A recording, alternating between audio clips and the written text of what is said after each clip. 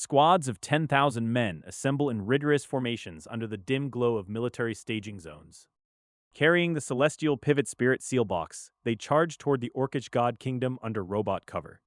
Li Tianhang inspects a virtual marketplace where a celestial pivot spirit sealing box costs 1 million faith points. Realizing he sent believers in with such expensive gear without retrieving it, Li Tianhang wants to slap himself. Despite gas masks and bio armor, the deadly corpse poison will slowly infiltrate and destroy these unfortunate squads. Li Tianheng watches his hand-picked low-qualification suicide squad depart with zero pity, only a heavy sigh. Li Tianheng complains bitterly about wealthy backers funding such extravagant warfare while he struggles to save cash. A beast-man demigod sits in the core of his divine kingdom with a face darkened by rising panic. The outer perimeter of his divine kingdom is thoroughly eroded by a strange green corpse aura and mutant rot. High-ranking believers swiftly purge corrupted orc believers by slaughtering and burning them right on the spot. Elite troops transfer to the outer defense lines to surround and eliminate any human infiltrators instantly. Strange metal boxes appear endlessly across the battlefield, releasing eerie green miasma before any contact. The Beastman demigod repeatedly shrinks his defensive line backward to keep troops safe from the toxic fog. Forced to buy massive quantities of antidotes from the orc marketplace, he carves out safe paths. A high-ranking orc believer kneels in the hall to report that enemy defenses are too strong for a breakthrough. The Beastman demigod slams his fist onto his throne in pure fury, ordering all inner outposts pushed forward. Consciousness leaving his realm, the desperate orc demigod constantly places expensive orders for antidotes. Every batch of antidote drains real divine points, bleeding the Beastman demigod's treasury dry. Cursing foolish humans under his breath, he memorizes enemy coordinates and vows brutal vengeance. Returning to reality, an excited Li Tianheng rushes to find Yang Fan and demand an immediate, all-out attack. Yang Fan calmly asks if they haven't been attacking this entire time through relentless viral poisoning. Li Tianheng blinks in utter shock as Yang Fan casually suggests skipping the charge and just poisoning him directly. Yang Fan laid out his battle plan with terrifying nonchalance, telling Li Tianheng they were simply going to bury an enemy divine kingdom in pure poison. Li Tianheng, twitch-lipped and frozen, stared as if his business partner had suggested funding a war entirely in gold-plated bricks. Li Tianheng stammered out a protest about astronomical costs and wasted resources, wondering aloud if city folks had entirely forgotten the value of a single copper. To him, this wasn't warfare anymore. It was an absolute financial crime born of pure, unadulterated madness. Yang Fan dismissed the financial panic with a wave, ordering corpse pill production cranked up tenfold and pulling living believers right out of the front lines. Every single meter of advance would now be handled exclusively by cold metal machinery dropping toxic payloads. Li Tianheng dropped into a tone of solemn brotherly advice, warning Yang Fan that living off a rich wife was a slippery slope to ruin. He reminded him that even fifth-order gods like his ancestor Li Fengju had to run frontline noodle shops just to scrape by. Yang Fan rolled his eyes right out of his head at the heartfelt lecture and told him to stop flapping his gums and just follow orders. Li Tianheng sighed like a man watching his life savings catch fire, but caved and agreed to run the show anyway. Deep within the eternal corpse mine, millions of white zombie believers shifted their entire focus to cranking out endless batches of toxic corpse pills. Reader, he did not lack for labor. With over 100 million zombies on payroll, output was about to get ridiculous. Out on the borders of the Beastman God Kingdom, the landscape was undergoing a horrific transformation under a suffocating shroud of corpse poison. Lush forests rotted to gray ash in seconds, while mindless Beastman believers wandered the gloom with cloudy eyes. Waves of robot soldiers pushed through the Deadlands without a shred of hesitation, hauling stacks of heavenly pivot spirit sealing boxes right up to the front. Each box was crammed full of emerald green corpse pills, ready to turn the earth into a graveyard. The robots tipped the containers straight onto the poisoned dirt in a ruthless assembly line routine before darting back out of the kill zone.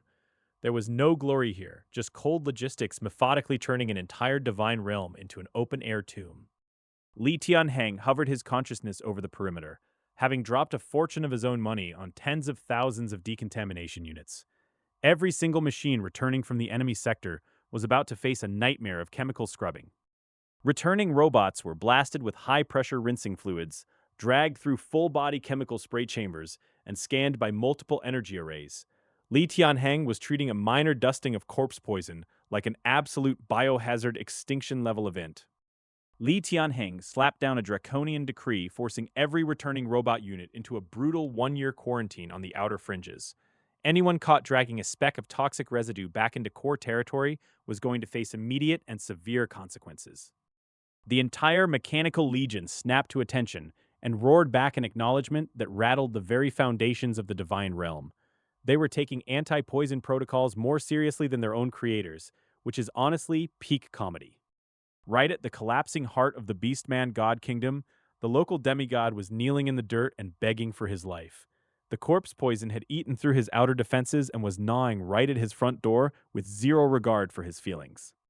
The broken Beastman screamed for Lord Abdo, pleading for another loan of 50,000 divinity points to buy a miracle and push the rot back. He reminded his superior of all the dirty intelligence he had leaked over the years, desperate to buy a lifeline. Lord Abdo looked down at the gray wasteland consuming his subordinate's kingdom and offered nothing but a cold, heavy sigh. He flat out told him the cost was astronomical, estimating it would take at least 5 million divinity points just to stop the bleeding. Abdo told the doomed demigod he didn't lose unjustly, noting that the opposing side had already dumped tens of millions of divinity points into this war. He generously wrote off the recent debts, which is about as useful as a coupon for a burning house. Abdo's projection dissolved into nothingness right in front of the kneeling wreck, leaving him alone with his collapsing reality. The Beastman let out a blood-curdling roar of pure despair and foaming rage as the gray mist closed in around him. The final barrier protecting the core sanctum cracked wide open as the relentless wave of corpse poison flooded the inner courtyard. Centuries of hard work and divine cultivation were being digested down into a foul soup of liquefied rot. Yang Fan watched the enemy domain flatline from the comfort of his command post, entirely unbothered by the astronomical price tag. When you have infinite poison and zero financial restraint, every problem looks like a nail waiting for 100 million zombie hammer. Li Tianheng wiped a bead of sweat from his brow, having watched a rival demigod get financially and chemically bullied out of existence. He had learned a valuable lesson today. Never get into a resource war with a maniac who treats millions of corpse pills like Tic Tacs. And just like that, another divine kingdom was wiped off the map, not by martial supremacy, but by sheer, overwhelming economic brutality. Yang Fan proved once and for all that if you throw enough money and poison at a god, even immortals break. Squadrons of mechanical soldiers trudge across the outskirts of the divine kingdom, opening heavenly pivot spirit sealing boxes to scatter corpse pills on the ground.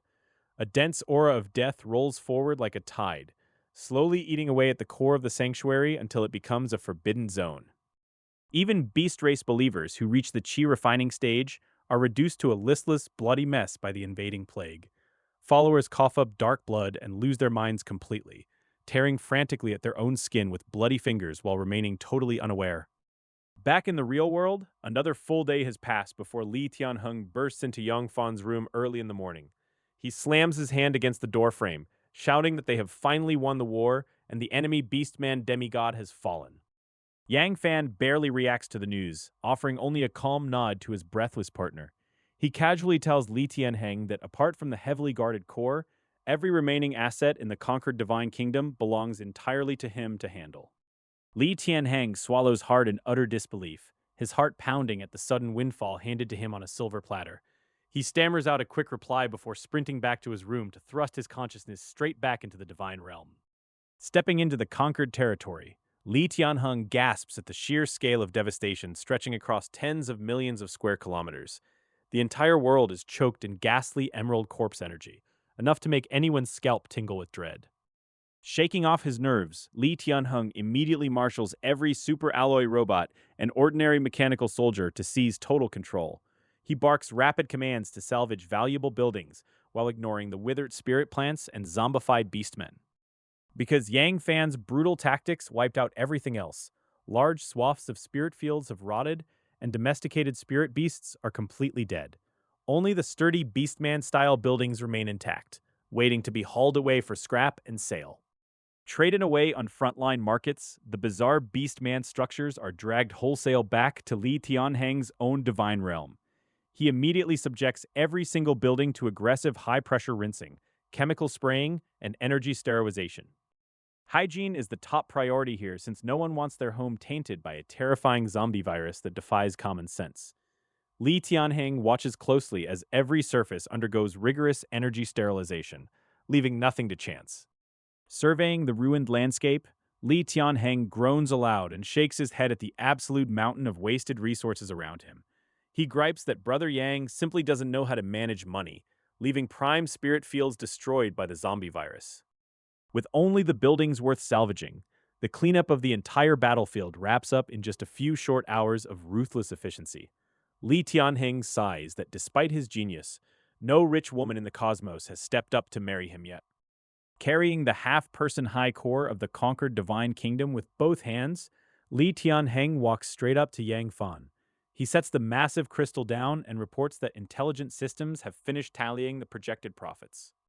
Li Tianheng stammers that selling off the salvaged buildings should net around 50 to 60,000 divinity points on the open market, asking if he should handle the accounts. Yang Fan simply waves a hand and tells him to keep every single point. Blushing deeply, Li Tianheng protests that taking the loot feels wrong when he barely lifted a finger during the war. After all, Yang Fan supplied the corpse pills, the robots, and the expensive heavenly pivot spirit sealing boxes, while he just stood on the sidelines. Yang Fan brushes off the guilt, explaining flatly that this tiny handful of divinity points holds zero value for his current growth. He urges Li Tianheng to wrap up the liquidation quickly so they can immediately pivot to the next Divine Kingdom war. Closing his eyes, Yang Fan incorporates the conquered orc demigod's core straight into his own swelling divine realm. Standing ready nearby, Yang Da holds a glowing light blue card in both hands, reporting that the newly purchased item is prepped for use. The Divine Kingdom deduction card isn't forged by gods at all, but rather evolves naturally inside dangerous secret realms across the cosmos. Costing a few million faith points in frontline shops, its success relies entirely on existing connections and information. Muttering that this world truly operates like a video game, Yang Fan watches as Yang Da gently places the deduction card onto the divine core. The card instantly melts into a pale blue aura that stretches upward to pierce the endless void. Mysterious energy reaches across dimensions to hunt for hidden connections, causing rippling projections to flare up in the sky. Coordinates begin to take shape piece by piece, only for the light and shadow to start shaking with sudden violence.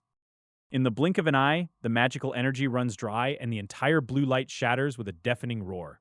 The forming coordinates dissolve into countless pinpricks of light that fade into the void, marking a total failure for the simulation. When my simulation of the alien god's domain ends in failure, I am not even surprised. Trying to pinpoint the exact coordinates of an unknown deity is notoriously difficult. I turn to my AI servant Yang Da and ask if that core tells us anything about the alien's talents. Yang Da shakes his head, explaining that direct deduction remains impossible. Yang Da advises me that any demigod core is worth absorbing regardless of race. Even foreign demigod powers will translate into at least an F-level talent for me. Taking his advice, I reach out and press my bare hand directly against the massive core of the alien demigod. The massive structure immediately shatters into glowing motes. The Beastman's domain instantly collapses upon losing its core, dragging a ragged patch of contaminated land into my own divine realm.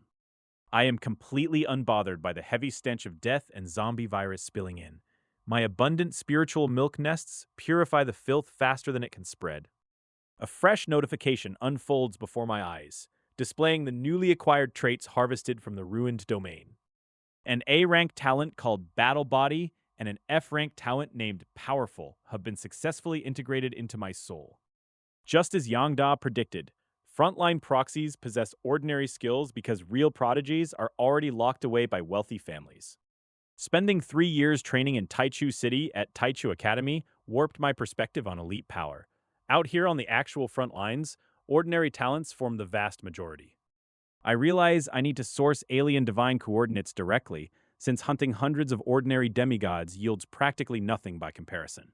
Sensing the inefficiency of my current path, I instruct Yang Da to upload the coordinates of the orc demigod we just crushed to the military merit system.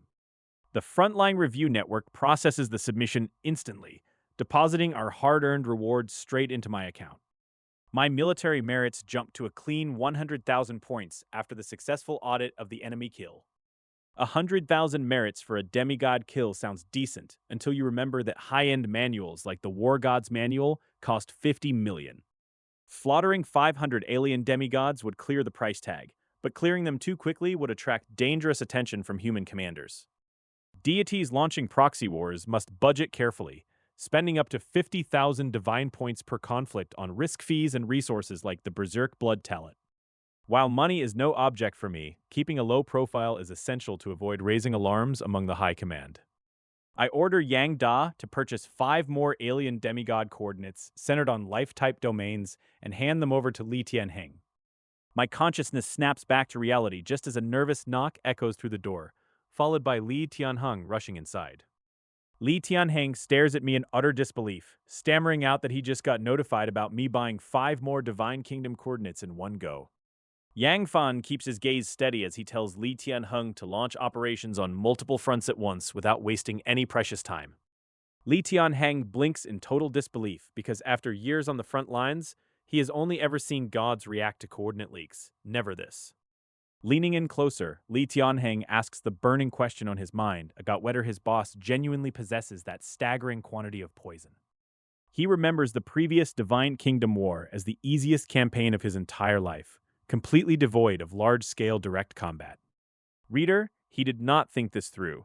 When Li Tianheng checked the virtual market prices afterward, he realized Yang Fan blew over 10 million divine points.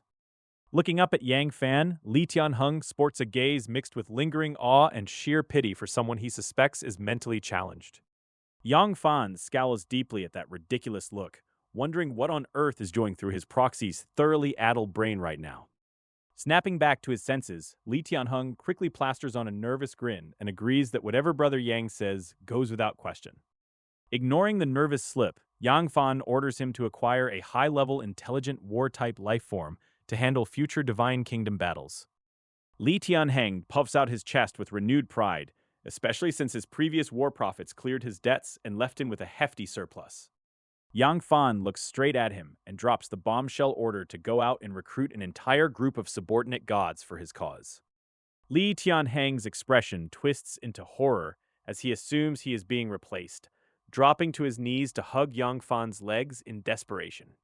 Begging tearfully not to be cast aside, Li Tianheng insists he has already decided to serve as his faithful hound for the rest of his natural life.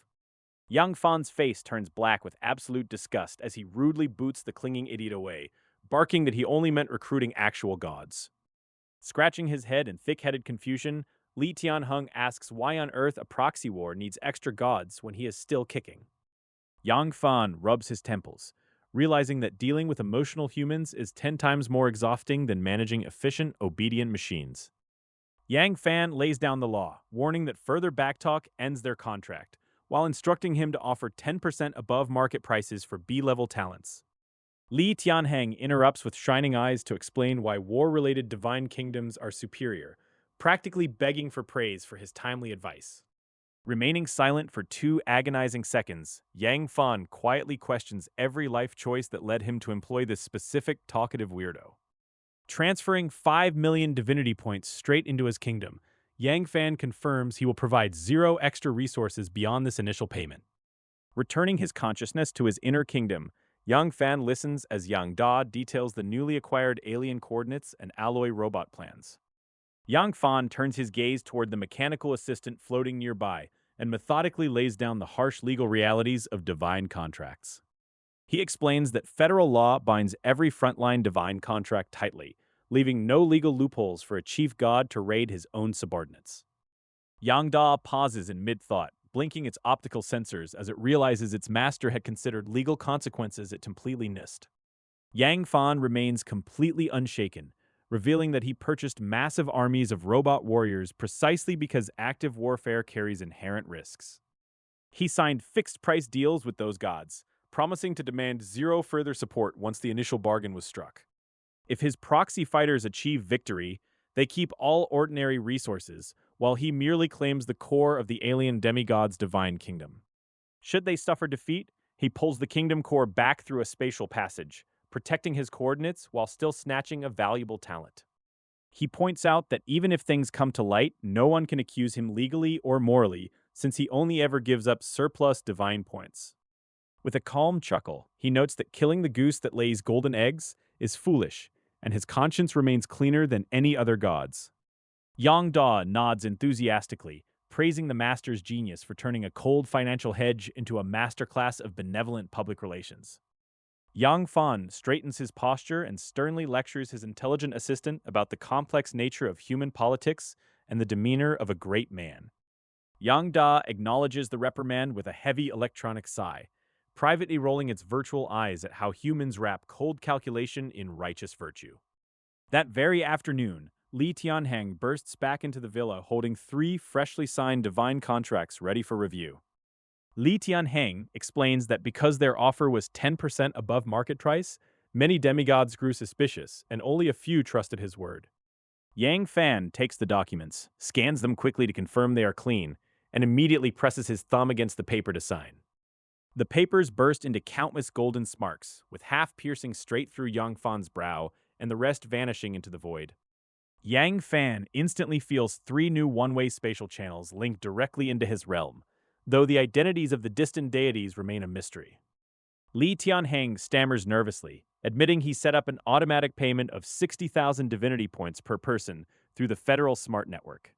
Yang Fan simply waves his hand, telling him to keep recruiting more gods as long as the prices do not cross into outrageous territory. Pumping his fist with renewed vigor, Li Tianheng promises to scour the outer rentals and bring back an even larger harvest of contracts. Left alone in his chamber, Yang Fan settles down to establish strict battlefield monitoring through Link Suzy to protect his kingdom's hidden coordinates. Kneeling on the hard stone floor, Ling Shuzi looked up at his master with absolute confidence. He explained that there was no need to breach the absolute core of the hostile realm. They could easily gather all required intelligence simply by lingering along the enemy periphery. As an advanced believer of the Void Spirit clan, such a covert reconnaissance mission suited his natural talents. Since he was only operating as a demigod, slipping across boundaries presented virtually no challenge once he possessed the proper coordinates. Nodding slightly, Yang Fan transferred the precise coordinates of the subordinate god directly to his loyal servant. The divine contract instantly forged a one-way channel between their realms, establishing a secure link that the enemy could never trace backward. He remembered when rogue voidlings had once infiltrated his own domain, driving him half mad until he bought expensive detection gear. By comparison, those frontline demigods lacked the sophisticated defenses to ever notice Ling Xuzi slipping past their wards. With the stealth capabilities of his followers fully optimized, even penetrating the deepest sanctum of the rival divine kingdom remained entirely undetected. Having settled every detail of the infiltration, Yang Fan withdrew his consciousness and snapped back to reality.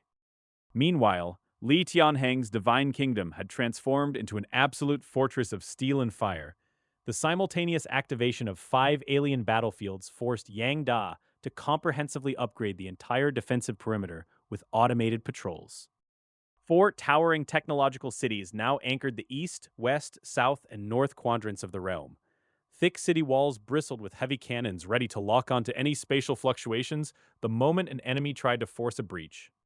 Deep within the secure core of the divine kingdom, believers lived a life of astonishing abundance and stability.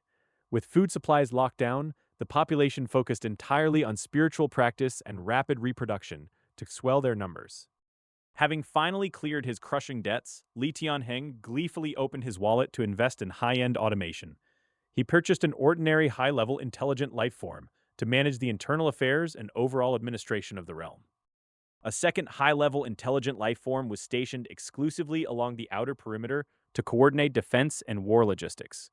Across the spatial channels, endless shipments of heavenly pivot spirit sealing boxes arrived directly from Yang Fan's holdings.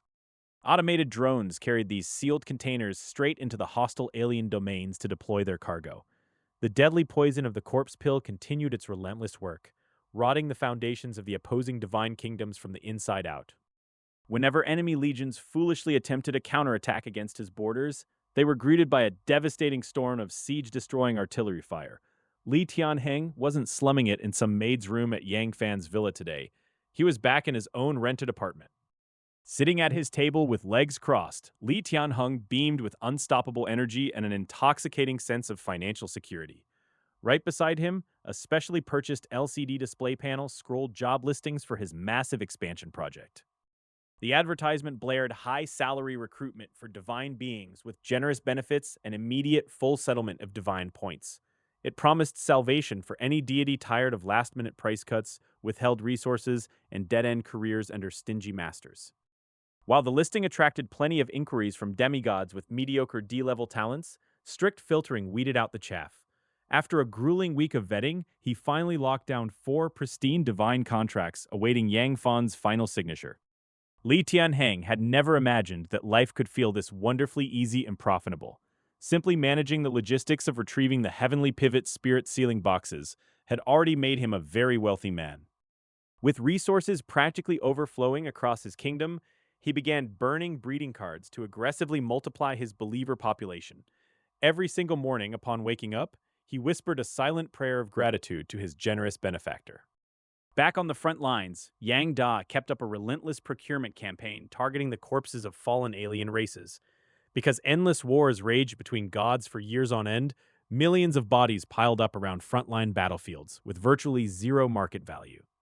Since the eternal corpse mine required an astronomical amount of flesh and blood essence to brew corpse pills, buying cheap corpses in bulk was essential.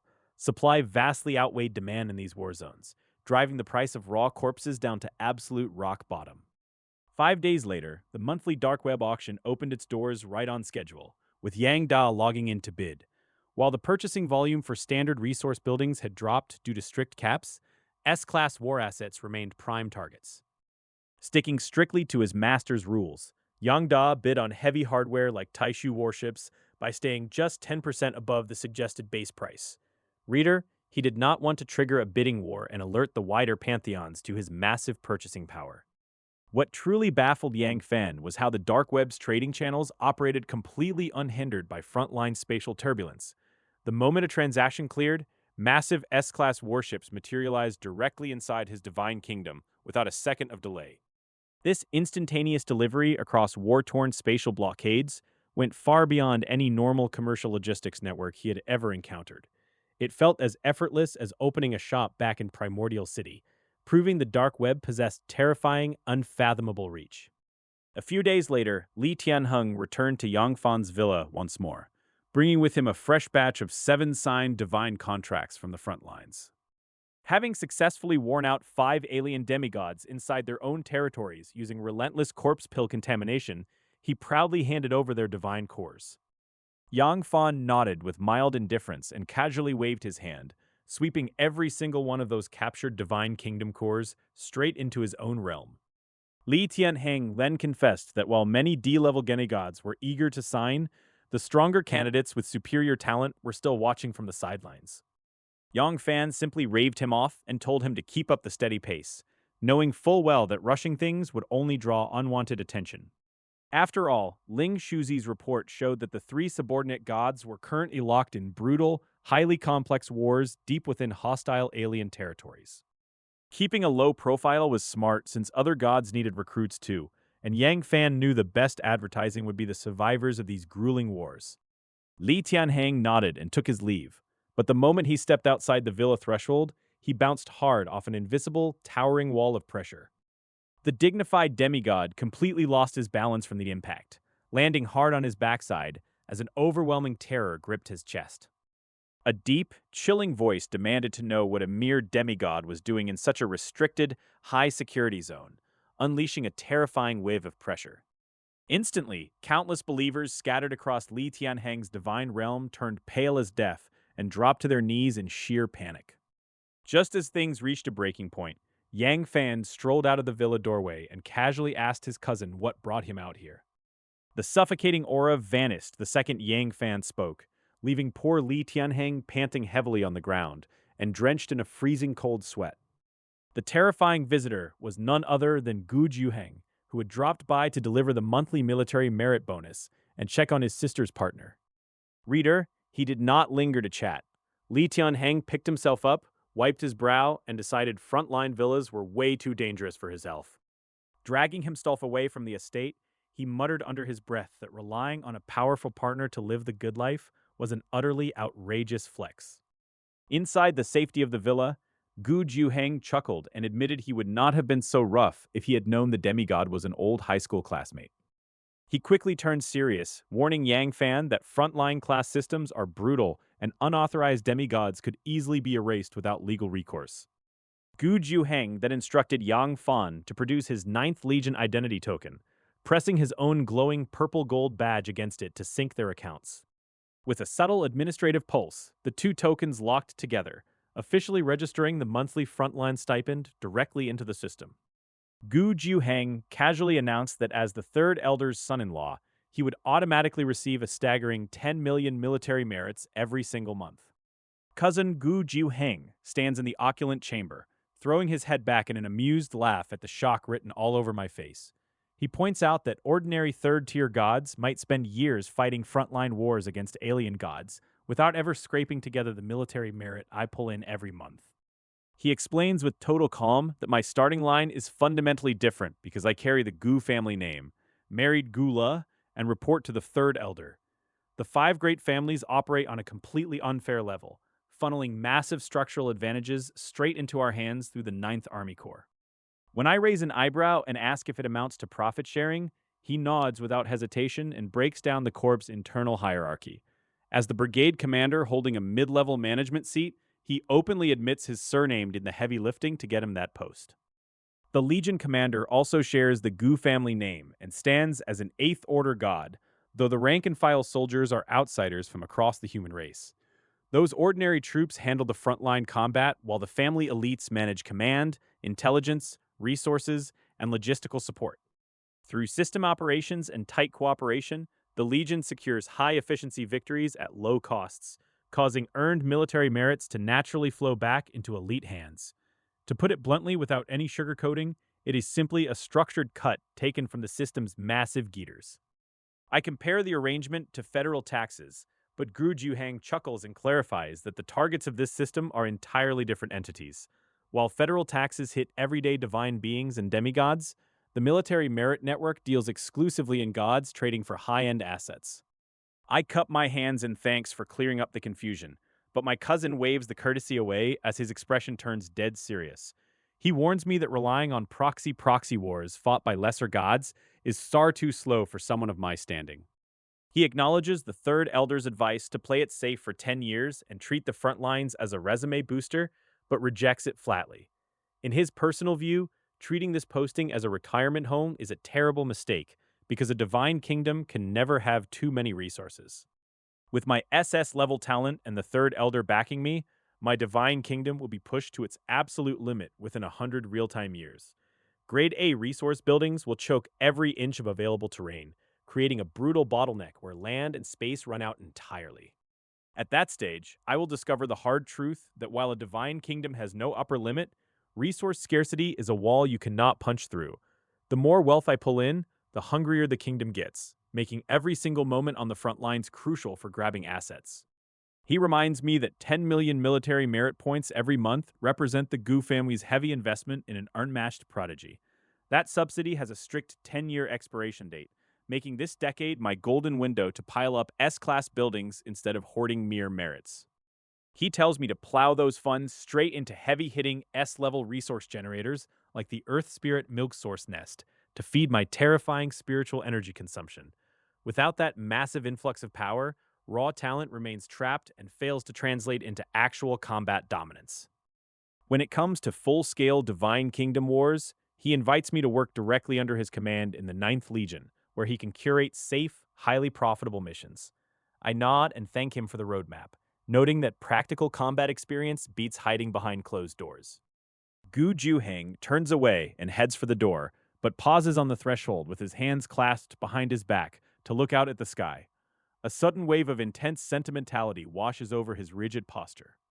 He admits with a dry chuckle that despite belonging to the Gu family, his own frontline start only netted him a measly $2 million a month as a baseline human prodigy. He shakes his head, wearing the weathered expression of someone who learned the hard way that resources are eternal choke points. Smugness oozing from every pore, he turns completely around to challenge me with a flex about his personal holdings. He demands to know if I have any clue how many top-tier S-class resource structures he personally commands within his own divine kingdom. When I simply shake my head and keep my mouth shut, he practically grows with the satisfaction of a man about to drop a mic. His lips curl into a triumphant grin as he prepares to deliver his grand total. He drops the exact count of his prized Earth Spirit milk source nests, declaring aloud that he has secured 1,314 of them.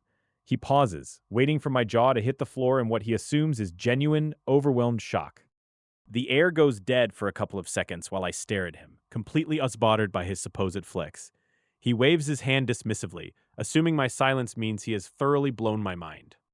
He strides away down the hallway, humming a cheerful tune and loudly reciting a pompous poem about divine paths and soaring wings. Reader, the man is genuinely riding high on the belief that he just mentored and intimidated a rising legend.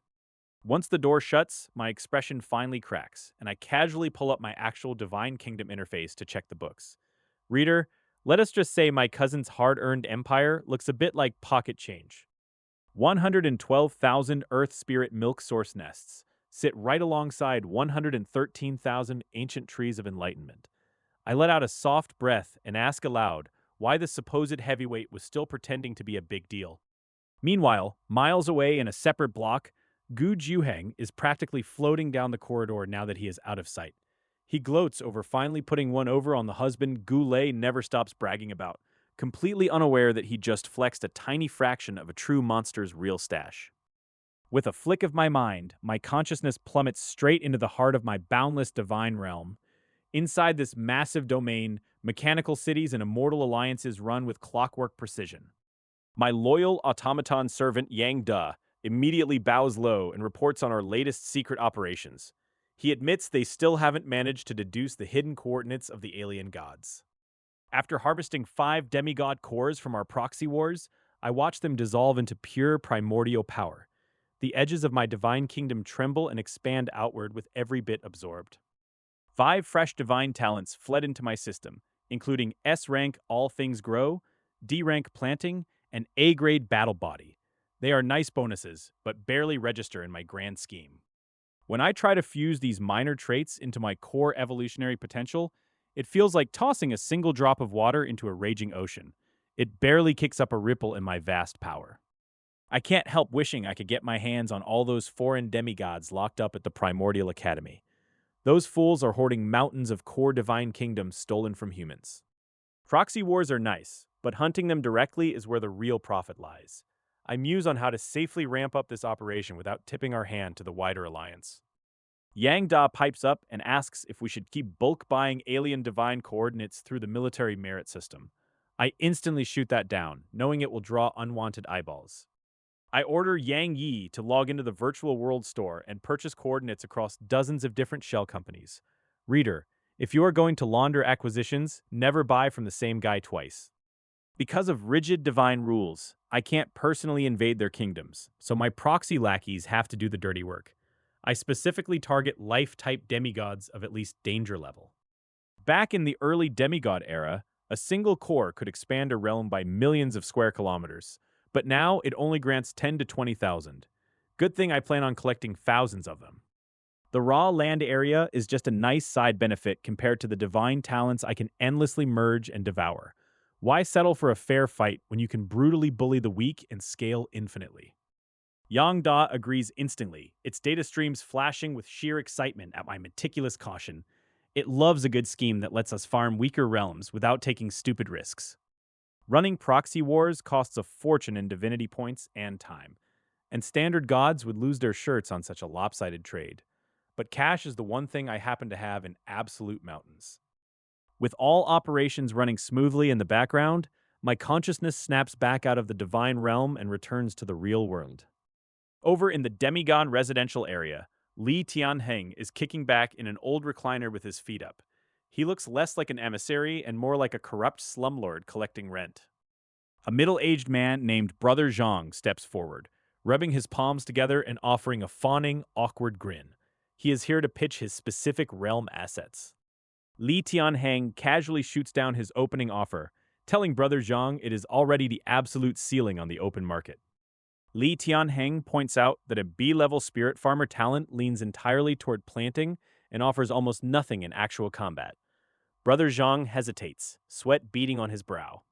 Sneaking closer to Li Tianheng's ear, Brother Zhang whispers an urgent plea to bump the price up by 20,000 divinity points. Reader, watch this absolute clown try to run a bribe. Brother Zhang promises to secretly kick back 10,000 divinity points straight into Li Tianheng's pocket after the contract gets signed. He thinks every man has a price. Brother Zhang insists that since my proxy has full authority, nobody will ever notice the discrepancy in the ledger. Little does he know who he is actually trying to rip off. Li Tianheng explodes out of his seat and shoves the broker away with terrifying fury.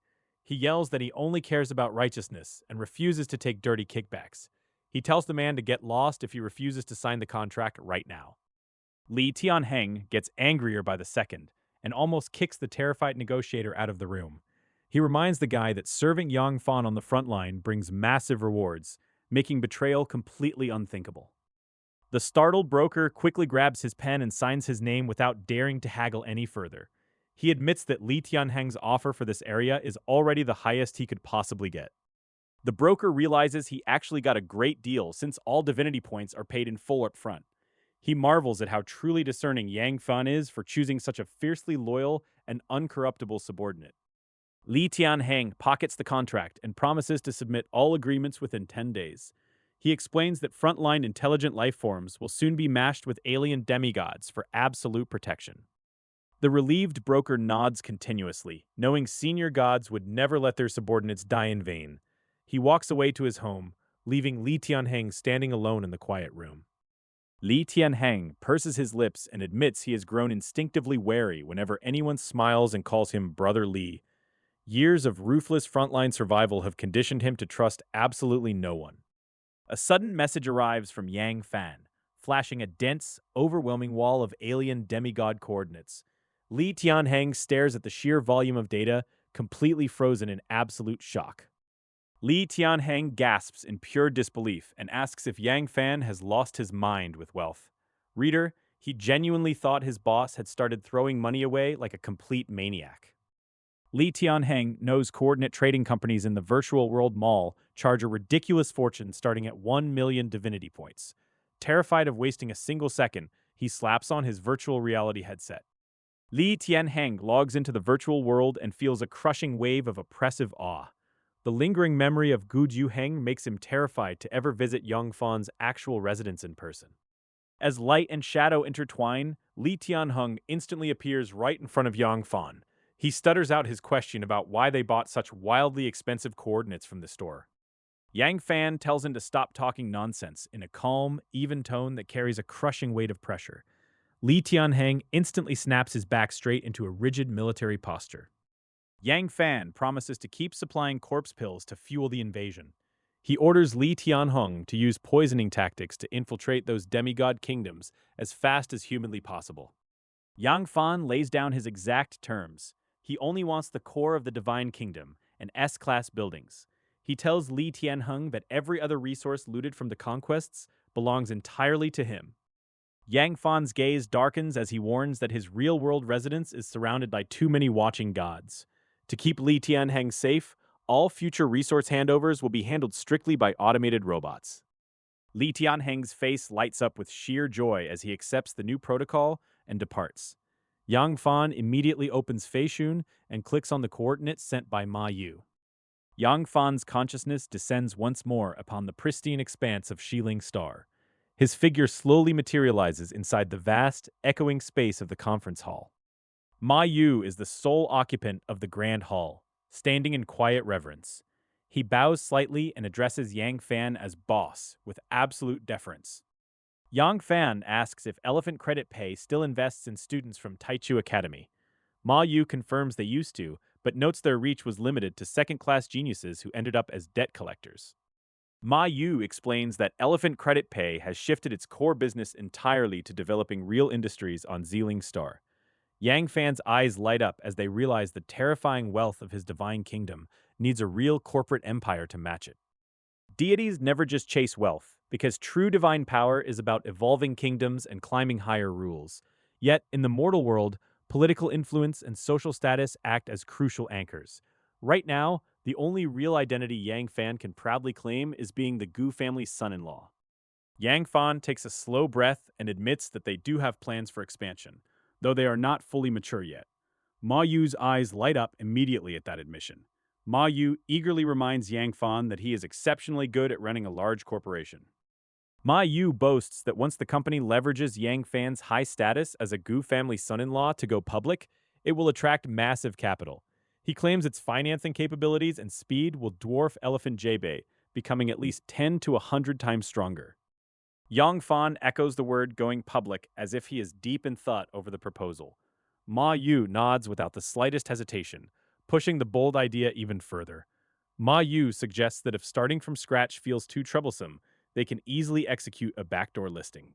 Ma Yu declares with total seriousness and zero hesitation that he is willing to transfer all his shares in Daxiang Jebei to the boss free of charge. Yang Fan gently shakes his head in response. After all, the main perk of going public is leveraging capital markets to expand cheaply. For ordinary deities, capital markets offer the fastest route to wealth. But for Yang Fan, wealth is currently his least attractive asset. His divine kingdom investments pour in thousand-fold returns every month, generating an absurdly exaggerated pile of divine points. Yang Fan asks Ma Yu if he is genuinely willing to hand over Elephant Loan just like that. Ma Yu nods emphatically without any hesitation whatsoever, calling him boss. Ma Yu admits that ordinary people view him as a fifth-order god and a major shareholder at the top. Ma Yu realizes that true power is locked away, since over 80% of the Human Federation's resources belong firmly to the five major families. Ma Yu reveals how he spent hundreds of thousands of years painstakingly accumulating capital with god investment help. Ma Yu recounts how he humbly begged countless powerful forces for cooperation just to keep Daxiang Jiebei alive, nearly losing tens of thousands of years of savings. Yet despite all that grinding, his social status remains far below a low-ranking god living in Primordial City. Ma Yu's eyes grow increasingly resolute as he explains that Yang Fan's appearance showed him a real path to break through social classes. He wants to truly enter the core circle of the Human Federation. That is why Ma Yu is offering Elephant Borrower on a silver platter whenever needed. Yang Fan listens quietly without saying a single word while processing the dramatic speech. He knows full well that Ma Yu's affection isn't based on warm temperament or blind devotion. At their lofty level, nobody hands over a lifetime of work over mere personal charisma. What Ma Yu truly values is Yang Fan's immense potential and elite status, while Yang Fan values Ma Yu's proven corporate execution. Reader, it turns out pure, unadulterated self-interest makes for a much sturdier business plan than friendship ever could. Yang Fan reflects on how every human relationship, whether marriage, friendship, or family, relies on mutual need to survive. A stable relationship requires both parties to extract what they want from it. Ma Yu needs social elevation, and Yang Fan needs a seasoned corporate executor. Yang Fan takes a deep breath and asks Ma Yu exactly how much funding Elephant Loan needs if it gets delisted. Ma Yu blurts out the answer without a moment of hesitation. Ma Yu states that buying back all circulating shares at a 20% premium requires roughly 800 billion divine points. Yang Fan nods slightly and calmly tells Ma Yu that an intelligent life form will transfer 100 trillion divinity points to him shortly. His voice remains completely chill, as if he were discussing a minor grocery bill. Ma Yu instantly freezes stiff in utter shock. Ma Yu stands frozen in place for a full second before looking up with a violently trembling voice. Ma Yu asks if he heard the boss correctly, stammering out the insane figure of 100 trillion. Ma Yu seriously wonders if his ears finally gave out and misheard the currency unit. Ma Yu reminds himself that he painstakingly managed Elephant Loan for thousands of years, yet the total market value of the whole company is a mere 5 trillion. The figure Yang Fan dropped so casually is a full 20 times the market value of his entire corporation. The numbers Yang Fan throws around completely shatter Ma Yu's entire comprehension of wealth and scale. 100 trillion divine points is an astronomical amount of cash. Ma Yu realizes that even if he liquidated his entire divine kingdom as a fifth-order god, he would not be worth this much. Yang Fan maintains his stone-cold calm, confirming that is correct as if he were just reading off a shopping list. He instructs Ma Yu to buy back all circulating shares from the market first thing after receiving the funds. Then, he orders Ma Yu to apply for formal delisting and restructure the corporate equity. Yang Fan promises to reserve 1% of the shares for Ma Yu, telling him not to think it is too little, since future investments will make that stake worth a fortune. Ma Yu quickly bows in deep gratitude, his mind screaming in sheer terror. Ma Yu internally shrieked, wondering if all five great family members are this stupidly rich, or if he is just utterly broke. Yang Fan continues shaping his burgeoning enterprise, detailing allocations for Yang Chengru and setting aside 10% of shares for Gu Chengye in Taichu City. The remaining equity stays registered under his own name, a sensible move given the massive political weight and network backing the Gu family provides for Chengye. Next on the agenda is a major structural shift, establishing a dedicated investment department split cleanly between commercial markets and talent acquisition. The company will scout and fund promising students at Taichu Academy and Xingchong Academy directly, with Yang Fan personally vetting every single applicant. A new sales department is also born, initially pushing three core items: spirit stones, earth spirit milk, and the rare enlightenment tea to outside buyers. Ma Yu listens respectfully, though privately he finds the idealistic strategy hard to swallow, especially given how expensive top academy talents truly are. He worries that relying solely on their own Divine Kingdom production for just three products won't even scratch the surface of incoming market orders. Wisdom dictates that arguing with a visionary boss before work even begins is a great way to get fired, so Ma Yu decides to tackle problems as they arise. Yang Fan disconnects from the virtual world, strips off his headset, and leans back on the sofa to catch his breath after a long session of planning. It is finally time to make a real splash in the material world, turning his overwhelming financial advantages into tangible power and influence. His Divine Kingdom wealth snowballs relentlessly on the dark web, generating points at a rate that completely dwarfs his actual consumption speed. Piles of idle cash are just a waste of potential, and proxy wars have proven he desperately needs his own armed forces to subjugate stronger demigods. Back on Zealing Star, Ma Yu stands frozen in his office, staring down at his Divine Kingdom terminal as his brain tries to process a terrifying number.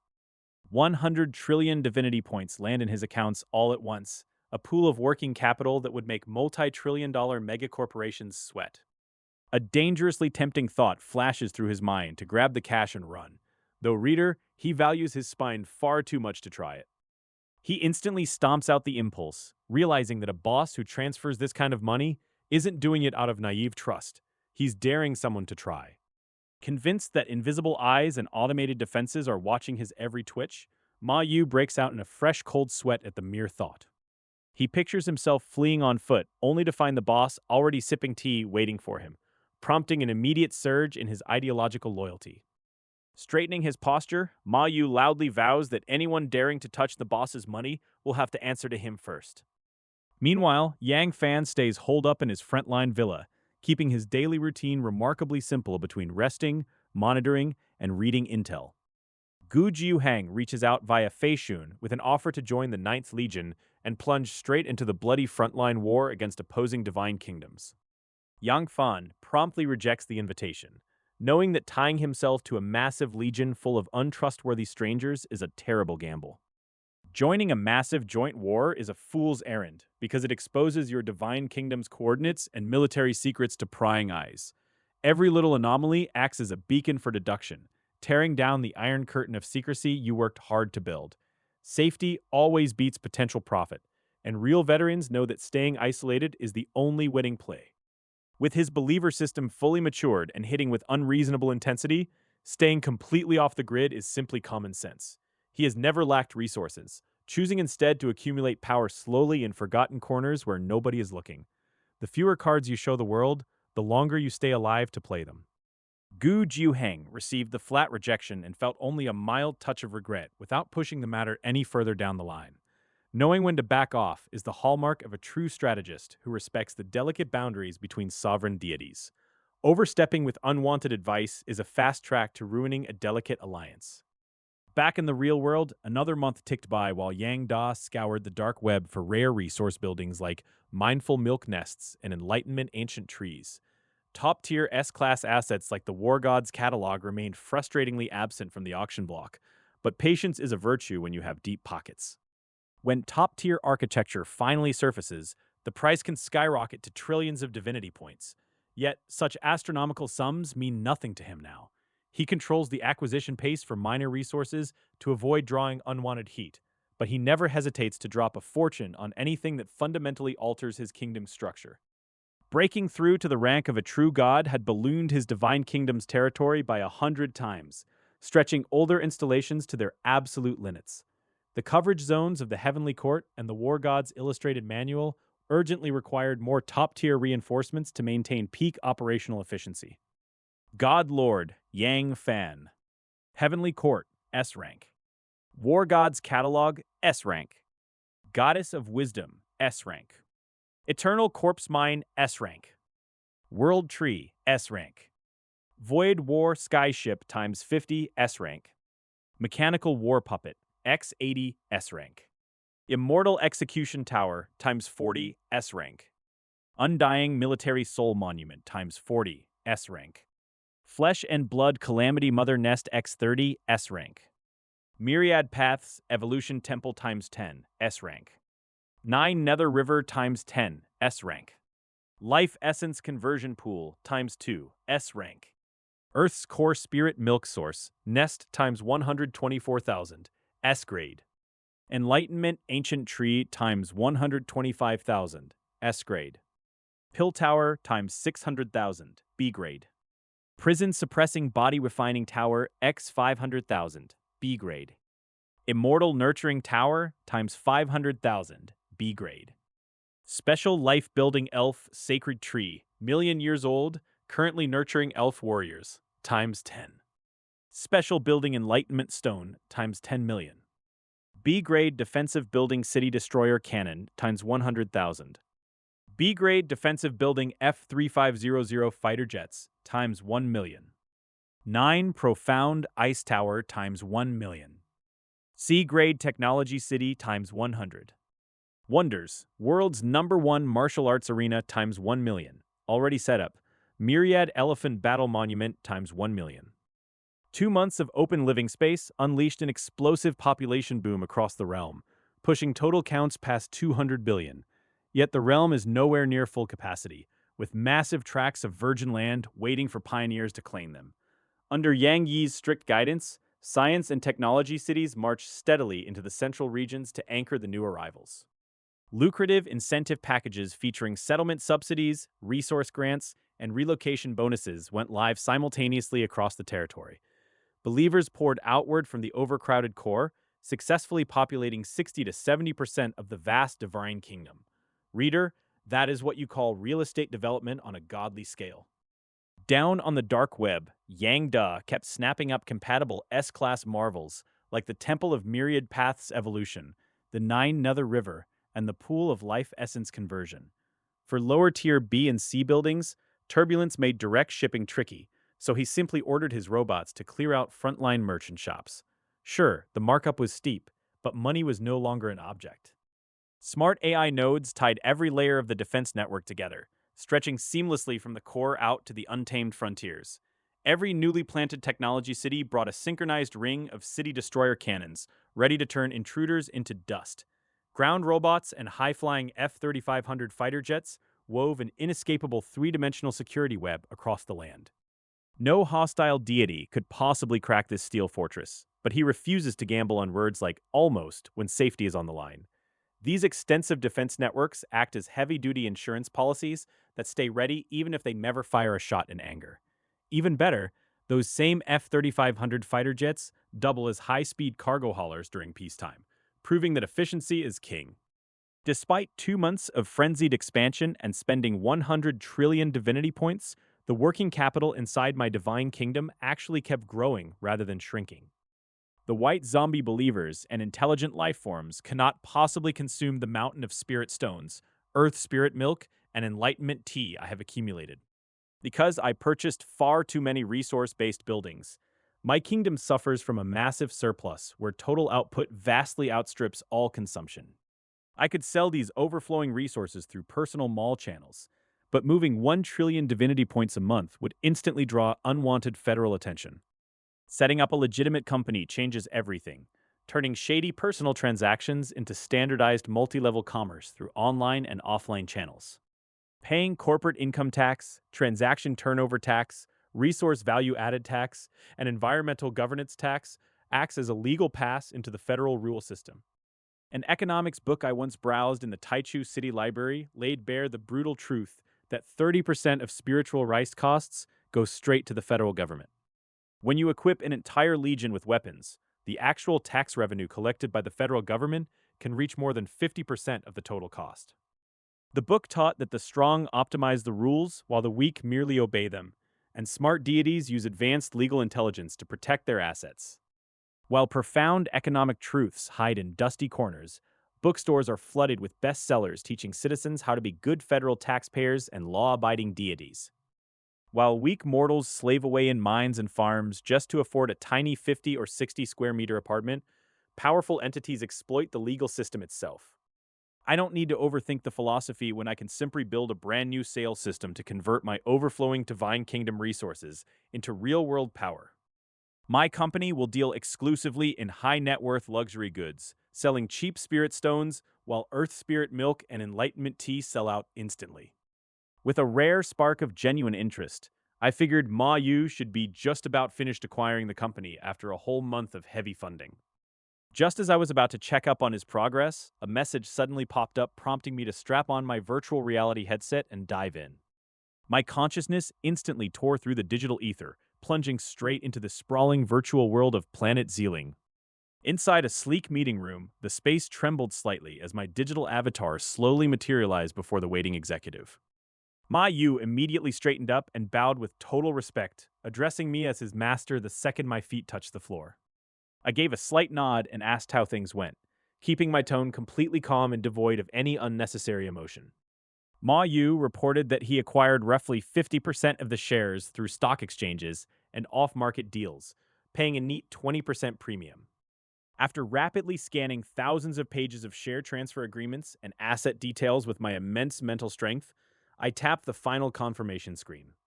Ma Yu immediately dropped into a deeper bow, his expression turning thoroughly reverent as he greeted me for the very first time as his chairman.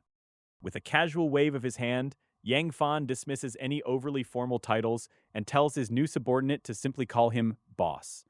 He outlines the basic ownership structure, noting that only Cheng Rao, Cheng Ye, and themselves hold shares in the firm. He officially appoints Ma Yu as the general manager, granting him full authority to run all daily operational matters for the newly restructured enterprise. Ma Yu accepts the post immediately, though a brief flicker of hesitation crosses his face before he speaks up. Ma Yu explains that his original intent when founding Elephant Barrow was to service large enterprises, but resource limitations forced a pivot to small businesses and low-level demigods. He wonders aloud if another rebrand is necessary given their dramatic new scale. Taking a brief moment to ponder the dilemma, Yang Fan considers the company name he previously assigned to another venture, Yang Shiyi. He proposes naming this financial powerhouse the Yang Shi'er Group with a completely straight face. Reader, he did not think this through, and poor Ma Yu's lips twitch as he stares at his new employer with a profoundly complicated expression. A financial behemoth holding trillions of divine points is apparently getting a title that sounds like a random number generator. Ma Yu recalls spending over a month tossing and turning to coin Elephant Barrow, carefully deliberating every single detail when partnering with powerful firms. The sheer whiplash of watching a trillion-point titan casually spit out a sequential number leaves him speechless. Venturing a polite objection, Ma Yu suggests that intelligent life forms might be far more professional when it comes to sophisticated corporate naming conventions. He desperately proposes letting the Divine Kingdom's advanced systems assist before they commit to such an awkward moniker. Accepting the advice with a nod, Yang Fan summons his digital creation by ordering Yang Da to project its consciousness directly into the virtual realm. A cascade of light coalesces instantly, materializing the loyal intelligence in front of them with a respectful bow. Without needing any explanation, Yang Da states that while the previous suggestion was fine, the Master has overlooked a crucial scaling issue. It notes that future divine wars will demand massive computing power that current units cannot supply alone. To accommodate future generations of intelligent life, Yang Da deadpan suggests reserving numbers in advance by naming the enterprise Yang Yibai Group. Ma Yu stands entirely stunned to the side, his mind going completely blank at this breathtakingly utilitarian logic. Coughing lightly to break the agonizing silence, Ma Yu desperately pitches a fallback option to salvage their professional dignity. He suggests keeping it simple and formal by just calling the entire enterprise the Yang Group instead.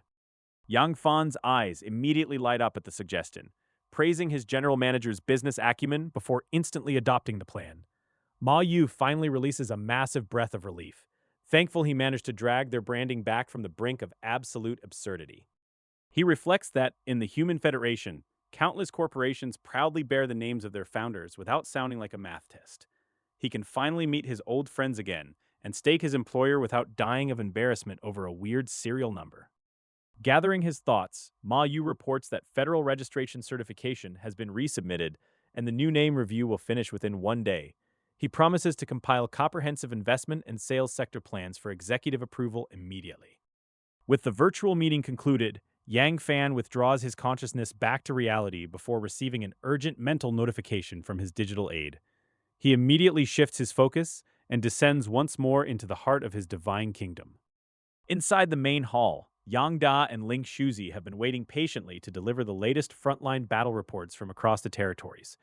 They inform him that all three subordinate gods deployed to the proxy wars have successfully completed and won their matches. Hearing that every single one of them won brings a faint trace of disappointment to Yang Fan's expression. He had secretly hoped at least one match would result in a captured human demigod Divine Kingdom core, so he could taste the spoils himself. Yang Da immediately explains that frontline intelligence systems analyze enemy capabilities with extreme precision before any invasions are ever launched. Because target selection is so thorough, human demigods fighting in these proxy clashes enjoy a comfortable 70% win rate. Furthermore, the generous distribution of divinity points beforehand allowed those human combatants to procure premium war supplies and heavily fortify their realms. Armed to the teeth in advance, their victory in the Divine Kingdom clashes became practically guaranteed. Understanding the logic behind the sweeping victories, Yang Fan issues direct orders to dispatch alien gatherers into the three conquered realms. The pioneering work begins immediately to strip the newly claimed territories of all valuable assets and resources. He decrees that all C-grade and lower structures alongside ordinary spiritual plants will be distributed directly to the victorious subordinate deities. Meanwhile, all high-grade buildings, rare treasures, and the precious Divine Kingdom cores are ordered to be shipped straight back home. Under the Divine Covenant, the spoils of war belong to the main god, so the three subordinate gods handed everything over to Yang Fan without touching a single resource. Yang Da respectfully accepted his master's commands as an unstoppable horde of over 100 million alien gatherers poured out of Yang Fan's divine kingdom. These alien gatherers possess almost no combat ability, but they function as a relentless engine for collecting resources, transporting goods, and reclaiming wasteland. The consciousnesses of the three subordinate gods watched from their own realms, swallowing hard as they stared at the endless sea of alien gatherers swarming their borders. One of the gods was utterly shocked by the sheer scale, blurting out that this deity was impossibly wealthy, while the others burned with pure envy. Witnessing such profound strength and massive foundations, all three gods shared the exact same thought that following such a supreme master was actually pretty good. Back in the real world, Yang Fan sent Li Tianheng a message via Feishin to overhaul the recruitment terms for all future incoming deities joining his faction. Li Tianheng replied almost instantly, smiling because he had always felt the old treatment Yang Fan offered was far too generous for mere subordinates. Yang Fan's large-scale recruitment was never just about finding alien god kingdom coordinates, because the cores of those agents' realms were also part of his master plan. He was no nanny to support unrelated freeloaders, so he continuously adjusted contract terms based on the actual situation to maximize his own long-term best interests. To Yang Fan, everything he did remained strictly within the scope permitted by federal rules, making his entire operation completely legal and compliant. In the eyes of those demigods, Yang Fan remained an incredibly generous chief god who paid out their dues in advance before any war even began. As the saying goes, a gentleman judges by actions rather than intentions, and judging by the results, the success rate of his subordinate gods remained exceptionally high. 3 days later in the real world, Ma Yu sent over 3 detailed documents covering the future investment direction and strategic goals of the Yang Group. Ma Yu suggested that commercial investment should be handled entirely by intelligent life, injecting 10 trillion divine points into the first phase around Xiling Star. Ma Yu also submitted a talent reserve plan, noting that though Daxiang Jiabei was delisted, fixed offices remained at Taichu Academy and Xingchong Academy. However, Ma Yu specially noted that because the group had just been delisted and its brand influence had dipped, signing these proud university students would cost extra. The third document established a sales department, explicitly identifying spirit stones, earth spirit milk, and enlightenment tea as the Federation's most stable currencies. Yang Fan glanced briefly at the meticulous plans for fund allocation, risk assessment, and personnel arrangements, nodding as he appreciated Ma Yu's undeniable skill. The next moment, Yang Fan put on his virtual reality helmet and plunged his consciousness right back into the virtual world. On the planet Xiling, the newly established Yang Group headquarters welcomed its very first commercial landmark as a 1,000-meter tower pierced the sky. Yang Fan swept his mental energy across the entire group headquarters, watching staff move quickly past floating light curtains as interstellar transactions cleared. Our entire group headquarters operates like a high-speed data hub, with most of our staff distributed across various planets of the Human Federation rather than stationed on Xiling Star. I simply use the virtual world to project my consciousness directly into the headquarters of the Yang Group, proving the ultimate advantage of this immersive digital architecture. Because the company was just established, endless approval processes, government filings, departmental coordination, and financial statements all needed to be completely rebuilt. Fortunately, the company now possessed sufficient funds, allowing Ma Yu to issue an additional 2 months bonus to all employees within his authorized spending limits. Once those bonuses hit their accounts, our employees' overall work efficiency spiked even higher than before, turning the office into a hyper-productive engine. With a slight stir in my thoughts, my figure appeared directly on the top floor of the Yang Group, stepping into the spacious chairman office where Ma Yu waited. Ma Yu had been waiting a long time in that oversized room, and the moment I materialized, he stood straight up and bowed to greet his boss with utmost reverence. I gave a slight nod, confirming I had already read his report and fully agreed to the initial investment plan, though we needed to adjust our financial ambition. I told him to be a lot bolder with the capital, announcing that upon returning to reality, I would inject another 100 trillion divine points into the company. Ma Yu stood completely stunned, feeling his head spin as he tried to process 1 trillion divinity coins for a business that had only just been founded. He nervously swallowed his saliva, his voice trembling as he explained that the local market scale around Xiling Star was simply too small to absorb such a flood of cash. I just smiled faintly and told him spending the money was his job, because I only wanted to see one outcome: let the Yang Group grow as fast as humanly possible. With a solemn expression, Ma Yu stood completely upright and snapped back into total professionalism, transforming instantly from a worried manager into an aggressive conqueror. He instantly started mapping out wild expansion plans, even considering whether to directly acquire all the inhabited planets surrounding Xiling Star at a massive premium. My expression shifted slightly as I told him to screen investment targets across both Taichu Academy and Xingqiong Academy, targeting mid-tier talent ratings specifically. I also instructed him to draft a formal investment contract for me to personally negotiate, which would ultimately be signed and funneled directly through the Yang Group. I told him I had secured frontline supply sources, pricing spirit stones at market value while pushing earth spirit milk and enlightenment tea to 1.2 times the market price. Ma Yu's eyes lit up instantly at those margins, noting that those items were hard currency for nascent soul cultivators and would easily sell out even with a 20% markup. Noticing spatial turbulence at the front line, I instructed him to arrange an escort team to pick up the goods, sending him the exact coordinates before exiting the virtual world. Back in the financial center of Xiling Star, a piercing alarm suddenly erupted as a red data stream flooded the screens when another 100 trillion divine points crashed into our account. After being delisted from the market, Daxiang Jebe is somehow living a surprisingly good life and making massive profits. He even feels a strange, absurd sense of regret over whether selling his company shares was actually a mistake. Inside the executive office, Ma Yu takes a deep breath and quickly regains her composure before addressing the silent room. She remains calm and collected, issuing strict orders that there will be no holidays this year. Despite canceling all vacations, she announces that the year-end bonus will be multiplied by 10 times the original amount. With that staggering incentive locked in, she tells everyone to prepare themselves for a massive battle. The Yang group is managed smoothly by Ma Yu, leaving Yang Fan with fewer and fewer things to handle personally within his divine kingdom.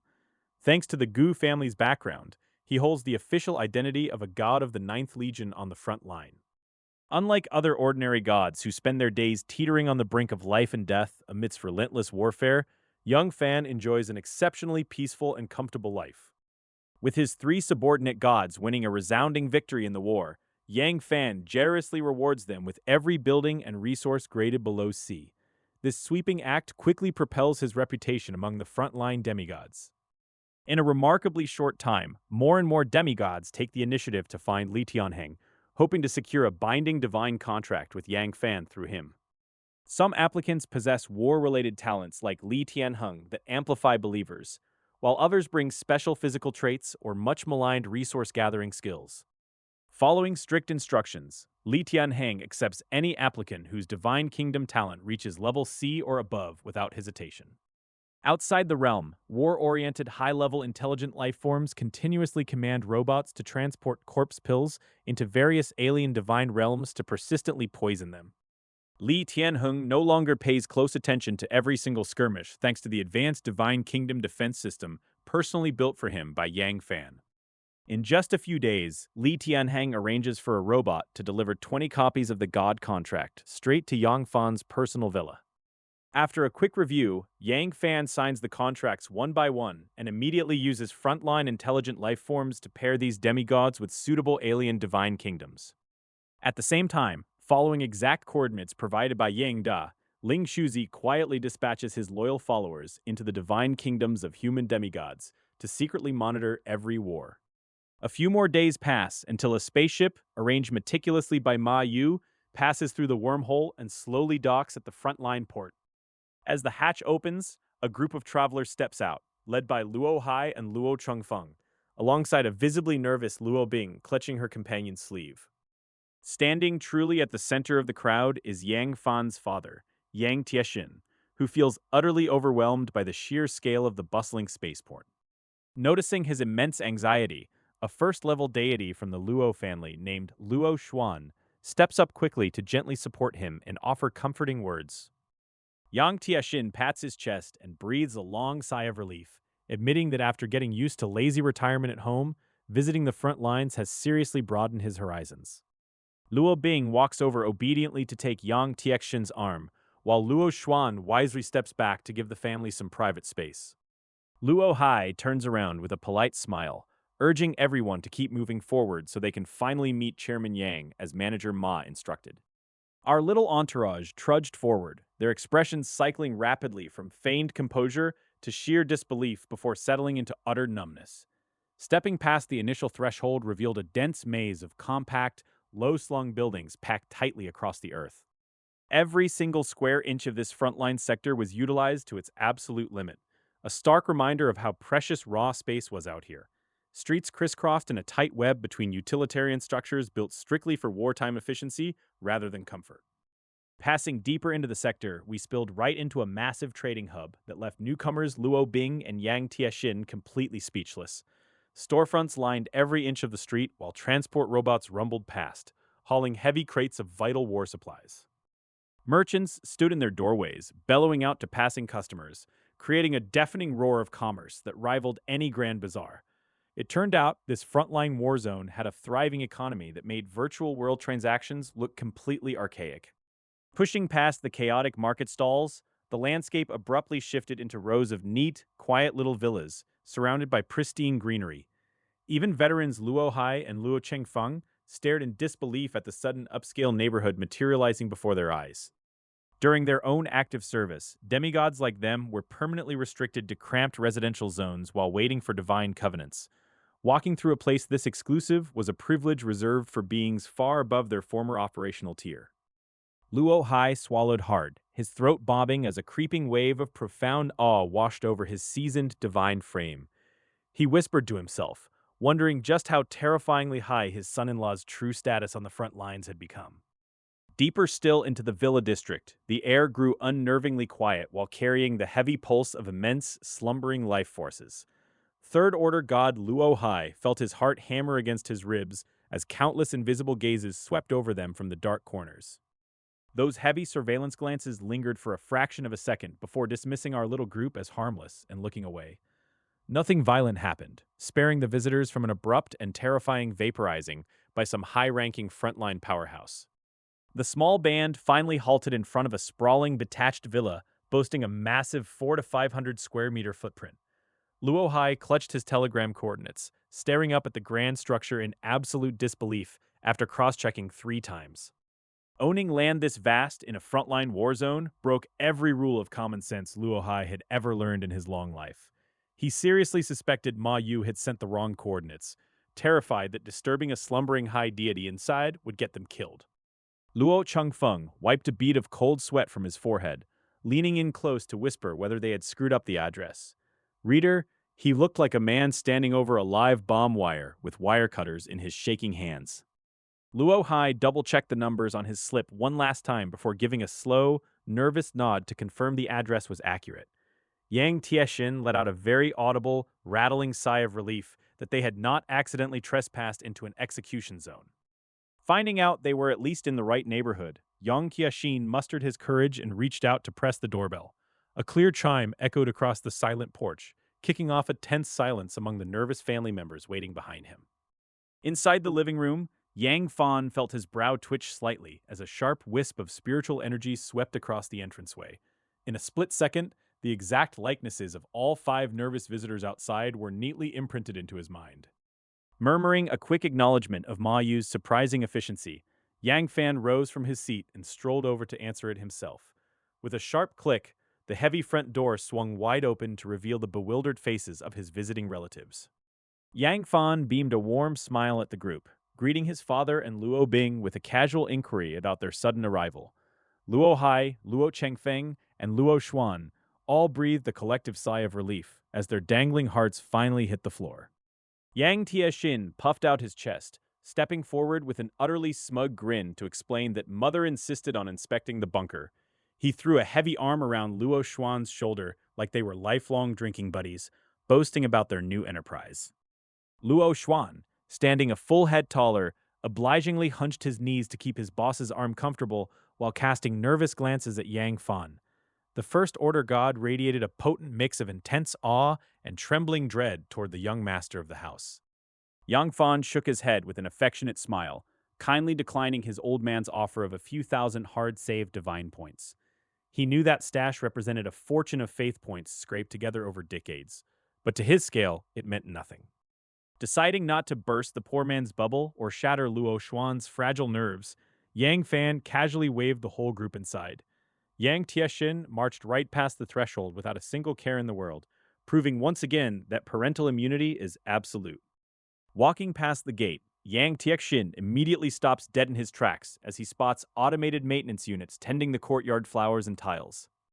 He leans down to inspect the chassis, recognizing the bleeding-edge design of Kin's Technology Alliance household models before they even hit the market. A sudden shimmer in the air catches him off guard, revealing a fully integrated artificial intelligence running the entire property's security. Stepping inside, the old man discovers interior amenities that completely eclipse the luxury estates back on Zealing Star, leaving him thoroughly astounded. He beams with satisfaction, muttering that his son is living better than frontline officers, while his mother was wasting breath worrying about him. Luo Xuan follows quietly right behind him, keeping a protective half-step distance just in case the overexcited old man trips over something.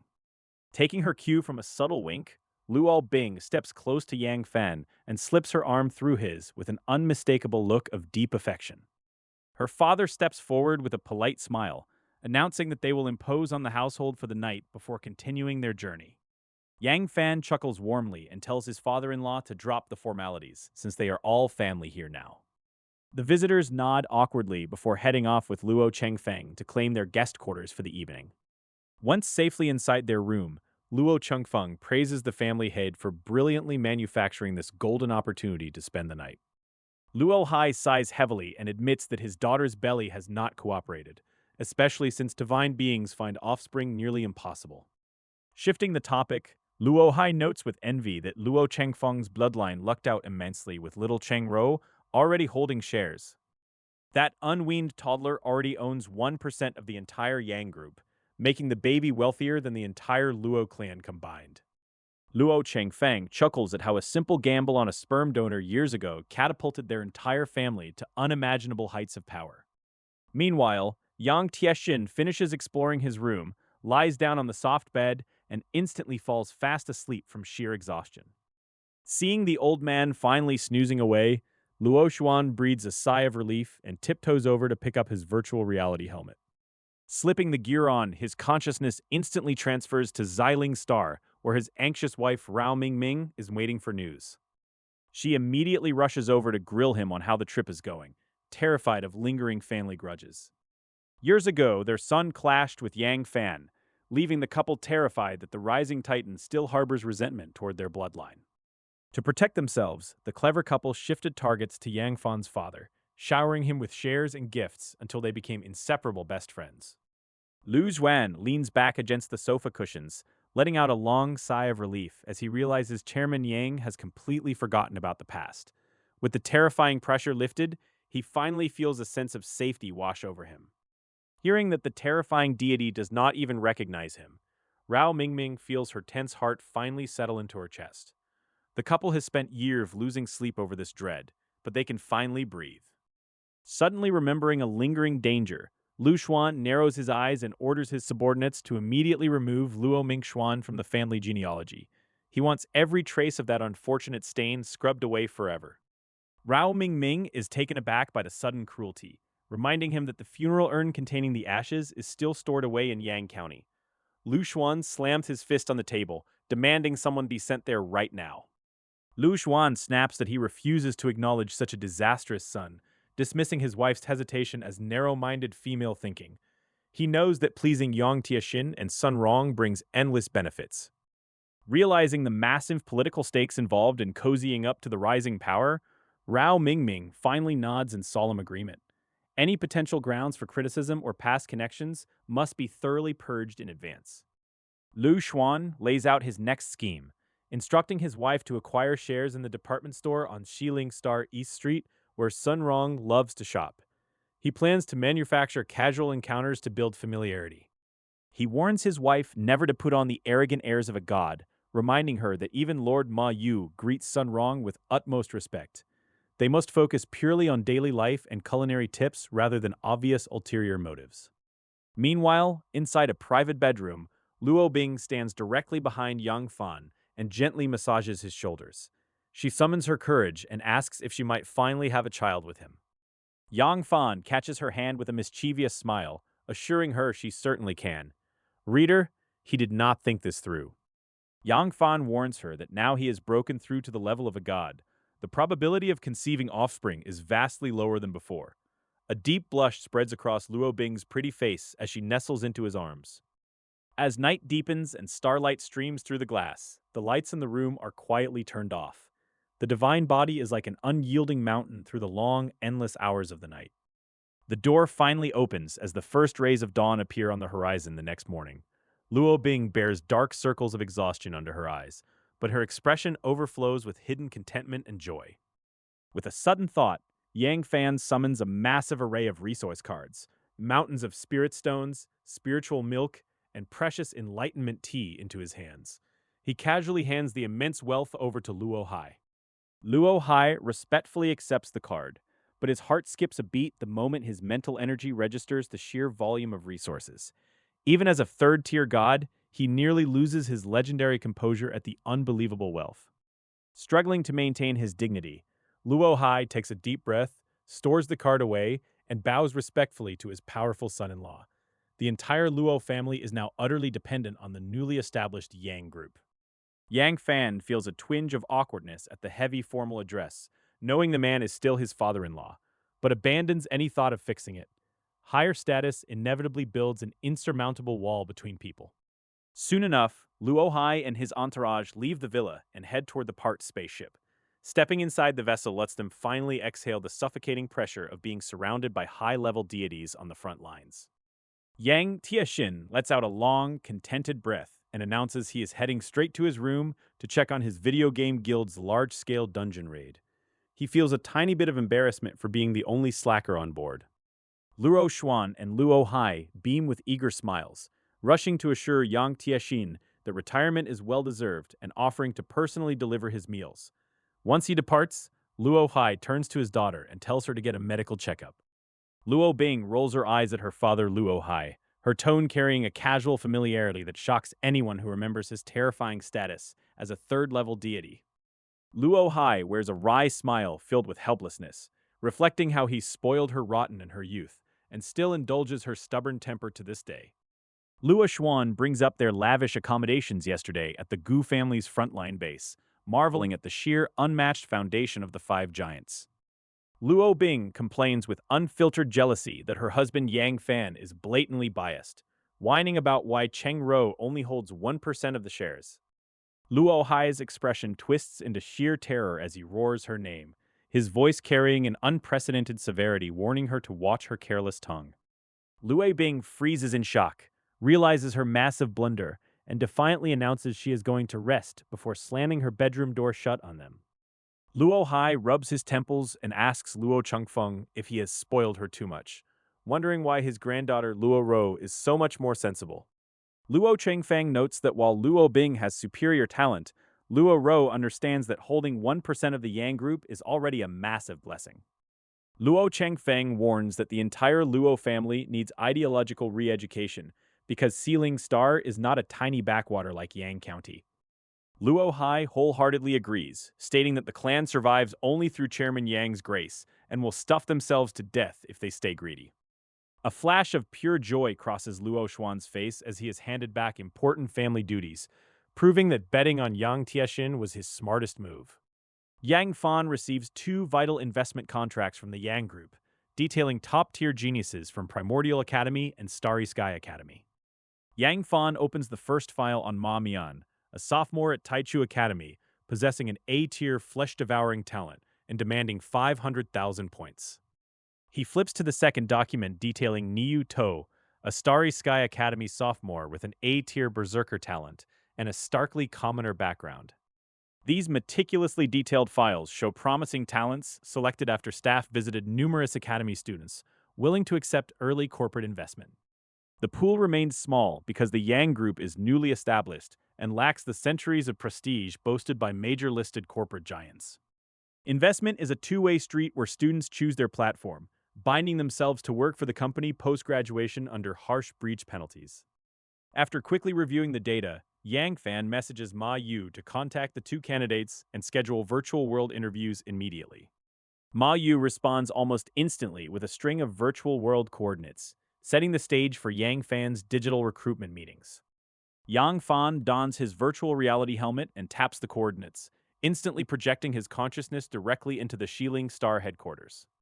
Ma Mian and Niu To stand inside the grand conference hall, surveying the bustling Shilin Star facility with undisguised shock in their eyes. The two prodigies are left completely speechless upon discovering through the holographic star map that the company literally owns a life-bearing planet. The two of them relaxed visibly once they realized they lacked resources, refusing to sell their future cheaply for short-term gains. Signing the investment contract meant they would be required to serve the Yang Group for at least 1,000 years after graduating. As Yang Fan materialized in the room, the two figures near the window spun around and grew noticeably reserved with red faces. The nervous demigod named Ma Mian spoke first, asking what kind of compensation and stock options the company would offer them. Yang Fan remained entirely calm, introducing himself plainly as the chairman of the company to the startled pair. Stunned and confused, the two looked at each other because Yang Fan's aura was too subtle to match a massive corporate chairman. Ma Mian suddenly frowned as he murmured the name Yang Fan, searching his memory until a sudden flash of inspiration hit him. Realization struck Ma Mian like lightning, his face lighting up with excitement as he recognized the senior who broke through in his junior year. Niu To quickly understood the peerless genius sitting before him through Ma Mian's breathless introduction about joining the Gu family. Realizing they had struck gold with such a prodigious genius backing the enterprise, The two exchanged eager and excited looks. Yang Fan nodded casually and agreed to their requests, offering an annual university subsidy of 500,000 divine points. He offered a demigod base salary of 3,000 divinity points monthly, jumping to 30,000 upon reaching godhood, plus multiple bonuses. Hearing these generous terms, Ma Mian and Niu Tao did not hesitate for a second before accepting the investment contract. Yang Fan raised his hand and snapped his fingers, causing two detailed agreements to slowly materialize inside his open palm. He offered to purchase their Alien Kingdom Zone challenge quotas for 10 million divinity points of compensation per opportunity. Hearing the offer of 10 million divinity points, Ma Mian and Nioto swallowed hard at the sheer magnitude of the payout. They knew the Alien Divine Kingdom Zone was a high-level trial area where human federations imprisoned powerful alien demigods. Doubts arose over whether trading away their only two lifetime challenge opportunities could possibly comply with federal regulations. Filled with doubt, the two slowly opened the detailed agreement handed to them and began reading through the clauses inside. Their eyes widened in profound shock until Ma Mian finally raised his head to look at Yang Fan with a trembling voice. Under the agreed terms, Ma Mian and Niu To are completely excused from sending any living believers into the brutal meat grinder of the Divine Kingdom War. Their sole responsibility is keeping their own divine domains secure while alien demigods tear each other apart outside, stopping any opportunistic invasions dead. Yang Fan casually proposes supplying them through the Yang Group with specialized chemical agents designed to thoroughly poison and pollute enemy domains. These toxic drugs erode enemy believers and environments slowly over time, allowing them to conquer entire territories without losing a single soldier. Both elite geniuses exchange looks of utter shock, knowing the mall sells such poisons, but that the sheer cost of blanketing 100 million square kilometers is astronomical. Ma Mian takes a sharp breath and confronts the chairman directly, demanding to know how they can possibly monitor compliance without handing over their private coordinates. As top-tier university geniuses destined for mid-level godhood, they would never surrender their secret domain coordinates or serve as anyone else's puppets. Yang Fan reassures them instantly, stating that the Yang Group has no desire for their coordinates and will rely on strict technical surveillance instead. Before the war begins, they must deploy panoramic, high-definition monitoring equipment all around their borders to record the entire battlefield without blind spots. No living believers are permitted to cross into enemy lands during the operation, with only automated robots allowed to enter and deliver the toxic medicine. Afterward, all land reclamation and resource transport must be handled by foreign gatherers equipped with independent monitoring gear synced live to the Yang Group. From the opening strike to final resource recovery, every single second is documented and traceable, ensuring absolute accountability under threat of contract breach. Hearing the foolproof procedure, Ma Mian and Niu To breathe massive sighs of relief, realizing they aren't being dragged into a humiliating servitude agreement. As proud sons of heaven with massive futures ahead, they would have walked away instantly if their secret domain locations were ever compromised. Yang Fan drops a massive bonus into the deal, promising that after the war, they can keep every single resource in the conquered domains aside from the core buildings. Besides bagging 20 million divinity points and risking 0 believers, they get to carve up the spoils of war as an additional investment from the Yang Group. Niu To finally breaks his silence to voice a nagging worry, asking how they can possibly protect their own domains if powerful alien neighbors launch a counter-invasion. Yang Fan smiles faintly at the obvious question and reveals his final trump card, solving their defense worries with a massive financial prepayment. Yang Fan agrees to prepay 20 million divinity points right away, giving them more than enough capital to purchase top-tier defensive structures in advance. With 20 million points on the table, they can fortify their domains into impenetrable fortresses capable of turning back almost any alien counterattack. Having signed the binding agreements without a single remaining doubt, the two elite geniuses stand up together and bow respectfully to their new chairman. By accepting the investment from the Yang Group, Ma Mian and Niu To are officially bound to serve for 1,000 years. Yang Fan advises them to develop their divine kingdoms and proudly promote this backing to their peers. He strictly warns them to keep the core cooperation agreement hidden while outlining a dangerous scientific research project. The goal is to acquire the divine kingdom core of a powerful alien demigod to reduce human youth casualties. Yang Fan sighs and feigns deep helplessness, explaining that the rare coordinates can only be found within the alien god kingdoms of two rival universities. He claims he has no other choice for humanity's future, exploiting legal loopholes. Deeply moved by his apparent selflessness, Mom Yan praises the chairman for funding research that benefits the entire human race. New To solemnly swears that both of them will keep absolute silence about the entire operation. Yang Fan accepts their loyalty, knowing that shared interests and mutual benefit make for a far stronger bond than mere contractual threats. Reader, he is playing chess while everyone else is playing checkers. Withdrawing his consciousness from the virtual world back to reality, Yang Fan immediately contacts Yang Da through his divine sense. He orders the mobilization of 50 million white zombies to the Eternal Corpse Mine to condense corpse pills. Yang Da's voice instantly echoes confirmation in his mind as the undead army goes to work. Yang Fan ponders the immense challenge ahead, knowing the Target Academy demigods possess domains close to 100 million square kilometers in size. Those top-tier demigods are deliberately suppressing their cultivation and refusing to break through because their vast domains have exceptionally stable rules. Eroding such powerful environments requires an exponential jump in resources compared to standard realms. No other demigod in the entire human federation can bypass frontline believer wars and rely entirely on pills to devour enemy territories. This brutal strategy is entirely backed by the terrifying manufacturing might of his evolutionary talent. 10 days pass in the real world, while Yang Fan spends peaceful moments in Taichu City, playing with Gu Lei and teasing Gu Chengye. The bright-eyed little boy is already learning to recognize a wide variety of words at a very young age. Suddenly, Yang Fan's expression alters dramatically, as he feels a strange, profound tremor resonating deep within his divine realm. Gula instantly notices his stillness and halts her movements with a look of deep concern. Goulet looks tenderly at him and asks softly if something has gone wrong in the real world. When Yang Fan calmly replies that a breakthrough has occurred among his believers, her eyes widen in absolute disbelief. She marvels aloud that it has been less than half a year since he reached the divine realm. Assuming a core formation stage believer has emerged, she gushes about graduating next year and moving in with him alongside Xiao Ye. Smiling warmly at her enthusiastic assumptions, Yang Fan chooses not to spoil the surprise just yet. He gently strokes Gu Chengye's head before severing his connection to the virtual simulation. His consciousness instantly retreats from the virtual city and snaps back into his physical body in reality. Without a moment of hesitation, he plunges his mind straight into the vast expanse of his personal divine kingdom. Yang Da's metallic and flesh composite figure instantly materializes before him to offer a respectful greeting. Compared to his previous form, Yang Da has undergone a staggering physical and spiritual transformation. The vacant, dead stare of pure programming is gone, replaced by a sharp, lively intelligence and vibrant spirit. The spiritual energy radiating from his frame completely dwarfs any power he has ever wielded before.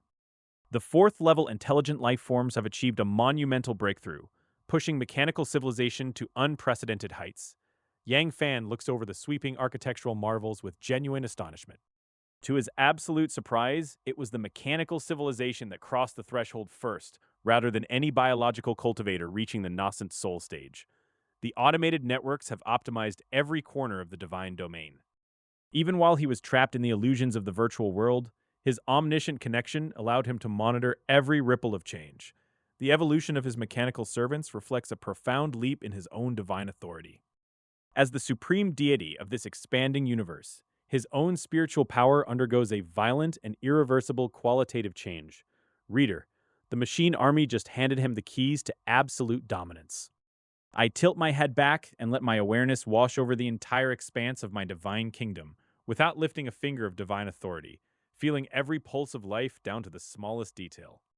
My mind sweeps across the bustling daily routines of my believers, the swirling vortexes of energy in the skies, and the endless transport routes moving heavy resources across the realm.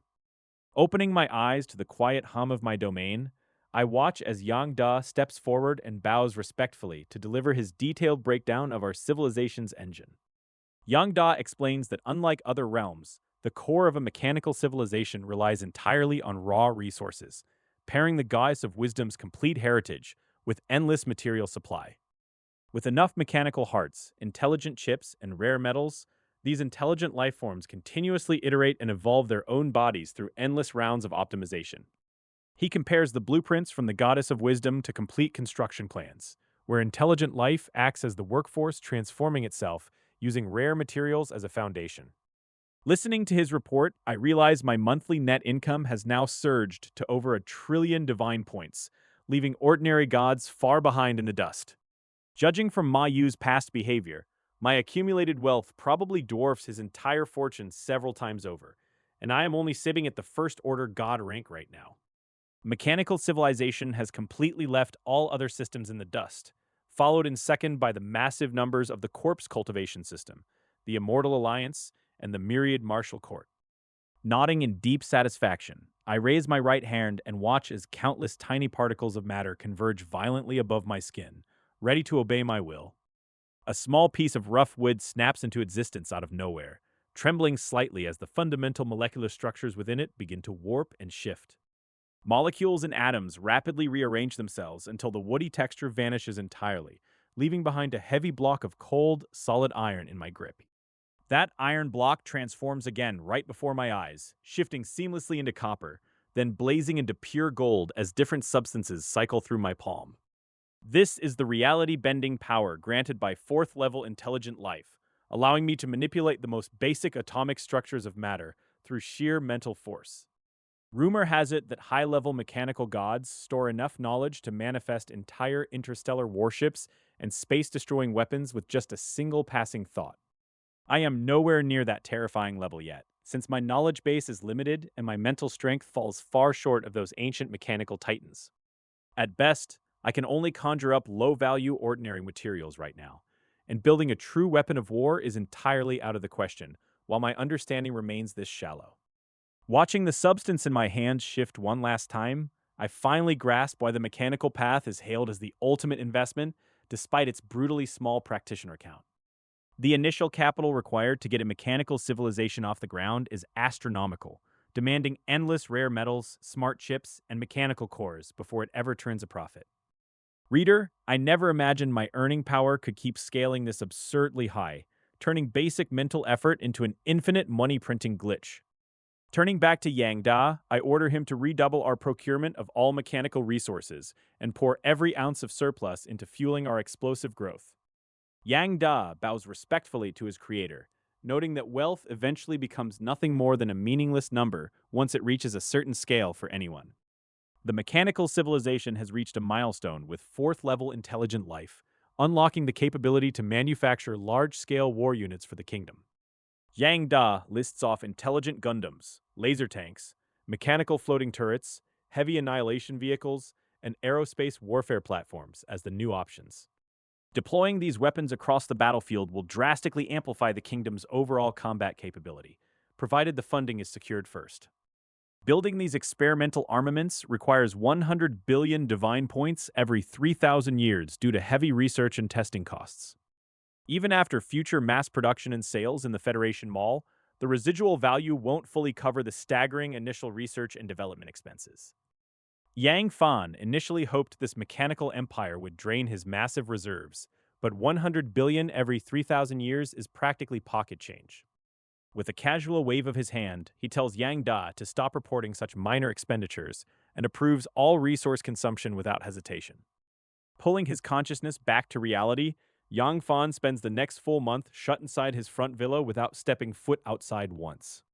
Gu Juheng and Sima Tianxi drop by for a visit, chatting about shifting frontline operations, federal policies, and the upper echelons of human power. Gu Juheng offers a subtle warning that relying solely on the divine kingdom won't sustain a growing god forever without real-world exploration. Reader, he politely declines his cousin's push to join the Ninth Legion because he has zero interest in chasing those particular external resources. Sima Tianxi's eyes light up with sudden joy at the refusal, as if he has finally found a kindred spirit who shares his aversion to hard work. Within days, Sima Tianxi drags an elderly lounge chair straight into Yang Fan's courtyard to spend every afternoon sunbathing in total peace. He claims this hiding spot keeps him safe from the endless family tasks and annoying visits hurled at him by his own clan elders. Yang Fan mentally rants that he actually works hard to develop his growing realm, while this clown just treats his lawn like a private resort. Finding himself with a headache from the thick-skinned freeloader, Yang Fan simply abandons the courtyard and retreats to the virtual world. Back in reality, Luo Hai arrives at the villa once again to drop off cargo, accompanied this time by Luo Bing instead of Yang Tiexin. Stepping up to the door for his second visit, Luo Hai feels a lot bolder this time and confidently rings the bell to announce their arrival. A strange and languid voice answers from inside, causing Luo Hai to jerk backward in total shock because that lazy drawl is definitely not Yang Fan. Two puzzled visitors stand outside a grand frontline villa as the heavy gates creak open. A sleepy young man steps out yawning, completely unimpressed by the guests. Sima Tianxi frowns as his sleepy gaze sweeps over Luo Hai and lands on Luo Bing. He immediately notices the woman is merely a divine being living in a five-family zone. Luo Hai feels an immense wave of pressure radiating from the First Order god and panics. Recognizing the terrifying aura of a major family genius, he immediately bows low. Yang Fan steps out through the doorway and calmly greets the newcomers standing in his yard. He immediately identifies the tense visitors as his own family members. Sima Tianxi's lips twitch at the lazy nickname Yang Fan casually uses for him every day. Ever since he refused to leave the property, he has been stuck being called lying flat bro. Sima Tianxi looks at Luo Bing with a warm smile and introduces himself as a temporary guest. He flips his hand and pulls out a glowing card to use as rent for his stay. Luo Bing gasps and her pupils contract as she peers inside the card handed to her. To her absolute shock, the small token is actually sealing a genuine A-grade spiritual vein. Yang Fan rolls his eyes at Sima Tianxi and loudly complains that the future clan head is being stingy. He mutters that handing over only one A-grade vein means the Sima family is in trouble. Sima Tianxi's face darkens at the insult, but he chooses to ignore it completely. He turns on his heel, stretches his arms, and collapses right back onto his old garden chair. Reader, he is basically holding a house hostage for prime sunbathing real estate. Yang Fan leads his father-in-law and Luo Bing inside, abandoning the lazy squatter to his nap. He lets his father-in-law stay over for the night so he can discuss the great harmony of life with Luo Bing. Out on the front lines, Yang Fan had almost forgotten what a quiet evening felt like. The next morning, Yang Fan steps out feeling refreshed and stretches his arms toward the sunlight. He glances over at the usual spot, only to find the old garden chair completely empty. Luo Bing emerges from the bedroom right behind him with a noticeably hoarse voice. She blinks sleepily and asks her husband what is making him chuckle to himself.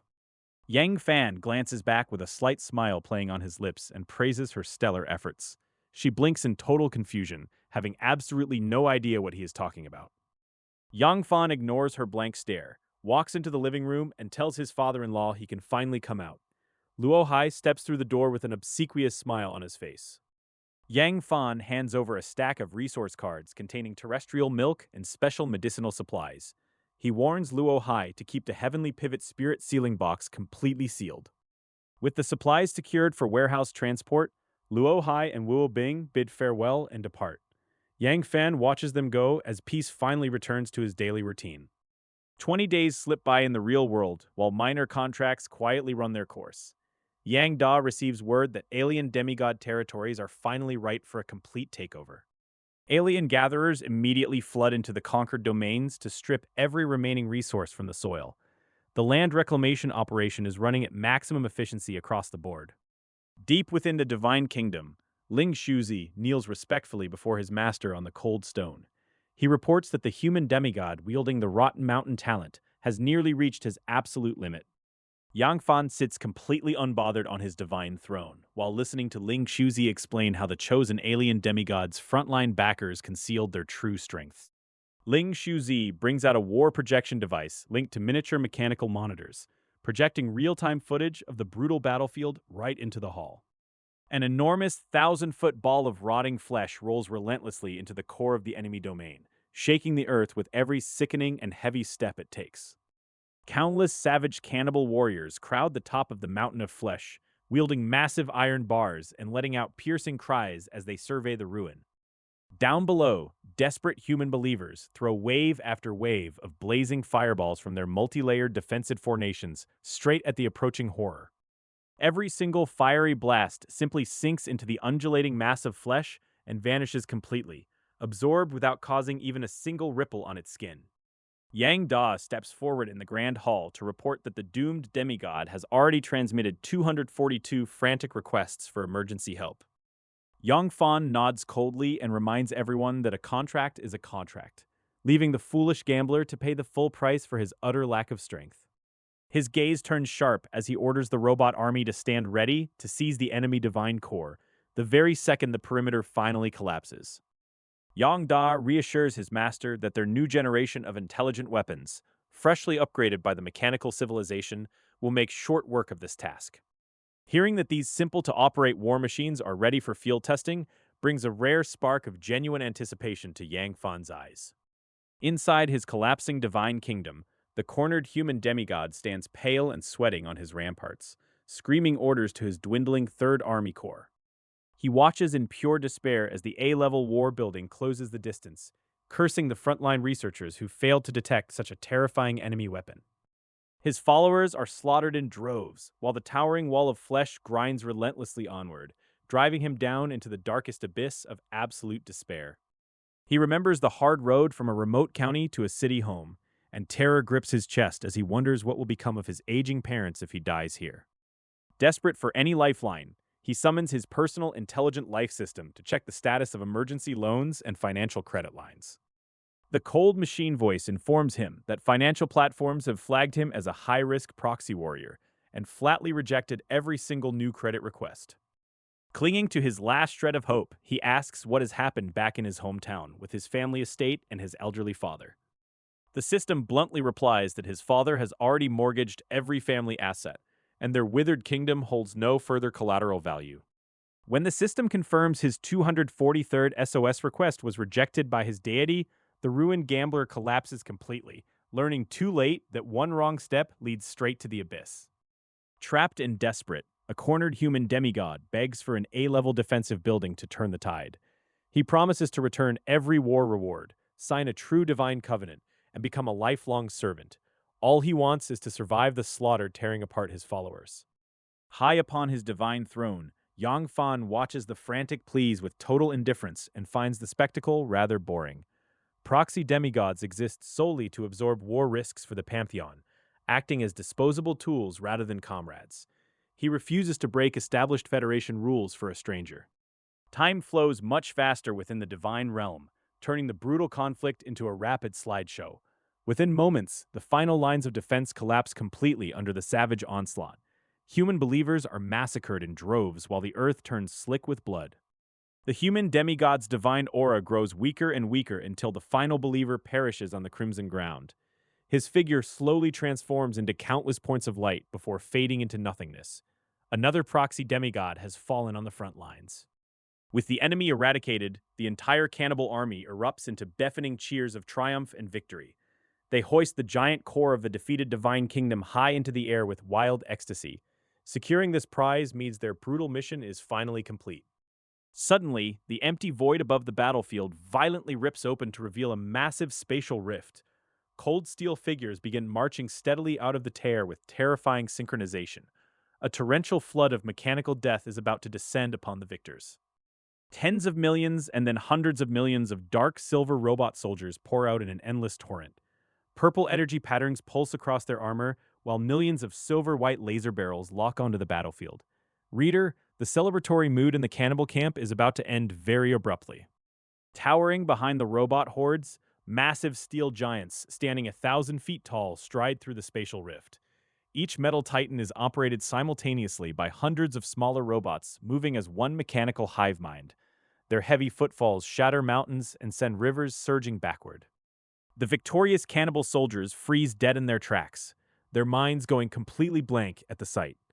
Compared to this apocalyptic mechanical legion, they look like insignificant ants about to be stepped on. They cannot fathom where a massive robot army came from after they already won. A terrifying divine oracle suddenly explodes inside every cannibal believer's mind, demanding they grab the core and run. Their demigod's voice drips with undisguised panic as he orders a desperate retreat toward the border. It is every man for himself as the trap springs shut. The endless robot army raises their intelligent weaponry simultaneously with chilling mechanical precision. Blinding purple-white light gathers at every muzzle as energy builds across the entire front line. the battlefield falls into a breathless silence right before the storm. Countless laser beams pour forth like a torrential rain, weaving a colossal net of death across the sky. The beams sweep downward with relentless fury, turning the open field into a glowing death trap. Nothing on the surface can hope to dodge a barrage of this scale. The cannibals' prized physical bodies prove as fragile as paper against the advanced intelligent weaponry. Laser beams pierce through chests and shatter heads before anyone can even raise a defense. Continuous concentrated fire quickly reduces bodies to piles of minced meat. Only the Class A war building, a massive, writhing mountain of flesh, stubbornly holds its ground at the front. Countless laser strikes blast its surface, forcing huge chunks of meat to frantically writhe and regenerate. Smoke billows as the biological armor turns a glaring reddish-brown under the heat. Without warning, every single robot soldier ceases fire at the exact same moment on a shared command. The deafening roar of energy weapons dies down instantly, leaving an eerie silence hanging over the blood-soaked earth. Surviving cannibals finally dare to draw a shaky breath. The surviving cannibalistic believers look around in stunned disbelief as they realize the heavy barrage has stopped. Believing they actually managed to block the onslaught, panic turns back into frantic motion. They urge each other forward to resume their retreat with the precious core. Reader, they are celebrating about 2 seconds too early before the real destruction begins. One of the 1,000-foot steel giants raises a massive mechanical fist to deliver a crushing reply. The robot army was never finished. They were just pausing to wind up. The giant metal fist slammed straight down into the ground with the force of a falling meteor. Shockwaves ripple across the landscape, shattering what little terrain remained intact on the battlefield. The mechanical army shows zero mercy to anyone caught in their path. Before the dust can even settle, millions of purple laser muzzles lock onto the fleeing survivors once more. The mechanical horde prepares to wipe out every last trace of resistance without breaking a sweat. There will be no survivors walking away from this territorial sweep. The relentless tide of steel surges forward to finish cleansing the contested Divine Kingdom. Yang Fan watches his automated slaughter bring absolute order to the chaotic proxy war. Another domain falls entirely into the cold, efficient grip of the robot army. Clutching their precious divine core for dear life, the surviving cannibals sprinted wildly toward the safety of the spatial passage behind a towering Class A war building. Behind the advancing robot army, thousands of towering steel giants suddenly raised their massive right arms, causing the surrounding atmosphere to compress and distort visibly. An immense, crushing pressure built up instantly in front of every single metal arm, making the entire sky look like it was supporting thousands of invisible mountain ranges. Without a single flash of fire or warning star, thousands of compressed air cannons fired in unison, ripping the sky apart with deafening, invisible shockwaves. Looking upward in sheer panic, the fleeing cannibals could see nothing overhead, yet felt as though countless invisible mountain peaks were plunging straight down from the heavens. The ensuing impact struck the realm like an extinction-level catastrophe, smashing mountains to dust, shattering rivers, and splitting the entire earth with bottomless chasms. In a single breath, nearly one-third of the entire Divine Kingdom was reduced to absolute ruins, carved in half by a monstrous ravine stretching tens of thousands of miles. The stolen Class A war building offered zero resistance, instantly blasted into a gruesome shower of minced meat and shattered debris by the sheer fury of the strike. As the smoke slowly cleared across the desolate battlefield, not a single living cannibal remained, leaving only a lone divine core suspended quietly in the air. Inside his ornate temple, Yang Fan watched the devastating aftermath unfold through a projection, feeling genuinely surprised by the sheer destructive output of his realm. Stepping forward with a sheepish expression, Yang Da bowed his head and confessed that his calculations regarding the fragile demigod realm had been slightly off. Waving away the mistake with a relaxed smile, Yang Fan told him not to sweat it and ordered the floating core of the Divine Kingdom to be retrieved immediately. With the final enemy inside the realm wiped out, the unstable spatial passage connecting the two divine territories flickered violently and sealed itself shut for good. Far away in his own domain, the cannibalistic demigod stood trembling beside his divine core, his mind paralyzed by a toxic mix of lingering fear and profound shock. Staring blankly into the distance, he struggled to comprehend how a low-level proxy war had suddenly attracted the attention of a terrifying, high-tier deity. Realizing the terrifying implications of the massacre, he did not dare hesitate for another second and frantically transmitted an emergency communication request to his main god. Shortly after the call, A vast and oppressive divine consciousness descended upon the realm, causing every single believer across the land to drop instantly to their knees. Frowning in deep displeasure, the cannibal god surveyed the damaged landscape of his subordinate's kingdom and demanded to know where the stolen core and war building were. Kneeling respectfully on the cold stone floor, the demigod activated his neural resonance ability to beam the exact battlefield memories directly into his master's mind. Opening his eyes a moment later, the cannibal god wore an expression so gloomy it looked ready to storm, having witnessed the terrifying efficiency of the robot army.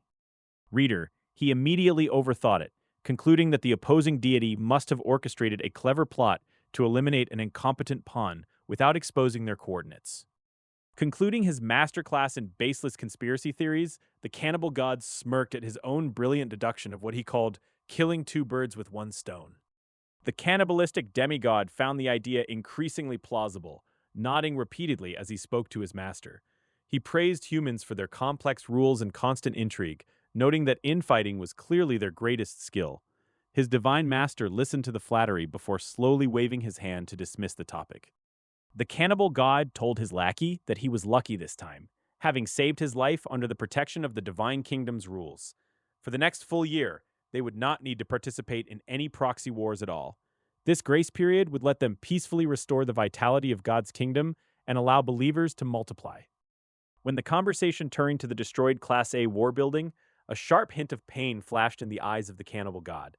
After a few moments of heavy silence, he made his ruling clear and told his subordinate that he did not need to compensate for the ruin. The demigod felt a massive wave of relief wash over him at those words. An A-level war building was a considerable fortune even for an immortal deity, representing a massive long-term investment with high risks. Most proxy demigods came from ordinary origins with no background or much divine power of their own. A single piece of top-tier hardware like that was enough to make a subordinate god virtually invincible. Over the years, the human bomb tank had indeed won him one lucrative proxy war after another, acting like a hen that could lay golden eggs. Who could have guessed that this exact strategy would finally suffer such a catastrophic setback today? To pay off a loss of that magnitude would have required winning a dozen or so proxy wars in a row. The cannibalistic demigod bowed solemnly, his voice trembling with genuine gratitude as he thanked his majesty. He knew all too well that if he had been saddled with the debt for the war's total losses, his career would have been utterly ruined. He likely would never have had the chance to ascend further in his lifetime without his master absorbing the blow. As time passed, more and more demigods who signed divine contracts with Yang Fan successfully completed their respective divine kingdom wars. Alien gatherers from the divine kingdom immediately poured into the defeated enemy territory to begin a thorough exploration. Once all the high-value resources were stripped away, the leftover scraps were left to the losers as per the contract. Witnessed by intelligent life forms on the front lines, both parties formally dissolved their divine covenants in an entirely smooth process. Because opponent kingdoms were handpicked after extensive data analysis by experts, the win rate remained at an astonishingly high level. In fact, there was only a single defeat for every 6 or 7 proxy wars fought. For Yang Fan, the core value of capturing human demigod divine kingdoms was far greater than mere surface loot. Yet he was never in any hurry, choosing to take everything step by step while his network expanded. As more contracts were signed, his reputation quietly spread like wildfire across the entire front lines. At first, skeptics refused to believe the rumors, but now, desperate demigods were actively seeking out connections to join his roster. Li Tianheng continued to deliver several fresh batches of god contracts through automated robots on a regular schedule. Some clients finished their wars and dissolved their pacts, while brand new members seamlessly took their places. The number of demigods who had locked themselves into divine contracts with Yang Fan had now reached a stable dynamic equilibrium. The roster sat comfortably at about 60 active participants at any given time, fueling his vast behind-the-scenes empire. Meanwhile, the war effort inside Li Tianheng's divine kingdom was moving along with terrifying smoothness. Fueled by the continuous supply of corpse pills pouring straight out of Yang Fan's divine kingdom, Li Tianheng kept up a punishing pace. He regularly arranged for his robots to deliver 5 or 6 alien demigod divine kingdom cores every 5 days without fail. In just a few short months, the stockpile of stored cores inside Yang Fan's domain had easily surpassed 50. Yang Fan refused to rush into absorbing these harvested demigod kingdom cores, knowing their true hidden value lay elsewhere.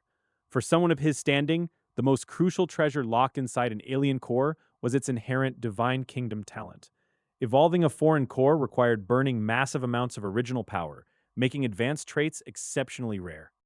In almost every normal case, an alien core would just degrade into a pathetic F-level talent, with D-level traits being a massive statistical anomaly. Whenever a fresh core arrived inside the domain, Yang Da would immediately slap a Divine Kingdom deduction card onto it.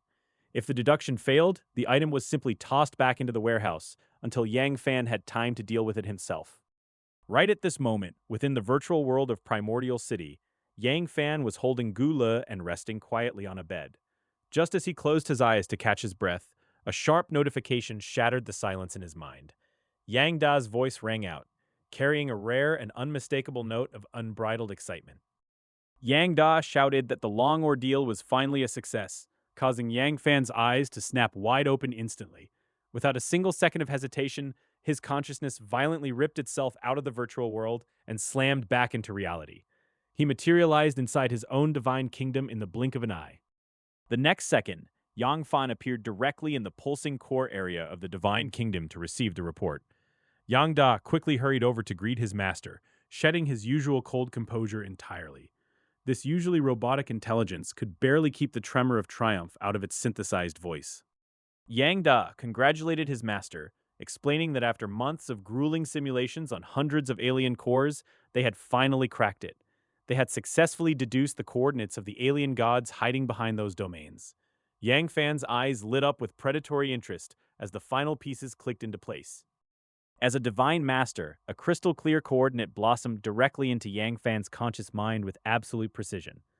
That single data point marked the precise spatial location belonging to a powerful, full-fledged god out in the cosmos.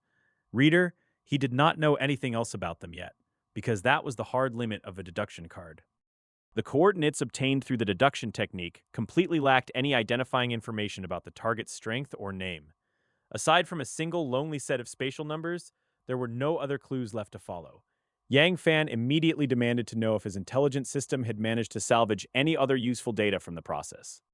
Yang Da answered immediately, reporting that the deduced core definitively belonged to a member of the elite angel race. By analyzing the spatial fluctuations and the sheer stability of the channel, they calculated the enemy kingdom's total surface area. It was estimated to span between 15 billion and 17 billion square kilometers of divine territory. Yang Da explained that the total population of gods in any faction was terrifyingly small, and they went to great lengths to hide their sizes. Unless a real war broke out, outsiders had virtually zero ways to judge a rival deity's true combat strength ahead of time. Unlike low-level demigods, gods operated in total opacity until the moment of impact. The enemy angel god's territory was 50 to 70% larger than Yang Fan's current domain, making it a terrifying beast on paper. But Yang Fan showed no fear whatsoever, staring down the massive numerical gap with cold defiance. On the contrary, a fierce grin of pure excitement flashed across his face as he prepared for war. Millennia have slipped by since I first stepped into godhood, and my divine kingdom has undergone countless massive evolutions in that time. The earliest believers who once knelt before my throne are long gone, replaced by a vibrant new generation. Today, these fresh generations of followers proudly possess elite A-level talent spirit bodies and combat bodies, proving their worth. Meanwhile, the four major powers under my command have experienced staggering transformations. Standing over my domain with a slow smile, I decide it is finally time to test the true strength of my divine kingdom against an actual angel god. But there is no reason to rush recklessly into their territory just yet. I tell Yang Da that we have another 3,000 years to spare, giving us ample time to prepare for a full-scale war. We will mobilize 100 million white zombies and feed them all into the furnaces to condense corpse pills.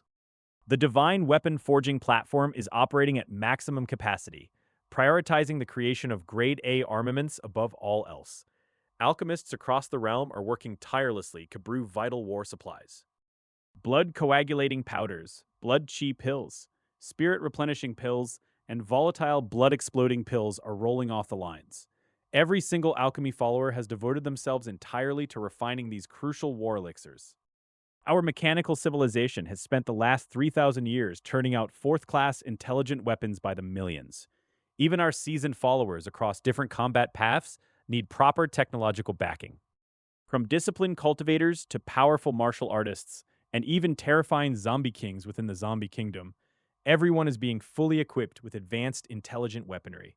Reader, we are leaving nothing to chance. Furthermore, the experimental phase of our towering intelligent Gundams must wrap up immediately so we can push them into mass production. They might lack the raw individual punch of S-class war buildings, but numbers change equations. When numbers reach a certain catastrophic threshold, they form an unstoppable fighting force capable of leveling continents. I issue these precise directives one by one, sealing our strategy down to the last detail. Hearing these extensive orders, Yang Da's lips twitch involuntarily as he steps forward to offer a quiet reminder. According to federal databases, he points out, those alien gods are nowhere near as terrifying as I suspect. First-tier alien gods with mid-level divine kingdoms usually wield no more than 5 S-class war buildings at best. Their core formation high-level believers rarely exceed a meager 1 million troops. He watches my expression carefully, terrified that his words might displease me and bring down divine wrath. In his mind, my divine foundation has already lapped ordinary gods several times over.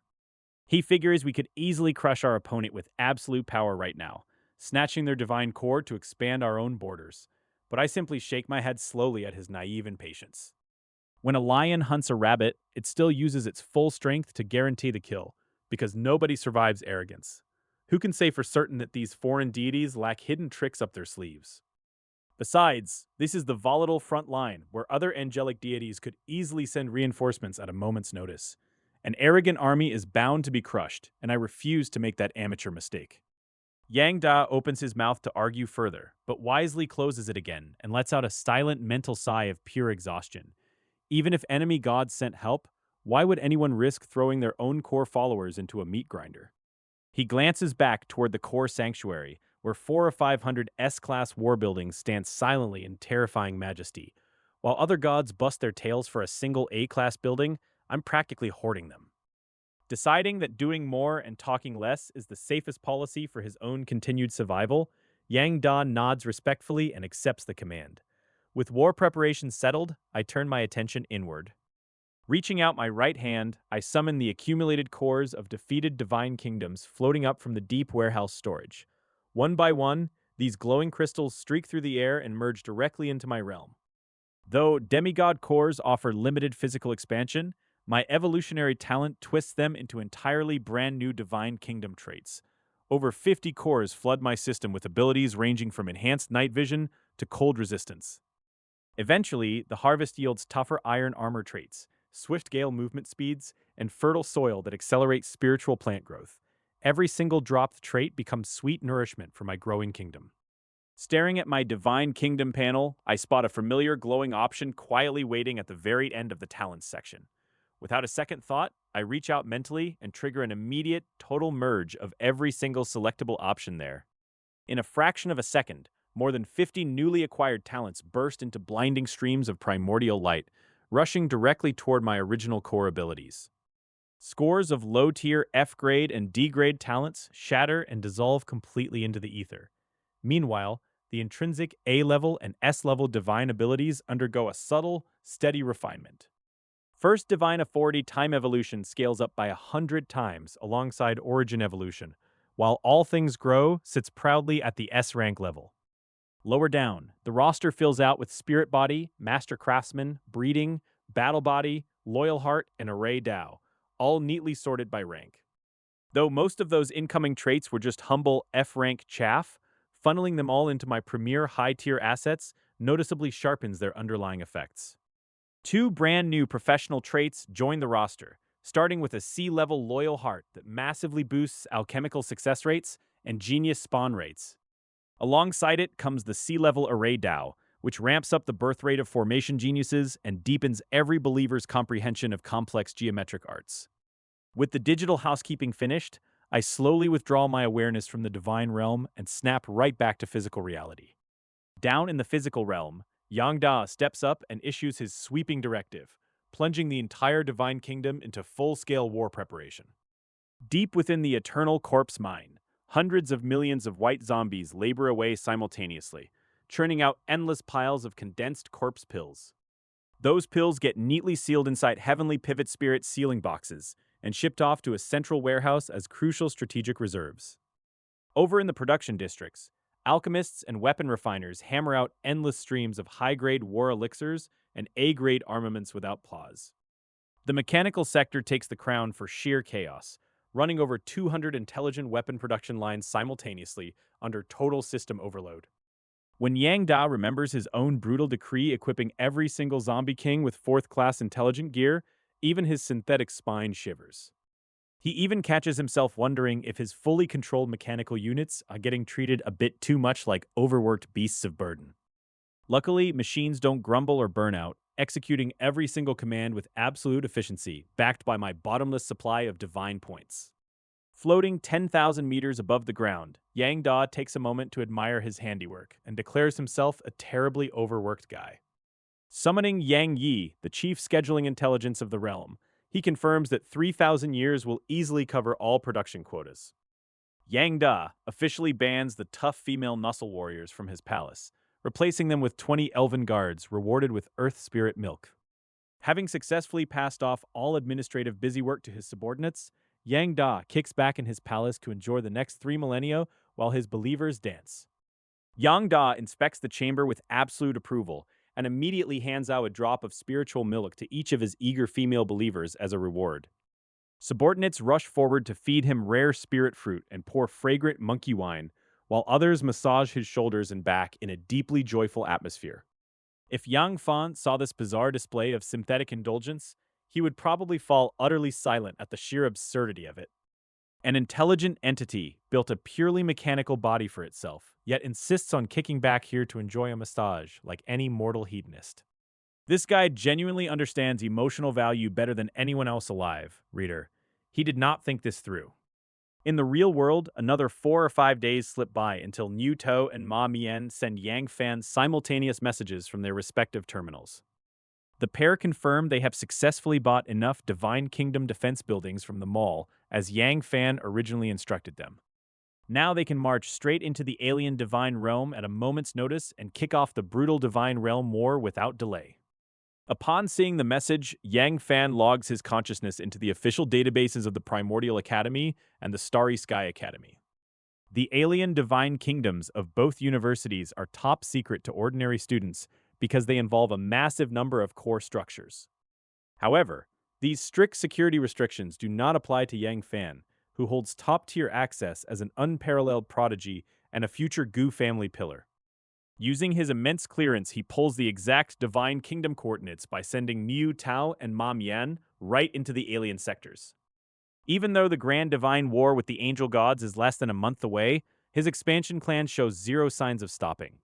He can keep supplying Niu To, Ma Mian, and Li Tianheng with continuous shipments of corpse pills and war resources while fighting the angels.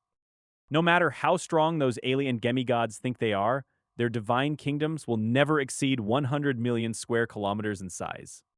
Yang Fan filters through the massive database and flags a dark elf top demigod possessing the S-level all things in the universe talent. He also flags a heavenly sea demon clan opponent, boasting an S-rank water demon body and deep-sea warship structures. Niu To looks at the terrifying information sent by Yang Fan and feels his eyes twitching at the sheer magnitude of the pressure. Ma Mian replies that his target is just as outrageous, prompting the pair to agree on pouring another 5 million divinity points into defenses. Once the setups are finished, Ma Yu will hand over the heavenly pivot spirit sealing boxes, filled with corpse pills according to exact instructions. Yang Fan leaves the logistics to run on autopilot, while keeping his undivided focus fixed squarely on the impending first war between true gods. 10 peaceful days slipped by in the real world before my communicator finally chimed. Both Niu To and Ma Mian messaged me at the exact same moment with big news. They finally locked down the exact coordinates of the target Divine Kingdom, and everything was fully prepared for my strike. I wasted zero time notifying Ma Yu and immediately transferred the pre-prepared Tianshu spirit sealing box across the virtual network. With the tools safely in their hands, my consciousness plunged straight down into my own vast Divine Kingdom to oversee the operation. Sitting upright in the main seat of my magnificent hall, I flanked myself with Yang Da and Yang Yi to manage the flood of incoming data. Suspended right in front of the three of us were millions of tiny holographic projections, each no larger than a human thumb. Every single frame pulsed with real-time feeds transmitted straight from miniature monitoring devices crawling through the alien realms. Countless automated robots hoisted the heavenly pivot spirit sealing box, diving endlessly through spatial channels into the two enemy divine kingdoms. As wave after wave of corpse pills hit the alien soil, the targeted divine kingdoms suffered immediate and violent transformations. The trapped demigods inside noticed the toxic anomaly almost instantly, realizing too late that their federation had cut off all outside help. Cut off from store antidotes and abandoned by allies, these imprisoned demigods had only the natural self-purification speed of their realms. Against such a terrifying mountain of corpse poison, their realm defenses were a joke, leaving counterattack as their only path. Niu To and Ma Mian's divine kingdoms faced a synchronized, frenzied counterattack from billions of furious native believers. On the left flank of the grand projection, hundreds of millions of night elves swarmed out of deep forests with ghost green eyes and jet black bows. On the opposite flank, the Heavenly Sea Demon Clan burst forth from towering waves, riding massive, roaring sea beasts into battle. Their blue-scaled bodies and sharp bone blades made them look like walking nightmares as they charged straight toward the spatial passages. With the combined believer count easily topping the billions, the hordes surged forward like an unstoppable wave, aiming to crush our beachheads. Niu Tao and Ma Mian stood tall within their respective realms, personally commanding their defense forces against the oncoming slaughter. The moment the defense commanders roared their orders to activate all defensive structures, the outer perimeters lit up with blinding fury. Laser weapon emplacements spat blinding energy beams across the field, while heavy artillery shook the ground with continuous thunderous roars. F-3500 fighter jets shrieked through the smoking sky, raining down a relentless barrage of small nuclear warheads into the enemy advance. The millions of divinity points the two commanders spent building this military complex finally showed every ounce of their brutal worth. Boom, boom, boom. The alien fanatics, bursting through the spatial gateways, ran straight into a meat grinder of pure technological destruction. Whole battalions of night elves were torn to shreds by concentrated laser fire, while sea demons vanished beneath rolling waves of nuclear shockwaves. That single devastating opening volley completely broke the enemy charge and turned their grand offensive into a hopeless rout. The surviving alien believers scattered in absolute terror, never daring to step within a mile of the spatial passage again. Watching the carnage end, Niu Tao and Ma Mian both let out long, deeply felt sighs of relief after cheating total ruin. Nearly 5 million divinity points well spent, I figured. That setup was stable enough to hold off even top-tier second-level alien demigods. Up in the main hall of my own divine kingdom, I watched the rout with absolute calm and simply flicked my wrist to clear the air. Millions of sharp projections instantly collapsed into streams of glowing data that zipped away into the dark void. The outcome was already completely decided, and it would all be ready for a rich harvest in just a little over a month. I couldn't help a smile creeping onto my face, knowing these alien districts held the true treasures left behind by generations of human geniuses. Any human prodigy with S-class talent who fell here left behind a kingdom core that could potentially elevate another warrior's foundation. Snagging one of those rare cores meant I might steal a brand new S-class talent for myself without lifting a finger. A top demigod in this Academy alien district was worth vastly more than thousands of ordinary grunts gained through proxy wars alone. Turning my gaze to my loyal subordinate standing right beside me, I demanded a clear status update on our grand schedule. Reporting straight to me, Yang Da patted his stout chest and swore that our grand divine kingdom master plan was running ahead of schedule. He promised everything would be fully accomplished within 1,500 years, proving he was quite the capable manager. Satisfied with his confident report, I nodded and slowly withdrew my consciousness from the divine realm back to reality. But reader, he did not tell me the whole truth about how he planned to hit those impossible deadlines. The very second my presence vanished, Yang Da's easygoing expression snapped into a mask of cold, unrelenting drive.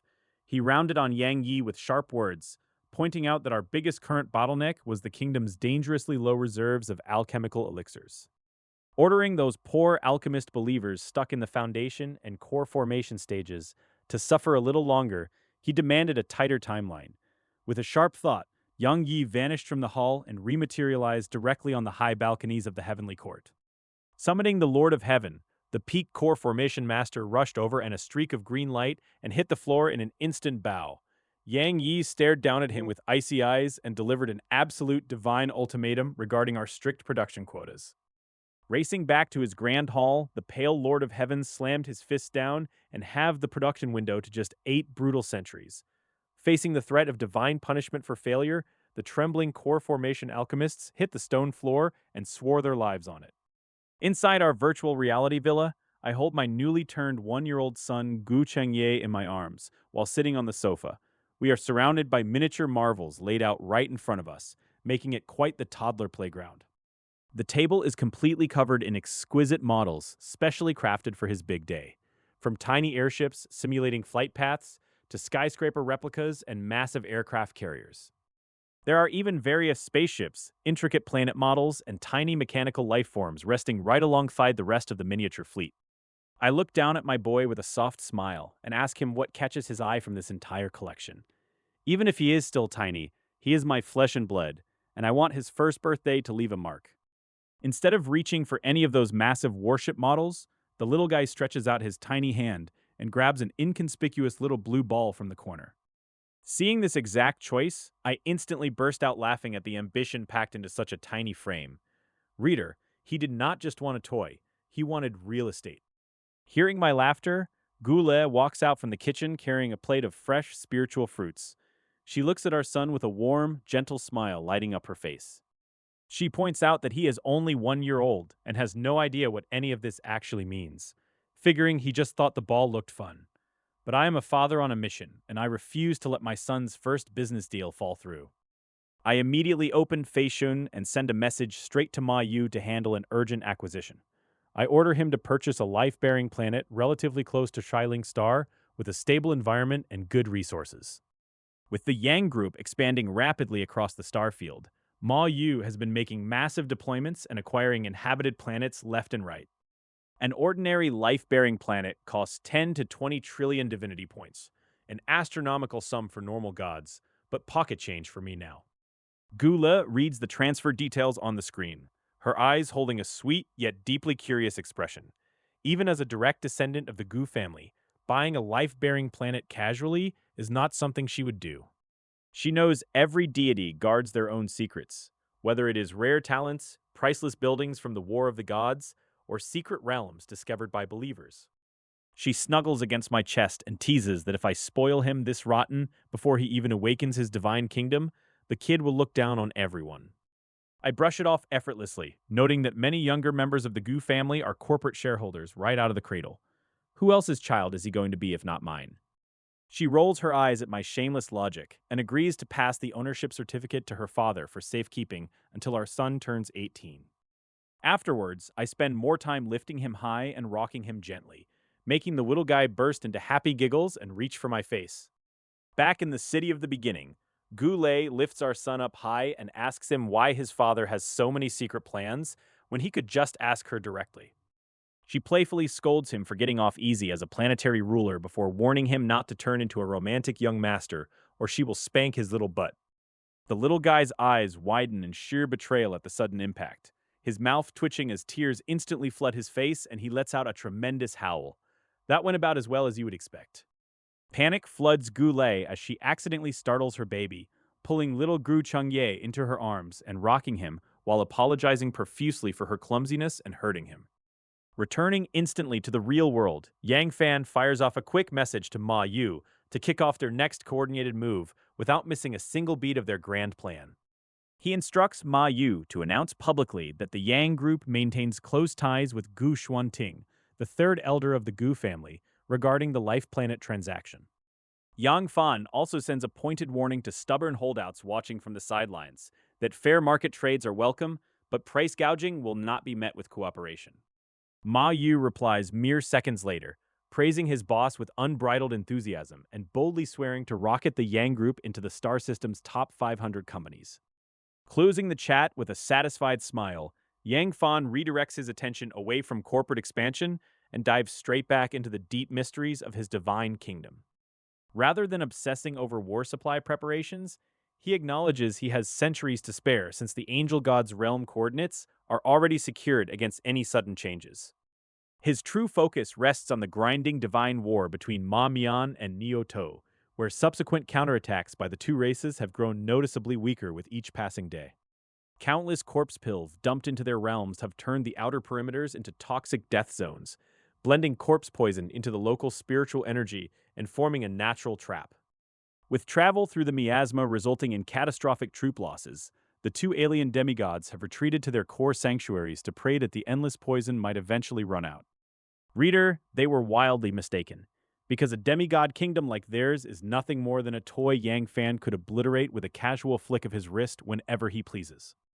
Granted, because these demigods were trained by the Primordial Academy's alien divine kingdom, their massive foundation and sheer size mean it will take a little longer to purge completely. Relaxing in the virtual world of Tiangshan Renjian one day, Yang Fan is busy cultivating his mind and spirit alongside several demigod-level workers when a sudden shift occurs. A violent, tremors-like fluctuation erupts from the dantian of his physical body back in the real world, prompting him to instantly toss a tip of water of life and log out. The moment his consciousness returns, a pure, five-colored spiritual torrent surges straight from his divine kingdom, washing relentlessly over his meridians, limbs, and bones. While an ordinary cultivator would be screaming in agonizing pain from such a brutal energy flood, Yang Fan's triple system physique and monstrous spiritual power treat it as a gentle tickle. With a faint cracking sound echoing through his lower body, his old dantian crumbles away to make room for a tiny translucent baby identical to him, sitting quietly at the center. His nascent soul successfully formed without a single hitch, and as he raises his hand, blazing fire, green vines, clear water, sharp gold, and heavy rocks spin across his palm. Curious to test his new power, Yang Fan gestures toward a household robot pruning tree branches in the distance, prompting the machine to immediately drop its shears and approach. A single wisp of transparent spiritual energy flashes across the robot, instantly scattering every joint, screw, and internal core into a neatly sliced pile of scrap metal on the ground. Extending his hand over the debris, Yang Fan deploys his refined spiritual control like silk threads, lifting every single part and snapping them back into place with reverse time precision. In just a few breaths, the scrap heap completely reassembles itself into a fully functioning household robot, showcasing his terrifying new real-world creation and repair mastery. The garden automaton pauses mid-task, staring at its metal hands in absolute confusion, as if its circuits just shorted out for a second. With a casual wave of his hand, Yang Fan orders it back to work, and the machine immediately resumes clipping the branches as nothing happened. After stepping back into his chambers, Yang Fan drops into a cross-legged seat and instantly projects his consciousness deep into his divine realm. His divine sense sweeps across the boundless territory, locking onto the heavenly palace where a solitary cultivator sits surrounded by five elements. An illusory, nascent soul flickers above the practitioner's head, marking the first time anyone in the divine kingdom has reached this lofty plane. A look of profound satisfaction crosses Yang Fan's face as he realizes the cultivation civilization within his realm has taken a crucial step. Before Yang Fan can muse further, Yang Da strides over with a beaming face to report that all war-related manufacturing targets are exceeded. Yang Da keeps his left hand firmly behind his back while speaking, trying desperately to conceal a suspicious little object he was holding. Reader, he was caught mid-wardrobe change when summoned, and Yang Fan's divine sense spots a small red undergarment clutched in his fist. Yang Da flushes bright red and stammers an excuse, but Yang Fan just waves a hand dismissively and tells him to skip the awkward explanation. Yang Da's eyes light up instantly when Yang Fan rewards his frantic efficiency with a cool 1 million divinity points for his personal use. Turning deadly serious, Yang Fan orders all high-level intelligent life forms with a war-oriented nature to marshal their forces at the borders. 500 years will pass inside the realm, while just 5 days slip by outside, giving his cultivators ample time to break through. This deliberate delay ensures the S-Class war building, the Immortal Execution Tower, reaches its absolute peak combat potential before the clash. Back in the realm, Yang Da summons Yang Yi to hand over 10,000 divinity points as a reward passed down from their master. Yang Yi strides purposefully into the heavenly court to distribute the resources and ensure the loyal mortal believers stay fully motivated. When Yang Yi grants the Lord of Heaven a quota of 1,000 divine points, the mortal leader drops to his knees in stunned disbelief. Recovering his composure, the Lord of Heaven immediately summons the head of the pill refining department to deliver a lavish reward. The chief alchemist stares with bloodshot eyes at the 100 divine points placed before him, realizing a nascent soul breakthrough is near.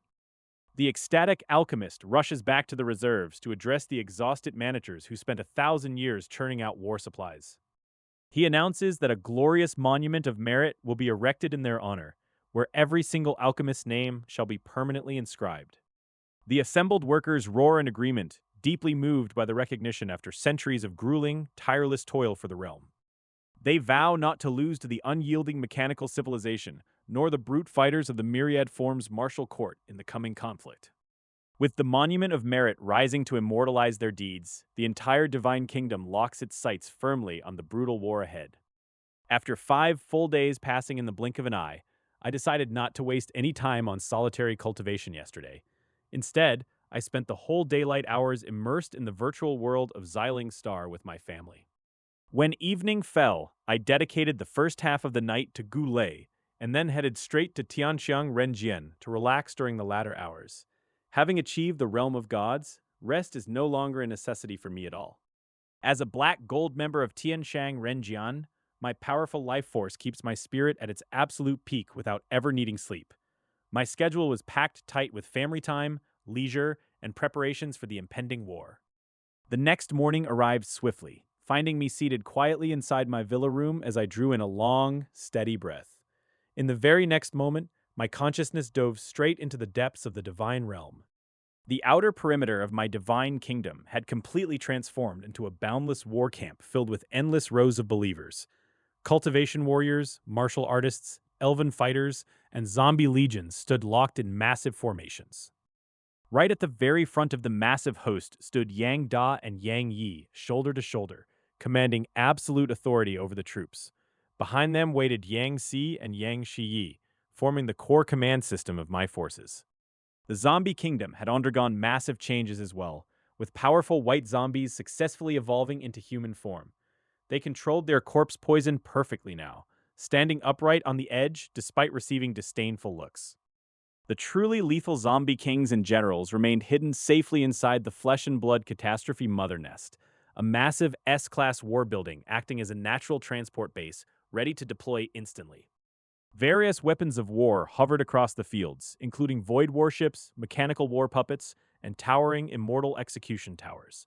Their overlapping pressures weighed heavily on the atmosphere as they waited for the signal. Dominating the rear was a sprawling steel forest of tens of millions of intelligent Gundams, created by the mechanical civilization. Each unit was operated by 100 intelligent life forms to unleash its devastating maximum firepower. My consciousness descended instantly, materializing my figure right at the vanguard of the assembled host. The moment I appeared, Yang Da and Yang Yi dropped straight to their knees without a single moment of hesitation. Immediately following their lead, Yang Si through Yang Shiyi knelt in unison, triggering a chain reaction across the entire army. Cultivation believers, martial artists, elves, and zombies alike all bowed their heads in absolute fervor. Even the towering, intelligent Gundams slowly lowered themselves onto one knee under the precise control of their internal life forms. Reader, if that level of synchronized discipline doesn't scream peak military readiness, nothing ever will. A deafening roar erupted across the outer perimeter of the Divine Kingdom as billions of voices merged into a single tidal wave. Wave after wave of devoted shouts echoed through the expanse as every believer fixed their eyes on me. I raised my hand in a simple gesture, signaling for the entire ocean of soldiers to rise to their feet. With over 10 billion troops standing straight at once, the sheer excitement vibrating through their faces was impossible to miss. Before giving the order to march on the Angel Clan's Divine Kingdom, I pulled up the comprehensive overview of my Divine Kingdom's assets. My total population had officially surpassed the 300 billion mark across all races and factions.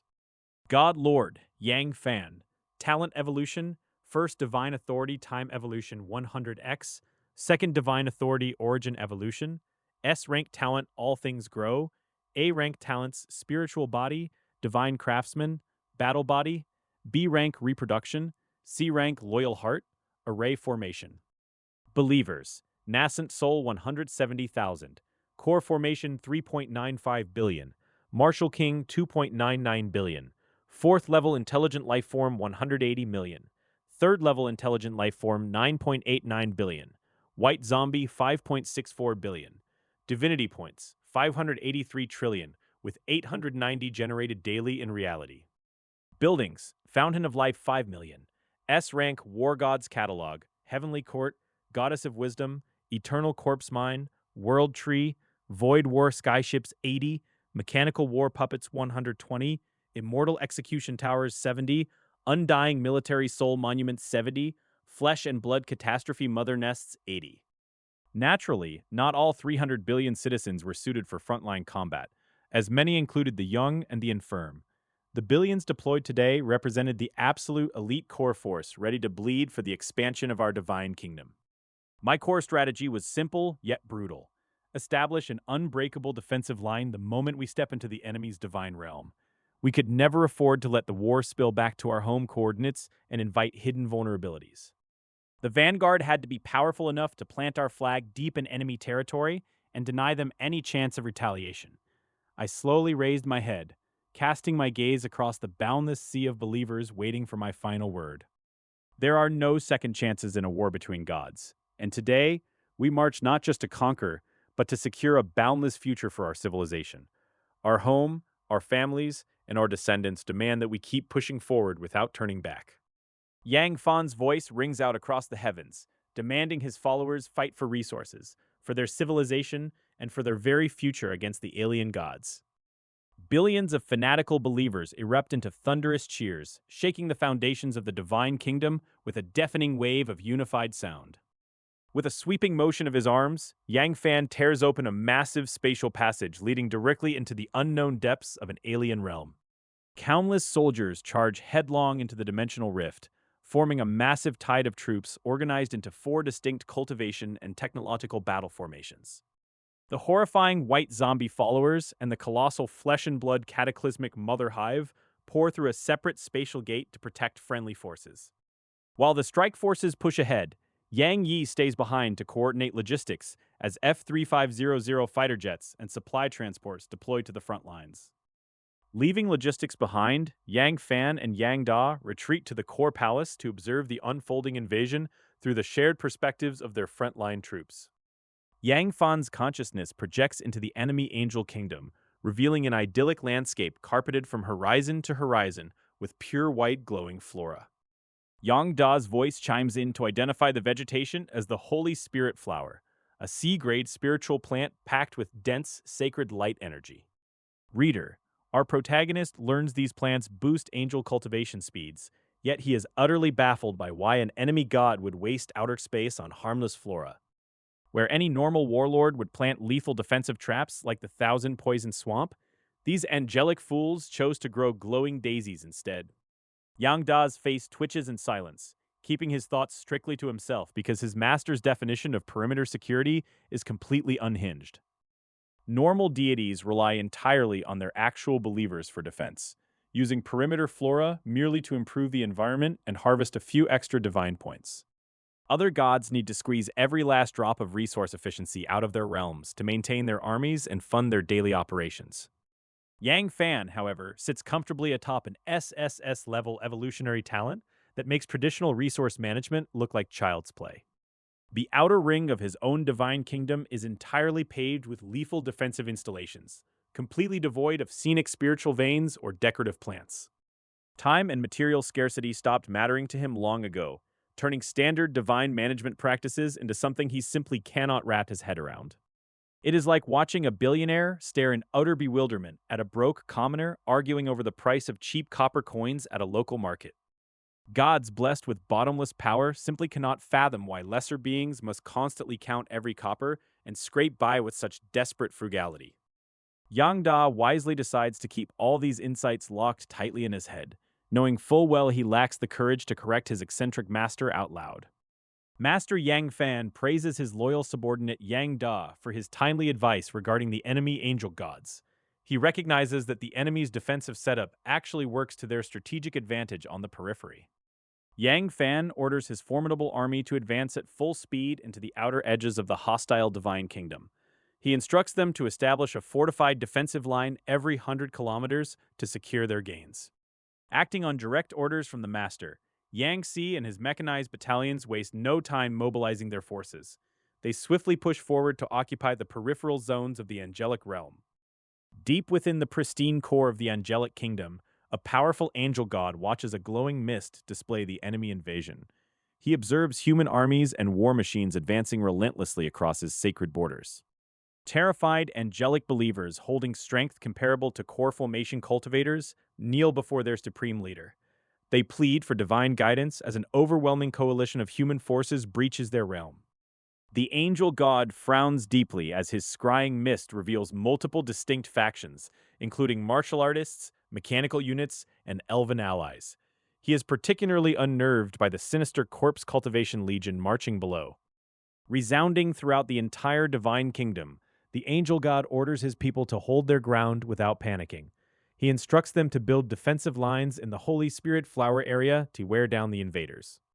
Buying time for a year until he can personally return with reinforcements, the angel god seals his instructions. His divine consciousness instantly flashes back to the centralized headquarters of his race. Lu Fa, the battalion commander of the 24th Military Region, marches urgently into the frontline operations headquarters. He seeks immediate assistance from his wider community to repel the multi-system human invasion. Bowing low before the case officer, Lu Fa presents a cloud of pure white mist containing the complete video recording of the invasion. This unique angelic transmission method allows allies to witness the exact battlefield conditions. The Third Order Angel official reviewing the case quickly processes the intelligence carried within the white fog.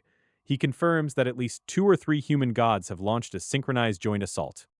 Noting the presence of the rare corpse cultivation system, the senior official recognizes the unique threat posed by these specialized human gods. He begins formulating an official support package according to strict frontline regulations. The senior official approves the support request and dispatches 4 low-level deities to assist Lu Fa's beleaguered battalion.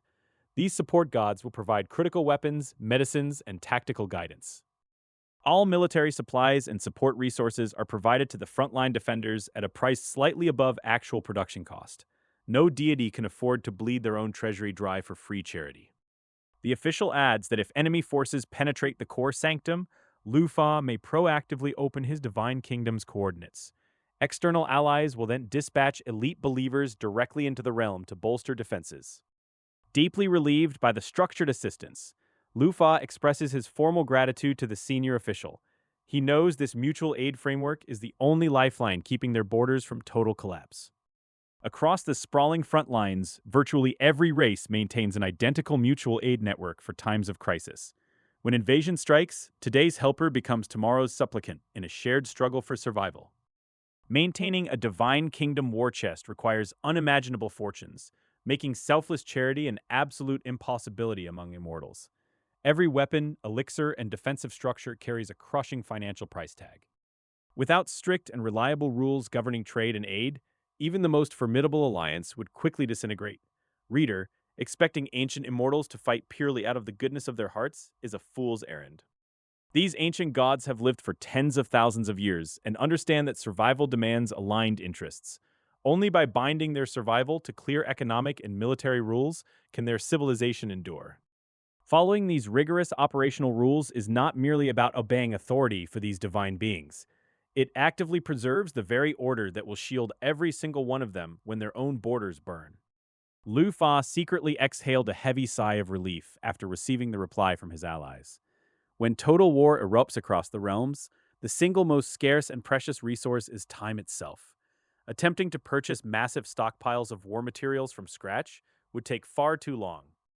Being able to directly allocate resources from nearby divine kingdoms of the same race at near cost is a tremendous lifesaver. Lu Fa never even considered opening up his own personal divine kingdom coordinates to outsiders from the very beginning. Sharing those coordinates remains the absolute last trump card, a helpless choice saved only for the brink of total destruction. The secret location of a divine realm is the greatest defense every god possesses, guarded fiercely against all potential threats. Even when dealing with their own kind, nobody is ever willing to reveal their true home easily. After all, nobody can guarantee that a fellow clansman won't secretly sell out those Divine Realm coordinates to a hostile foreign race for profit. The massive legions Yang Fan initially deployed served purely as a vanguard force to establish a solid foothold on the outer perimeter. As endless spatial passages continued tearing open, fresh waves of loyal believers poured directly into the angelic kingdom. Within the boundaries of the divine realm, where time flows differently, only a single year has passed.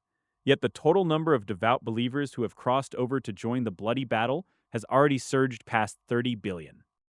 Deep inside the core sanctuary of the divine kingdom, Yang Fan sat high upon his throne with an expression of utter calm. Yang Da and Ling Shuzi stood like loyal sentinels on his left and right sides, watching the war unfold silently. Suspended right in front of the trio were dozens of massive virtual light screens displaying real-time feeds from countless frontline battlefields. A divine war of this magnitude sprawls across far too many distinct fronts for any single mind to track manually. Because believers numbering in the tens or hundreds of billions generate overwhelming sensory data, relying purely on divine authority creates a crushing mental strain. Fortunately, mechanical civilizations long ago engineered specialized battlefield monitoring devices to handle the burden. Surveillance equipment scattered all across the front lines constantly beams live tactical footage straight back to the core of the divine kingdom. Yang Fan can effortlessly adjust the macro strategy of the entire war simply by reading these sweeping visual reports. Sweeping his piercing gaze across the chaotic battlefields, Yang Fan casually spoke his mind aloud to his advisors. He noted that the actual combat strength of the opposing angel race is really nothing special in the grand scheme of things. With the enemy proving so lackluster, he questioned whether they should aggressively speed up the entire intrusion process. Throughout the past year of occupation, the Angels have organized several large-scale defensive battles across plains and forests. Billions of Angel believers desperately tried to halt the relentless advance by abusing every scrap of local terrain. Yet when confronted with sheer absolute power, all of that desperate resistance proved entirely pale and powerless. The absolute strongest warriors within the entire opposing Angel army barely scraped into the core formation stage. Furthermore, those few elites immediately retreat the second a skirmish turns sour, refusing to ever fight to the death. Yang Da bowed slightly and stepped forward to voice his full agreement with the master's tactical assessment. Based on a careful analysis of a year's worth of combat data, the opposing angel god's innate divine talent leans heavily toward cultivation support. While their ordinary believers grow in population at a respectable rate, their actual frontline combat strength remains quite underwhelming. Yang Da warned that keeping up the current cautious pace might mean it takes several hundred years to reach the enemy core. Hearing that estimate, Yang Fan gave a thoughtful nod as he calculated the time dilation costs. A few centuries of war inside the enemy divine kingdom translates to hundreds of precious days passing in the outside real world. For ordinary, run-of-the-mill gods, such a sluggish war pace is considered entirely normal and acceptable. But Yang Fan flatly refuses to waste mountains of time on a protracted war of attrition when victory is already guaranteed. Shifting his attention, Yang Fan called upon Ling Shuzi and demanded a direct report on the ongoing scouting operations. Ling Shuzi immediately fell to one knee on the marble floor, a heavy look of bitter remorse etched across his face. Ling X Zuzi confessed that his ethereal clansmen suffer from a severe racial mismatch against the holy and light attributes of the angels. With his strongest scouts stuck at the chi refining stage, getting anywhere near the enemy army invariably ends in disaster. Yang Fan showed zero inclination to punish the scout leader, pausing instead to weigh practical solutions to the crisis. Instead of casting blame, he ordered the immediate integration of mechanical alarm devices into every single scouting squad deployed.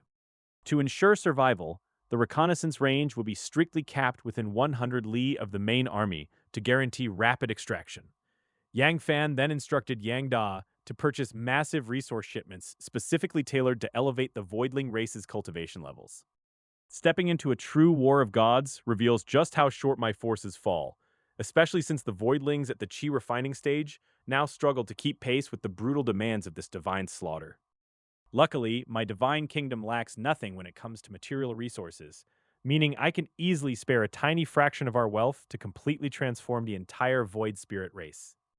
By leveraging corpse pills in a proxy war, standard demigod divine kingdom cores are falling right into my hands, giving me more than enough raw material to cultivate my troops. Hearing my plan, Ling Shuzi drops to her knees without a single second of hesitation, swearing her entire existence and the future of her race to my service forever. I let a small smile slip past my lips before quickly reining it in, making it clear to her that I care far more about battlefield results than empty flattery. I remind her that my investments require returns, and while I will personally help her ascend to true godhood, I demand undeniable victories on the divine battlefield in exchange. She nods with complete conviction, fully understanding that no one hands out charity for free, and vowing that her people will prove their worth through unmatched reconnaissance. With the alliance sealed, I turn my attention back to the massive tactical light screen displaying the sprawling enemy territory and order an immediate escalation of our invasion. I command Yang Shi to drive our zombie army deeper into enemy lands, infecting as many Angel Clan believers as possible to swell our ranks from the inside out. The rest of our columns double their advance speed, utilizing heavy mechanical war puppets and towering intelligent Gundams to carve a bloody path through the vanguard. I also order our internal supply lines to ramp up war material production, placing top priority on churning out more intelligent Gundams to keep our frontline casualties to a minimum. Yang Da grins widely and reports that he has already added 2 extra production lines, ensuring we can easily replace all frontline losses while rapidly expanding our reserves. Reader, the sheer stupidity of a hundredfold evolutionary multiplier means our war machine actually profits from fighting, turning a brutal war of attrition into an absolute economic juggernaut. Our daily material consumption barely scratches a fraction of the Divine Kingdom's total output, leaving the opposing angel gods completely blind to our infinite manufacturing capacity. Pulling my consciousness back to the real world, I note that full-scale wars between true gods take ages to resolve, with our forces having only just breached the outer angel defenses.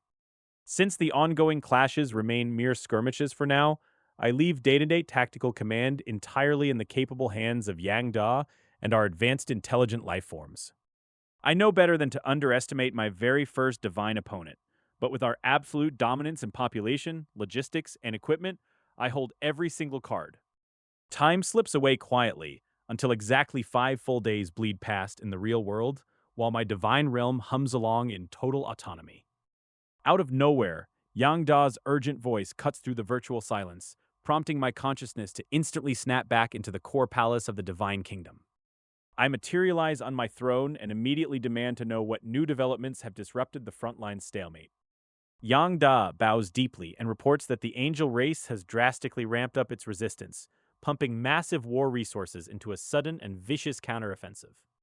He warns that Yang Shi's zombie contamination plan has hit a wall because the enemy somehow deployed masses of virus antidotes, temporarily freezing our infection rate in its tracks. With the front lines finally stabilized, I release a pent-up breath and cast my mental awareness outward to sweep across the entire battlefield through my believers. My forces have already sliced deeply into the angelic kingdom, seizing roughly 1/5 of their total territory at a pace that completely shatters my expectations. I nod in quiet satisfaction at the sheer momentum of our advance, wondering what could possibly warrant an urgent interruption right in the middle of a sweep. Yang Da's face beams with uncontrollable excitement as he makes contact, blurting out that a dark web auction has just listed a pair of top-tier S-class buildings. These aren't just any ordinary finds, because the dark web is offering 2 top-tier S-class infrastructure buildings in a rare one-time blind bidding model. My eyes instantly light up at the news, and I wave my hand to command the exact specifications to be projected directly onto a giant virtual light screen. The Danling realm emerges as a unique resource-based building that creates its own pocket dimension, covering 1% of the total area of the Divine Kingdom. Packed with rich spiritual energy and top-grade celestial furnace fire, this realm supercharges pill refining efficiency by boosting the success rate by 500%. Long-term residence inside the realm subtly enhances an alchemist's comprehension, giving them the rare power to improve existing formulas and invent brand new pills.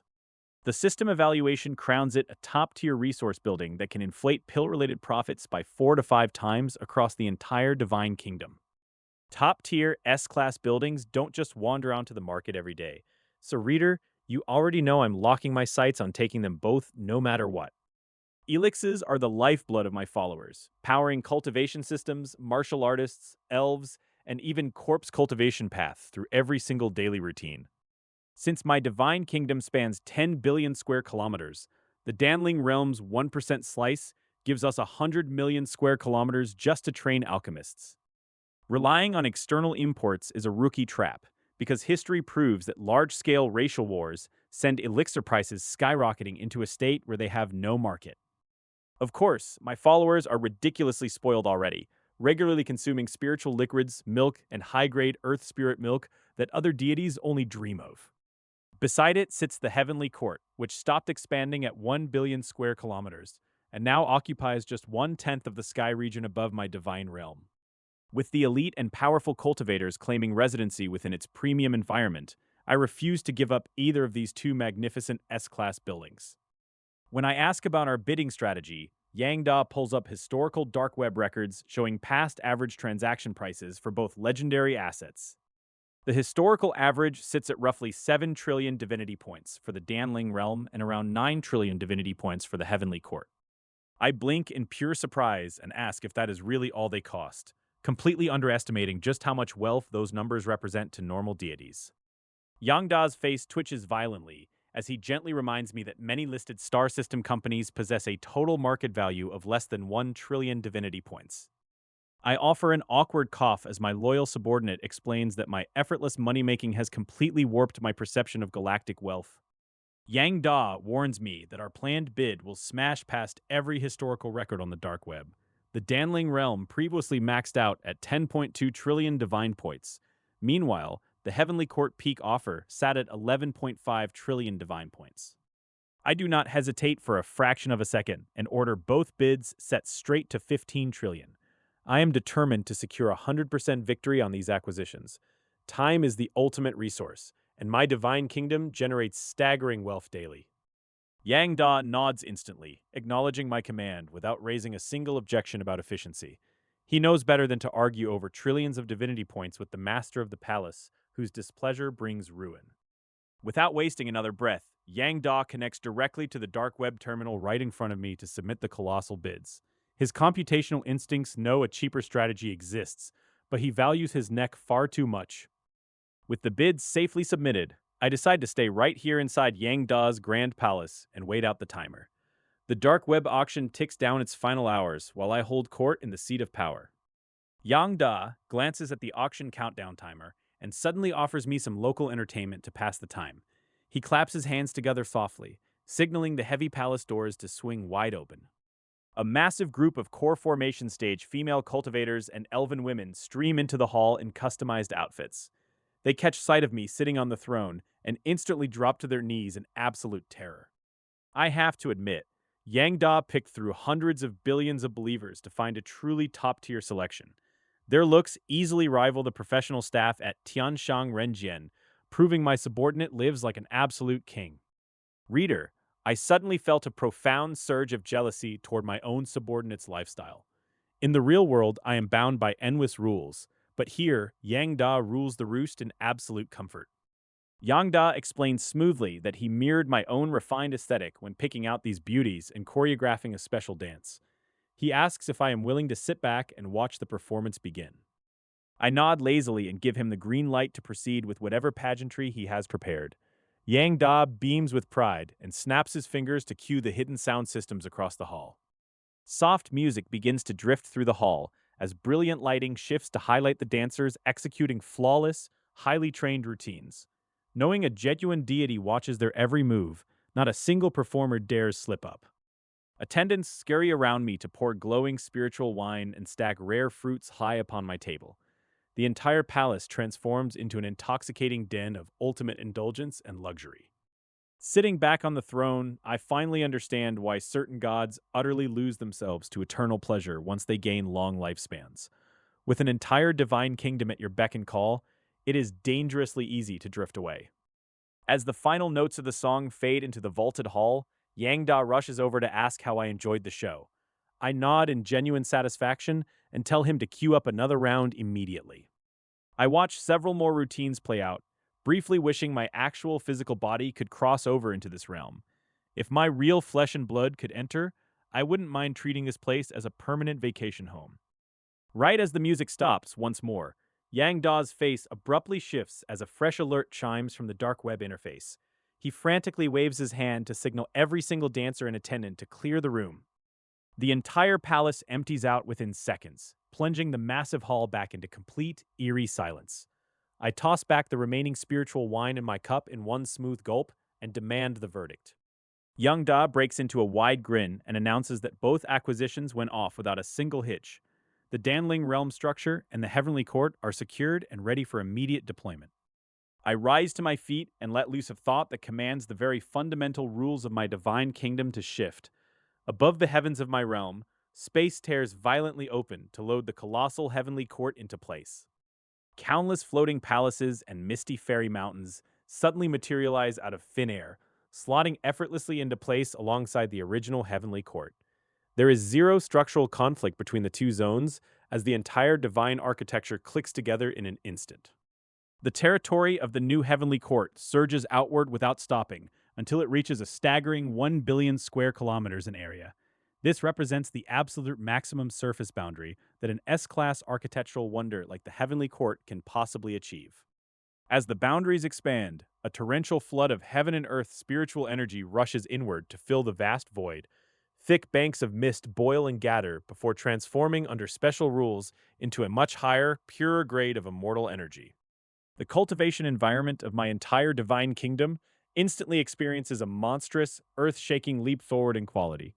Even the mortal believers living down in the technologically advanced cities feel the shift immediately and stare up in absolute reverence. Believers flood the plazas and streets, dropping to their knees in unison to pour out their fervent gratitude to the skies above. They chant heartfelt prayers, thanking me for my boundless blessings and wishing their God an eternity of infinite life. With the heavenly court fully loaded and stabilized, I slowly raise my right hand and press downward into the empty air. Instantly, the space hovering high above the divine realm begins to fluctuate and warp with violent, visible tremors. A giant transparent sphere measuring over 100 kilometers across slowly breaches the spatial rift to float quietly like a miniature star. Its reddish outer wall reveals a dense internal starlight, looking like an entirely independent planet parked right in my sky. This is the S-class building known as the Danling Realm, which operates as an independent small world rather than taking up land space. Using my divine authority, I command every single alchemy tower in the Heavenly Court to transform into streaks of light and plunge directly into it. Dozens of working alchemists are swept up right alongside their equipment and pulled straight into the interior of the floating realm. As the first wave of practitioners crosses the threshold, the true face of this S-class manufacturing wonder finally reveals itself to me. This standalone dimension is completely saturated with rich, potent, fire attribute spiritual energy from end to end. The distant mountains wear fiery red foliage instead of green, and the winding rivers constantly vent billowing heat instead of flowing with cold water. The moment our alchemists step inside, they feel a deep, soothing comfort wash over every inch of their bodies and minds. Fire attribute energy actively pours into their meridians, running several times faster and clearing away years of stubborn mental blocks in seconds. Reader, I love it when a logistical upgrade actually works without 20 hidden catches attached to the fine print. After taking a quiet moment to observe their ecstatic reactions, I withdraw my gaze and prepare to address the entire workforce directly. An incomparably majestic voice suddenly resounds across every corner of the fiery Danling realm to address my hardworking believers. I tell them that I have watched their tireless dedication to alchemy and development for thousands of years without missing a single effort. I formally bestow the Danling realm upon them as a permanent sanctuary, equipped with heaven and earth furnace fire to hone their craft. The moment my final sentence echoes away, the entire realm plunges into a stunned silence before erupting into tearful shouts of pure joy. Alchemists drop to their knees by the hundreds, sobbing openly as they realize their grueling efforts have finally been seen and rewarded by the gods. They cheer wildly at having their own sacred cultivation ground free from the constraints of outside factions.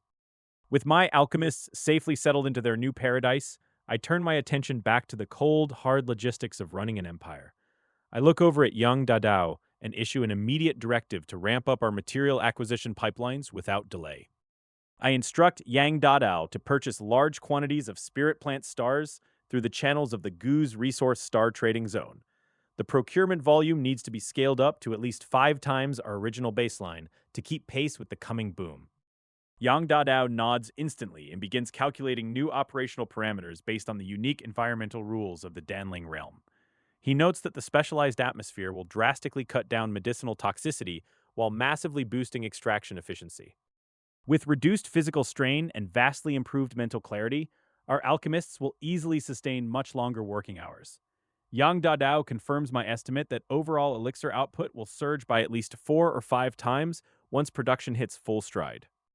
I order Yang Dadao to ensure our supply lines remain utterly bulletproof while these alchemists push their output to the limit.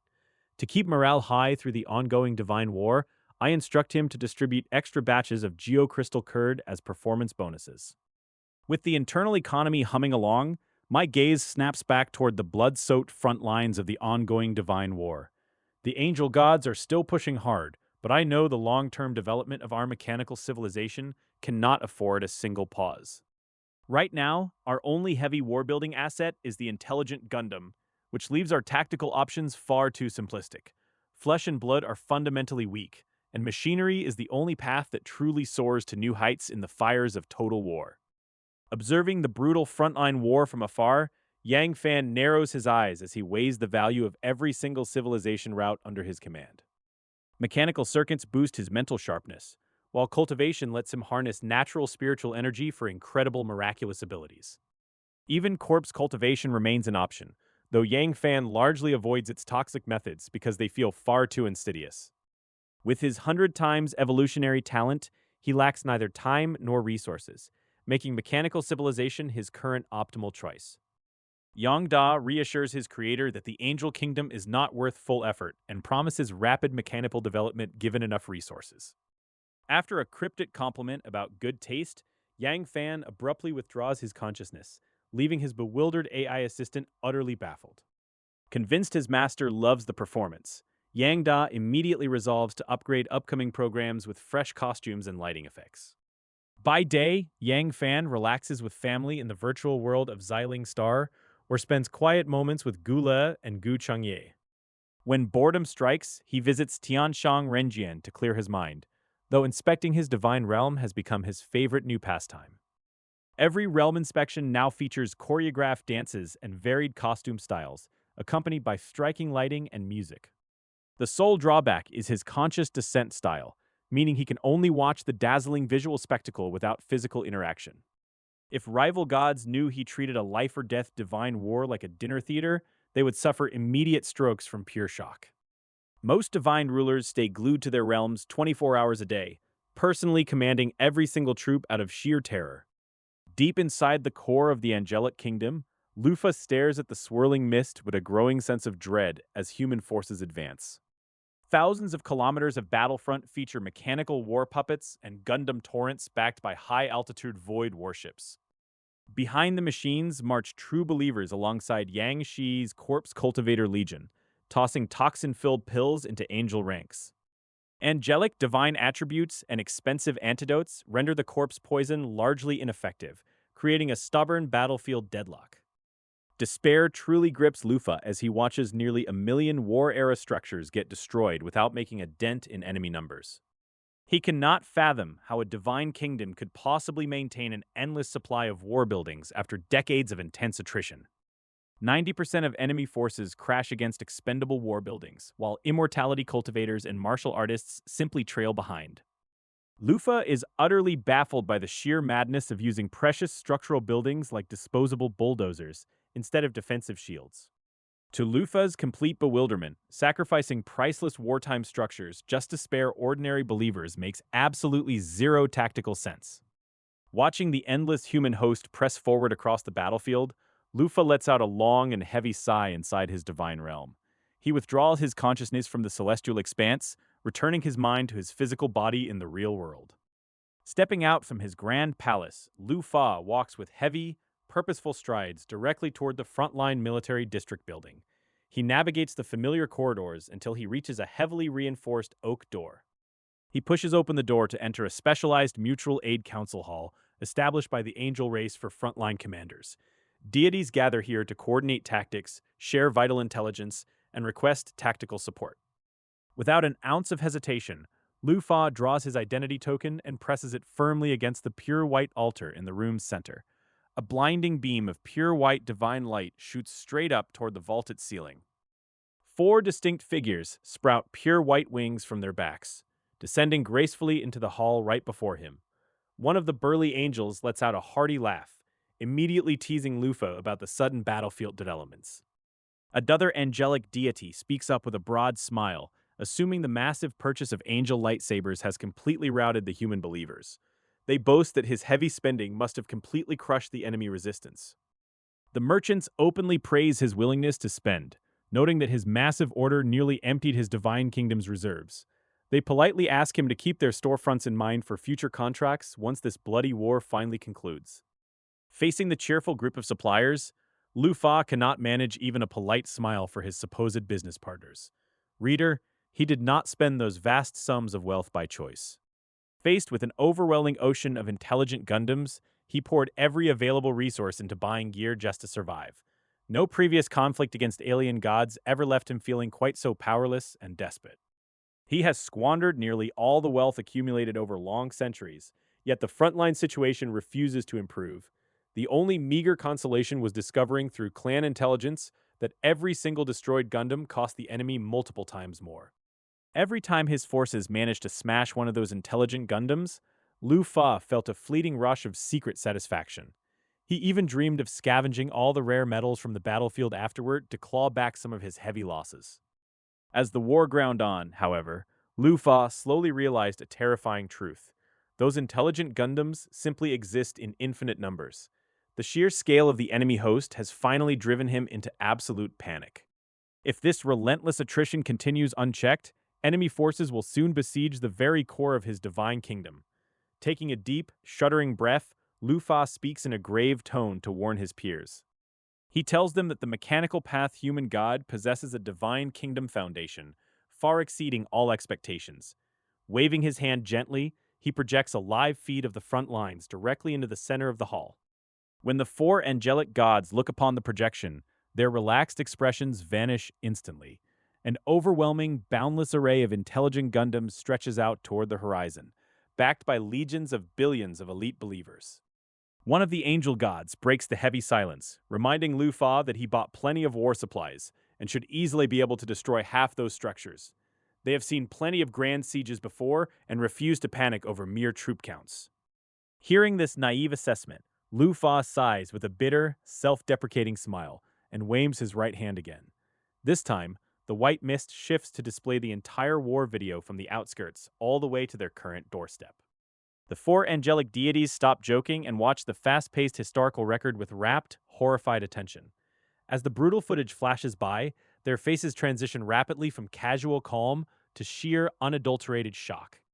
After a long and heavy silence, one of the gods exhales a stale breath and laments the legendary wealth of mechanical path humans. Another angel god twitches his lips, noting that the enemy has casually incinerated over 500 billion divinity points along the way. When asked if he holds some ancient, mortal grudge with this madman, Lu Fa shakes his head and insists he only took this post 300 years ago. He has never fought human gods or carelessly leaked his kingdom coordinates.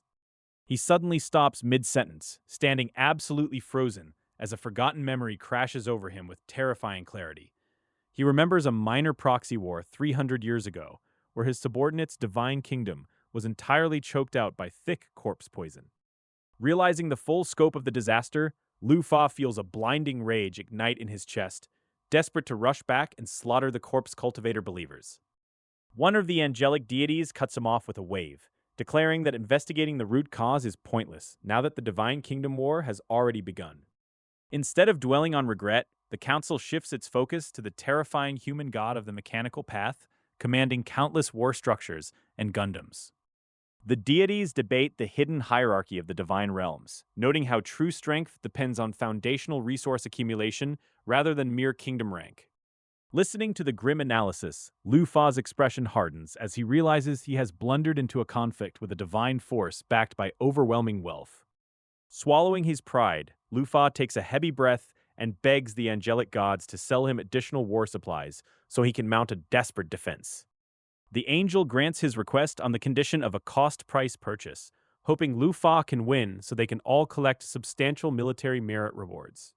Offering a brisk nod of thanks, Lu Fa turns on his heel and storms out of the chamber without a single backward glance, leaving the council behind. Watching him leave, the remaining angel gods sigh in quiet pity, knowing his exposed coordinates make peace impossible even if he survives this onslaught. When one deity asks if they should intervene should the mechanical enemy reach Lu Fa's core, an uneasy silence immediately settles over the group. They weigh the frontline rules against the massive danger of linking their own divine coordinates and exposing their kingdoms to a predatory enemy. Unwilling to drag his own domain into the crossfire to bail out a peer, another angel flatly refuses to take such a catastrophic gamble on a doomed ally. Left with no good answers, the gathering falls back into a heavy silence, realizing that none of them dare risk becoming the enemy's next target. Lamenting the harsh reality of divine class divides where even immortality cannot escape privilege, the angel transforms into white light and dissipates. Out in the corridor, Lu Fa stumbles and curses his own stupidity for exposing his battlefield details to fellow gods who cared more for self-preservation. Reader, he realized too late that he had signed his own death warrant by panicking, but he quickly pivots from regret to raw, unadulterated survival mode. Vowing to save himself at all costs, he decides to secure massive loans by pawning his companies, resources, industries, and even his own flesh and blood. Driven by the sheer terror of falling from his hard-won godhood after centuries of struggle, he insists that he refuses to die here without a fight. Returning entirely to his residence, Lu Fa stands motionless as a cold, predatory madness overtakes his mind and erases every remaining trace of reason. Unbeknownst to the frantic god consumed by his desperate will to live, a creeping wisp of pitch-black corruption silently stains the base of his pure wings. The divine kingdom is locked in a fierce war against the angelic gods, but Yang Fan feels completely at ease as his forces smash through enemy defensive lines. Watching the angelic believers retreat in utter defeat, a faint smile touches his face while he brushes off their supposed might. Before this campaign began, Yang Fan made thorough preparations for every worst-case scenario, expecting a brutal grind for resources. However, once the first shots were fired, he quickly realized he had grossly overestimated the cost of waging a war of this scale. Thanks to his sss-level evolutionary talent, his divine kingdom's development speed has completely shattered the understanding of normal gods. The resources consumed by his frontline war buildings each year are vastly eclipsed by the raw wealth his empire continuously produces. As the conflict drags on, his divine kingdom grows stronger rather than weaker, with new believers breaking through ranks and fresh war buildings constantly coming online. The front lines simply cannot burn through his resources faster than his absolute growth rate generates them. Tactical brilliance, ambushes, and elaborate enemy luring schemes have become entirely obsolete because he can just push forward with sheer industrial might. Mechanical war puppets crush enemy holdouts, intelligent Gundams clear paths, and void warships rain down absolute long-range suppression. Reader, he is basically beating down the front door with a bulldozer made of platinum and calling it a tactical masterclass. Whatever gets smashed on the front lines is instantly reproduced, because the total expenditure amounts to less than 1% of his daily generated wealth. Looking back at his demigod days, he remembers needing loans, pinching every copper, and cutting corners just to keep his fledgling kingdom afloat. To save precious costs, he even resorted to corpse cultivation, turning living believers into shambling zombies to squeeze out cheap combat power. Back then, every single divinity point had to be spent with agonizing care because each choice determined whether his realm lived or died. Today, he rules a domain where all things bend to his will, proving that money can forge divine weapons and pave the golden road to heaven. Other gods might spend trillions of divinity points fighting for a single divine kingdom core and call the venture an absolute financial disaster. But reader, that is only because they are operating on a lemonade stand budget, while Yang Fan is running the entire interstellar mint. Once your resource pool hits a certain astronomical tier, 99% of your problems politely pack up and leave the chat. A single grain of gold in times of poverty is worth more than 1,000 schemes, and even the richest worldly kings are mere pawns in his palm. The war between divine kingdoms has fundamentally shifted from a delicate contest of wisdom and strategy into a blunt clash of raw resources and foundations. Sometimes the world is deeply ironic, rewarding those who take a laissez-faire approach while crushing those who sacrifice everything. Inside the ultra-exclusive black and gold private room at Tianxiang Renjian, heavenly fragrance fills the air as melodious music gently begins to play. Dozens of human female demigods execute a meticulously trained, graceful dance in the center of the hall, right as Yang Fan ordered. Some staff members handle the melodic instruments, while others stand ready to pour fine spiritual wines and cater to his every whim. Precious wines exude rich spiritual energy, filling the entire private room with a subtle, intoxicating fragrance that screams top-tier entertainment. Every staff member here is a demigod of exceptional appearance and refined temperament, earning their elite reputation.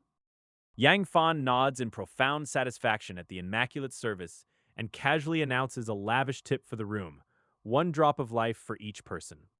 The eyes of every single woman in the hall light up instantly at the reward because tips from wealthy customers are a massive deal.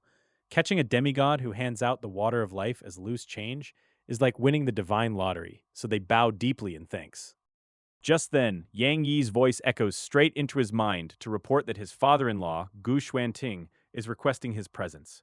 Snapping his fingers lightly, Yang Fan unleashes a wave of divine power that drops a cool 2 million faith points into every staff member's account. The women bow respectfully once again, absolutely thrilled by the sudden windfall before Yang Fan dissolves his avatar in a flash of light. Following the precise coordinates left by Gu Xuanting, Yang Fan's consciousness instantly descends into a quiet courtyard within the Gu family estate. Pushing open the wooden door, Yang Fan spots Gu Xuanting sitting calmly at a stone table, leisurely brewing tea amidst swirling white mist. Yang Fan immediately steps forward, clasps his hands, and greets him respectfully, acknowledging the summons from his father-in-law. Gu Xuanting looks up with a calm smile, telling him to sit down and share a pot of freshly brewed tea in the tranquil courtyard. Gu Xuanting sets his teacup down with a quiet clink and fixes me with a piercing stare, reminding me of our familial ties. He acknowledges that my choice to stay at the villa rather than run to the front line is smart, but warns me that I am still far too young. The elder's friendly demeanor vanishes completely as he brings up my recent aggressive recruitment campaigns on the front lines. He points out that wiping out over 40 alien demigod kingdoms every single month is an insane level of risk for anyone to take. I stare back at him in genuine confusion, wondering if my divine contracts have somehow triggered anger among rival deities. But Gu Xuanting laughs in sheer disbelief at my apparent failure to grasp the actual danger threatening my entire divine domain. He explains that the frontline battlefield is so unimaginably vast and crowded with demigods that even signing hundreds of contracts simultaneously wouldn't draw any official ire. That is not the real threat keeping him awake at night. The true danger lies in the security of my divine kingdom coordinates, he warns, slamming the brakes on my merit farming strategy. If those subordinate gods fall in battle and their cores are captured, alien races could easily deduce my exact location. I twitch my lips in silent acknowledgement, knowing he is only trying to protect me out of genuine family concern.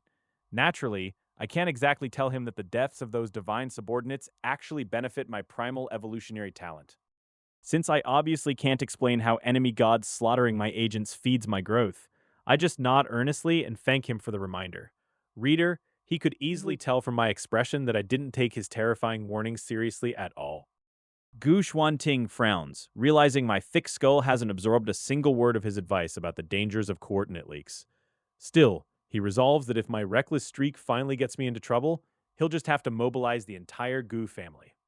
He abruptly changes the subject, asking if I've really poured 200 trillion divinity points into setting up the newly minted Yang group.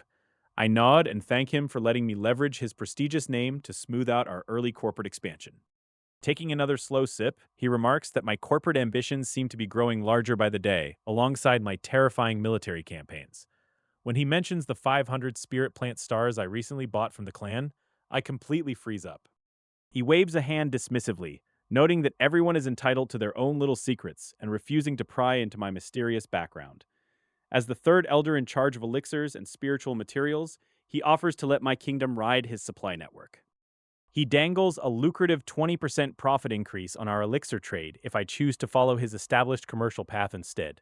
I nod eagerly and thank my generous father-in-law, glad to secure such a massive tailwind for our corporate growth.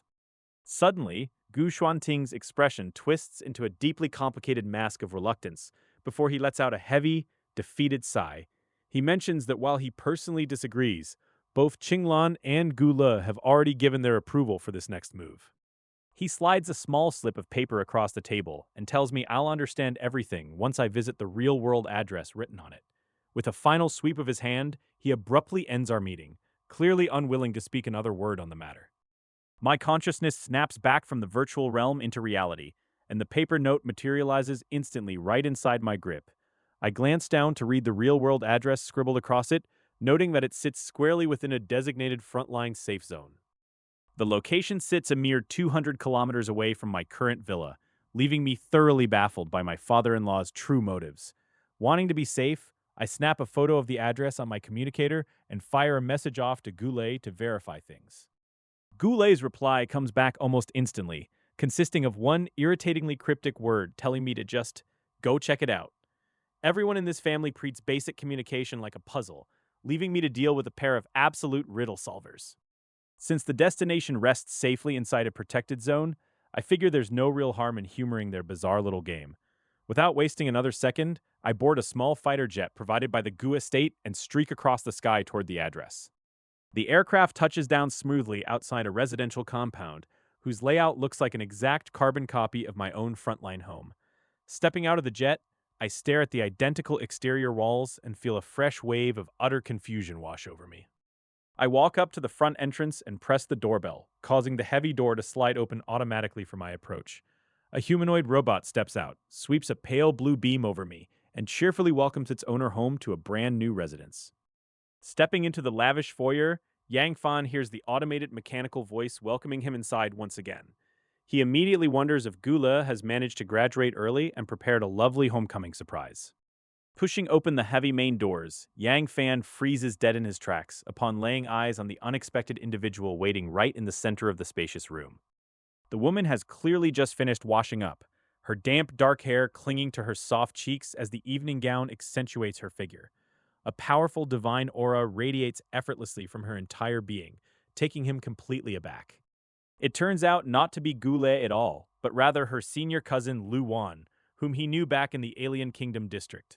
Having graduated to the front lines and attained godhood fits her elite status, yet seeing her here orchestrated by Gu Xuanting feels deeply suspicious. Coughing lightly, Yang Fan instinctively takes a half step back and addresses her by name, while asking if some terrible mistake has occurred. Given her past attempts to seduce him and her formidable family background, he wants zero part in any chaotic love triangles. Lu Wan refuses to back down an inch, offering a slight smile as she notes that his old title is no longer fitting for his station. She smoothly addresses him as my lord, closing the distance between them in the blink of an eye. Moving faster than half a breath, she reaches out to wrap her arms around his neck in an impossibly familiar gesture. Yang Fan instinctively blocks the advance, his palm striking her arm and releasing a measured burst of physical force. A sharp cry escapes Luan's lips as her face drains of color and she begs him to be gentle with her. Startled by her sudden frailty, Yang Fan instantly drops his hands and apologizes for the heavy impact. Massaging her aching limb, Lu Wan shows absolute wonder instead of anger at his absurd physical strength. She praises him as a peerless genius whose body easily surpasses her own martial cultivation, leaving him standing there rubbing his nose in awkward confusion.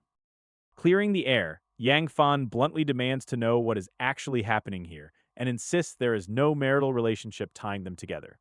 Lu Wan simply blinks and asks why a formal contract cannot be signed to effortlessly resolve the entire issue. She matter-of-factly explains that Aunt Qinglan and cousin Gula have already given their full blessing to the arrangement. Without waiting for his protests, she invites him to step inside and partake in the meal she has carefully prepared. Executing a standard upper-class welcoming ceremony with absolute elegance and restrained grace, she lowers her skirt and bids him enter. Yang Fan sweeps his mental energy across the entire villa, confirming not a single soul lurks nearby before lowering his guard. Stepping inside, he finds a long dining table laden with crystal-clear spiritual fruits, steaming delicacies, and jars of potent wine that could invigorate any spirit. Reader, he did not just trust the spread blindly. His fourth-level intelligent life mental powers scanned every single atom. With his upgraded mental strength, capable of analyzing matter down to its very structure, he confirms the feast is completely safe. Only after assuring himself that the meal lacks any hidden surprises does he finally take a seat at the table. Lu Wan slides a formal document across the table and urges him to review its contents carefully. As his eyes scan the pages, his expression shifts from casual curiosity to profound astonishment. The document lays out a comprehensive master plan for the future expansion of the Yang Group across the entire Human Federation. It details step-by-step strategies covering network channels, capital operations, resource integration, and listing pathways starting straight from Xiling Star. Lu Wan explains that the Lu Group holds shares in over 80% of major Federation enterprises and dominates resource channels across thousands of inhabited planets. While his 2 trillion divine points bought capital accumulation, his company completely lacks government relations and industrial layout. Leaning in close enough to whisper directly into his ear, she reveals that her mother has prepared a staggering dowry of 100 trillion divinity points and 50 million military merits. She promises that the Lu Group will pave the way for every merger, financing round, and sales channel his company needs. Hearing of such an absurdly generous dowry, Yang Fan lets out a hearty chuckle and asks if he should also prepare a proper bride price. Without missing a beat, he reaches out to slip his arm around her slender waist. Tapping his toes to slide his seat backward, he pulls a completely flustered Luan straight into his embrace. Her fair cheeks instantly burn bright red, the blush rushing all the way to the tips of her ears as she stumbles over her words. Murmuring softly against his chest, she admits that her surname is Lu, and her family lacks for nothing because he was the prize she wanted all along. She shyly adds one final condition, that any future children must receive at least 10% of the Yang Group shares, her voice trailing off into silence. Yang Fan holds the woman close and decides he has absolutely no reason to turn down this offer. The Gu family has already given their blessing, practically delivering a relationship straight to his doorstep. After all, getting both benefits and a stunning girl at the exact same time is a deal no one passes up. As the adult saying goes, living off a woman just keeps tasting better the longer you do it. Glancing down at the lavish spread of food laid out on the table, he abruptly loses all interest in eating. He gently scoops up Lu Wan in his arms and carries her straight toward the staircase. Intelligent robots slide the doors open well in advance to clear their path through the sprawling estate. Stepping into the master bedroom, they find the space cast in a moody, dim glow and heavily scented with floral aromas. Pale red petals are scattered across the massive bed, showing meticulous preparation.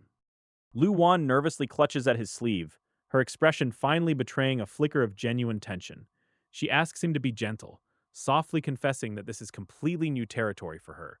Naturally, this catches him off guard since her reputation precedes her across the campus. He asks how someone known as a prominent socialite at Taichu Academy could possibly claim such a thing. After all, everyone knows she maintains a massive network of connections and close male friends across all colleges. She immediately grows anxious at his skepticism and scrambles to defend her reputation. She insists that her busy social calendar has strictly been about building crucial professional connections. Anyone capable of entering Taichu Academy is bound to become a major player in the Federation's elite circles. Making those alliances early on is simply smart strategy rather than personal frivolity. She adds that her very first time has to command an impressive price because men value such milestones. Hearing this bold justification draws an amused smile from him as he listens to her reasoning. He remarks that women from prominent families like her certainly share one very obvious trait.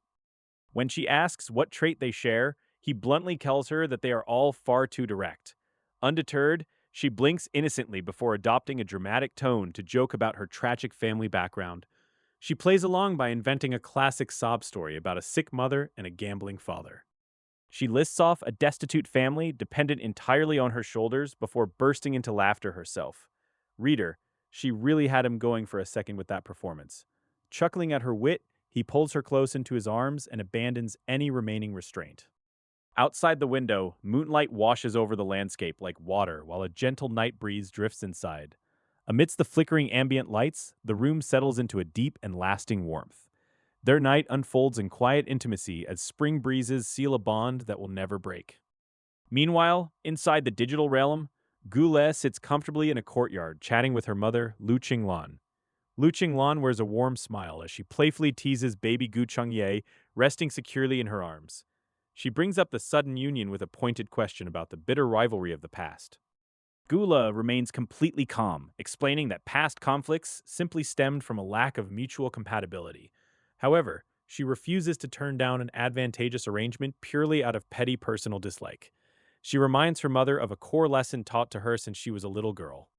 In the eyes of a shrewd merchant, everything is negotiable as long as the profit margin is high enough. Relying solely on the Gu family would leave the Yang group stranded in the Zhanbian Star region for millennia. Expanding into a dominant Federation-wide conglomerate would otherwise take tens of thousands of years. Lu Qinglan nods in agreement before raising valid concerns about Lu Wan's formidable background and ambitions. She asks if Gu Le worries about her own position and interests being compromised by this powerful new alliance. Gu Le gently shakes her head, entirely confident in her own judgment of character.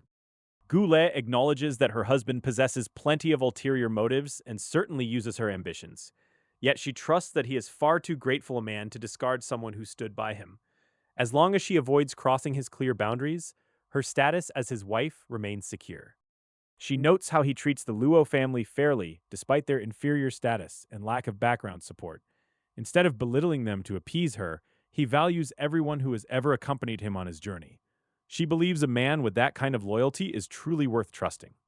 Following her mother's timeless advice, she knows a person must maintain a broad and ambitious vision. Rather than fighting over a tiny slice of cake, the goal is always to make the entire cake bigger. The massive resources behind Lu Wan will propel the Yang group to unprecedented heights.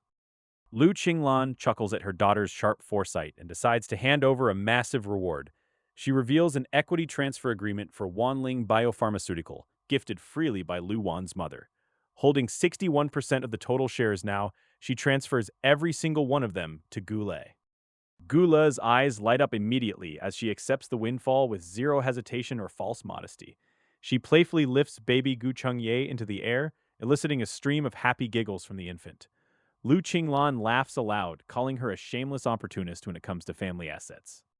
Time slips away quietly until the first rays of morning sunlight pierce through the villa's exterior glass. The intelligent blackout panels automatically adjust to soften the harsh glare into a comfortable indoor glow. Lu Wan sleeps soundly in Yang Fan's arms as a brand new day finally begins. Lu Wan wakes up instantly with her deity senses, catching the slightest twitch of my lips right as I stare down at her sleeping form.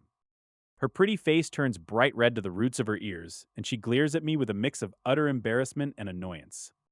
I spread my hands in pure innocence, reminding her who insisted all last night that her physical condition was completely fine. She tells me to get lost and gives me a weak little push that has zero force behind it, acting more like a pampered wife being coquettish. After we wash up and change, an intelligent robot greets us in the living room with a graceful bow and a cheerful marriage blessing.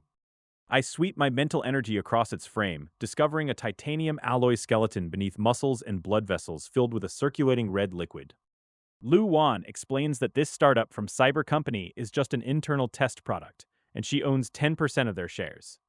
She offers to send a batch over for my parents, since the units come packed with top-tier medical, health, diet, and combat assistance chips. I accept without ceremony, and after breakfast, we strap on virtual helmets to drop straight into the digital expanse of Zealing Star. Our consciousness lands not at the corporate headquarters, but right inside my parents' villa, where my family and executives are gathered. I introduce Lu Wan to my parents, to Luo Ro and Luo Bing, who have been with me since Yang County, and to General Manager Ma Yu. Lu Wan steps forward naturally, bowing with flawless elegance to my parents and politely introducing herself as she presents her greetings. She waves her hand to summon electronic equity agreements, handing Zhanbian Xingyu science and technology stock over to my father. She transfers ownership of the largest department store on Pluto and 5% of Heilaolao shares directly to my shopping-loving mother. Turning to Luo Ro, Lu Wan asks if her divine kingdom has fully recovered after being devastated by an alien demigod's brutal assault. Luo Ro stammers out a greeting, and Lu Wan immediately donates 4.9% of Jinhai Pharmaceutical shares to secure her medical care. She even remembers young Cheng Ro, casually dropping a 100% equity stake in a large chain toy company for the boy. Luo Bing forces a tight smile and greets her, but her heart is churning as she realizes just how completely this new bride dominates the room. Without showing an ounce of force, Lu Wan donates a brand new library to Tianhua University under Luo Bing's name to honor her alma mater. Luo Bing freezes completely and shoots frantic, pleading glances at me, entirely overwhelmed by this casual display of absolute dominance. I step in with a smile, patting Lu Wan's shoulder and telling her that the thought alone is more than enough for everyone here. I tell her and Ma Yu to head upstairs to handle company business, reminding everyone that we need to prioritize developing our divine kingdoms. As the heavy footsteps fade toward the second floor meeting room, the remaining immortals in the living space finally catch their breath. The sheer, suffocating pressure of a true divine powerhouse had them all frozen in place. Sun Rong narrows her eyes at her son and immediately demands to know if his first wife, Le will tolerate this sudden addition. Marrying a daughter of the Gu family is one thing, but bringing in a Lu heir is playing with fire. Yang Tianxin lets out a booming laugh and declares that his boy has mastered the art of living off wealthy women. Reader, he did not survive that joke for even another second before his wife brought down righteous fury. A resounding slap echoes through the room as Sun Rong corrects his phrasing with extreme prejudice. She insists her boy is simply too lovable, and that these powerful wives are merely feeding him solid food. Panicking under her gaze, Yang Tianxin scrambles to agree before babbling incoherently about hard rice bowls. Sun Rong grabs him by the ear and marches him straight into the kitchen to test the dishes. Turning back to her son, Sun Rong softens her tone and reminds him never to forget his humble roots. She warns him that Luo Ro and Luo Bing have walked this path with him and must never be cast aside. Luo Ro nervously tugs at Sun Rong's sleeve while her voice trembles with pure shock. She stammers out that the pharmaceutical company shares Lu Wan handed her are worth a cool 2.8 billion divine points. Even a listed toy company gifted to Cheng Ro on a distant life planet sits at a staggering 200 million divine points. She realizes these ancient noble houses simply do not comprehend the concept of a modest present. Overwhelmed by the sheer absurdity of the bounty, Luo Ro half-seriously contemplates marching upstairs right now. She is ready to drop all dignity and scream, "Dear sister," at Lu Wan at the top of her lungs. Over on the other side of the room, Luo Bing's smartwatch vibrates with an official notification from Tianhua University. She reads that she is now the proud honorary donor of a brand new, modern, comprehensive library. She mutters to herself in disbelief as she realizes her once prestigious alma mater has basically become a diploma mill. Every shred of her personal pride vanishes instantly, because this is a gap no amount of hard work can bridge. Up in the second floor boardroom, Ma Yu sits straight as a board while wiping away rivers of cold sweat. The business tycoon who once terrified debtors is currently praying for a merciful execution. He stammers out promises to immediately rectify every single flaw the intelligent life system just exposed. Ma Yu knows all too well that getting blacklisted by the Lu family means absolute ruin for anyone in finance. In a mere 10 minutes, Lu Wan calmly dissects dozens of fatal errors in the Yang Group's capital allocation and equity. Every single demand she makes is so razor-sharp and precise that he is left completely speechless. Lu Wan closes her files with a soft click and tells him to direct any further operational questions straight to her AI. She casually drops the detail that her family owns entire inhabited star systems in this war-torn sector. Swallowing a massive lump in his throat, Ma Yu nods furiously and accepts every condition without a murmur of protest. The sheer terrifying aura radiating from a direct Lu family descendant is simply impossible to fight. Lu Wan taps her fingers lightly against the table and brings up his personal resume with icy precision. She notes that his former company Elephant Loan peaked at a modest 10 billion divine points. She bluntly reminds him that with his background, he is fundamentally unqualified to run the Yang Group as general manager. If not for Yang Fan's personal batting, she would have shipped in a 9th-level AI manager instead. Every single tap of her finger feels like a physical blow landing directly on Ma Yu's racing heart. He sits frozen with his head bowed low, completely terrified to utter a single word in his own defense. Shifting to a slightly gentler tone, Lu Wan acknowledges that since her husband trusts him, she will let the appointment stand. However, she makes sure to draw a very firm boundary regarding his place in the new hierarchy. She instructs him to remember that his connection to Yang Fan is fundamentally a master-servant dynamic, rather than a standard job. Ma Yu breathes a heavy sigh of relief and formally addresses her as Mistress. Ma Yu stands in the sleek meeting room of the Yang Group headquarters, feeling an immense wave of relief wash over him. Ever since Yang Fan dumped 2 trillion divine points into the company, he has felt like an absolute fraud sitting in the general manager chair. His own elephant loan firm was tiny compared to the colossal might of the Human Federation, and he knew his virtue didn't match his position. Now that Lu Wan has officially confirmed his place, he would gladly bark like a dog for a master standing at humanity's pinnacle. Lu Wan steps away from the conference table, leaving Ma Yu to his newly solidified devotion as she strides out into the spacious lobby downstairs. She reflects on the sheer audacity of her new husband, walking into a high-level corporate takeover entirely alone. Down in the lobby seating area, Yang Fan lounges comfortably on the sofa like a king holding court, completely unbothered by corporate stress. Luo Ro sits on his left and Luo Bing on his right, creating a warm family atmosphere. Sun Rong sits nearby, carefully cutting up a rare spirit fruit for him to snack on while they chat. Meanwhile, Yang Qiaxin is still completely locked away in the kitchen, missing out on the entire scene. Lu Wan walks up to the group and cannot help smiling at the bizarre sight of a man casually neglecting a 200 trillion point asset to hang out with his family. She wonders if he genuinely trusts her completely or if he simply cares nothing for money at all. Seeing her arrive, Yang Fan flashes a bright grin and calls out to her, asking if everything is settled. Lu Wan nods smoothly, confirming that the corporate restructuring matters have been entirely resolved. Sensing the moment, Luo Bing immediately stands up from her seat to give Lu Wan room without missing a beat. Reader, you have to hand it to them. The domestic teamwork here is operating at absolute peak efficiency. Lu Wan doesn't stand on ceremony for a second, sliding right into the seat next to her husband as the family continues chatting about everyday topics.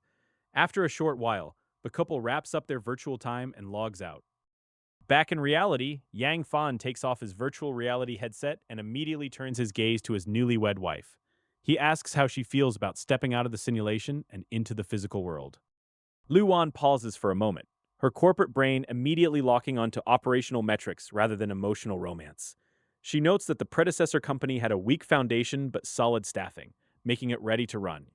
With the 2 trillion divine points he pumped in, she figures the firm won't need funding for decades, meaning Manager Ma can handle it entirely. Yang Fan sits there in total silence, wondering if he married a loving wife or an aggressive business consultant. Realizing her husband was asking about her actual impression of his family instead of the company balance sheet, Lu Wan blinks in surprise. She quickly recovers and stammers that they are all remarkably nice people. She smoothly transitions back to business, informing him that her mother already transferred 100 trillion divine points and 50 million military merits straight to her. She insists on handing them over immediately to fund his expanding divine kingdom. Yang Fan shakes his head without a moment's hesitation, telling her to keep the staggering fortune for herself. He agrees to take the military merits since they are universally useful, but flatly refuses the crushing mountain of divine points. Lu Wan freezes completely on the spot, her mind short-circuiting at the refusal of 100 trillion divine points. Born into the elite Lu group, she has only ever seen marriage treated as a cold business merger driven by mutual resource acquisition. Seeing the utter disbelief written all over her face, Yang Fan stands up and wraps his arms around her in a tender embrace. He tells her gently that the exact amount of a dowry means nothing compared to her actual attitude. He explains that 50 million military merits are plenty for his current needs, but taking 100 trillion divine points would cross a line. Accepting a fortune that large would instantly turn their marriage into a transactional arrangement. Lu Wan trembles slightly in his arms as his words sink past every layer of her corporate upbringing. She realizes he is choosing genuine affection over a god-tier financial windfall that would corrupt anyone else. Yang Fan chuckles softly, admitting honestly that he certainly didn't ignore her elite background when they first met. He acknowledges that marrying up isn't a crime, but insists he loves her for who she actually is. Looking straight into her wide, shimmering eyes, Yang Fan speaks the 3 words that shatter her entire worldview of calculated romance. He tells her softly and clearly that he loves her, sealing their bond far beyond any corporate contract. Lu Wan stood frozen in absolute shock, staring at Yang Fan as if she were laying eyes on him for the very first time. She had always imagined him as an ice-cold calculator who weighed every single move for raw profit, completely stripped of sentiment. With her face flushing a brilliant crimson, she shoved him straight out the entryway and slammed the heavy door firmly shut. Left standing in the corridor, Yang Fan blinked in puzzlement and asked what could possibly be the matter with her. A brief silence hung in the air before Lu Wan stammered that she needed time to think and told him to head back first. Nodding in understanding, Yang Fan wished her a proper rest before turning on his heel and leaving the villa behind. Back inside the room, Lu Wan crouched against the floorboards while her heart hammered frantically against her ribs. She kept questioning how this could possibly happen when she had only married him for his divine talent and sheer potential. Reader, she clearly did not think this through when she decided their entire relationship was nothing more than a mutual business transaction. Could it actually be true that he loved her? Or why else would any sane person willingly toss away a full 100 trillion divine points? She whispered softly to her late mother that she finally understood what the storybook heroines felt when they met their true protagonists. Raised in the ruthless Lu family, she had been fed a steady diet of company structures, asset allocations, and cold corporate negotiations. To her, every marriage was just a joint venture where premarital property and postmarital shares were settled before anyone even walked down the aisle. Yet Yang Fan's reckless rejection of a colossal fortune shattered every single rule she had ever been taught about human nature. Meanwhile, Yang Fan sat inside the returning aircraft in a genuinely fantastic mood, humming a cheerful little tune to himself. He chuckled at how effortlessly the social butterfly had crumbled under a little bit of casual flirting, proving she was entirely all talk. Pocketing another 50 million military merits for his trouble, he calculated he could easily afford a top-tier S-class building now. Returning to the Gu family villa, he closed his eyes and let his consciousness plunge straight down into his vast divine realm. His form materialized within the magnificent golden temple, just as the frontline war drums began to thunder across his domains. Countless angelic believers threw themselves in a suicidal charge against the bristling line of intelligent Gundams holding the perimeter. To his utter surprise, the pristine white wings of the charging angels had turned jet black while strange corruption crawled across their skin.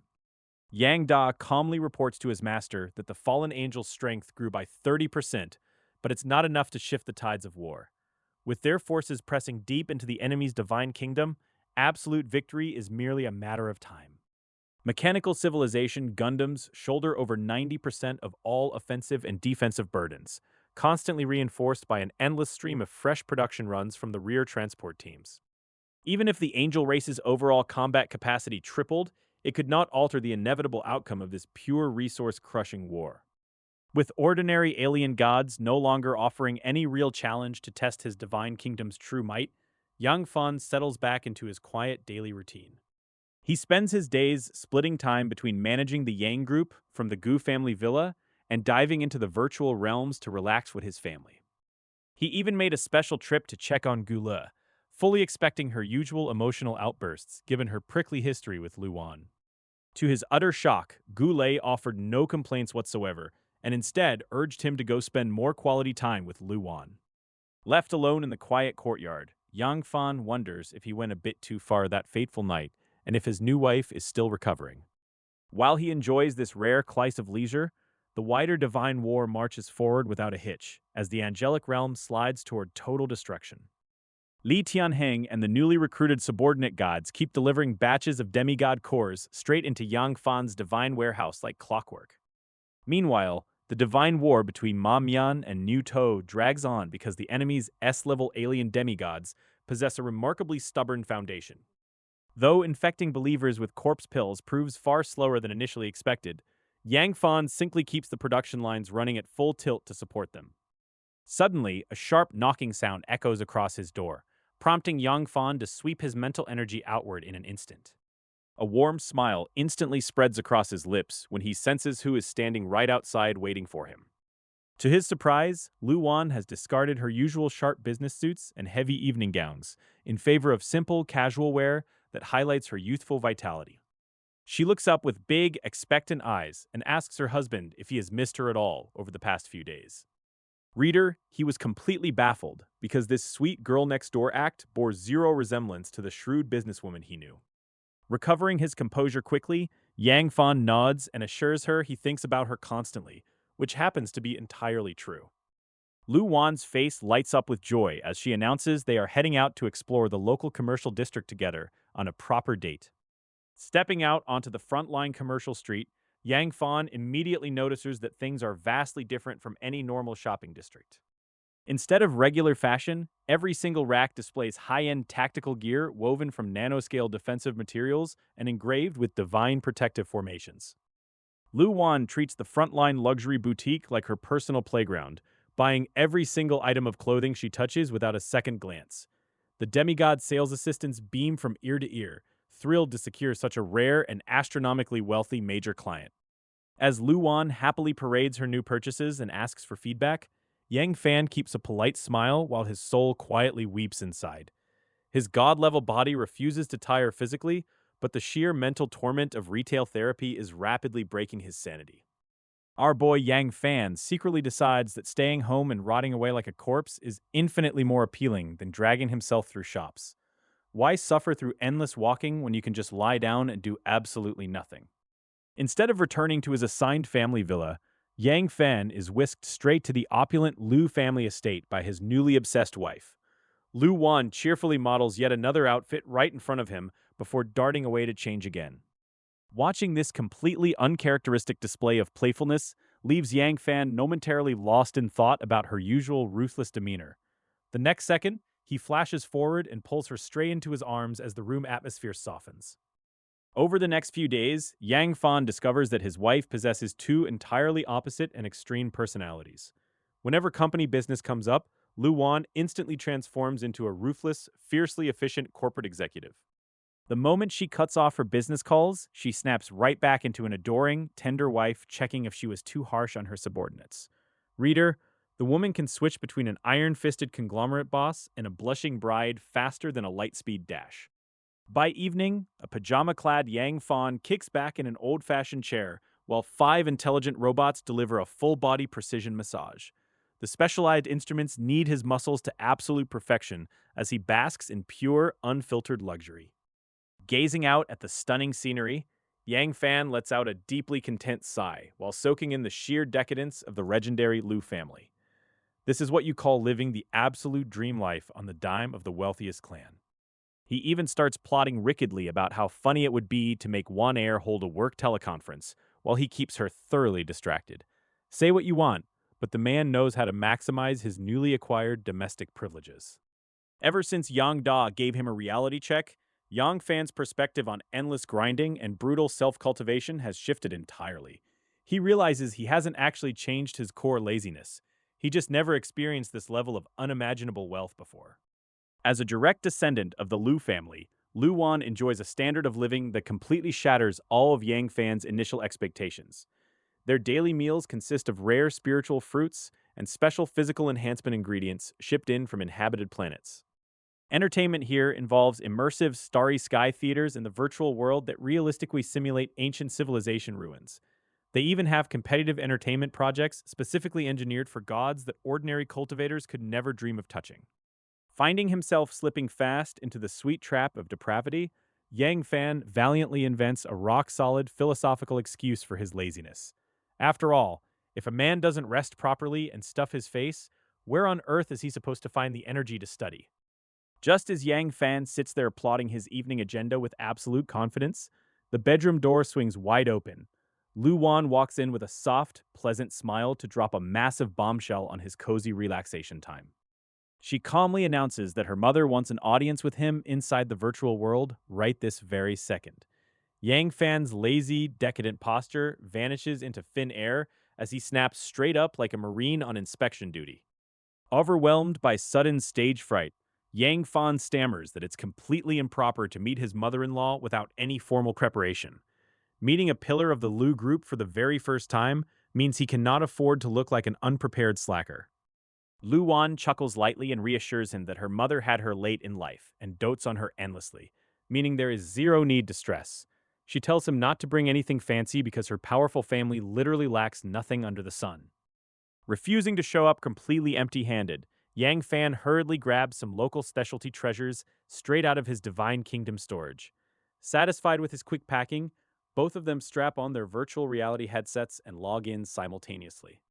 As his consciousness materializes past the hazy transition, a completely mind-blowing panorama unfolds before his wide eyes. Yang Fan stares in absolute awe at the majestic and terrifying scale of the true Liu family territory. Stepping onto the Liu family private island feels like entering a pure sci-fi metropolis of the future. Massive alloy skyscrapers pierce the sea of clouds, while autonomous robots efficiently manage every corner of this pristine world. Yang Fan sweeps his mental energy across the endless expanse of automated wonders and feels a genuine sense of awe. Everything here operates with cold precision under the total dominance of the elite Liu family. Lu Wan suddenly appears right beside him on the terrace and takes his hand with an easy, natural familiarity. She reminds him that apart from intelligent machines, no other carbon-based life forms live on this secluded island. She leads him deeper into the heart of the floating island, toward a massive villa built with cutting-edge architectural design. The building merges so completely with its environment that it barely leaves a traditional footprint. Pushing open the heavy front door reveals an immaculate interior where an army of intelligent robots hums with quiet productivity. In the very center of the courtyard, a solitary figure sits in absolute, serene stillness. That figure is Liu Yanran, a woman whose youthful face hides an aura of terrifying and untouchable elegance. Her refined features and casual posture radiate a cold majesty that makes anyone hesitate to look her in the eye. The moment Yang Fan locks eyes with her, a horrifying tidal wave of mental pressure crashes straight into his consciousness. It feels like an ancient divine mountain just dropped onto his spirit, freezing his divine realm entirely. He fights to keep his composure while his divine power strains against the invisible restraint bearing down on his mind. Then, just as quickly as it arrived, the terrifying pressure evaporates into nothingness. Lu Yanran gives an approving nod, clearly satisfied that the young man managed to stay standing under her gaze. In that brief clash, Yang Fan instantly realizes his mother-in-law wields power on par with Gu Xuanting. Yang Fan bows respectfully and formally addresses her as his mother-in-law, keeping his guard up against a high-level deity. After all, in the realm of gods, a youthful appearance means nothing next to ancient and terrifying strength. Lu Yanran tells them to sit and immediately shoots a meaningful, teasing look at her daughter. She points out that if she hadn't reached out first, Lu Wan probably never would have brought her new husband around.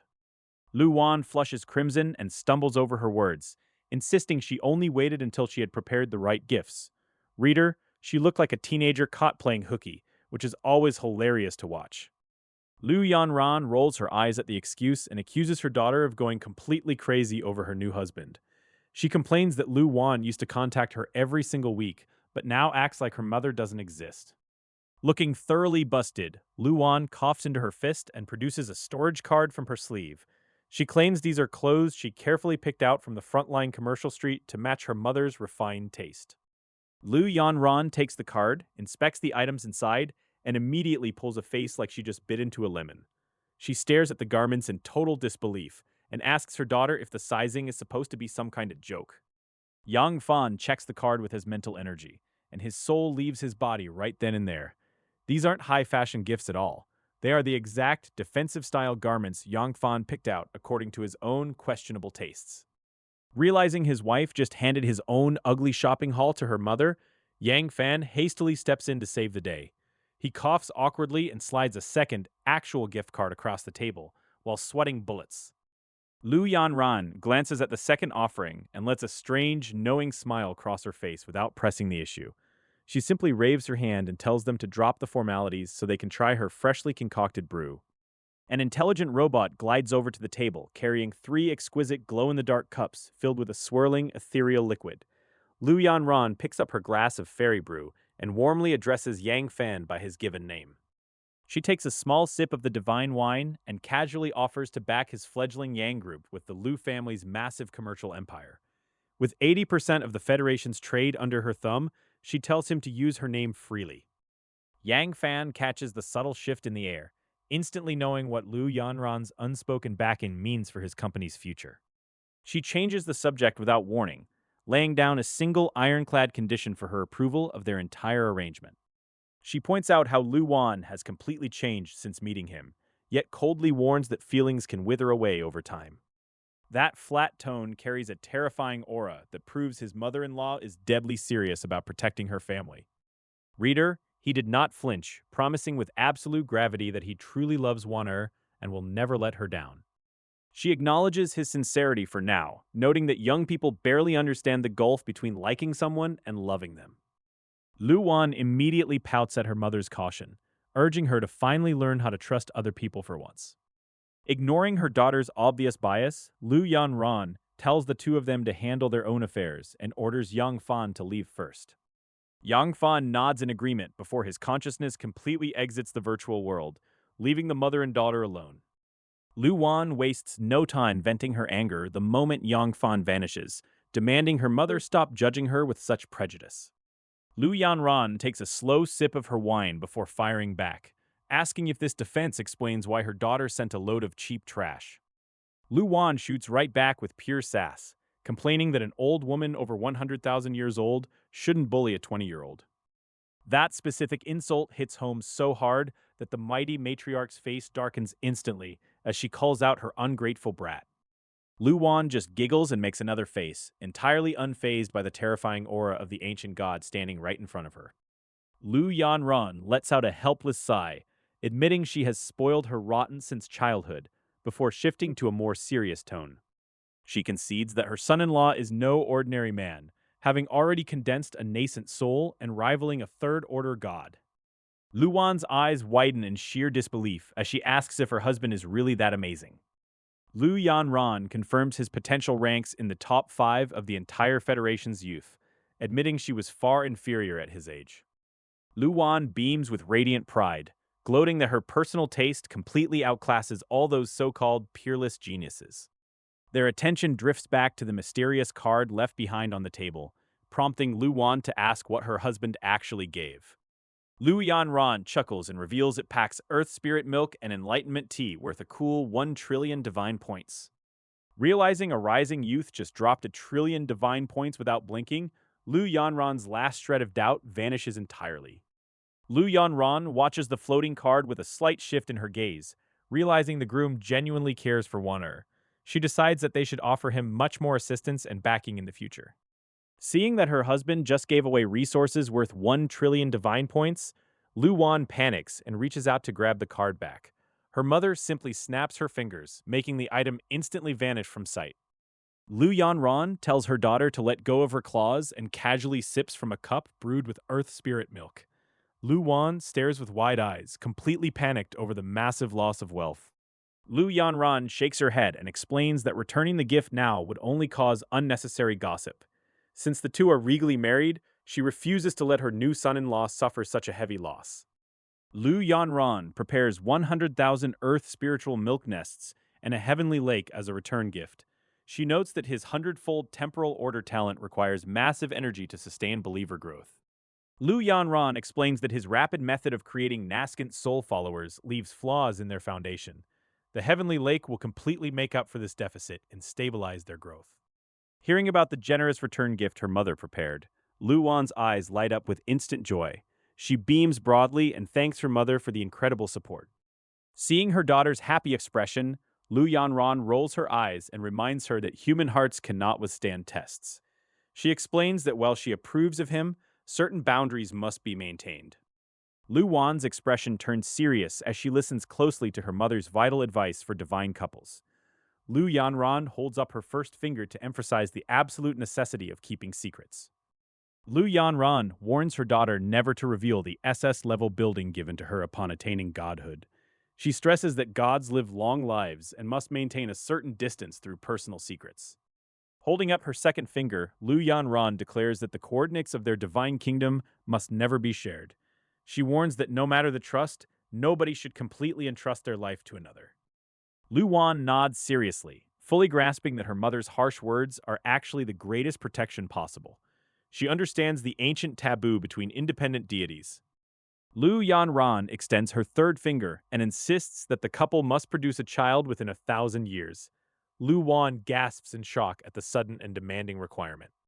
Lu Yanran explains that without a bloodline bond, the Lu family cannot openly direct resources to help the Yang group. Lu Wan falls silent before nodding to accept the unspoken rule of elite clans. In the real world, Lu Wan's consciousness returns and she immediately throws herself into Yang Fan's arms. She hugs him tightly and scolds him for being foolish enough to spend 1 trillion points.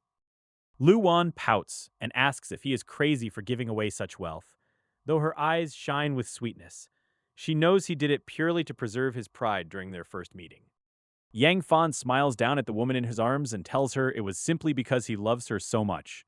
Lu Wan blushes furiously despite her status as a powerful deity. Lu Wan quickly materializes a card given by her mother and hands it over to help his divine kingdom.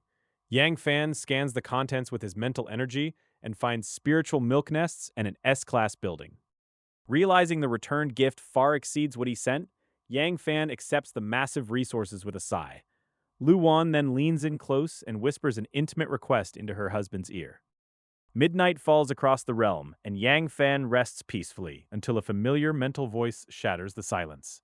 Yang Da calls out from the ether, jolting his master awake to deliver urgent frontline news. With a single thought, Yang Fan plunges his consciousness directly into the divine realm. The astral landscape rushes past in a blur of light as he drops straight into the command center of his empire. Yang Da reports that their invading forces have finally reached the core territory of the angelic kingdom. The enemy's final defensive line stands arrayed across the void for a desperate last-ditch battle. Countless angels fill the boundless sky with fluttering jet-black wings and holy lances in hand. Their pure white light is horribly tainted by madness and a murderous, cornered fury. At the center of the angelic host, the angel god Lufa sits upon a colossal floating throne. He watches his divine kingdom erode and his believers die, leaving him driven entirely by a single insane desire to kill. On the opposing side, Yang Fan's main army holds its pristine formation with intelligent Gundams forming a colossal wall of steel. Their heavy metallic bodies reflect a chilling, untouchable aura. Behind the mechs stand masses of cultivation believers, martial artists, intelligent lifeforms, and elven warriors. They remain remarkably calm, having suffered almost zero casualties throughout the entire war. Meanwhile, the zombie army led by Yang Shihi engages in a savage and brutal struggle against the angels. Even with the corpse-tide frenzy formation, the undead struggle against their natural nemesis. A large number of zombie generals charge into the fray, but brilliant holy light streaks across the sky and severs their heads. The maddened angels ignore the main army to hunt down every single undead follower. Inside the mother nest of the blood and flesh catastrophe, Yang Shiyi wears a grim expression as his troops get countered. The angel's holy light suppresses undead life forms, forcing him to pull his white zombie believers back. Reinforcements stream in endlessly as 20 more blood and flesh catastrophe mother nests deploy from the eternal corpse mine. Yet, despite the endless supply, over 20 billion zombie general followers have already been slaughtered. Yang Shiyi mentally rants in utter disbelief, cursing the angel god for inexplicably fixating on the weakest threat. Reader, he did not think this through, as bearing the brunt of the angel's fury for a decade is absolute misery. Finally pushed past his breaking point, Yang Shiyi fires off an urgent mental message demanding immediate reinforcements. He begs Yang Si to send troops and save his battered zombie forces from total annihilation. The response arrives instantly through the network, stating that the Master is currently watching the battle from the Divine Realm.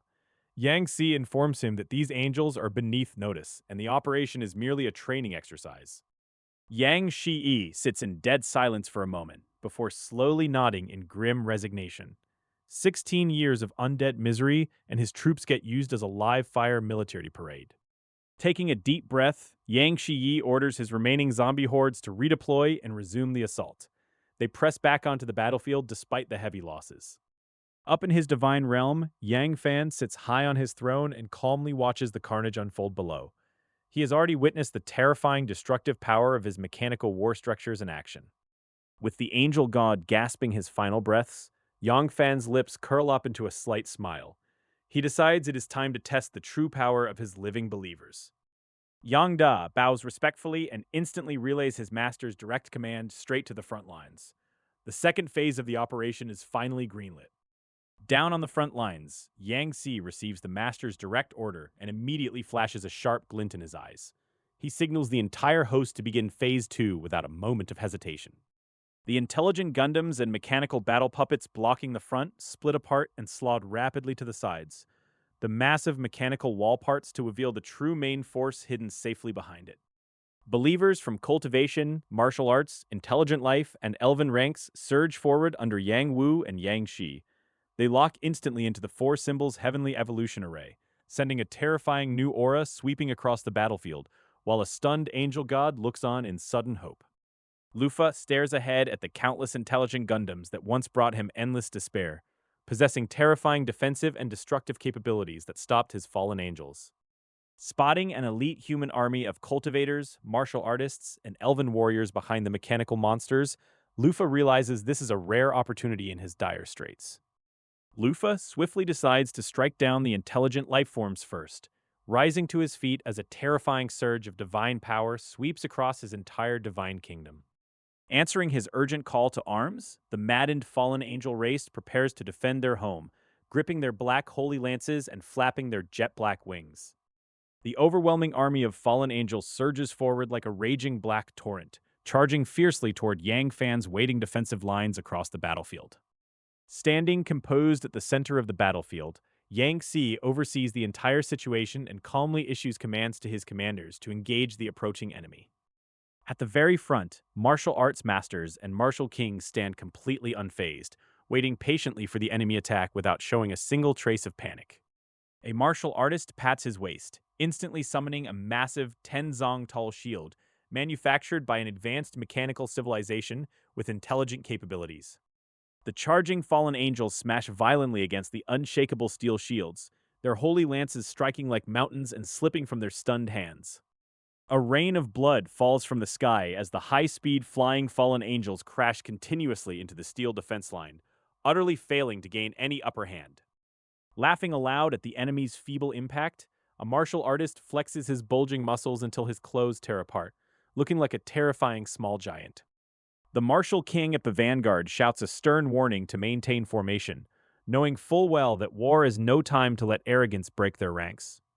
Hovering in the void above, Yang Ba looks down at Yang Si and waits patiently for the final green light to unleash his true strength upon the battlefield. After a brief moment of quiet assessment, Yang Si nods slightly to grant permission, unleashing the bottled-up combat spirit of his eager frontline commanders. A glint of pure battle intent flashes in Yang Ba's eyes as he steps forward, his thunderous voice echoing across the entire battlefield to rally his troops. Stung by years of watching the Mechanical Legion take the spotlight, the martial artists feel a burning fighting spirit ignite as it is finally their turn.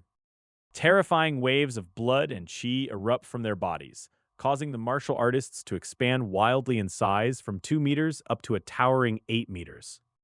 Their growing bodies finally stabilize at a towering height of 10 meters, with thick bones and muscles burning like roaring flames of pure physical might. With the transformation complete, Yang Ba issues a sharp command with a wave of his hand, bringing forth a massive surge of power to back his fighters. Dozens of enormous, immortal military spirit monuments descend majestically from the sky, crashing down upon the battlefield to herald the true power of martial arts. A heavy wave of red mist rolls across the battlefield, carrying the crushing, disciplined willpower of an entire martial army. Amplified by the undying military soul monument, the martial believers swell rapidly from 10 meters to towering proportions. Every single believer transforms into a 30-meter-tall giant, gripping massive fourth-class intelligent weapon shields. Watching from inside his divine kingdom, Yang Fan stares in absolute astonishment at the sudden transformation unfolding below. Yang Da steps forward to explain that these fighters possess the A-level combat talent known as the Battle Body. These titanic martial believers charge straight into the ranks of the fallen angels like unshakable stone fortresses. Holy lances pierce their skin and shatter instantly into harmless sparks, without leaving a single scratch behind. Swinging their massive shields as offensive weapons, the giants send swarms of agile angel warriors flying through the air. A thick rain of blood and ruined flesh pours continuously from the sky as angel believers are blasted to pieces. Observing from the rear, core formation cultivators and elven archers watch the brutal brawl with undisguised disdain. The cultivators sneer telepathically, calling the martial artists uncultured brutes whose fighting style lacks all aesthetic appeal. Across the field, the angel god Lufa stares in stunned horror at the terrifying resilience and strength of the humans. Realizing that head-on combat is suicide, Lufa spots the S-class war building and frantically changes his strategy. Thousands of fallen angels spread their dark wings, flying into the sky to bypass the martial blockade entirely. Furious at the retreating angels, a martial artist curses and presses a switch to transform his shield into a cannon. King Wu stops him, reminding the fighters that this war is a military parade meant to showcase martial might. The martial artist nods and puts his heavy weapon away, stepping back to let the rear forces take their turn. Commander Yang Si summons 12 immortal execution towers, which rise from the void to guard the cultivators. Thrilled to finally prove their strength before the gods, the cultivation believers form units of tens of thousands. They assemble the F-level myriad spirits returning to Origin Grand Formation to face the descending enemy head-on. With the safety of the immortal execution towers backing them up, the cultivators launch their counterattack. Unlike the cold, rigid ranks of the myriad martial court, these cultivators turn war into a wild, magnificent feast. One fighter erupts in blazing spiritual energy, mutating into a towering fire giant whose sheer heat wave bends the very air around him. Before the endless tide of winged abominations can even close the distance, a scorching wall of thermal energy hits them dead in the face. Reader, they did not pack sunscreen for this trip, and it shows immediately in their peeling feathers. On the opposite flank, a dedicated wood spirit practitioner thrusts his hand toward the dirt to channel dense, nature-infused spiritual power. Thick, knotted vines burst straight out of the ground in response, writhing like angry serpents hunting prey. Those monstrous thickets coil around the airborne fallen angels with terrifying speed and a violent, autonomous life force. The vines completely lock down their mobility while ruthlessly siphoning the vital energy right out of their bodies. Some spellcasters choose a more direct route, flashing intricate hand seals with ruthless efficiency to summon a pale golden luminescence in the sky. Countless razor-sharp blades materialize from the light, waiting to drop like a lethal storm. The golden radiance cascades downward in a torrential downpour of pure lethal intent, shredding the enemy formation to absolute ribbons. Scores of fallen angels are pierced straight through by the blinding sword light before they even realize what hit them. The sheer variety of these heavenly court combat styles turns the entire skirmish into a brutal showcase of elemental dominance. Angels are burned to cinders, crushed by roots, split down the middle by light, or melted away by virulent poisons. The fallen angel army plunges headfirst into a pit of pure despair, realizing they aren't fighting a standard military force at all. They are up against an endless parade of walking cheat codes deploying talismans, arrays, and rare artifacts.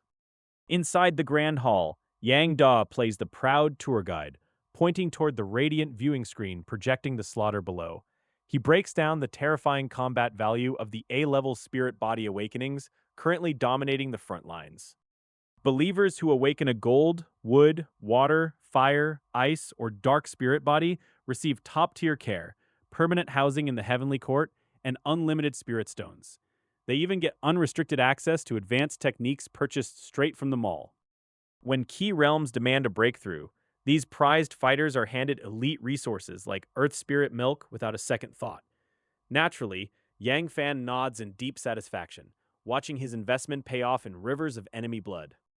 Watching his believers flex their absurd abilities on the battlefield sparks a rather dangerous hypothetical in the young deity's head. If he were to wield these terrifying elemental powers directly in the real world, would he possess actual god-slaying might?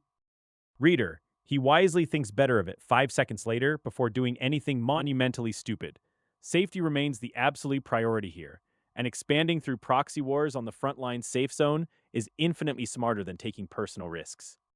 Meanwhile, over in the Angelic Kingdom, Lufa watches his personal power plummet as his millions of followers die in heaps.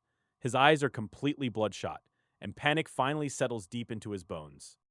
Gritting his teeth until his jaw aches, he screams out a desperate new divine decree to salvage whatever is left of his crumbling army. He orders his forces to ignore the cultivators and shift targets directly to the intelligent life forms. Those cold, mechanical Gundams had already become the absolute nightmare haunting his waking hours after countless failed charges. But now that those metal monsters pause and step back, he realizes a far more terrifying nightmare has just taken their place. A cold dread grips his chest as he suddenly pieces together the impossible truth behind these terrifying combat systems. Cultivation, martial arts, and mechanical dominance, all wielded at once, can only mean one thing: These three gods belong to the five major human families. Only the untouchable noble houses of humanity possess the resources and heritage to fund such monstrously deep military doctrines. Lufa feels a crushing wave of bitter resentment, cursing the abysmal luck that led these young masters straight to his coordinates. Down on the plains, hundreds of millions of fallen angels charge forward in a desperate black torrent straight toward the center of the army. Little do they know, the metal giants have been waiting for this exact cluster. Every single intelligent life form raises its right hand with terrifying, machine-like precision, connecting their energy modules in total silence. A mechanical countdown begins as blinding white light charges up across the entire legion. Blinding plasma beams erupt from their palms, instantly fracturing into billions of microscopic energy threads that lock onto every single enemy. A precise, zero-waste massacre obliterates the brains of the entire horde in a single breath, turning the sky into a falling rain of dead angels. Black wings fill the sky as thousands of fallen angel corpses plummet to the ground, crushed by an overwhelming and unstoppable force. Yang Fan's followers watch in stunned silence from below, swallowing hard at the sheer brutality unfolding above. They realize that compared to traditional fighters relying on raw personal strength, the combat methods of mechanical civilization are frighteningly efficient. Every strike is calculated with a terrifying level of robotic precision. Across the battlefield, elven warriors exchange uneasy glances as they stare up at the vast expanse of sky that has been instantly cleared of enemies. One elven warrior steps forward, declaring that they cannot simply stand by and watch forever. He insists that they must share the burdens of the great gods and demonstrate the true power of the elves to their allies. The elven leader raises his longbow high, shouting the command for all archers to draw and unleash free fire. Countless elven warriors simultaneously pull their bowstrings taut, sending a dense rain of arrows screaming into the upper atmosphere. A few powerful fallen angels who had narrowly survived the initial onslaught think they have finally escaped death. That brief relief vanishes instantly as a merciless arrow pierces the sky and drives straight between a survivor's eyebrows. His expression freezes solid for a fraction of a second before his lifeless body drops limply to the ground. Then comes the second, the third, and the fourth, turning the sky into a lethal gallery shoot for the elven marksmen. Those battered survivors don't even get a second to catch their breath before being systematically picked off. The billions of vanguard troops dispatched by Lufa are completely annihilated in less than 15 minutes of relentless combat. From start to finish, they never even managed to scratch Yang Fan's defensive lines or inflict a single casualty. Down in the trenches, the remaining angelic believers find their hands gripping their holy lances, trembling uncontrollably. Their eyes are locked on the terrifying army advancing toward them, completely flooded with deep, paralyzing fear. A fallen angel murmurs in utter disbelief that this isn't a war at all, but a complete and utter slaughter. Another soldier's voice breaks as he admits they have zero hope of winning, since they cannot even get close to the enemy lines. With the morale of the angel army thoroughly shattered and fighting spirit entirely gone, Lufa's last shred of hope vanishes into thin air. He knows that continuing this divine kingdom war will only lead to the complete destruction of his realm. Deciding that staying alive matters more than anything else, Lufa takes a deep breath and transmits his divine kingdom coordinates to four allied angel gods. He closes his eyes in desperation, hoping against hope that someone will actually answer his call. For this massive war, Lufa poured in every single divine point he accumulated over hundreds of grueling years. He even sold off all his shares in Angel Clan companies and Liquid family assets just to shield his core realm. Sitting upon his divine throne, his consciousness remains anxiously locked on the empty gateway, waiting for his supposed reinforcements. But reader, he did not think this through, because leaking the fact that the invaders belong to five great human families changes the math. Out on the blood-soaked battlefield, Yang Fan's army continues its relentless, crushing advance without meeting any real resistance. Angelic defenses shatter into pieces one after another, leaving gaping holes as believers fall in droves. As the minutes tick away relentlessly, the reinforcements Lufa desperately waited for never show up on his doorstep. He slumps back against the cold stone of his throne, letting out a bitterly desolate laugh as reality finally sets in. He admits to himself that 100 years ago, he came to the front lines just to farm resources for a Tier 2 breakthrough, only to end up here. Deciding that if he has to fall, he wants a quick exit. He refocuses his gaze outward. His divine sense instantly punches through the thick fog of war, locking directly onto the horde of undead soldiers led by Yang Shi in the distance. Without a hint of hesitation, he fires off a final, bitter decree to all remaining troops. He orders every surviving believer to abandon the core defensive line immediately and rush toward the southwest region. His final goal is to prioritize wiping out those filthy corpse cultivators and make them pay for desecrating sacred life. Yang Si stares at the sudden tactical shift in total bewilderment, wondering why the alien god just voluntarily abandoned his own core area. Just as he suspects a trap, an angry roar echoes directly inside his mind, telling him to hurry up and hack. The massive army of gods marches straight into the heart of the angel race's domain, finding no effective resistance left in the enemy territory. Through battlefield feeds, Yang Fan inspects the alien architecture of the angel race, noticing tens of thousands of floating white holy light structures. These soaring alien structures hold massive value because they can be dismantled and exchanged for military merits at the end of the war. Inside the great palace of the Divine Kingdom, Lufa sits slumped on his throne with a feeble aura, looking like an old man waiting for death. On the other side of the war, the zombie army led by Yang Shi suffers heavy losses, with countless zombie generals and zombie kings perishing. Yang Shi immediately issues crisp orders to pull back 200 million zombie generals and retreat in an orderly manner under the mother nest. Zombie kings stand at the front lines, wielding fourth-class intelligent weapons created by the mechanical civilization to blast back the enemy. Terrifying energy beams pour out continuously, striking down large numbers of frantic fallen angels attempting to swarm the defensive lines. Faced with horrific casualties, the endless waves of angels refuse to back down and charge relentlessly toward Yang Shi's exact location. A white zombie soldier warns Yang Shi that angelic forces possess a natural resistance to the zombie virus, making their losses mount rapidly. Yang Shi refuses to deploy white zombies recklessly, knowing every single one is vital for condensing corpse cores that gods truly need. Watching the angel army crash against his lines with a natural counter, Yang Shi mentally curses the frustrating mismatch in tactical matchups. He resolves to requisition more cloning nutrient chambers from Yang Yi to inject fresh blood into the zombie kingdom once they return home. Yang Shi's army successfully occupies the core area of the Angel Clan's Divine Kingdom without encountering any remaining defenders. A smart Gundam walks right up to the center of the Divine Kingdom, plunging its massive mechanical arm deep into the shaking earth. The machine slowly extracts a massive, 100-foot-tall crystal from the ground, which serves as the core of the Angel God's Divine Kingdom. The moment the core is seized, the angel god Lufa materializes nearby, wearing a strangely calm and relieved expression instead of panic.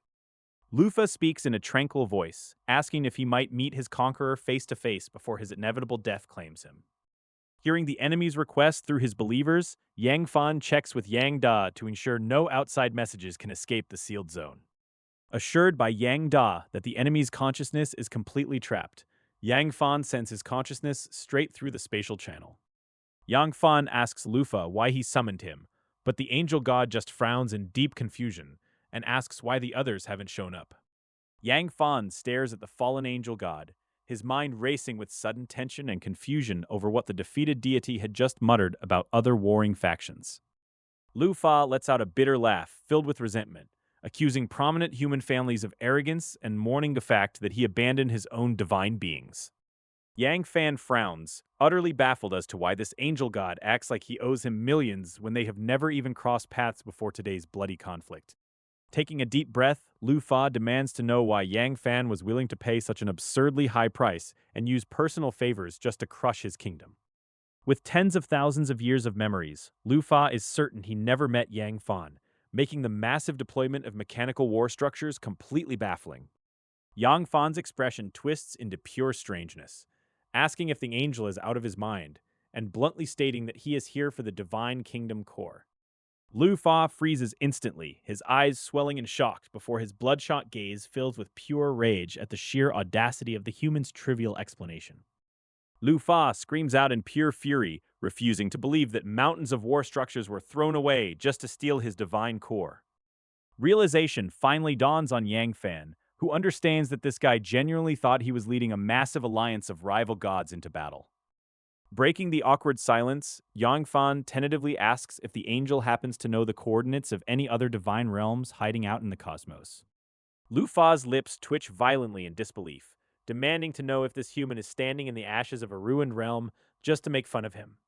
Yang Fan defends himself earnestly, admitting his monthly demigod realm deductions have a terrible success rate and asking for help to speed up his invasions.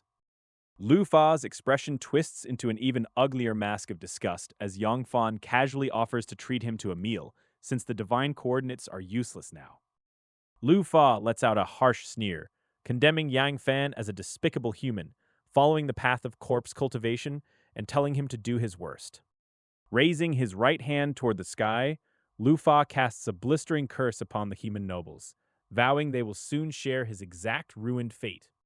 Slamming his hand down onto his own head, Lu Fa shatters his already weakened soul into dust and perishes completely from the cosmic battlefield. Yang Fan is left standing alone in the quiet wreckage, blinking in absolute bewilderment and wondering who on earth that dramatic angel was even cursing. Reader, he quickly decided that angels just have terrible mental fortitude compared to monkeys, and snapped his consciousness right back home. Yang Fan orders Yang Da to send foreign gatherers into the fallen realm to strip every high-level angelic building for maximum military merit. Yang Fan directs his attention back to the generous return gift that Lu Yunran handed over to him. With a simple thought, 100,000 Earth spiritual milk source nests instantly transform into bright streams of light. This sudden deployment triggers the simultaneous operation of all 100,000 nests across the entire divine kingdom. The ambient spiritual energy surges so violently that it actually starts showing visible signs of liquefaction. Lu Yanran's mother-in-law is certainly generous, as very few figures in the entire human federation boast such a reputation. Yet Yang Fan remains completely unsurprised, since dark web acquisitions make such massive purchases entirely possible.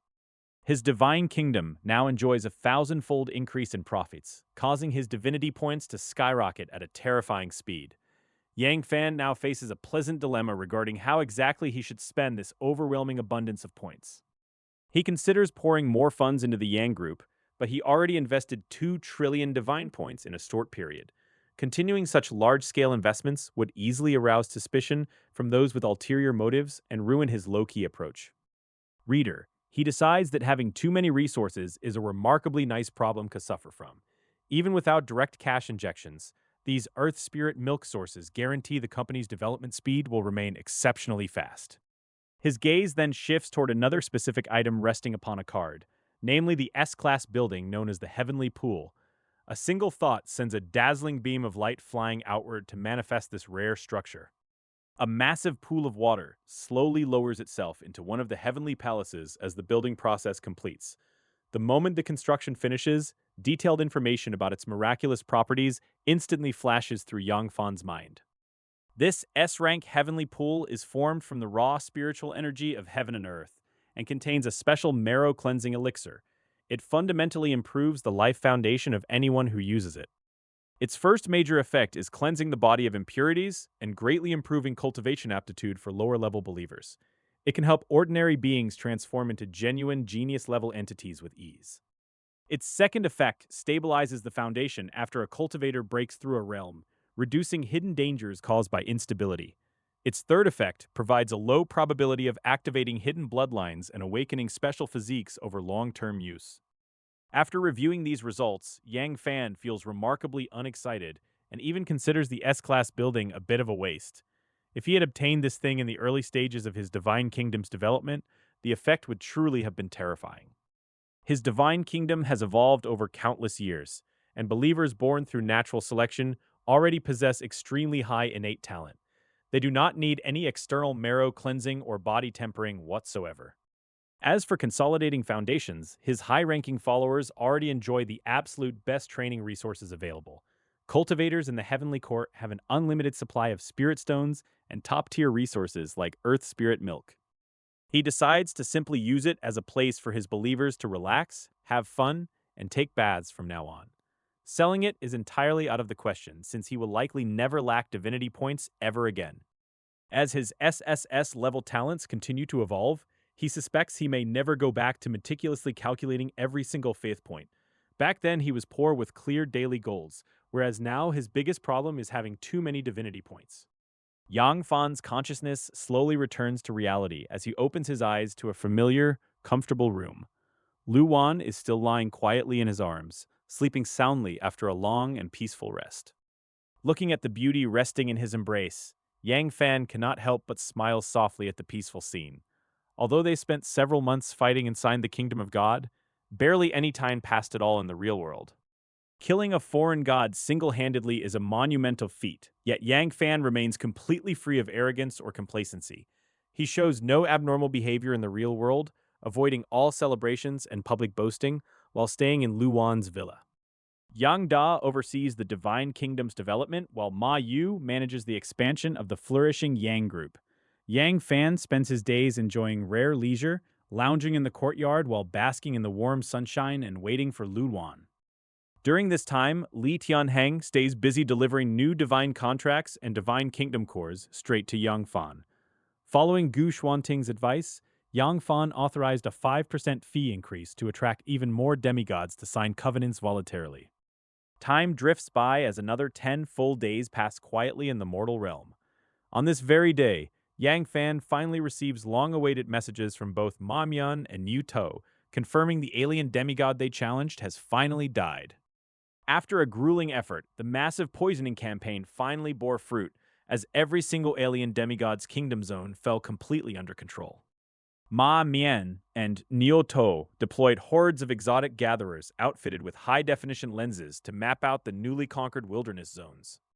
Yang Fan left the heavy coordination to his subordinate Yang Yi while he kicked back in his villa, letting anticipation bubble up inside his chest. Absorbing past divine kingdom cores from human geniuses had previously gifted him the S-level growth of all things talent, fueling his rise.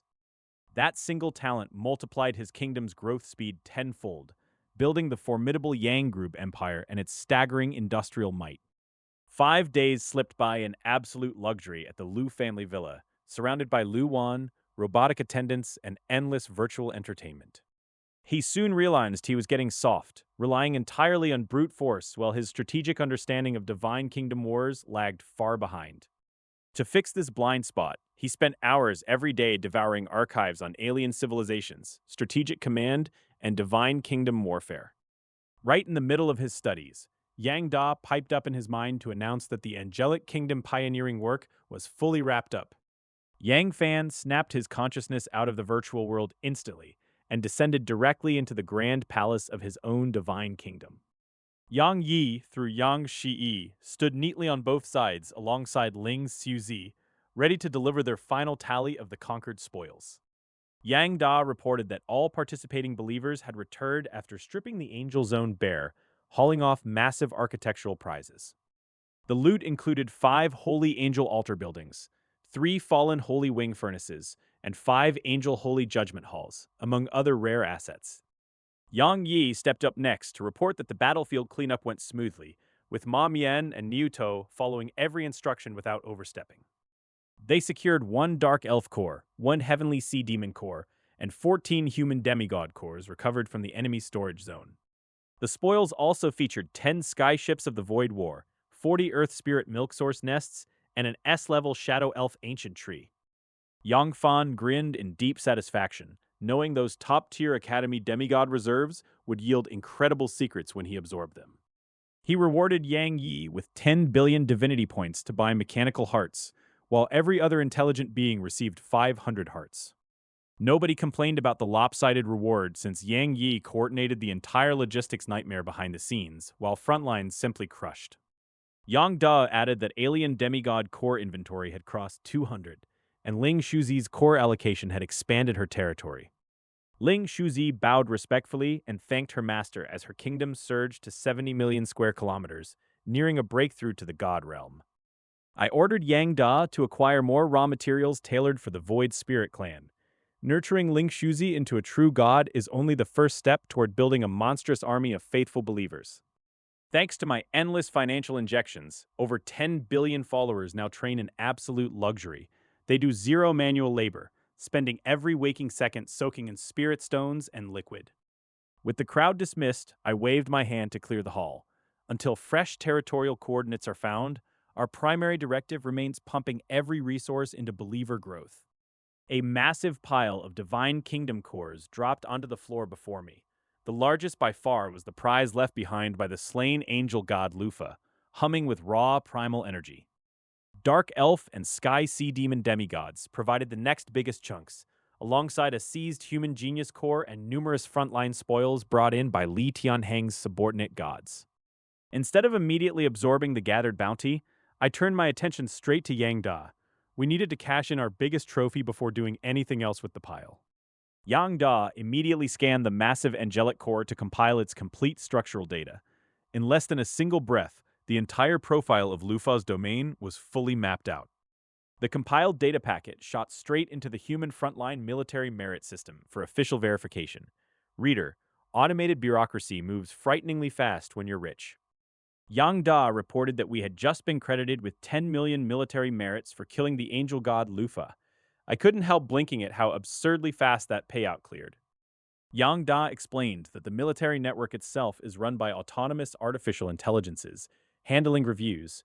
Maintaining a system of that scale demands a ninth-level intellect.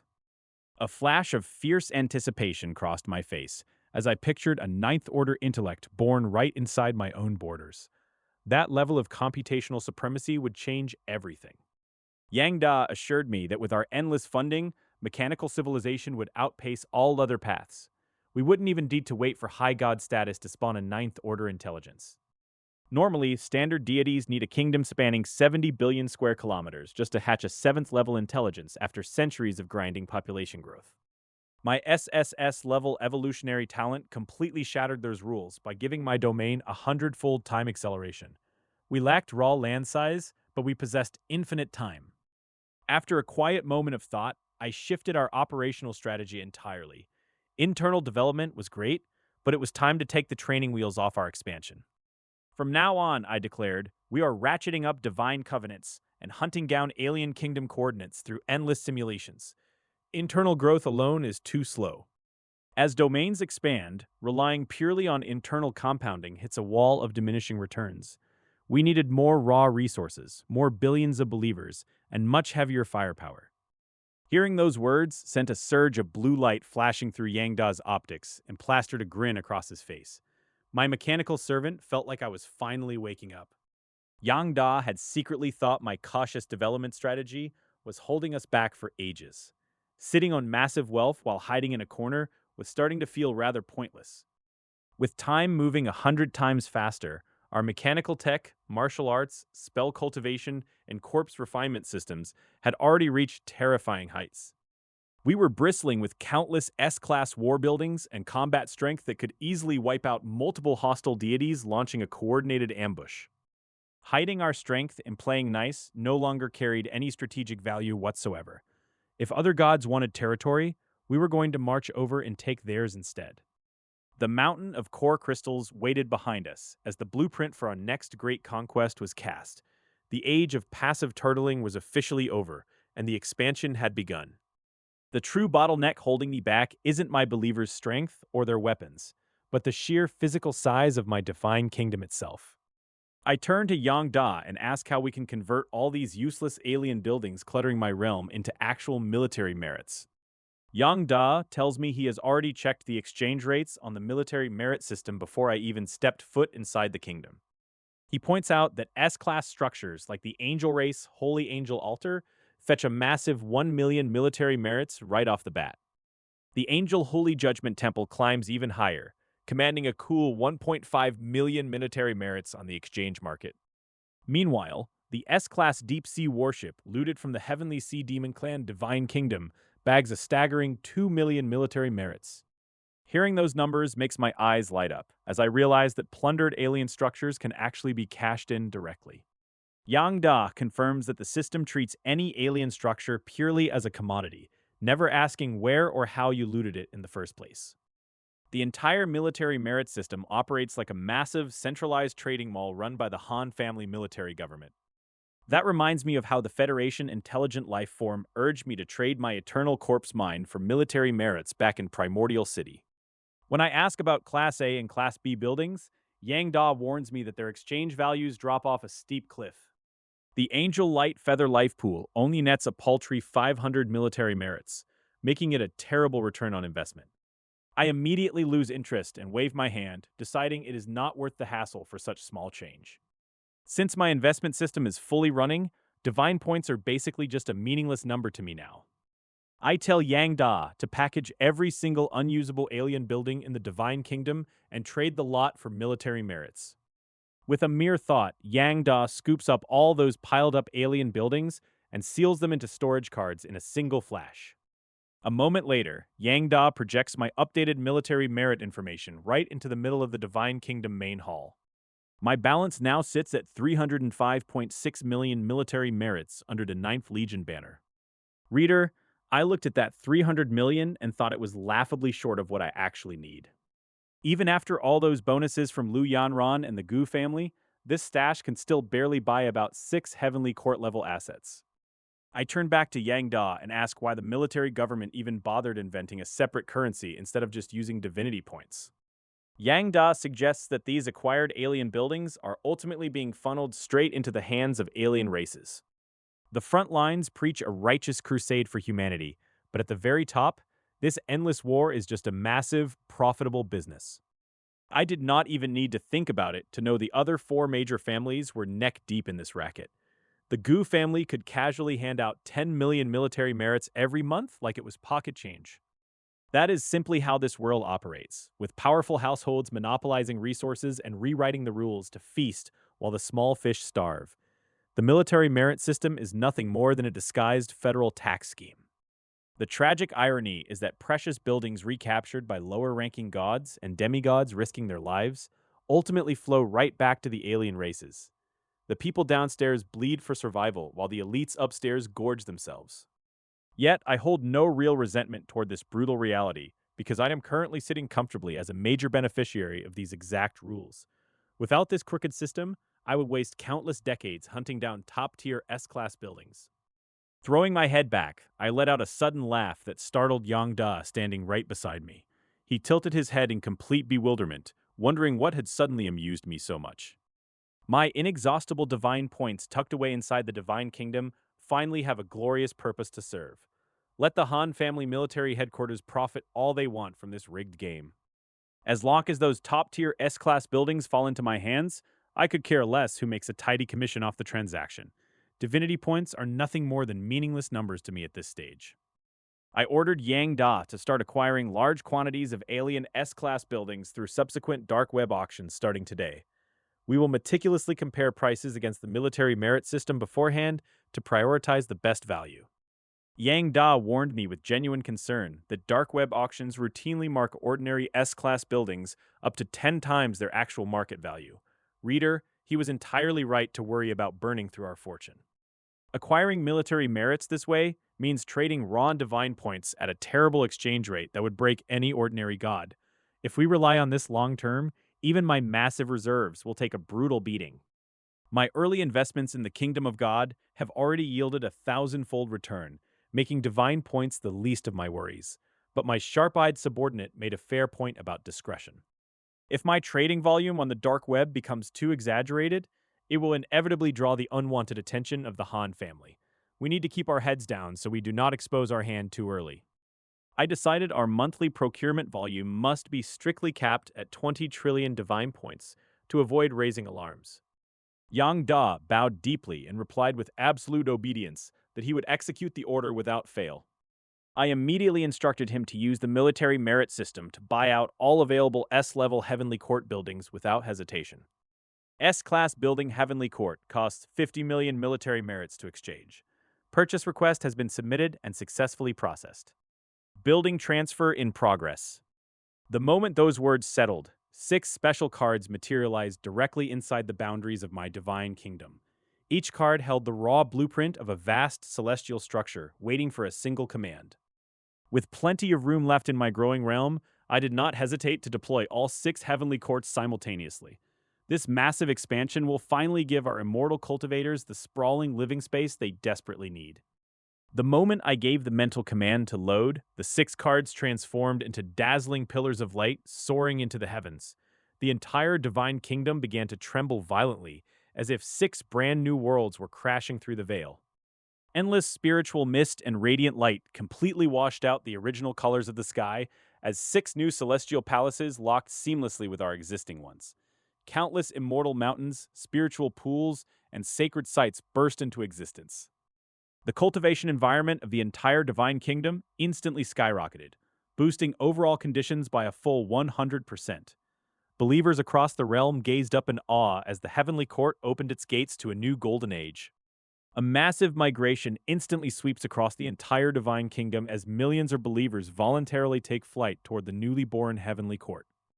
Awakened practitioners of the chi refining realm and above surge through the clouds, eager to claim prime cave dwellings and richer spiritual energy fields. Those who have not yet mastered flight line up in perfect order under Yang Yi's guidance, waiting to board heavy F-3500 fighter jets heading upward. Countless citizens board the roaring aircraft, transported in massive waves directly into the newly established celestial districts without a single command. The 2 original celestial palaces had long since reached their absolute limit, forcing later practitioners to live crammed into ground-level cities. Now, 6 brand new heavenly courts have descended, easily accommodating the entire existing population with thousands of years of room to spare.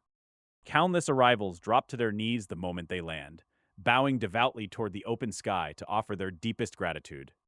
Believers chant heartfelt prayers thanking their God for these boundless blessings, vowing to cultivate diligently to live up to such immense grace. Far from the brutal frontline battlegrounds, young Han Jue sits upright inside a silent, highly sophisticated workspace, handling administrative tasks. 2 sophisticated, intelligent robots flank his chair, one rapidly flipping through reference volumes, while the other processes endless data files. Han Jue studies the open pages of Notes on the Development of the Cultivation God Kingdom, reviewing sect construction and spiritual planning. His right-hand machine logs yesterday's staggering metrics, including 37 Class A buildings and thousands of military merit redemptions. Reader, handling hundreds of complex bureaucratic tasks simultaneously seems to be an absolute breeze for this peerless Taichu Academy graduate. Suddenly, an intelligent lifeform's notification chime rings out, warning Han Jue of an orange-level alert regarding Academy graduates. Han Jue immediately stops working and frowns, knowing full well that an orange alert means someone's achievements have broken all normal bounds. When asked which prominent family the anomaly belongs to, the automated system replies that the subject hails directly from the Gu family. The intelligent robot immediately projects a massive cascade of pale blue light onto the wall, revealing deep background data on the subject. Han Jue's calm demeanor shatters instantly as he reads the name Yang Fan, rubbing his eyes in absolute disbelief at the sheer scale of data. The file details massive minority group buildings sold to the Han family, alongside 6 S-class Heavenly Court buildings redeemed via military merit. What truly knocks the wind out of Han Jue is the final line showing Yang Fan individually submitted core information of an alien divine kingdom. Han Jue leaps to his feet in shock, instantly remembering the day they first met in the dangerous 3rd-level area of an alien god kingdom. He recalls how Yang Fan recklessly challenged the King Kong Monkey Kingdom and won, realizing this maniac has now conquered a first-tier god alone. Han Jue sits alone in his quarters, shaking his head and letting out a dry, bitter laugh over the sheer absurdity of what he just witnessed on the front lines. He murmurs to himself about facing an unparalleled genius whose raw power completely defies common sense, yet his gaze quickly hardens with a sharp ambition. Recognizing that such formidable potential will inevitably make this newcomer a major power in the Federation, Han Jue immediately barks out a decisive order. He commands his intelligent life form to dig up every scrap of basic information on Yang Fan, tracking his exact residence and every single move since arrival. As a scion of the powerful Han family, gathering open intelligence across the front lines is child's play, even if high-level divine kingdom secrets remain locked. Han Jue knows that building alliances is everything for a supreme deity, and partnering up with Gu family's rising star offers endless future cooperation. Miles away, Yang Fan remains completely oblivious to the powerful noble eyeing him, his entire focus locked onto the towering mountain of divine kingdom cores.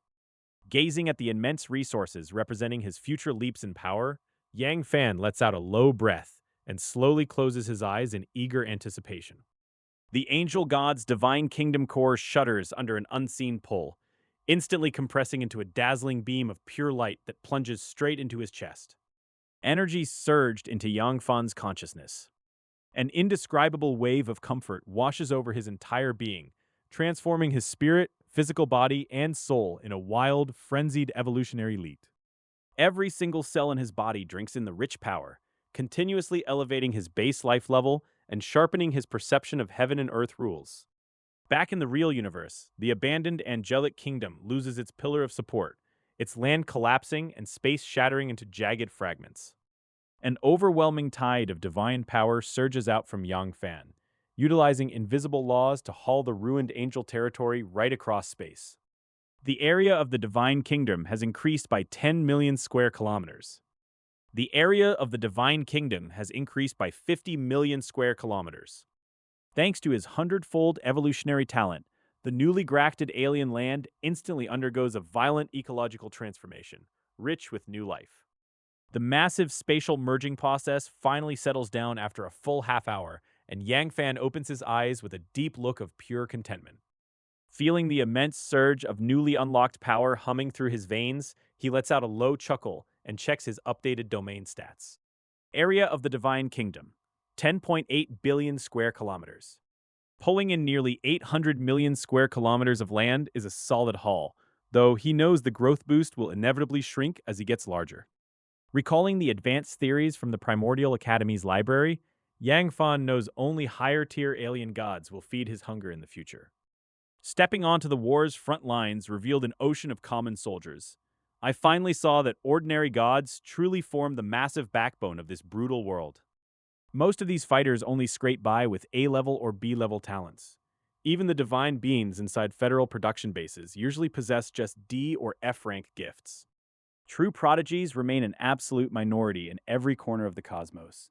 Right before my eyes sat a massive collection of demigod divine kingdom cores, gleaming with promise. While the physical size of these conquered demigod realms won't change much for me right now, the innate talents locked inside them are priceless treasures. A good portion of these offerings came straight from the alien demigods belonging to the two rival universities. I raised my right hand to draw them all in.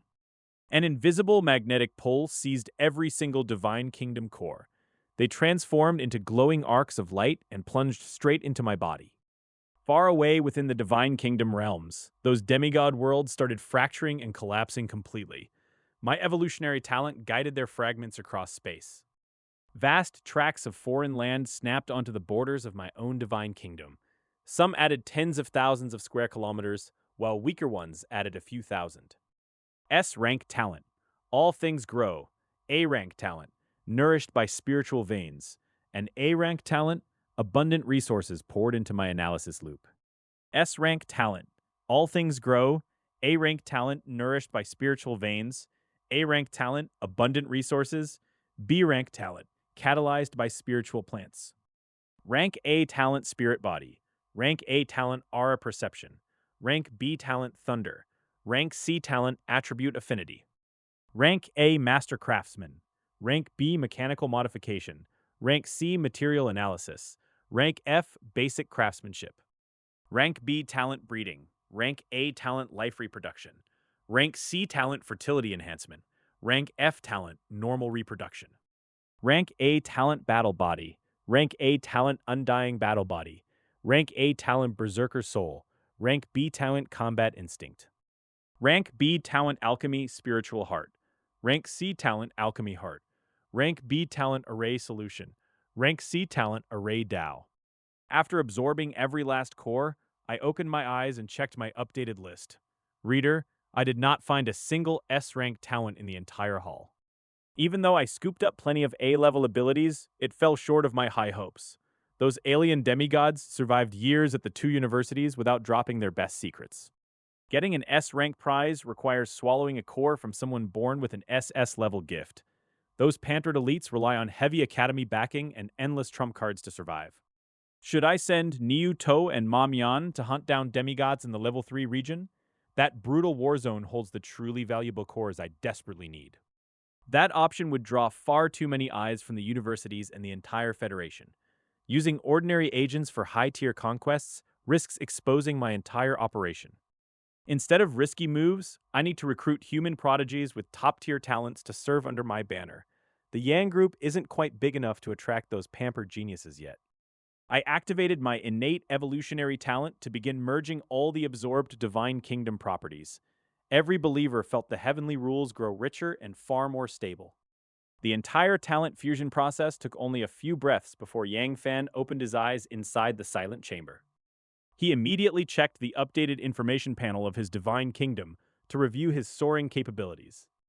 God Lord, Yang Fan, the area of the Divine Kingdom, 10.8 billion square kilometers. sss-level talent evolution. First Divine Authority, time evolution, 100x. Second Divine Authority, origin evolution. S-rank talent, growth of all things. A-rank talent, myriad spiritual bodies, ingenuity, life propagation, undying body. B-rank talent, alchemy spiritual heart, array dissolution. Believers, nascent soul, core formation, martial king. Divinity points, 983 trillion, with 1,789 divinity points provided daily in reality by his thriving empire. His sprawling realm now boasted 6 million fountains of life alongside S-rank buildings like the World Tree and Pill Spirit Realm. Even after absorbing countless abilities, his resource-boosting growth of all things remained an S-rank talent. He could feel its multiplier had risen to 11 or 12-fold, though he no longer bothered calculating exact figures. His spiritual body evolved into the Myriad Manifestations spiritual body, while his battle body transformed into the immortal body. He had continuously purchased S-class war buildings like Void War skyships through the dark web to bolster his defenses. The earthly spiritual milk source nest now covered nearly 1/10 of the core area, thanks to Lu Yanran's efforts. These resource buildings served a greater purpose by replacing old spiritual veins and elevating the overall environment. Combined with a 100-fold time evolution, his realm's monthly output of Earth Spirit Milk reached up to 271 trillion divinity points. Yang Fan stored all these materials as strategic reserves rather than converting everything instantly into raw divine points. He intentionally controlled monthly sales to around 100 trillion to avoid crashing market prices or drawing unwanted attention. Ma Yu reported that the Yang Group's sales channels had reached a bottleneck and could no longer expand without price cuts. Yang Fan simply told him to handle it however he saw fit, unbothered by whether the assets sat in ledgers or warehouses. His accumulated inventory of Earth Spirit Milk and Enlightenment Tea had already soared past 20 quadrillion divinity points. Yang Da used these abundant resources as direct rewards to motivate believers who achieved breakthroughs or created new formulas. The realm had organically developed its own unique calendar and cultural festivals, where high-level resources were distributed as divine blessings. Staring at the towering mountains of resources stacked inside my divine kingdom, I couldn't help but shake my head and let out a dry, helpless chuckle at the sheer absurdity. Even funneling massive military merits through the dark web wouldn't scratch the surface of this stockpile, and buying trillions in alien architecture at once would scream high profile. Just a few short years ago, a single Class C moonwell spitting out 30,000 faith points a month felt like hitting the jackpot of a lifetime. Now the actual returns on my Divine Kingdom investments have bloated to a staggering 4 to 5 trillion divine points every single month. Wealth on this scale makes you paranoid, because a person's power and possessions must always match their social standing, or else fortune becomes a glaring vulnerability. The real danger isn't people knowing you are strong, but them discovering you possess treasures far beyond your station that you have no business holding. Until my personal strength catches up to my bank account, keeping a low profile and concealing my true abilities is infinitely more important than showing off. Turning my gaze toward Yang Da, I laid out the core problem of our explosive resource output and the need to keep upgrading structures like the mindful milk nest. With profits set to skyrocket even further, we need to minimize contact with the real world as much as humanly possible to avoid drawing greedy eyes. Being the son-in-law of one of the 5 great families and a top Federation genius simply isn't a heavy enough shield to protect this level of illicit wealth. Nodding in agreement, Yang Da reminded me that higher divinity points are always needed because ascending believers consume resources at an exponential rate. 10 or even 100 Chi refining realm believers don't burn through resources nearly as fast as a single foundation establishment realm powerhouse. Furthermore, expanding the Yang group across the entire human federation requires a steady, massive flow of divine points to fund its operations. Yang Da argued that the divine kingdom structure is actually unbalanced, with a resource output that vastly outpaces the current battle strength of its believers. Reader, he completely underestimated my secret weapon, because I just had to smile and show him why his math was missing a few crucial variables. Most of the kingdom's territory is still completely untapped, relying only on basic A-level spirit veins, rather than reaching its true developmental ceiling. With the S-level growth of all things talent multiplying output 10 times over, there is no way believer consumption will ever catch up before the land is fully developed. And that is just the beginning, since future talent integrations could easily push this ability into SS rank or even a terrifying SSS rank. Resources sitting in a pile have zero intrinsic value, because true worth only comes when raw materials are forged into absolute strength and personal evolution. Asking my intelligent construct what the fairest thing in this brutal era truly is, I watched him pause in deep, calculation-heavy silence. Under the ironclad rules of the divine realm, faith and divinity points serve as the ultimate, irreplaceable currency recognized by every god and demigod. Without this unified monetary standard, powerful factions would issue their own currencies like SEMA or GU coins, plunging the entire universe into utter financial chaos. A sharp glint flashes in Yang Fan's eyes as he dissects the military merit system used on the front lines by the Han family's military government. He realizes this currency system, restricted strictly to frontline warriors, forms one of the absolute pillars of their immense wealth and power. Yang Fan notes how power seamlessly transforms into massive wealth, originating straight from the authority one controls. These divine points sitting idle in the divine realm are merely inflating numbers until they are actively reinvested into the kingdom's expansion. He resolves to rapidly swell the strength of his followers and vastly expand the armies within his divine kingdom. Securing new coordinates belonging to other gods is the only way to accelerate his growth and gain real leverage in this world. Recalling a collection of essays discovered in the library of Taichu City, Yang Fan remembers a profound truth about their world. Wealth is never the ultimate pursuit of the strong. It is merely the lingering shadow cast by power and authority. The weak chase after fleeting wealth to alter their miserable fates, but true power dictates the rules itself. He understands now that divine beings spend their endless lives entirely consumed by the ruthless pursuit of sheer authority. Yang Da falls into a deep silence after absorbing these cold truths, realizing just how much reading has altered his master's worldview. Reader, he did not think this intellectual awakening would make his boss quite so philosophical. Stepping forward with cupped hands, Yang Da offers an alternative method to bypass the real world while burning accumulated kingdom resources. If his master wants to maximize combat power without leaving a trail, there is a hidden path to walk. Yang Da introduces the concept of secret realms, formed from the drifting debris of shattered divine kingdoms left behind by fallen gods. Over countless ages, these fragments collide and fuse together to spawn wild, unconstrained worlds packed with rare resources. These secret realms are rigidly classified into heaven, earth, profound, and yellow levels, matching high, mid, and low divine kingdoms, alongside demigod remnants. Yang Fan once stepped into a yellow-level secret realm controlled by the Sima family during his freshman days. Having neglected this channel as his own divine kingdom investment system rapidly improved, Yang Fan now leans in for the full briefing. He demands every detail on how these fragmented worlds might serve his current ambitions. Reporting directly to his master, Yang Da explains that secret realms operate entirely outside the complete rules of standard divine kingdoms. Because of this loophole, spiritual plants and mineral veins grow at terrifying speeds, outstripping the outside world. Major powers desperately fight to control these secret realms, using them as stable, high-yield resource farms that act like natural talent boosts. But Yang Da emphasizes that their true value extends far beyond mere mining operations. When Yang Da drops the term war base, a sharp glint instantly ignites in Yang Fan's eyes. Resource stars are fine for gathering materials, but they lack the tactical depth required to stage an entire military campaign. Spirit plant stars and spirit vein stars pump out massive quantities of materials, but their singular spiritual energy attributes restrict them severely.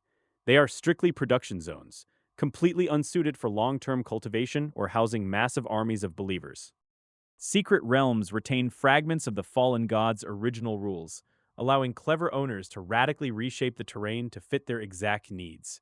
Gaunts can carve out sprawling military camps and stockpile countless troops there for years on end.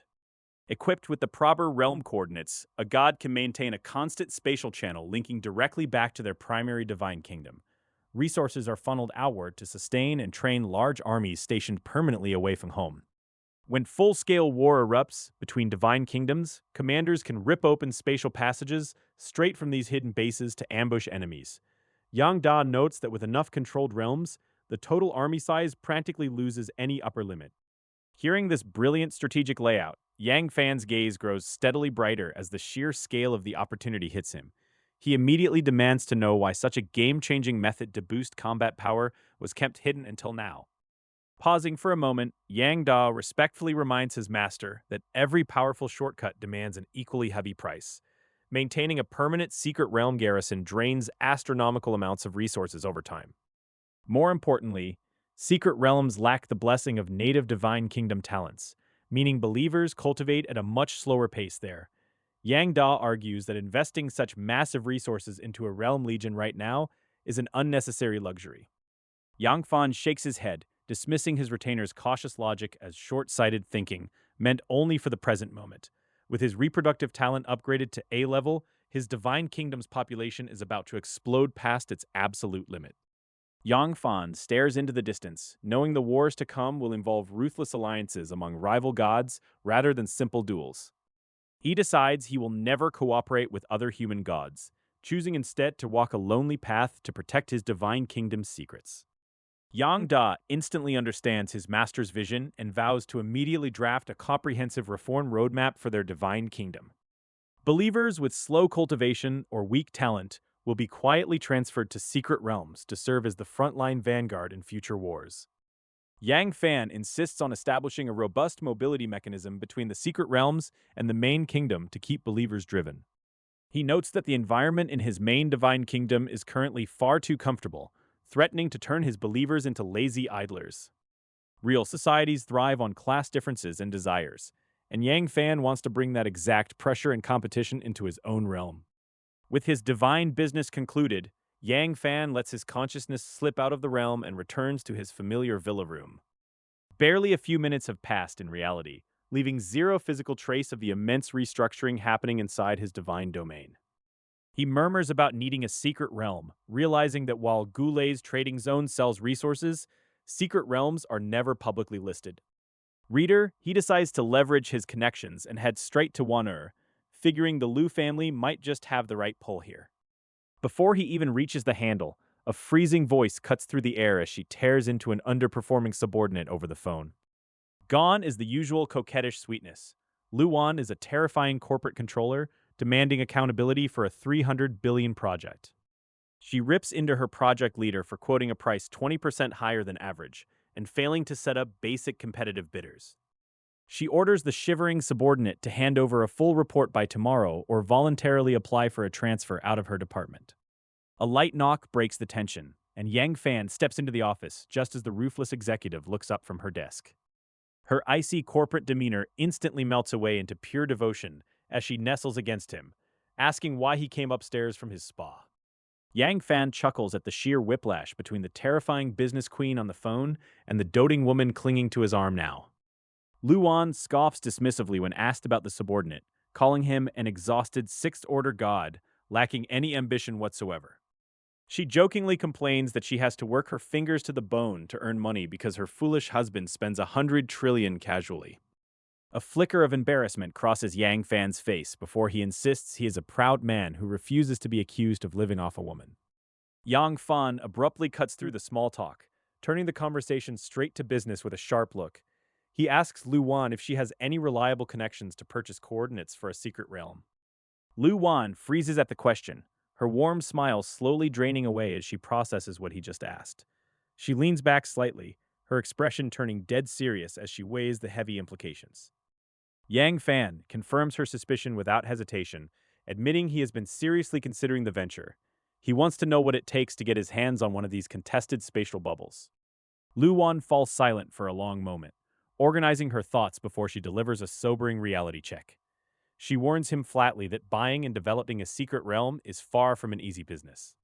She explains that coordinates carry exorbitant price tags and demand an agonizingly long investment return cycle. She notes that recouping costs can easily take longer than developing a string of resource stars. Yang Fan narrows his eyes and frowns at the mention of hidden dangers lurking beneath the surface of the trade.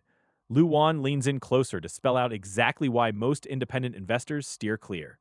She points out that unlike mobile resource planets, secret realm coordinates are permanently fixed in space. This means the original seller always knows the exact physical location of the territory they just offloaded. Lu Wan exposes the cutthroat nature of the market, where shady merchants sell a realm, wait for years of investment, and then send troops to snatch it back. Some even worse scoundrels organize armed robberies right after the purchase clears. She stresses that only top-tier families with deep foundations manage to hold secret realms for the long haul. They station elite followers there permanently and mobilize clan resources the moment an attack hits. Yang Fan listens as she describes the venture not as a simple financial investment, but as a ruthless contest of strength. He asks bluntly if high-ranking gods will brazenly send troops to muscle in and fight for it.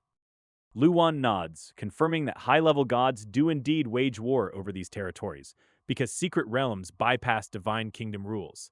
She breaks down the tier system of heavens, earths, Xuen, and yellows. Yang Fan cuts straight to the core issue, asking if a defeated garrison will expose the secret coordinates of his own divine kingdom.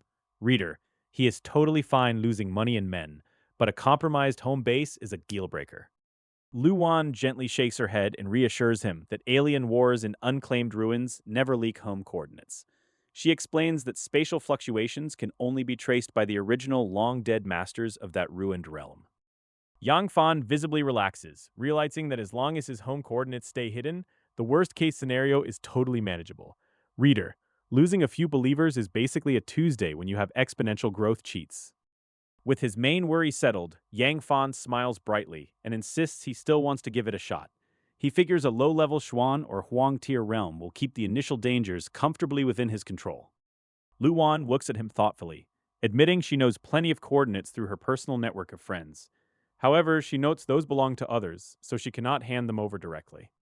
She brightens up and reveals a prime opportunity has just landed right in their laps via the Han family military headquarters.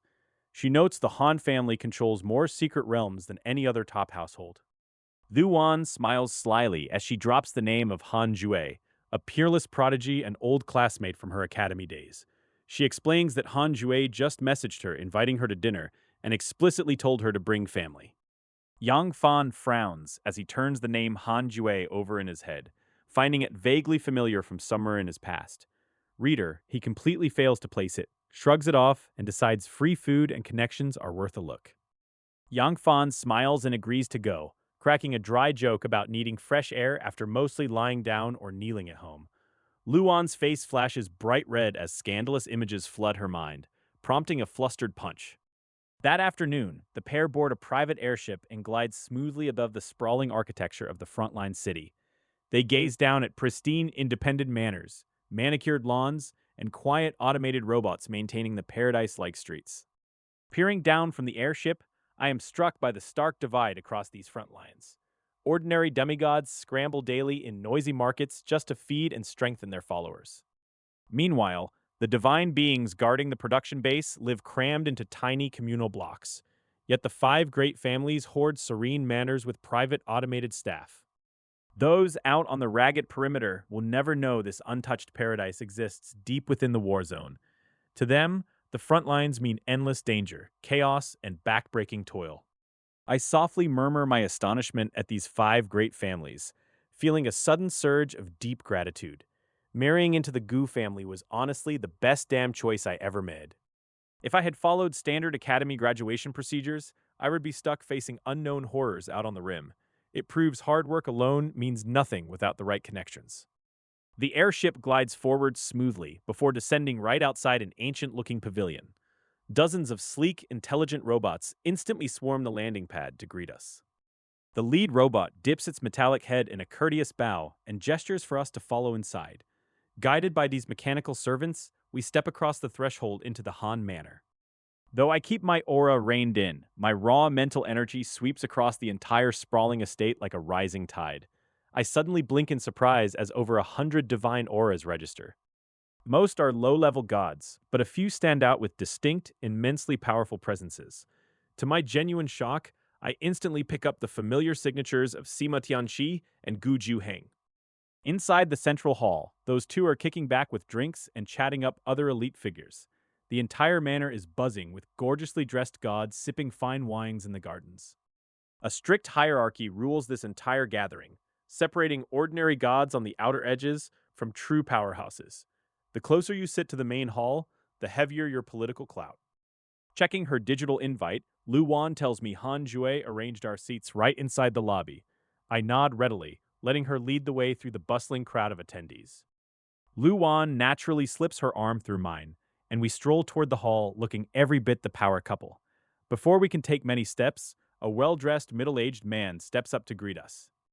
Mr. Ma flashes a broad smile and recalls how an emergency business loan saved his company years ago. He eagerly offers his absolute loyalty if Luan ever needs any favors down the line. Luan politely shrugs off the praise and excuses herself, mentioning that Brother Han is waiting inside. Mr. Ma immediately steps aside with a deep bow, showing utter reverence. Suddenly, a stunning and provocatively dressed female deity raises her glass with a cheeky grin. She loudly asks why the famous President Liu decided to drag a boyfriend along to a real dinner. Lu Wan calmly introduces me as her husband, causing the woman's playful smile to instantly freeze in pure terror. She profusely apologizes for the massive misunderstanding and hastily bows to me. I just offer an easygoing nod and brush the awkward interaction aside without a second thought. All around us, wealthy onlookers whisper and eye me with undisguised curiosity. Everyone here knows Lu Wan commands massive business resources and wields the backing of the Lu family. Landing her as a wife makes me an immediate target of high society gossip. As we finally slip past the crowd into the hall, I chuckle about her expansive social network. She just grins and admits she has spent years schmoozing every major player across the main stars. I couldn't help but poke a little fun at my brilliant wife, asking why she didn't introduce all these big shots to her husband. Lu Wan just glanced at me with that calm look of hers and gave a very intriguing response. Before I could dwell on it, four familiar faces strode right over to us with polite smiles. These guys were none other than the four elite prodigies who presided over the God Conferment War at Taichu Academy years ago. To my surprise, their target wasn't me at all, but Lu Wan. My wife casually introduced them as her cousin Lu Chengyuan and three other relatives, leaving the four proud prodigies practically sweating from nervousness. Han Wuji hurriedly waved his hands and insisted they only met me once by pure coincidence. They treated Lu Wan with absolute deference, clearly aware that her family backing and immense business empire put her in a totally different league. Lu Wan brushed it off with a polite smile, telling them we would keep in touch another time. The four young men scrambled to clear a path, bowing slightly as we walked past them without a moment of hesitation. As we strolled deeper into the hall, various powerful gods proactively greeted Lu Wan with undisguised ingratiation in their eyes. Honestly, watching my wife command that kind of room gave me a whole new level of respect. If we set aside divine gifts and just looked at raw individual competence, Lu Wan was probably leagues ahead of me.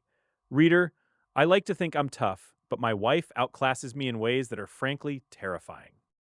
Right before crossing the threshold, my instincts screamed as a faint, deeply buried spike of malice brushed against my senses. Even though it vanished in a split second, my mental strength caught it instantly. I flicked my gaze toward the corner where a figure stood facing the wall, trying hard to blend into the shadows. With my current mental power, seeing right through that little disguise was child's play. It was Ma Huainan, the genius who entered Taichu Academy the exact same year I did. Under normal circumstances, he shouldn't have reached the front lines for another half a year, but here he was, fully ascended to godhood early. I ran my tongue across my lips, amused that he managed to break through without the war god's manual. I couldn't care less about his little grudge, so I just ignored him and kept walking with Lu Wan. Stepping past the doors, the inner hall opened up into a surprisingly vast and hushed space. Unlike the bustling noise outside, this elite chamber was dead quiet and occupied by only a handful of heavy hitters. Before we could take two steps, Gu Juheng came striding over and slapped a heavy hand right onto my shoulder. Reader, he instantly regretted that decision. With a dull thud, his palm hit like it struck solid steel, sending a sharp sting right back up his arm. He stared at his hand and then at me, demanding to know how my physical strength had gotten so absurdly broken. He complained that I was cultivating all three paths at once and accused me of secretly focusing purely on martial arts.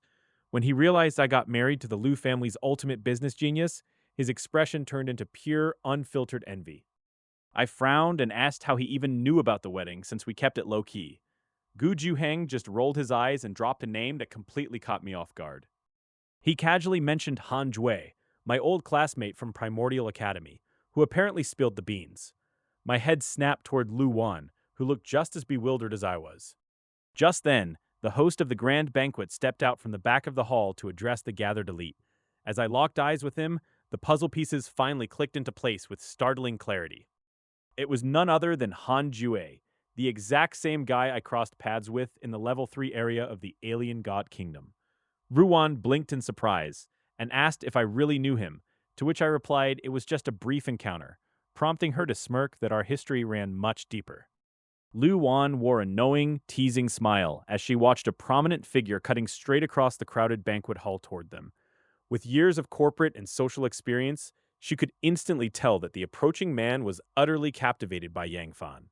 It was no mere superficial politeness, but genuine, excited eagerness written plainly across his entire expression. As a certified prodigy of the Human Federation and a direct descendant of the prestigious Han family, Han Jue should normally have treated even rising talents with detached equality. The only logical reason for such eager deference was an exceptionally close, deep bond between them. Watching this unfold, Lu Wan could not help feeling a sudden surge of petty resentment toward her oblivious husband. Lu Wan felt thoroughly annoyed that her husband had kept such influential connections entirely hidden from her, while pretending to be a clueless newcomer. Seizing a quiet moment when no onlookers were paying attention, she reached out with a sharp twist and pinched Yang Fan hard on his lower back. He stiffened instantly from the sudden jolt, staring down at her with complete bewilderment in his eyes. Rubbing his side, Yang Fan blinked in total confusion and asked what on earth he had done to deserve such a sudden ambush. Lu Wan merely gave a light snort and told him to properly reflect on his own mysterious actions instead of playing dumb. He stared back blankly, completely failing to understand what crime he had committed in her eyes. Before Yang Fan could puzzle it out any further, Han Jue marched right up to them and swept his arms wide into a hearty, enthusiastic hug. Amidst the startled and astonished gazes of the surrounding deities, he greeted Yang Fan like a brother from another mother. The whole display looked like a reunion of old friends who had survived decades of hardship together. Yang Fan felt his lips twitching slightly as he endured the overwhelming wave of hospitality from a man he had barely spoken to once before. He wondered internally just how thick-skinned someone had to be to act like they grew up together after a single prior meeting. Still, he took a deep breath and decided to play along with whatever bizarre social game his supposed cousin was running. When Yang Fan formally addressed him as cousin, Han Jue immediately waved a hand in swift dismissal as if swatting away a pesky fly. He declared that such formal titles were entirely unnecessary between true brothers who shared such a profound bond. Slapping Yang Fan familiarly on the shoulder, he promised full backing against any trouble in the frontline territories. All around the opulent hall, numerous divine beings exchanged surprised glances upon witnessing the Han family prodigy bestow such extraordinary warmth upon an outsider. They murmured among themselves, realizing that this particular young man possessed an energy and network far beyond what his quiet demeanor suggested. A great reputation among the upper circles was clearly never completely undeserved. Completely ignoring the sea of curious eyes fixated on them, Han Jue hoisted a sparkling glass of crimson liquor and pressed it directly into Yang Fan's hand. He introduced it as a prized specialty of the Han family divine kingdom, known for its fierce, burning kick. Yang Fan accepted the vessel and took a measured sip, feeling a sudden surge of heat bloom instantly across his palate. The fierce liquor sent a scorching wave straight down his throat, though it barely registered against a physical body as monstrously durable as Yang Fan's. He gave an approving nod and admitted the brew was genuinely decent stuff. Grinning with absolute satisfaction, Han Jue hooked an arm around a nearby youth to drag him into the conversation. Han Jue proudly introduced the newcomer as Qin Zheng from the Qin family, casually joking that his mother was an aunt and treating the poor guy like an underling. Qin Zheng instantly rolled his eyes so hard it looked painful, rejecting the disrespectful label with immediate sarcasm. He muttered that if his mother had not ordered him to show restraint, he would have put Han Jue in his place years ago. Upon hearing that retaliation threat, Han Jue twisted his facial features into a masterclass of theatrical, exaggerated shock and disbelief. He gasped aloud and demanded to know whether Qin Zheng actually harbored secret ambitions to become his literal father. He loudly asked if Qin Zheng's aunt had any inkling of such scandalous generational betrayal. Backed into a corner by the shameless banter, Qin Zheng opened his mouth to retort, but found himself completely stammering under the spotlight of surrounding eyes. His face turned beet red as he finally abandoned all eloquence and shouted a blunt demand for Han Jue to clear out. The entire hall erupted into sudden, booming waves of hearty laughter that shattered any lingering tension. A nearby guest chuckled heartily and advised Qin Zheng that trying to out-argue Han Jue was a complete fool's errand from the start. After all, when it came to reaching absolute levels of utter shamelessness, nobody in the Federation could ever hope to rival him. Qin Zheng glared daggers at his grinning tormentor, though the warm amusement in his eyes betrayed their genuine friendship. The warm camaraderie rippling through the grand hall instantly dissolved the stiff formality that usually choked gatherings among the divine elite. Laughter echoed off the towering pillars as more guests joined in the good-natured ribbing between the young prodigies. Reader, if you thought high society was always a den of cold daggers, these clowns were here to prove you wrong. Conversations shifted from whispered rumors to open banter as the true social hierarchy of the venue began to loosen up. Yang Fan found himself swept right into the inner circle of the front lines without having to lift a finger to impress anyone. Lu Wan watched from a short distance away, her previous annoyance melting into a quiet, proud smile as her husband held his own. Qin Zhang finally shook off his embarrassment and raised his own glass toward Yang Fan in a gesture of welcoming solidarity. The minor friction between the powerful families seemed entirely trivial compared to the looming pressures of the frontline battlefields outside. Here, bonds forged in wit and wine mattered far more than cold ancestral pedigrees. Beyond the arched balconies of the banquet hall, the vast expanse of the frontline fortress stretched out under the gleaming twin moons. Countless starships drifted through the celestial dockyards, a constant reminder of the war raging just beyond the horizon. Yet inside these gilded walls, the night belonged entirely to the rising generation of human titans. More drinks poured freely as the toasts continued to bounce back and forth between the scions of the five great families. Every glass swallowed represented an unspoken alliance forged in the fires of impending conflict against alien kingdoms. Yang Fan stood firmly at the center of it all, proving that his reputation was backed by genuine social gravity. Han Jue clapped Yang Fan on the back once more, sealing their newly declared frontline brotherhood with a firm, resounding thud. Whatever complex political games the elders were playing back home, these young men were carving out their own rules. The battlefield was brutal, but having the right idiots by your side made all the difference. With the atmosphere thoroughly warmed and friendships firmly cemented among the elite, the grand welcome banquet rolled onward into the deep hours of the night. Yang Fan had successfully integrated himself into the upper echelons of the front lines without firing a single shot or showing off his cultivation. And as for his petty wife's pinch, well, that was just the cost of doing business. Han Jue turns his attention to another relative, introducing his cousin Han Zhen, who serves as a frontline brigade commander of the 26th Army Corps. Han Zhen commands absolute authority, having once led 10 human gods to strike the divine kingdoms of several third-tier insectoid gods without mercy. As Han Zhen steps closer, I quietly sweep my mental energy across him to test the true depths of his cultivation and gauge his hidden combat power.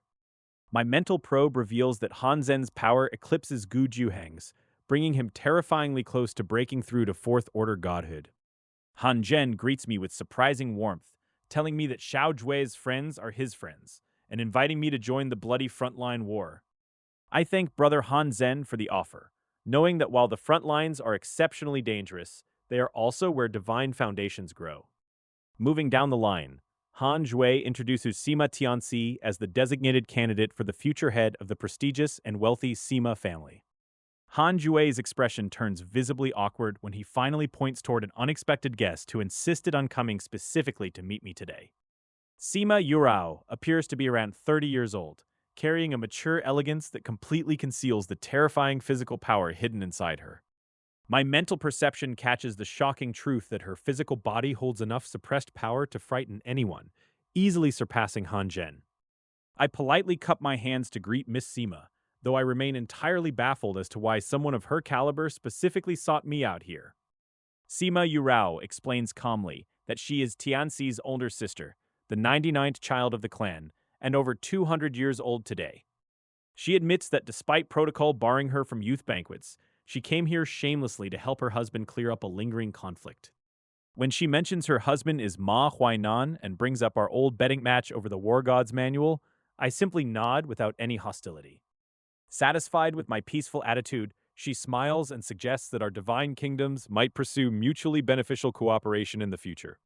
With the matter settled amicably, Sima Yurao bids Han Jue farewell and slowly walks out of the hall alongside her departed husband's issues. Sima Tianxi breathes a massive sigh of relief once she leaves, marching over to throw his arm around my shoulder with a look of utter disbelief. Sima Tianxi reveals that because of me, Han Jue actually barred Ma Huainan from entering the hall, proving just how deeply he values our ties. As I stare at Han Jue in utter bewilderment, wondering when we got this close, he just raises his glass and tells everyone to drink freely. Han Jue twirls his crystal glass of fiery wine, offering a potent brew straight from the Han family divine kingdom that strengthens physical bodies. He casually promises to deliver 100 tons of the fiery liquor to every guest so their believers can enjoy a taste as well. The entire hall erupts in lively cheers as the young gods eagerly accept the generous gift and shout their praises to young Master Han. Afterward, guests sink into plush seats to enjoy precious spiritual fruits and fine drinks served by polished, intelligent robots. A young god named Han Zhen is approached by an ambitious peer asking to buy into the 26th Legion invasion of a Titan divine realm. Han Zhen politely dampens the request, explaining that the mission is restricted to official Legion slots with very limited availability. Meanwhile, another guest approaches Luan to pitch a new technology company from the Qin Clan Technology Alliance, preparing to go public. The investor offers spare funds and equity, asking only to borrow the influence of the Lu family name to smooth out the listing review. Lu Wan simply offers a slight smile and tells him to send the details over later so she can consider the proposal if it fits. The entire hall hums with networking, where high-stakes resource exchanges and powerful partnerships are forged behind the polite chatter. While everyone enjoys the slight tipsy warmth of the fiery liquor, their eyes remain razor-sharp because gods never truly lose control. For these top human geniuses, a single evening of mingling creates more value than an ordinary deity builds in an entire lifetime. Yang Fan stands apart from the active networking, using his powerful mental strength to eavesdrop on conversations across the room. Listening to the wheeling and dealing, he feels a sudden pang of emotion, realizing how unconventional his solitary lifestyle truly is. The top human elites rely on massive family backing, marriage alliances, and complex interpersonal webs rather than raw strength alone. He lets out a wry smile at his outsider status, though he quickly comes to terms with his very different path to power. While they rely on inherited connections, his secret weapon is his sss-level evolutionary talent, yielding compound interest growth. Just then, Han Jue strolls up and claps a hand onto Yang Fan's shoulder with a knowing, teasing smirk. Han Jue praises Lu Wan as the richest person in their class and jokingly asks Yang Fan to teach him how to land such a wealthy match. Yang Fan rolls his eyes at the teasing, reminding his friend that a direct descendant of the Han family has no need for jokes like that. Han Jue turns serious, noting that Lu Wan would never pick a mere gigolo and must truly approve of Yang Fan's real capability. Han Jue knows the truth from the military merit system. Yang Fan single-handedly hunted down and killed an angel god right after breaking through. Knowing feats that few in Federation history could match, Han Jue recognizes that Yang Fan's terrifying potential surpasses almost everyone. Yang Fan leans in close during the bustling celebration and quietly drops a silent spiritual barrier around them, shutting out the entire room of nobles in a single breath. Han Jue beams with absolute sincerity, brushing off their single prior meeting and insisting they were destined to become fiercely loyal brothers from the very start. Reader, Yang Fan stared at him and internally wondered if this guy had a screw loose, because the sheer lack of shame in those blatant lies was truly breathtaking. Yang Fan drops the mental wall and lets the ambient noise rush back in, deciding that whatever this schemer's angle is, there is zero actual hostility behind it. Han Jue leans in to drop a mysterious hint about meeting up inside the virtual world later that night, alongside Lu Wan, to chase down a massive get-rich-quick score. The massive gathering rolls on until late into the pitch-black night, finally winding down as the exhausted crowd of elites drifts away into the cool evening air. The entire evening proves wildly lucrative for Yang Fan, as Lu Wan parades him through circles of direct descendants from all five major ruling families. By the time the lights finally go down, his messaging inbox is completely flooded with friend requests from high-ranking prodigies and heirs of elite lineages. Back in the private manor, Qin Zheng drops onto the sofa and stares hard at Han Jue, utterly convinced his lifelong buddy has just lost his absolute mind. Qin Zheng demands to know what kind of heavy leverage or blackmail is holding him hostage, offering to run straight to his powerful aunt to beg for rescue. Han Jue's face twitches in violent irritation as he tells his delusional friend to get lost, swearing up and down that nobody on Earth is threatening him. Qin Zheng refuses to drop it because he knows Han Jue's arrogant personality inside out, noting how the host spent the whole night kissing up to just one guy. Han Jue hits a brick wall of military confidentiality rules, refusing to spill the full story but swearing on his life that getting close to Yang Fan is a golden move. Han Jue drops a massive hint about extraordinary time law talent that dwarfs ordinary peer prodigies, leaving Qin Zheng staring in stunned silence. Learning that this absolute monster graduated less than 12 full months ago leaves Qin Zheng swearing in disbelief at the sheer unfairness of natural talent. Meanwhile, Yang Fan and Lu Wan step off their transport airship and walk straight into the brightly lit grand hall of their private residence.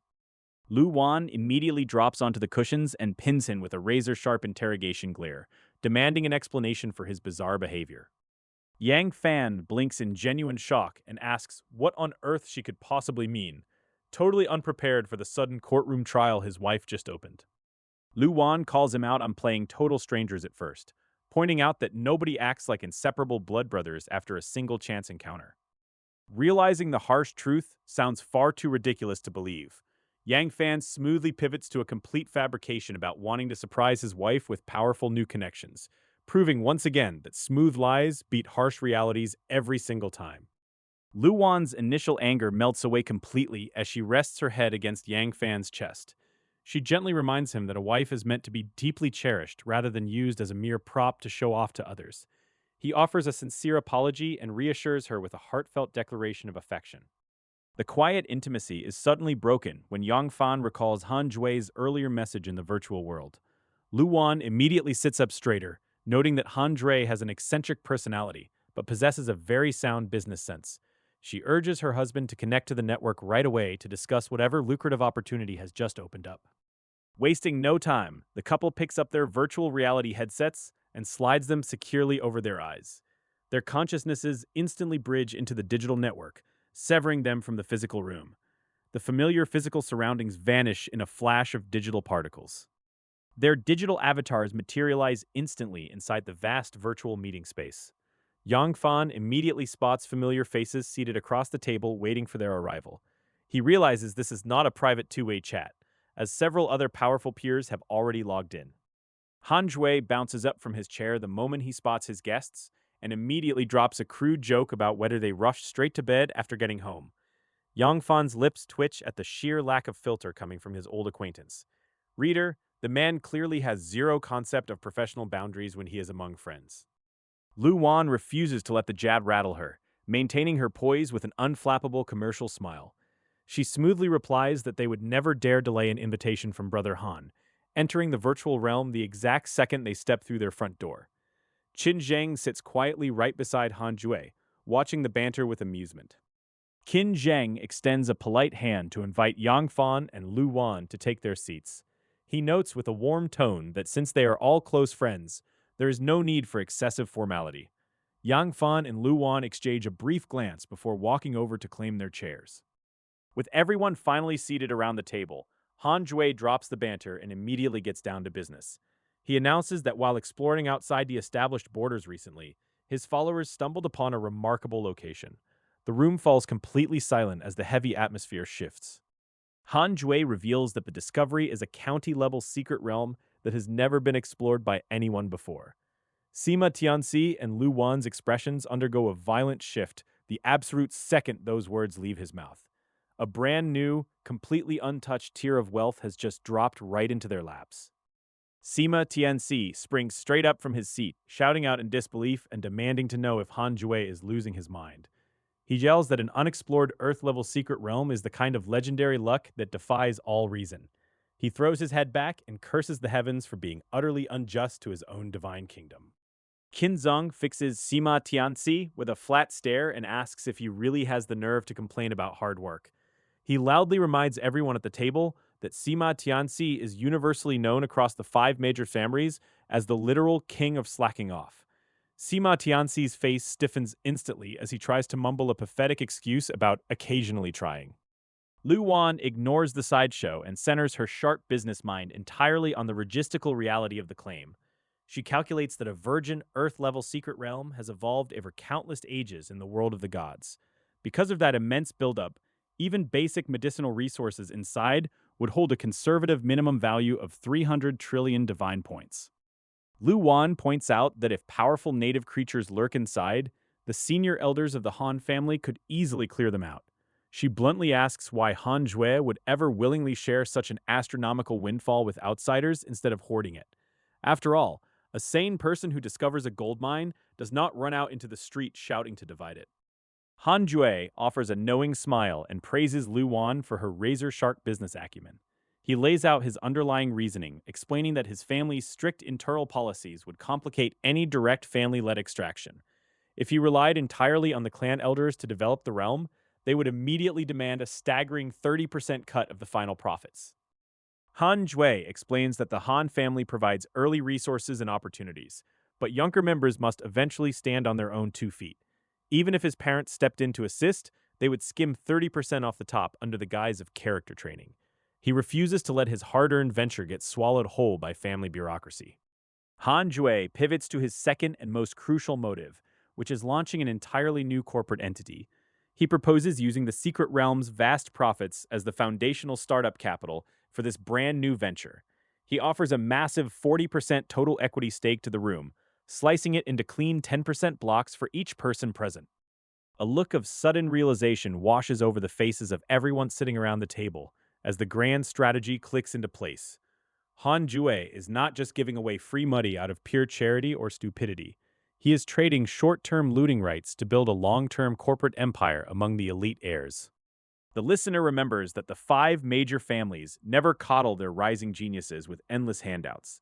The higher a youth's potential climbs, the stricter and more unforgiving the real-world trials become. Graduating from Primordial Academy and surviving the front lines means you must carve out your own independent economic territory. Forming companies, integrating external resources, and partnering with top-tier peers is the mandatory rite of passage for every major family heir. Han Jue takes on higher risk and gives up 10% more profit by looping them in, but the long-term play is bulletproof. Gods live forever, meaning sustainable economic channels beat a one-time cash grab every single time. By pulling Sima Tianxi, Qin Zeng, Lu Wan, and Yang Fan into the venture, Han Jue secures the absolute cream of the Human Federation's younger generation. This high-powered coalition lays the exact groundwork needed to take their future enterprise straight to the federal main board. Han Jue's real play wasn't dividing a secret realm. It was buying a ticket to the absolute top.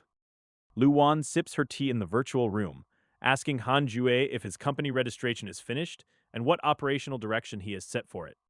Han Jue confirms the registration of the Qingxing Group in the Zhanbian starfield, stating their short-term focus lies on exploiting local secret realms. Han Jue asks Lu Wan to transfer a ninth-order intelligent life form from the Lu Group headquarters to run the Qingxing Group operations department. Lu Wan readily agrees to the request, praising the massive potential of the Qingxing Group and offering a toast to its future federal listing. Sima Tianxi eagerly jumps in to offer his family connections with the federal government for approvals, tax incentives, and talent policies. Qin Zhang remains quiet as a fellow shareholder since he already knew the plan, leaving the floor open for everyone else to make their contributions. Yang Fan coughs lightly and admits he cannot help with management, candidly pointing straight at his wife Lu Wan to handle the heavy lifting.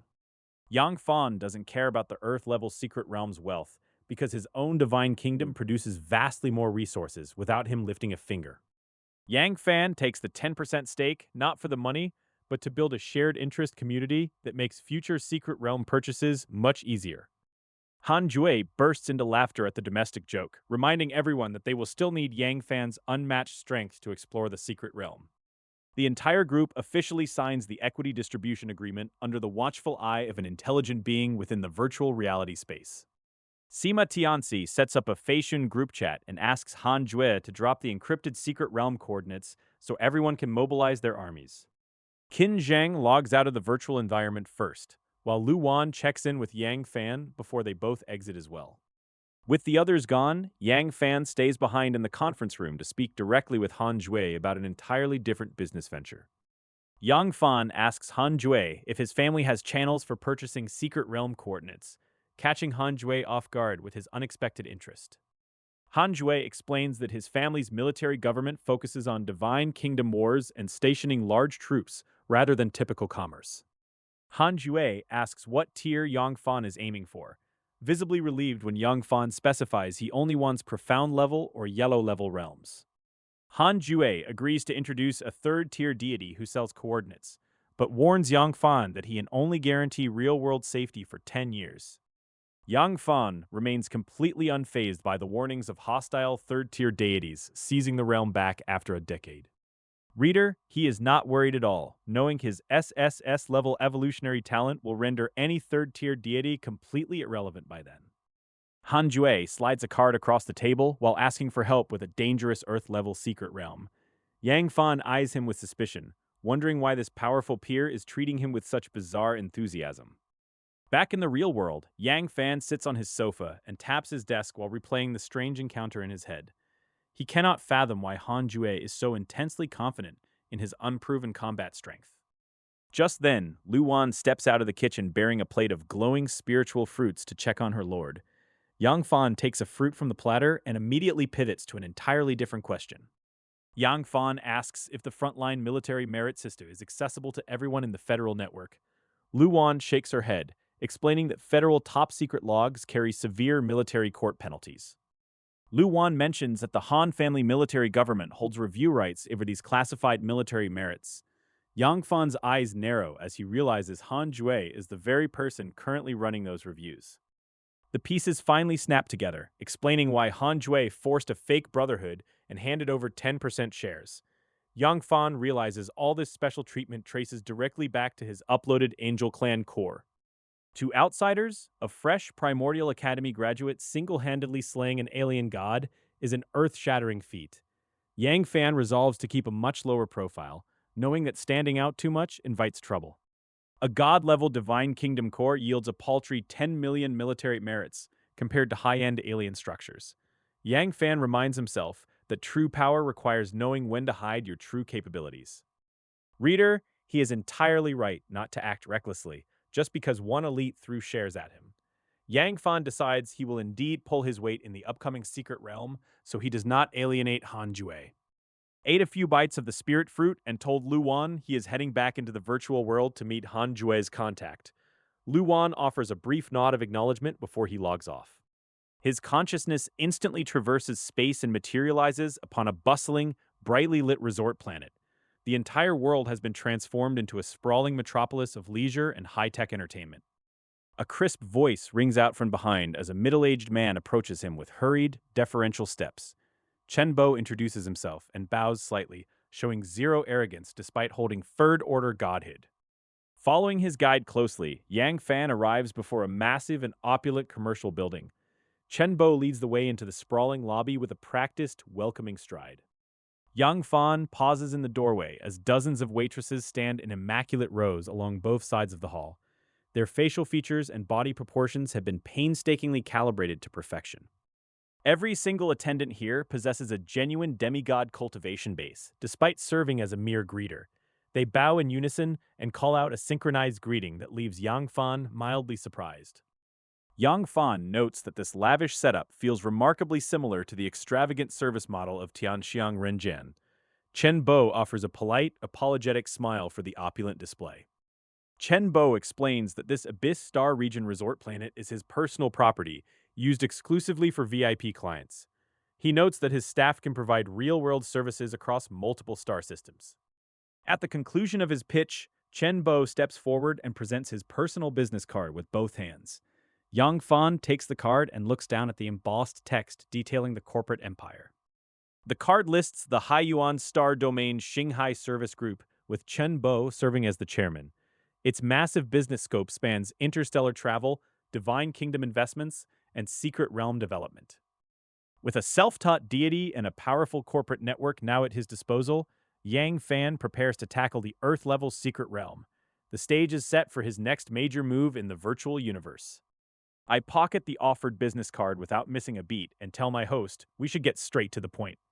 The man leading me immediately pivots and guides the way toward a spacious, high-tech conference room. The heavy door clicks shut behind us, and Chen Bo fires up a detailed projection showing all the assets he has lined up. He stands proudly beside the floating display, ready to kitch his inventory. I sit back and flip through the dense files detailing the layouts, environmental stats, and internal resource distributions of various territories. The data covers everything from mineral reserves and spiritual plant yields to local beast breeding cycles. Some of these hidden domains even feature fully constructed semi-automated breeding hubs and irrigation ditches. Rows of robotic farmhands and resource collection gear stand ready to churn out profits from day one. Chen Bo taps his chest and assures me that he pre-cultivated every single tract with legions of loyal believers. He promises that once I acquire them, I only need to drop in garrison troops to pull in endless returns. I offer a brief nod of approval as the vendor eagerly leans in to break down his pricing tiers and target demographics. Reader, he is about to learn the difference between casual shopping and absolute financial violence. He highlights the yellow-level secret realms first, explaining that each spans approximately 100 million square kilometers. Depending on local resources, those run anywhere from 10 billion to 50 billion divinity points. He calculates that an ordinary buyer takes 8 to 15 years in the real world just to break even before hitting pure profit. Naturally, for someone with my backlog of resources, that timeline is basically ancient history. With a quick swipe, he switches the display to showcase the Schwann-level secret realms and their heavily enhanced spiritual environments. Their areas stretch between 5 billion and 15 billion square kilometers of pristine, high-grade land. Because these domains have matured over much longer periods, their resource growth rates dwarf the lower tiers entirely. One prominent option carries a steep price tag of 800 billion divinity points, while another demands 3 trillion. Chen Bo swears up and down that every single location has passed rigorous screening with fewer than 10 competing deities involved. He even tosses in after-sales protection, promising his divine nation's troops will crush any outside interference for a decade. He knows I am backed by 5 powerful families, so he treats this pitch like the most important audition of his life. He personally pours a cup of aromatic spiritual tea, smiling warmly as he waits for my verdict. I barely give the cheap yellow-level properties a second glance as I skim past their detailed spec sheets. My Divine Kingdom's output is already so terrifyingly high that earning mere pocket change divinity points holds zero interest for me. What I actually care about is raw landmass size for troop deployment, making the expansive Schwann-level domains my sole target. I trace my finger across the 5 largest territories available in his entire catalog. I set the heavy documents down on the table and tell him I want to lock in the Swan-level secret realms. Chen Bo perks up instantly, eager to hear which specific one caught my eye. I look him dead in the eye and announce that I will take all 5 of them right now. The poor man chokes so hard on his spiritual tea that he spits it straight across the room, staring at me like I just grew a second head. He stutters out a frantic repetition of the number 5, reminding me that these are 5 massive Schwann-level secret realms. He points out that their combined value sits dangerously close to 10 trillion divinity points. As a third-tier god who spent decades grinding out small-scale investments, Chen Bo is entirely unprepared for this level of madness. For him, selling a single Schwann-level property every few years is the peak of a successful career. Han Jue told him I only wanted to try buying some secret realms, which he assumed meant a cheap yellow-level toy. Reader, he severely underestimated what happens when a wealthy heir decides to go shopping. I tell him not to waste time and ask if we can push the trade through right this second. That single sentence shocks him right out of his daze and kicks his survival instincts into overdrive. Chen Bo springs from his chair like he caught fire, barking instructions to his intelligence system to draft the contracts immediately. He is terrified that if he moves too slowly, I might change my mind on this 10 trillion point windfall. He clutches the finalized contract in both hands, flashing a smile as bright as a blooming flower as he congratulates me. After all, he will probably never meet another customer in his lifetime who drops 10 trillion points without haggling a single copper. This was the single biggest payday of my life, pulling in a cool 10 trillion divine points in one go. Watching that transaction clear made me grin from ear to ear. With this kind of liquid cash sitting in my account, I could finally fast-track my real-world ambitions. Buying up shares in rock-solid companies was just the start. I even started looking at snapping up an entire habitable planet out in some forgotten sector. After all, letting massive wealth just sit around doing nothing is a rookie move. I sent a quick message to Chen Bo, telling him the coordinates for those 5 secret realms were locked down. He replied instantly, practically bowing through the digital screen. Chen Bo offered to keep his own private followers guarding the areas for free, just to stay on my good side. When a client drops 10 trillion, you bend over backwards. I shook my head and told him to pull every single one of his men out of there immediately. My own divine kingdom was already overflowing with elite military might. Chen Bo agreed without missing a beat, locking in his decision to never touch those realms again. He knew a golden goose when he saw one and refused to risk losing it. He knew I wasn't like those arrogant second-generation brats who relied entirely on daddy's money. Plus, the fact that Han Jue held me in high regard spoke volumes. Before logging out, I told Chen Bo I would definitely be hunting for more dungeon coordinates down the line. The bigger the area, the better my expanding forces could use it. His eyes lit up like slot machines at the mere mention of another huge order. He swore up and down that his underground channels had plenty more where that came from. I logged out of the virtual world into my real bedroom, where Lu Wan was already fast asleep. Instead of crashing, I slipped right back into my chair and dived into the divine realm. Time moves way faster inside my divine realm than it does in the real world. Before even logging in, I had already zapped those 5 secret realm coordinates straight to Yang Da. Yang Da bowed gracefully and snapped his fingers to pull up the status reports. The handover of all 5 Xuan-level secret realms was already completely finished. 5 massive light curtains popped up in the center of the hall, showing live feeds of the new territories. Every single monster, rare plant, and mineral deposit had already been stripped bare. All those valuable resources were shipped straight back to my main god kingdom for sale or upgrades. Heavy engineering bots had already flattened the mountainsides into massive, empty plains. Yang Da pulled up footage of the newly purchased war cities designed purely for carnage and cultivation. Every single comfort building was gutted to maximize training space. These sprawling fortresses packed spirit energy fields, battle formation grounds, and material reserves. Believers thrown in here would suffer in comfort, but their combat power would skyrocket. Since word of these coordinates would eventually leak, perimeter defense was an absolute priority. Yang Da installed a massive, mysterious Heaven Great Wall around every single border. He loaded the outer rings with F-3500 fighter jets and endless waves of automated patrol robots. Any hostile blip or spatial ripple would ping our main network instantly. Each secret realm also got 1,000 intelligent Gundams, piloted by dedicated AI lifeforms. If a war broke out, those heavy mech units could drop into the meat grinder immediately. Of course, a billion starving soldiers won't win you many wars, so food supply was locked down tight. Yang Da skipped luxury foods and went straight for mass-producing spiritual grain. He bought 100 A-grade spirit source nurturing valley towers for each secret realm. They pumped out enough spiritual rice and wheat to feed billions of grinding believers without missing a beat. Huge silver-white facilities materialize on a luminous screen as Yang Da presents the newly completed secret realm infrastructure, complete with rotating mechanical rings. Vast agricultural tracts of spiritual rice continuously grow and mature, while complex automated machinery harvests the bountiful crops across the fields. Grain transport vehicles, transit stations, and energy storage devices have all been fully constructed to keep the isolated realms supplied and running smoothly.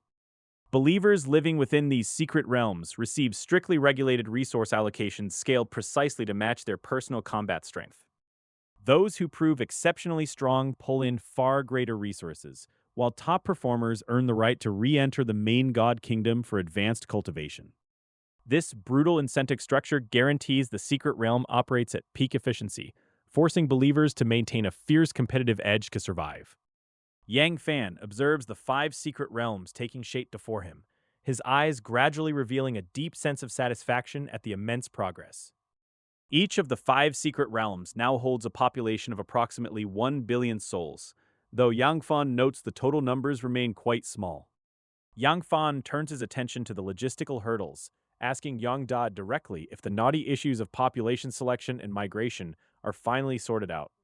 Yang Da replies that after being refined by the River of Hope and evolving across the years, the Divine Kingdom's believers possess surprisingly decent aptitude.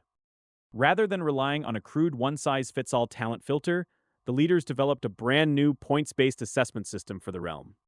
A comprehensive evaluation tracks strength, cultivation time, and flesh and blood energy conversion, with a bottom-ranking elimination every 10 years.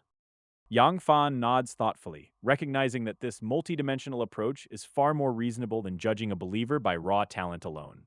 Some talented believers grow profoundly lazy and squander their entire lives, while ordinary minds break through barriers through sheer relentless grit. Yang Da shifts uncomfortably, confessing that population migration has hit a massive wall because the lagging believers are pushing back. Those believers who slack off and cheat realize they are on the chopping block, developing a sharp sense of autonomy and nursing bitter grievances. Panicking at Yang Fan's stern frown, Yang Da drops to both knees and begs for forgiveness, swearing absolute loyalty is hardwired into their genes. Faith in God is an underlying rule etched deep into their very being, meaning believers would never dare harbor genuine treasonous thoughts against their Creator. However, these conscious beings still crave power and freedom, openly criticizing managers like Yang Yi for perceived corruption during the sweeping reforms. Recalling a textbook on believer ideological construction from the primordial city library, Yang Fan realizes resource redistribution always sparks fierce resistance. Yang Fan calmly instructs Yang Da to issue a new divine decree, framing the migration as an essential multi-million-year grand plan for the realm. The decree declares that the gods' decisions cannot be disobeyed, but mercifully rewards those who shoulder the heavy burden of pioneering the secret realms. Yang Fan leans forward across his desk, lecturing Yang Da on the harsh reality that exploding believers blindly is a dead end. He argues that a thriving divine kingdom must operate on a self-sustaining virtuous cycle rather than brute oppression. He explains that while a hierarchy is essential to give believers something to climb toward, completely closing off upward mobility only breeds despair. If resources flow too freely without pressure, it simply turns the entire population into lazy dependence. With his divine realm expanding rapidly and billions of followers growing fat on unearned resources, the warning signs of stagnation are obvious. Yang Fan decides to use this secret realm migration to completely overhaul the system and revive competition. Yang Da bows low and swears absolute obedience to the divine will before the master of the realm. Having laid out the blueprint for structural reform, Yang Fan withdraws his consciousness back to the real world. Silence blankets the peaceful villa in the mortal realm, while an administrative earthquake ripples across the divine kingdom. Yang Da and several intelligent life forms immediately huddle together to draft the specifics of the decree. My divine kingdom, having developed over countless years, now boasts an expanded territory and a multitude of believers, and has reached a new stage. The Great Migration of the Divine Kingdom is a grand plan concerning the future of millions of years to come. Anyone who hinders this migration or refuses to comply will be branded a traitor and punished by divine law. However, God is merciful and cannot bear to let down any believer who dedicates themselves to his kingdom. Those who show outstanding performance and loyalty during the move will be granted the glorious title of Guardian of God. The resounding divine decree echoes through the souls of hundreds of billions of beings simultaneously. Powerful, high-level practitioners in the heavenly court bow in acknowledgement, knowing the decree bypasses them completely, since they are well past the foundational tier. The entire burden of this massive relocation falls squarely on the shoulders of the low-level fifth-tier beings. Leaving their comfortable zones to enter harsh secret realms strikes fear into their hearts, but none dare openly defy a direct command from heaven. Realizing resistance is futile, the lower-ranking believers quickly fall in line and voice their fierce loyalty. A believer named Ajuo steps forward to declare himself a staunch supporter of the Divine Kingdom migration plan. Suddenly, a beam of pure white light erupts from the heavens and swallows Ajuo whole. Yang Da's voice immediately booms across the realm to announce Ajuo as the very first appointed Divine Guardian. For his prompt loyalty, Azuo receives a special reward of 1 divinity point straight from the divine treasury. Reader, watching a guy get a rare currency for simply saying yes makes every freeloader in the realm rethink their life choices. The entire divine kingdom erupts into an absolute frenzy at the sight of such an extravagant payout. Even powerful nascent stole cultivators stare with undisguised envy at the glowing pillar of light, suddenly realizing obedience pays very well indeed. A tidal wave of desperate devotion sweeps through the lower tiers as billions of believers scream their support for the migration. Everyone is suddenly desperate to shout louder than their neighbor in hopes that the next beam of light will pick them. 10 years roll by in the grand timeline of the Divine Kingdom, pushing the number of migrating lower level believers past tens of billions. Over 10,000 individuals have earned the coveted title of Divine Guardian through sheer grit.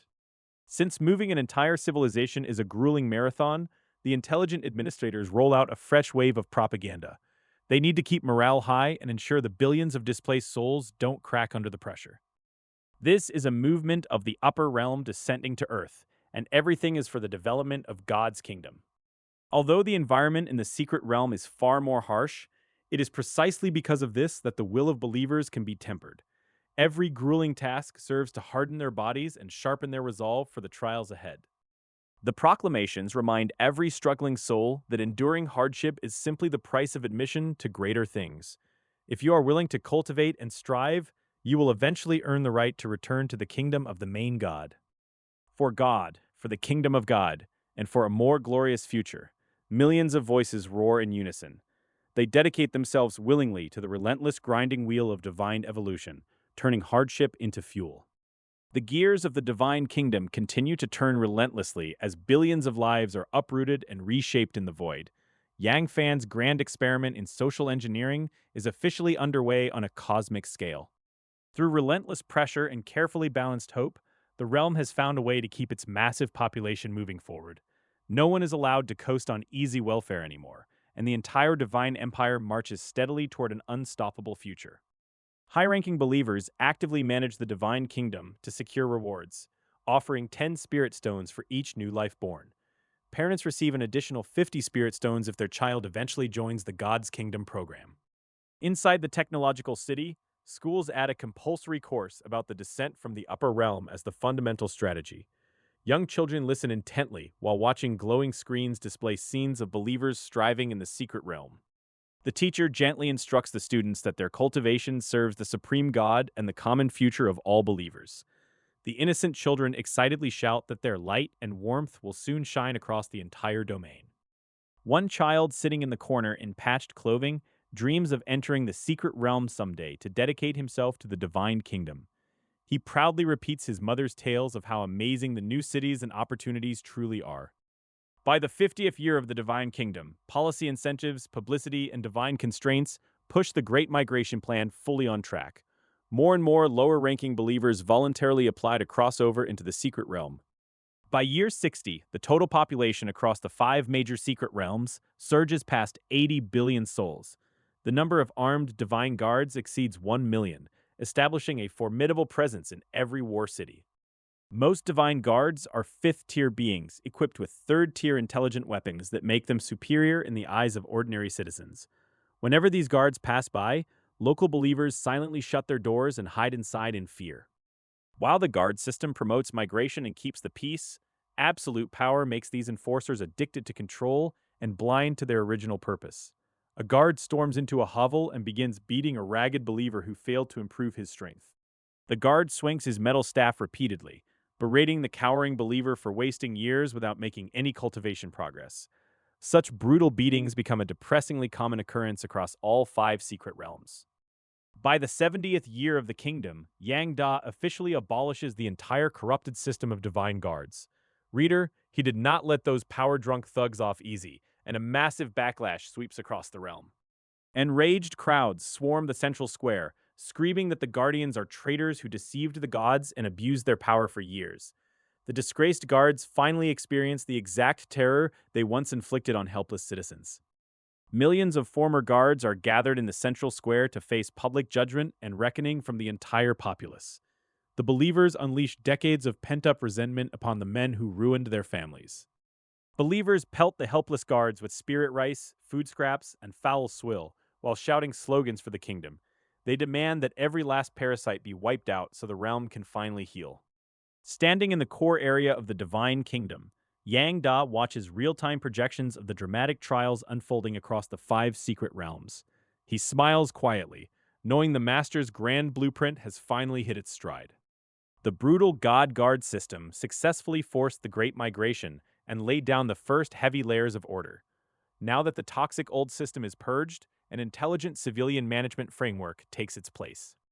The Great Migration solidifies into a permanent national policy driven by hard performance indicators set by intelligent life forms. With all internal obstacles smashed to pieces, the kingdom enters a golden age of unhindered growth. Yang Fan stops wasting time and spends nearly every waking hour inside the Taichu City Library, absorbing vast arrays of knowledge. He studies business operations, war systems, and the history of various gods to optimize his domain. Under the influence of his evolutionary talent, one day in the outside world translates to a full 100 years inside the Divine Kingdom. In just a few fleeting days of real time, the migration plan becomes an unstoppable, self-sustaining machine. Each of the five Zwan-level secret realms now houses between 50 and 60 billion inhabitants within their massive domains. Though these numbers barely scratch the surface of the hundreds of billions of square kilometers available, it is only the beginning. Bolstered by a hundredfold time acceleration and his A-level life propagation talent, Yang Fan's beleaguer population multiplies at an astonishing rate. Every single year brings a fresh wave of newborns across every corner of the secret realms. This relentless breeding and migration cycle creates a massive, compounding loop of faith and vitality that feeds directly back into his mortal shell. Yang Fan clearly feels his physical strength and mental power climbing upward in a steady, unbroken rhythm. With all internal hurdles cleared and his divine kingdom running like clockwork, his path to ultimate supremacy lies wide open. There are no more obstacles left in his way, and his legend is only just beginning to unfold. The appointed hour for our expedition into the Earth-level secret realm finally arrived today. My Feishan messaging app lit up with activity inside the Qinxing Group shareholders group chat. Han Jue immediately kicked things off by asking if everyone's Divine Kingdom armies were ready. Sima Tianxi, Lu Wan, and Qin Zheng quickly chimed in with affirmative replies. After seeing our readiness confirmed, Han Jue sent an encrypted coordinate straight into the chat. Lu Wan and I exchanged a brief glance without saying another word. Our consciousnesses plunged simultaneously into our respective divine realms to take command of the upcoming assault. Inside my Lord God's country, everything was already fully prepped for war. I chose not to mobilize the forces of the Immortal Alliance, the Myriad Phenomena Martial Court, the Zombie Kingdom, or the Elf Kingdom for this run. Instead, my mechanical civilization took full responsibility. Deploying machines demonstrated my utmost sincerity, since I could not help the Star Group much with business connections yet. Chairman Han Jue would surely grow dissatisfied otherwise. At the same time, I wanted to conceal my Divine Kingdom's true nature by keeping our believers out of the direct spotlight. Mechanical warfare relies entirely on research, manufacturing, and weapon upgrades rather than personal believer strength. Yang Da's voice echoed through the realm, reporting that 5 billion second-level intelligent life forms were mobilized. We also deployed 100,000 intelligent machines, 5 void warships, and 5 mechanical war puppets. Billions of second-level units formed an unblinking ocean of metal across the entire terrain without a single sound. They waited like sophisticated tools for my final word to drop. Reader, I had actually debated for a long time about whether this scale was appropriate for our opening move. After all, my kingdom held over 20 billion third-level intelligent life forms, equivalent to the core formation stage. Deploying those high-tier troops straight away would be far too extravagant and bound to arouse suspicion among fresh geniuses. Intelligence reports warned that unexploited secret realms could harbor wild creatures reaching the nascent soul stage and above. These intelligent Gundams were more than enough to handle whatever monstrous resistance we encountered out there. This initial investment struck me as the absolute sweet spot for our venture. With my mind made up, I nodded slightly to Yang Da as spatial fluctuations swallowed up our entire force. In a flash, our consciousness and our legions teleported straight to the outer edge of the secret realm. A boundless, pristine wilderness stretched out before us, choked with massive prehistoric timber and giant floral traps. Every square inch of the landscape radiated an overwhelming surge of raw vitality. Long-term evolution had clearly mutated the local flora into bizarre, supernatural life forms capable of transformation. Even the outer fringe hummed with an astonishing concentration of spiritual energy. The ambient spiritual density here reached roughly 1% of the levels inside my own divine kingdom. No wonder Wanair claimed unexploited Earth-level secret realms were easily worth trillions of divine points. I stood tall upon the metal shoulder of an intelligent Gundam, wondering where my partners had wandered off to. Had Han Jue and the others somehow managed to lag behind schedule? Four illusory consciousnesses slowly rose from the ground to flank my position on the battlefield. Han Jue, Lu Wan, Qin Zheng, and Sima Tianxi had finally arrived to join the party. Their expressions were deeply complicated as they looked up at my standing army with barely concealed panic. Admiration and fear warred across their ghostly faces. Lu Wan marched right up to my position and scolded me for dragging out the entire foundation of my divine kingdom for a routine run. Reader, that went about as well as you would expect.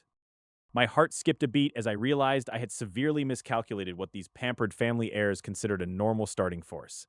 Meanwhile, Sima Tianxi was already tapping the metal plating in absolute bewilderment, asking if my kingdom could seriously manufacture weapons of war. Sima Tianqi stares up at the endless sea of intelligent Gundams, a cold shudder running straight down his spine at the terrifying scale of the mechanical army. Han Jue walks over with an emotional expression, praising his good friend and admitting that bringing 5 billion second-level intelligent life forms makes him feel small. Having broken through to godhood less than a year ago, Han Jue realizes his own divine kingdom relies mostly on basic chi refining followers, pale compared to this. Qin Zheng lets out a heavy sigh as his eyes sweep across the floating void warships and 5 terrifying mechanical war puppets exuding an aura of pure destruction. Qin Zheng finally understands how Yang Fan conquered a foreign god so fast, realizing he completely skips resource buildings to pursue a relentless path of war. Seeing their shocked reactions, Yang Fan's lips twitch, knowing he only sent a tiny fraction of his most ordinary mechanical forces to keep a low profile.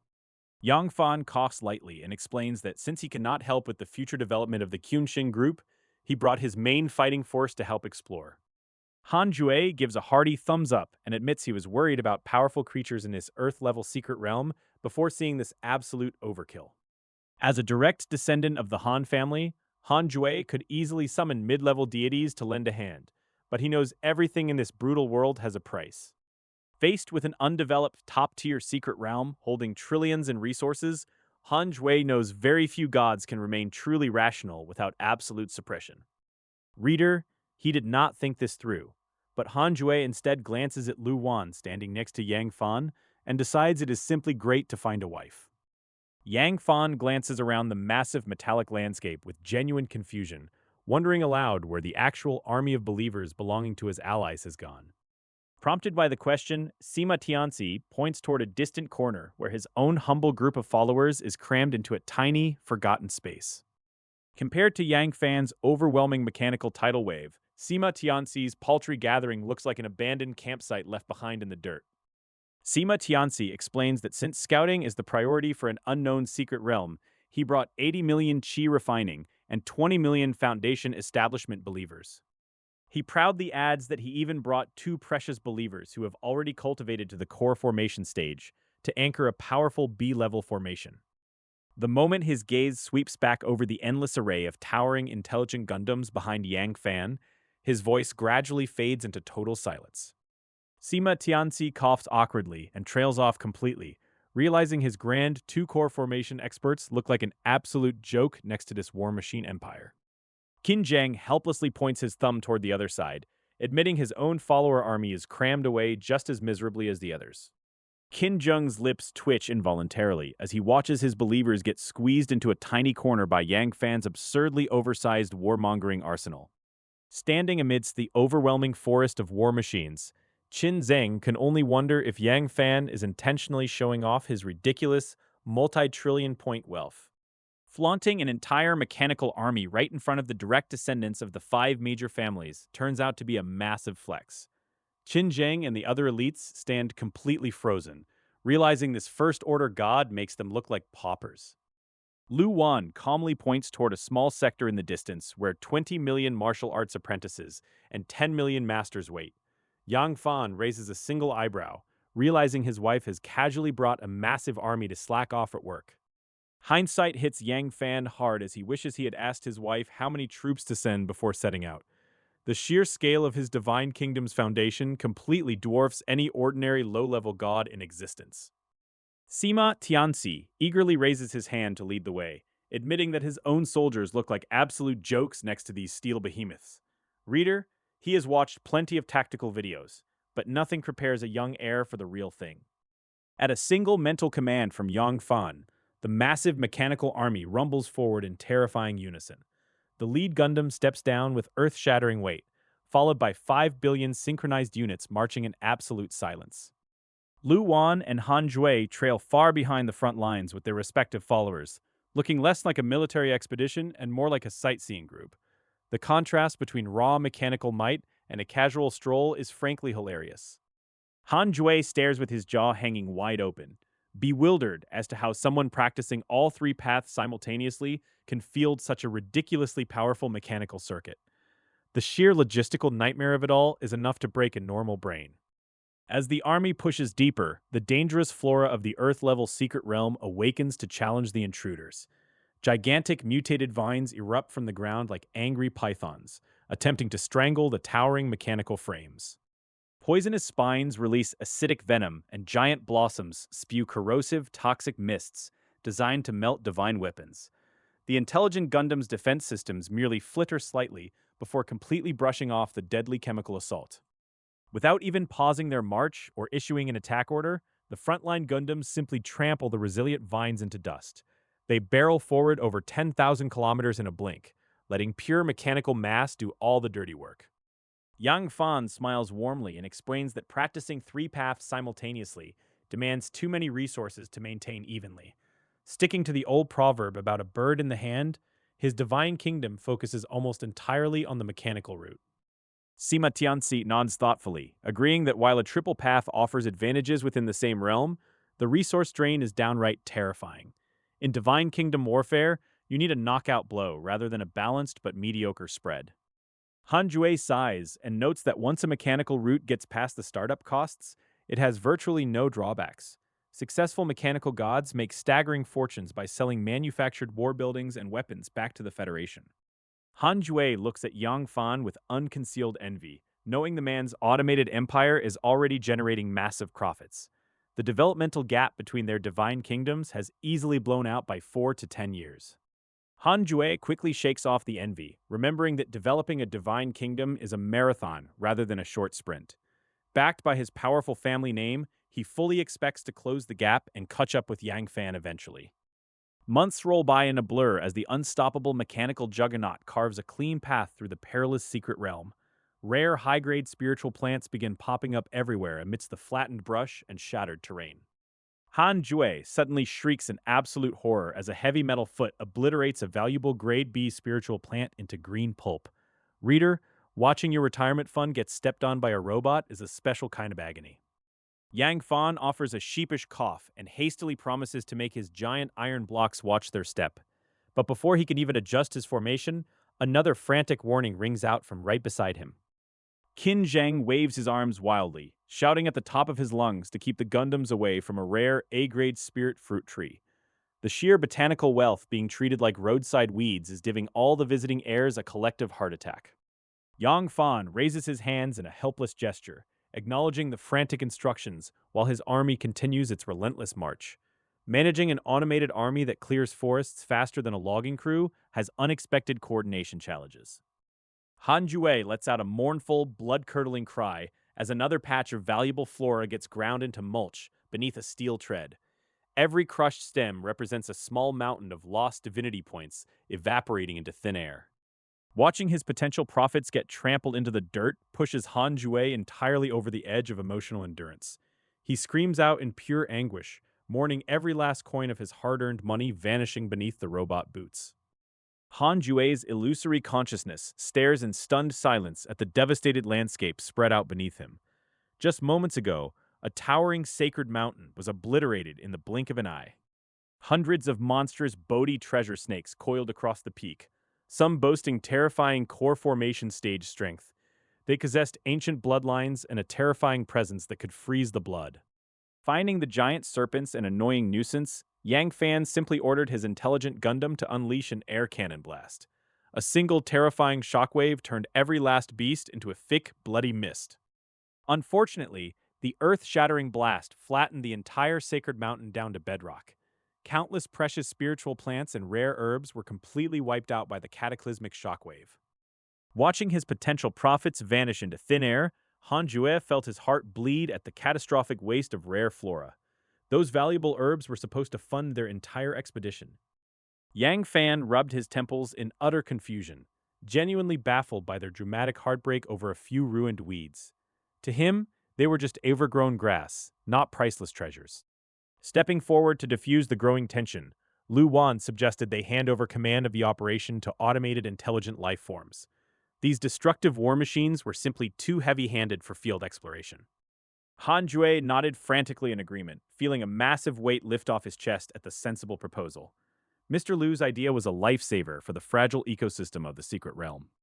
Paddling Yang Fan on the shoulder, Han Jue politely explained that pioneering required finesse rather than pure raw firepower. This Earth-level secret realm was meant to be a goldmine, not a crater. With a helpless twitch of his lips, Yang Fan conceded the point and agreed to recall his overwhelming forces. After all, he only wanted to show his sincerity, and the shock value had already landed. Under the group's careful arrangements, Yang Fan recalled all his heavy intelligent Gundams back into his divine kingdom. Only 5 billion second-level intelligent units remained behind to handle the grueling groundwork. An advanced intelligent life form known as Yang took charge of the land reclamation project with practiced ease. Resource mining and wilderness exploration were second nature to units of his caliber. Following suit, Han Jue and the others deployed their own specialized intelligent life forms into the territory. Swarms of alien gatherers and data-recording robots poured in to make the reclamation orderly. With every logistical detail settled and the chaotic wilderness tamed into a disciplined work zone, the group's consciousness avatars finally withdrew from the secret realm. Returning to the real world, Yang Fan slowly blinked his eyes open to find Lu Wan staring right down at him with a deadpan expression. Her face was set in a mask of absolute, unyielding seriousness.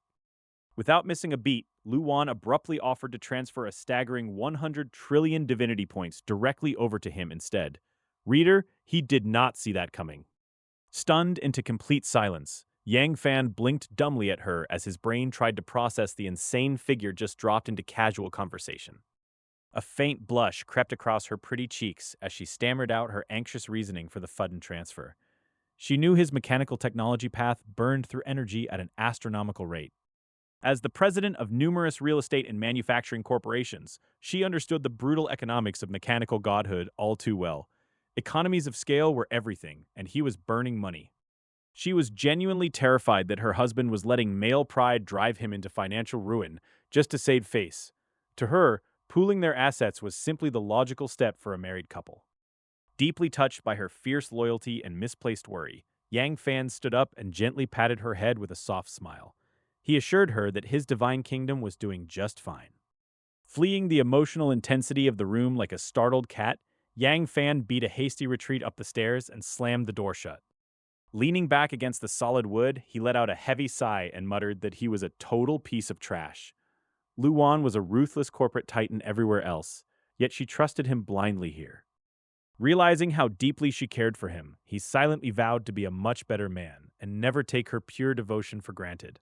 With the galaxy at his feet and his beloved by his side, this life would be complete.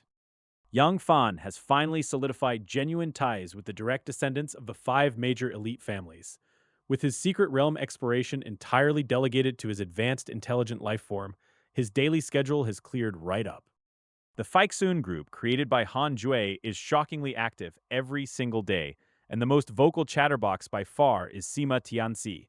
Yang Fan never expected the lazy scion who usually loves to sleep to be such a massive talker online. Their casual banter is actually a heavy stream of insider trading, federal policy directions, and strategic frontline supply stockpiles. Information that would trigger massive market panics outside is tossed around here like casual small talk. Back at Yangshan #1 Middle School, a tip from the Luo family about frontline blood clotting flower shortages let him rake in a fortune. But the elite group is now discussing top-tier A-grade spiritual plants that will stay scarce for an entire century. These aren't mere personal investments anymore, but strategic blueprints capable of reshaping entire planetary industrial layouts. Yet Yang Fan doesn't need to bother joining in or tipping off Ma Yu about these grand schemes. Thanks to his hundredfold evolutionary talent, his divine kingdom pulls in a steady stream of profits through dark web S-level resource acquisitions. He has long outgrown the desperate phase of painstakingly calculating every single basic resource coin. Sharpening believer strength and forging absolute war capabilities are the only things that truly matter to him now. Reader, watch how quickly 15 real-world days can translate into an entire millennium and a half of blistering growth. On one fateful day, Yang Da's eager voice cuts straight into Yang Fan's mind to announce a massive technological breakthrough. His loyal mechanical creation has finally cracked the core manufacturing barriers of its grand blueprint. Yang Fan's consciousness instantly plunges into the divine realm and manifests in the sky above the roaring mechanical sector. Down below, two brand new massive production lines hum with terrifying amounts of raw energetic power.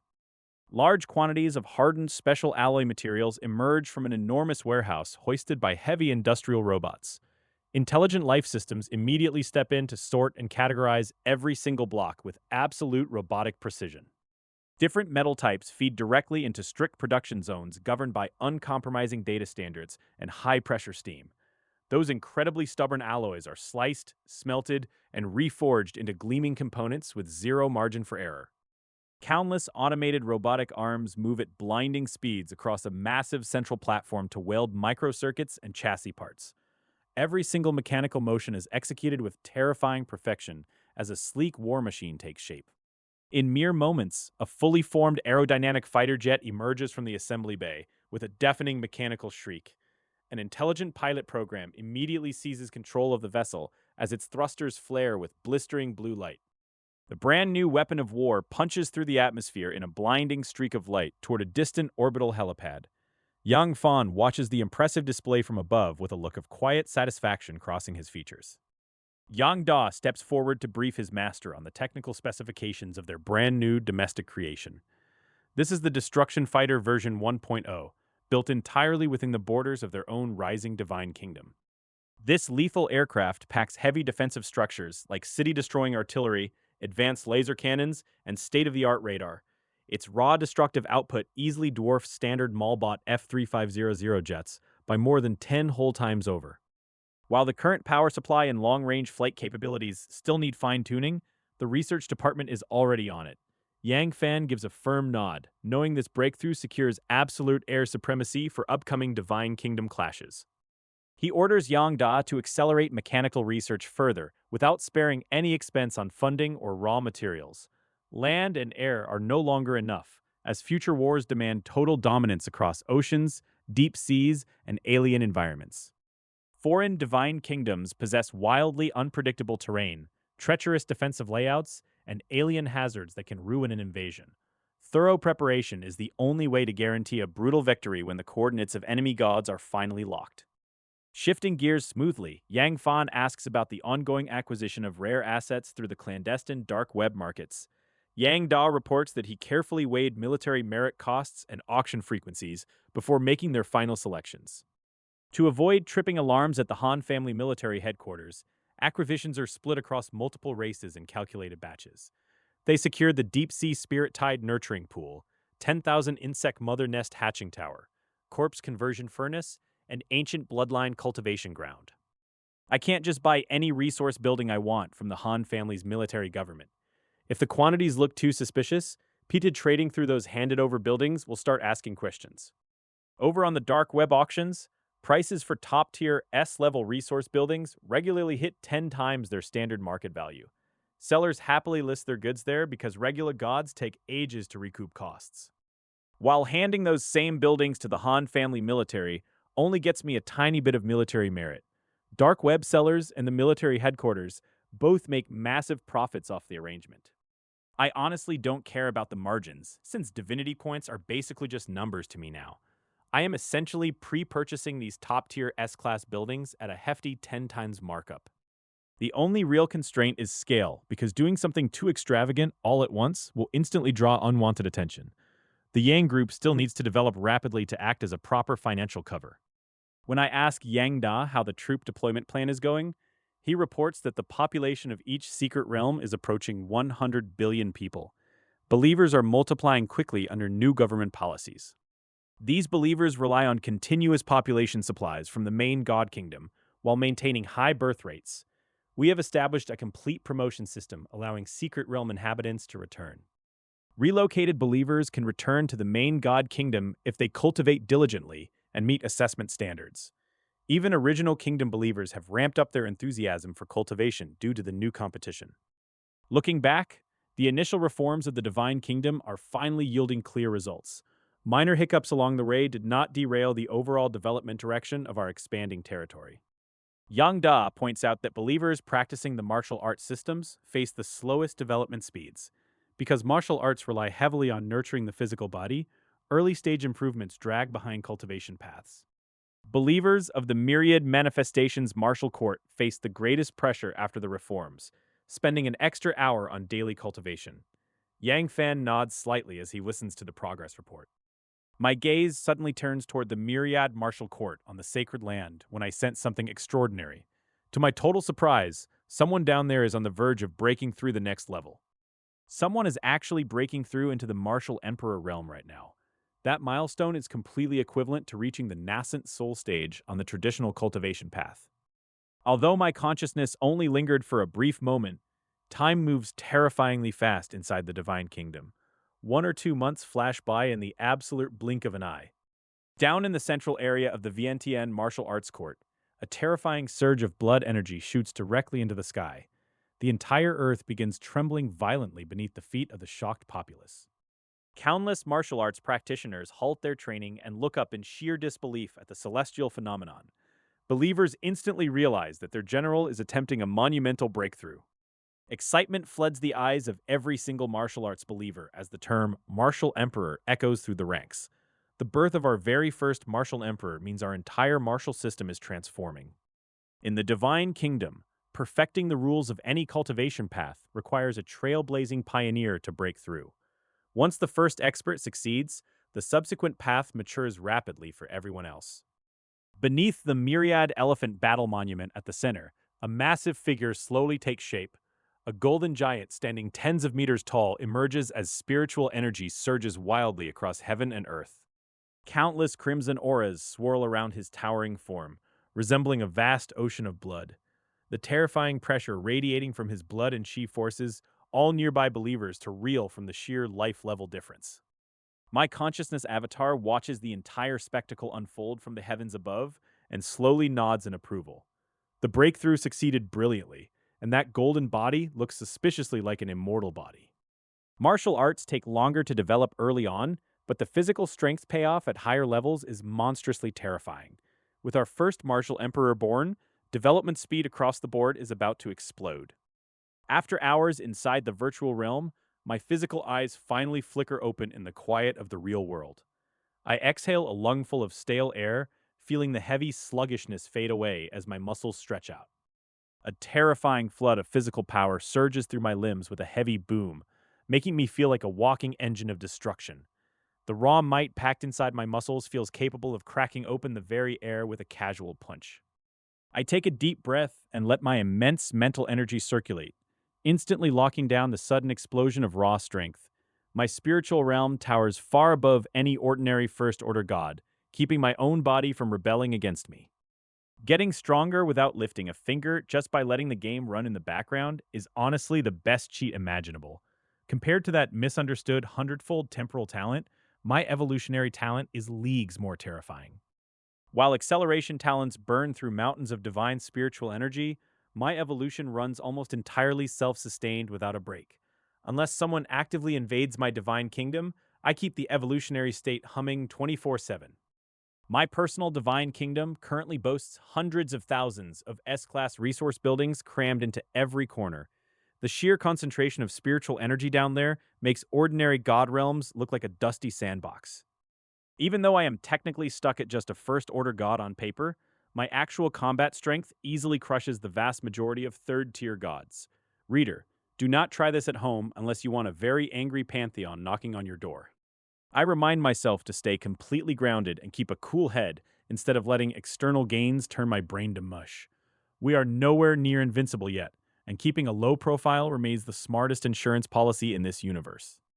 Just as I am zoning out, a private message pops up on Faishon from someone I genuinely did not expect to bother me.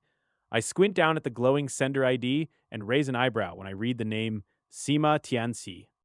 Why on earth is this lazy aristocrat messaging me privately instead of dropping a public note in the group chat? I tap the virtual coordinate he sent over, strap on the helmet without hesitation, and dive straight back into the virtual world. After a brief spatial shift, I materialize right outside Sima Tianxi's sprawling villa, located in the heavily defended frontline sector. Pushing the heavy front door open, I find the young master kicking back and leisurely sipping tea. I get straight to the point and warn him that if this is another one of his stupid virtual fishing games, I am walking right back out. Given his personality, I still have zero clue how an absolute slacker managed to break through to the divine realm. Sima Tianqi groans and acts genuinely heartbroken, complaining that my vulgar mind cannot comprehend the profound joy of angling. I scoff right back at him, reminding him that I have actual responsibilities and a wife waiting for me. I drop a casual line about how fishing is usually just a hobby for loners or ancients whose relationships went completely stale centuries ago. That hits a little too close to home, apparently, because his face freezes, turns pale, and then blushes scarlet. He takes a long, shaky breath and mutters that I really have the worst conversational skills in the entire Federation. I roll my eyes and tell him to stop wasting my time and spit out whatever actual business brought him here. Sima Tianqi coughs lightly to regain his composure and finally slides a sleek electronic board across the table toward me. He turns serious, telling me that because we are brothers, he felt obligated to bring this unpleasant little surprise straight to my door. I pick up the device and swipe my fingers across the screen, watching my expression curdle into absolute ice within seconds. The entire pad is stuffed to the brim with detailed research notes, all of them focusing entirely on my personal background. It is not just public trivia either, because the files lay bare the secret coordinates of my divine kingdom and my parents' identities. Even my wives Luo Ro and Luo Bing, alongside my subordinate deities Zhang Pang and Li Tianheng, are mapped out in terrifying detail. Even my large-scale god recruitment drives on the front lines have been thoroughly dug up by someone with entirely too much free time. Sima Tianxi watches my reaction closely and explains how Ma Huainan wormed his way into his sister's good graces. Ma Huainan used the Sima family's high-level authority to brutally bypass the security restrictions of the Federation's highest intelligent life form. I lift my head up, my voice dropping to a freezing temperature as I ask if this blatant lawbreaking will go unpunished. Sima Tianxi nods grimly and admits it is far worse than illegal, calling it a straight-up criminal conspiracy to find my divine kingdom. I flash a cold grin, realizing venomous snakes in the dark need to be put down permanently before they bite. Sima Tianxi's dirty trick to use Yang Fan against Ma Huainan was actually a double-edged sword handed directly to him. Investigating the divine realms of other gods is an unforgivable taboo that leads straight to a fight to the death. By exposing this hidden danger early, Sima Tianxi unintentionally saved Yang Fan from a future surprise invasion. Sima Tianxi reveals that Sima Yurao's mother originated from the powerful Qin family and held the rank of a sixth-order deity. He claims to have completely scrubbed the source of these materials, leaving behind zero trace of his own involvement. Yang Fan is left with total freedom to confront Ma Huainan for benefits or report him straight to the highest-ranking intelligent life in the Federation. Yang Fan falls silent for a long moment before a cold grin returns to his face, acknowledging the massive favor he has just received. He promises to remember this debt and vows to assist Sima Tianxi whenever possible within his own capabilities. Sima Tianxi drops his nonchalant facade, turning serious as he solemnly cups his hands in mutual respect. With the secret transaction concluded, Yang Fan snaps out of his digital trance and returns to his physical body in the real world. He sits heavily in his chair, staring out the reinforced window with a deeply thoughtful expression on his face. The reality of his dangerous position sinks in as he ponders his next move against his hidden rival. He mutters a grim proverb to himself about the folly of guarding against thieves for 1,000 days instead of striking first. A series of lethal plans immediately spark to life within his sharp mind, weighing the best path forward. Reader, he did not come here to play defense against a snake in the grass. He considers trying to acquire the secret coordinates of Ma Huainan's divine kingdom to launch a devastating counterattack. Alternatively, he contemplates simply hunting down and obliterating his rival's physical body right here in the real world. With his current terrifying combat strength, even an ordinary third-tier god wouldn't stand a chance against him.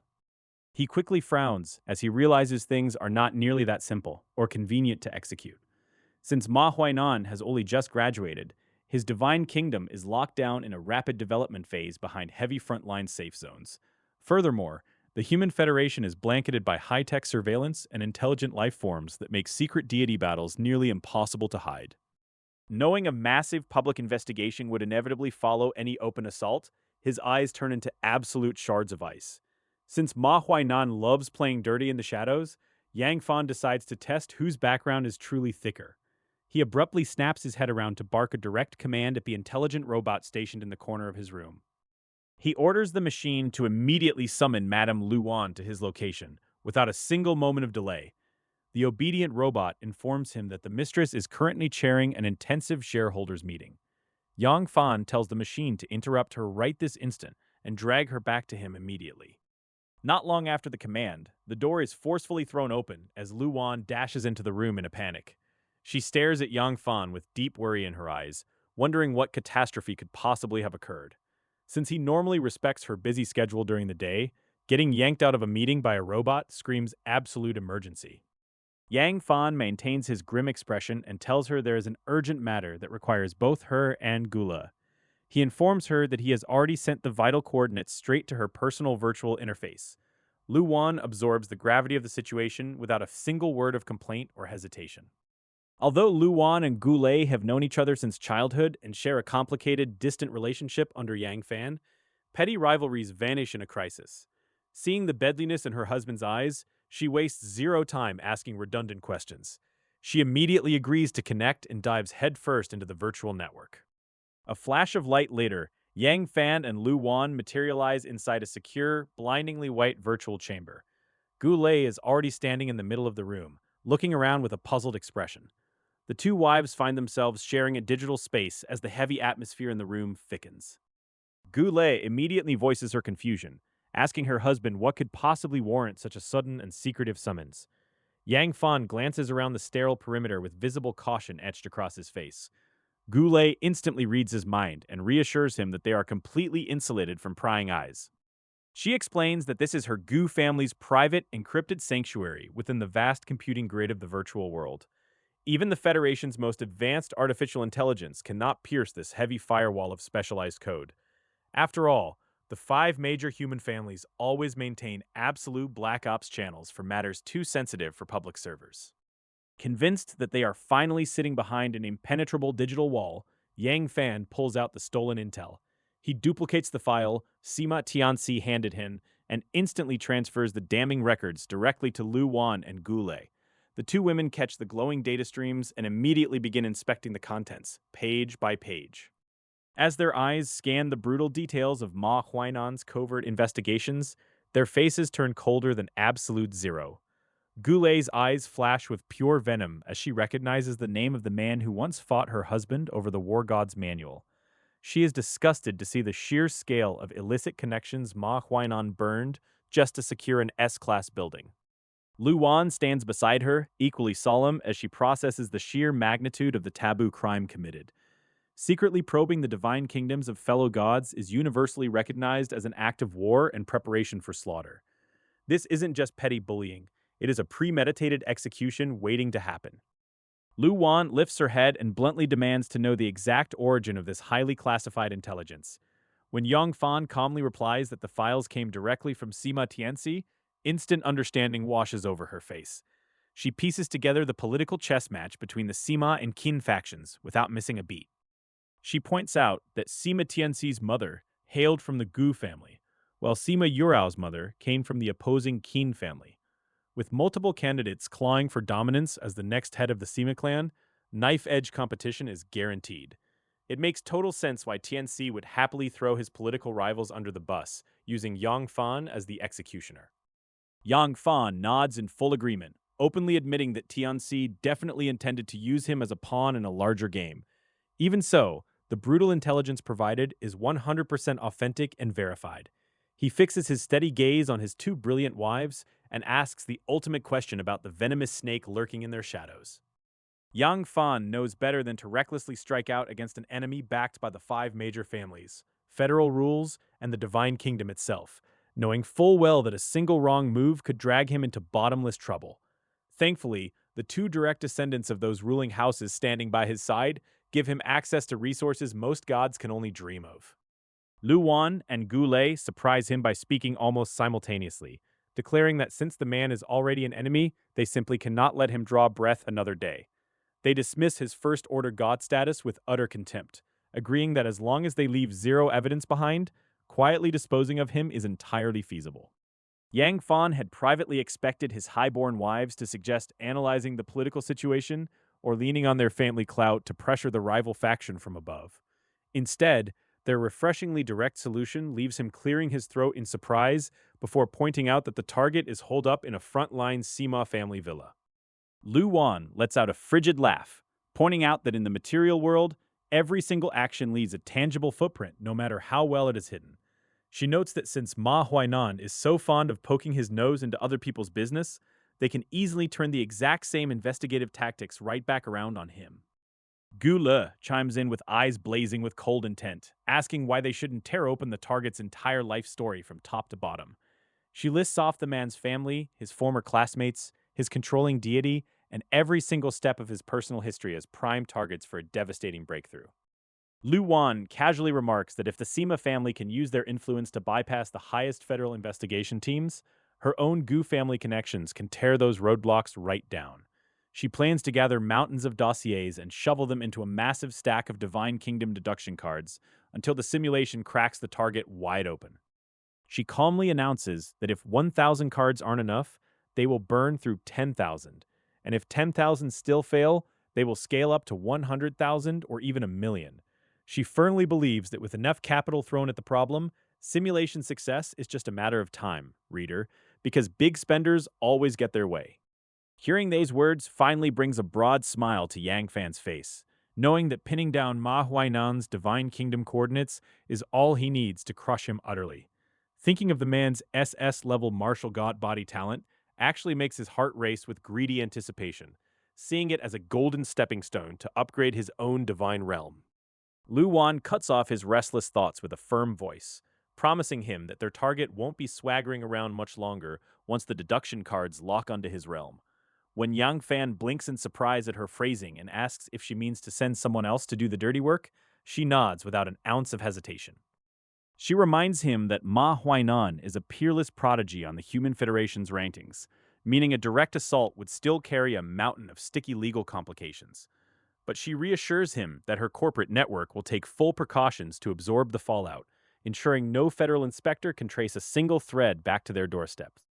Lu Wan explains that whoever takes the fall will get the best defense lawyers money can buy, alongside staggering financial compensation to keep their mouths firmly shut. She guarantees that neither the federal government nor the Sima family will ever find a flaw on the surface, because when a man is dead, his backers rarely break ties over a corpse. Hearing Lu Wan's masterclass in corporate conspiracy leaves Yang Fan staring as if he has just mapped out an entirely new continent of human depravity. While his original brilliant strategy was to march his divine army straight in and smash the place up, his wife's multi-layered approach of investigation, simulation, and scapegoats redefines high society. Yang Fan coughs awkwardly and insists that since Ma Huainan isn't all that tough, once the coordinates pop up, they should just let him handle the execution personally. After all, getting rid of a poisonous snake is nice, but he is desperately hungry to carve up that tasty snake meat and steal its core. Both Gu Le and Lu Wan reject his request instantly and simultaneously, leaving Yang Fan blinking in utter confusion at their synchronized stubbornness. Gu Le steps forward to school him on the core philosophy of the five major families, reminding him that a wise man never stands under a crumbling, dangerous wall. Gu Le solemnly points out that truly terrifying big bosses never dirty their own hands, instead mastering the art of spotting, understanding, and utilizing other people. She notes that since godhood grants a virtually infinite lifespan, rushing into every single divine war yourself is a great way to trip up and get your shoes wet. Lu Wan chimes in to warn her husband about another disastrous possibility, pointing out that pushing Ma Huainan to the edge will only force him to hand his coordinates to the Sima family. If that happens, Yang Fan won't just be fighting one lone rival, but a whole coalition of low-level gods backed by an entire aristocratic clan. She stresses that with Ma Huainan holding an SS-level talent and cozying up to Sima Yurao, his value to the Sima clan makes him far too dangerous to rush blindly. Even if they are determined to skin him alive, they need airtight preparations before any strike is ever authorized. Lu Wan reminds him that as a fresh graduate of Taichu Academy, every single simulation battle, primordial battlefield scrap, and combat quirk he owns sits logged in federal databases. If he sends his own personal followers into the meat grinder, the moment Ma Huainan screams for help, federal investigators will swarm him like hornets. She insists that professional dirty work should always be outsourced to the professionals, noting that human space is crawling with outlaw gods willing to commit crimes for the right price. As long as the payout covers the risk, those mercenaries will gladly absorb every criminal charge and federal indictment while the masterminds sit back and sip tea. Lu Wan reminds her husband with a cheerful grin that divine points were minted specifically to be spent on problems just like this one, so there is zero reason to hoard them. Why pinch pennies when you can throw infinite wealth at your problems and let other poor saps go to federal prison in your place? Yang Fan sits in stunned silence as the sheer scale of aristocratic pragmatism washes over him, realizing this is how real big bosses operate behind the scenes. With just a wave of a hand and a pile of currency, an entire conspiracy spins into motion without the puppet master ever breaking a sweat. He finally concedes the point, recognizing that playing the mastermind from the shadows beats getting your hands dirty in the trenches every single time. With his brilliant wives handling the investigation, risk management, and legal scapegoats, the trap snaps shut on Ma Huainan before the poor bastard even knows he is dead.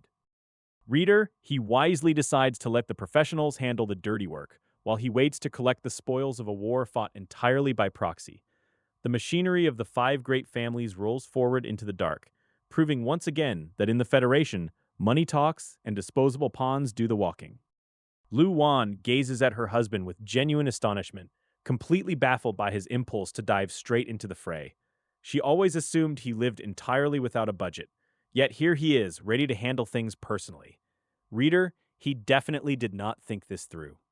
Yang Fan feels a twitch in his lips as he realizes how naive his initial concerns about a scrap of divinity were. Operating right at the core of the divine kingdom in Yima Huainan, he quickly learns that facing a behemoth like the Sima family takes far more than raw grit.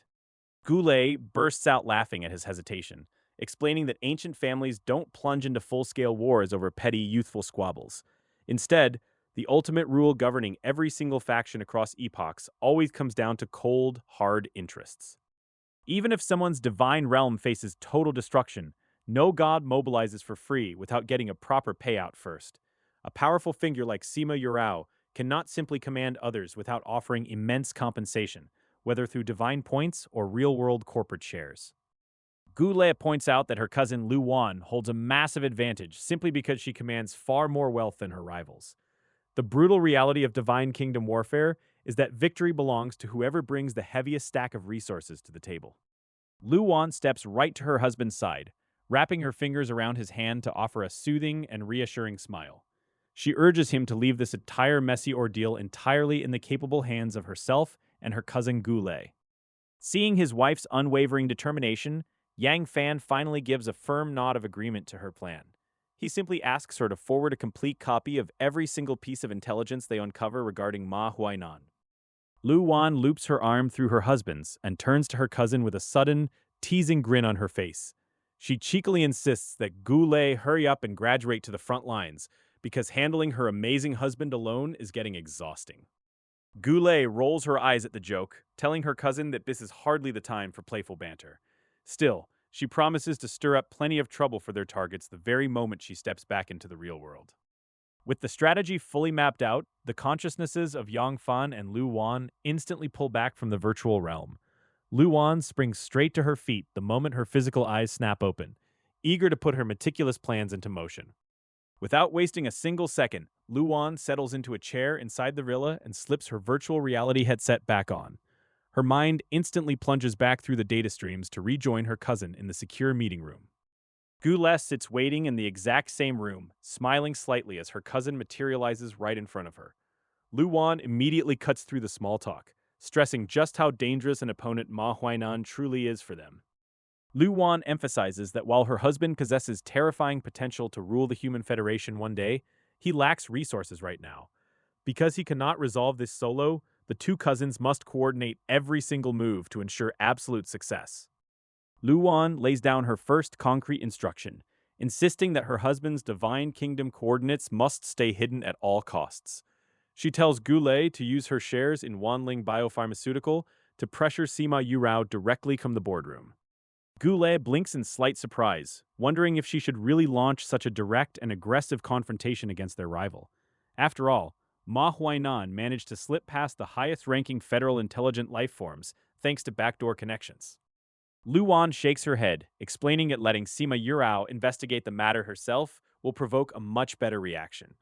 By deliberately leaving messy digital trails across multiple corporate networks, they will force their enemy to stumble onto the truth. Goulet frowns slightly at the sheer audacity of leaving such blatant clues out in the open for anyone to track down. Luan casually waves away the concern, noting that all the targeted research companies are merely held by trusted subordinates. Luan notes with chilling efficiency that if things go sideways, those front companies can simply file for instant bankruptcy. With her expert maneuvering through the federal courts, any resulting fallout will vanish before it can ever touch them. Hearing such a ruthless and airtight corporate strategy leaves Goulet staring at her cousin with genuine shock for the very first time. Luan stands completely unfazed, ready to dismantle her enemies piece by calculated piece. Luan tells Goulet that her personal liquid funds currently total around 170 trillion divine points, yet destroying the enemy divine kingdom still requires far more resources. Goulet hastily pledges another 40 trillion divine points from her own reserves, prompting Luan to demand every remaining cent she can scrape together transferred instantly. Luan turns deadly serious and instructs Gula to visit her father, Uncle Gu, because the Gu family supplies yearly pills and maintains deep ties with the high-ranking Blade clan. Gula gasps in utter disbelief and calls Luan crazy for suggesting such an extreme, high-stakes underworld channel, but her cousin insists it is the only remaining option. Luan argues that anyone desperate enough to snoop into another deity's divine kingdom over an S-class building is a vile villain who will remain a constant hazard to the family. Luan reassures her that Uncle Gu only needs to provide the introduction, allowing the Blade clan to take coordinates and resources to handle the target cleanly and completely. Goulet takes a deep, shuddering breath and concedes that she understands the plan, preparing to execute the Dark Commission through her father's illicit connections. Just as Luan is about to log out, a stunned Goulet stops her and demands to know why her cousin seems far more fiercely protective of her husband than she does. Luan offers a faint, enigmatic smile and casually attributes her fierce dedication to pure love, before instantly vanishing from the virtual space without another word. Reader, she did not think this through. Goulet stands frozen in absolute bewilderment, staring at empty air and seriously doubting if this is the same cousin she grew up with. Yang Fan's consciousness snaps back to his divine realm, where he immediately orders Yang Da to purchase as many Divine Kingdom deduction cards as possible. Yang Da confirms the order and is instructed to make all white zombie believers produce corpse pills at absolute maximum capacity, halting all other cultivation permanently. Yang Fan authorizes a massive transfer of 500 trillion divinity points, deploying swarms of automated drones to scour frontline markets for disposable war gear. Yang Da hesitates and gently reminds his god that spending vast fortunes on disposable war supplies for a mere first-order deity is a terrible, wasteful misuse of resources. Yang Fan replies that it is never bad to prepare excessively, comparing Ma Huainan to himself as another live-in son-in-law who deserves the utmost respect. He intends to use his deeply hidden zombie system to conquer the enemy kingdom entirely in secret, ensuring no investigator can ever trace the carnage back to a ghost path. Returning his consciousness to physical reality, Yang Fan sends a direct message to Ma Yu and drops down into the high-rise headquarters of the Yang Group. Ma Yu receives a massive transfer of 100 trillion divinity points, immediately tasked with buying every disposable war supply available across public and private markets. Ma Yu vows to execute the orders without a single question, arranging for daily transport teams to dump the newly purchased munitions directly onto the front lines. Leaving his corporate proxies to handle the logistics, Yang Fan descends into the Gu family territory and opens their internal special building exchange to shop. Diving into the Gu family's elite treasury, Yang Fan browses through restricted store catalogs that ordinary gods can never access.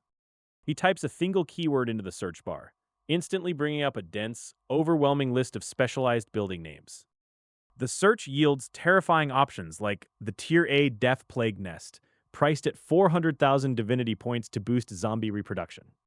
He scans past the Corpse Conversion Altar and the million-point Undying Virus Research Institute, designed to evolve his horde. Smaller options like the Corpse Cultivation Pool and Undead Infection Tower flash past, but none of these match his true ambition.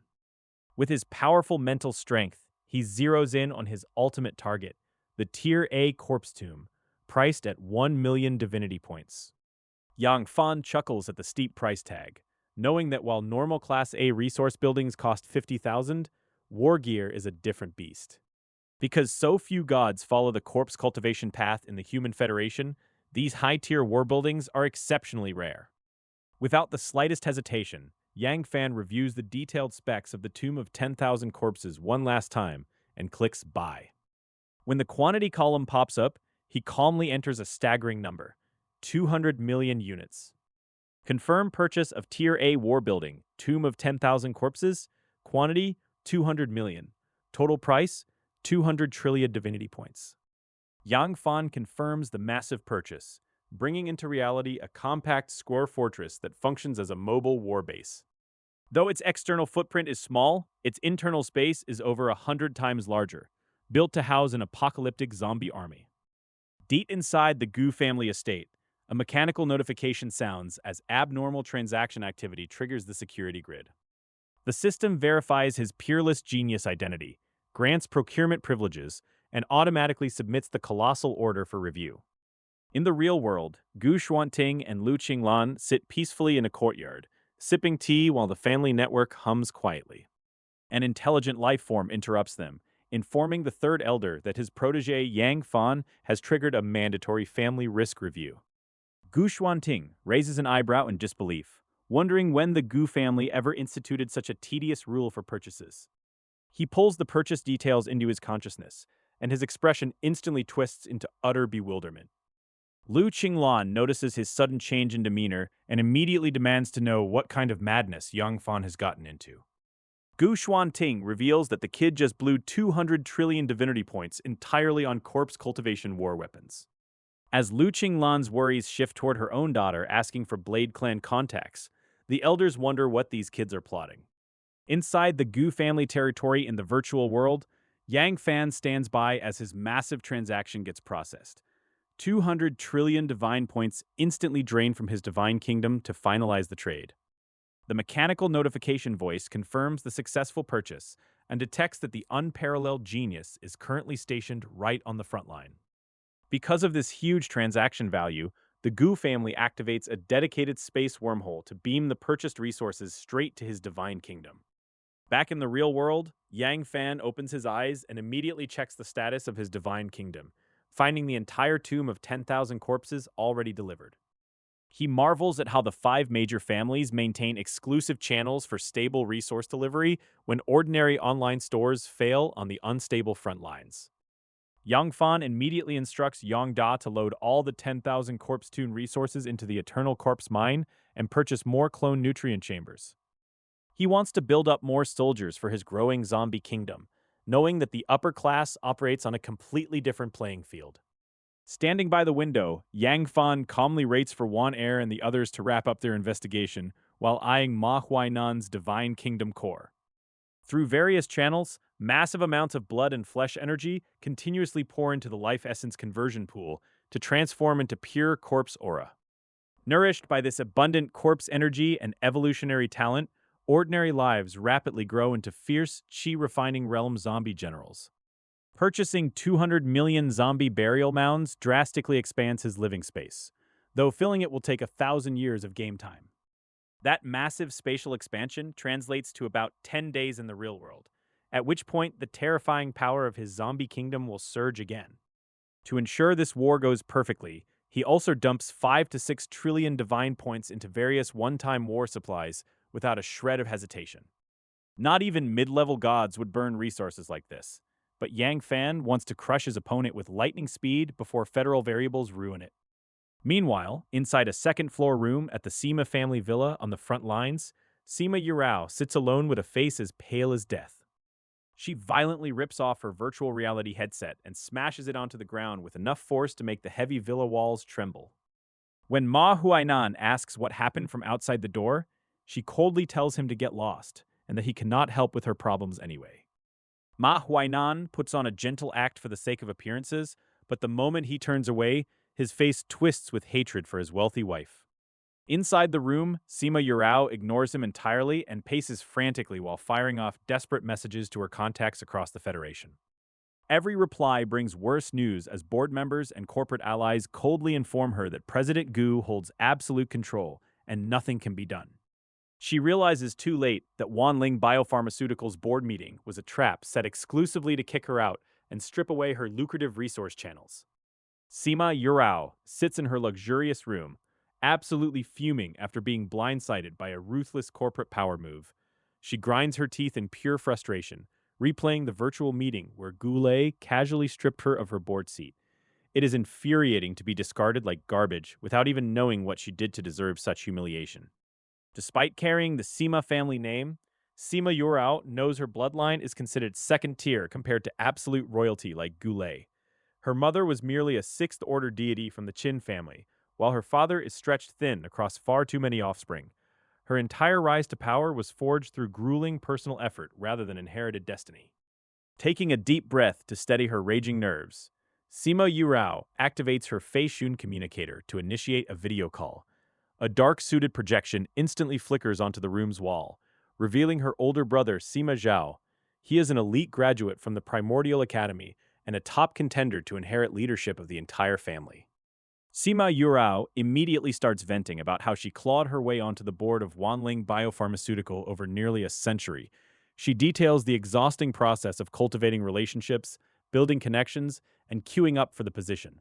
Now, a single casual sentence from Goulet has shattered decades of hard work in an instant. Sima Zhao listens closely while rubbing his temples, well aware that losing this seat wrecks his sister's development path for the next century. He asks how on earth she managed to get on Gula's bad side in the first place.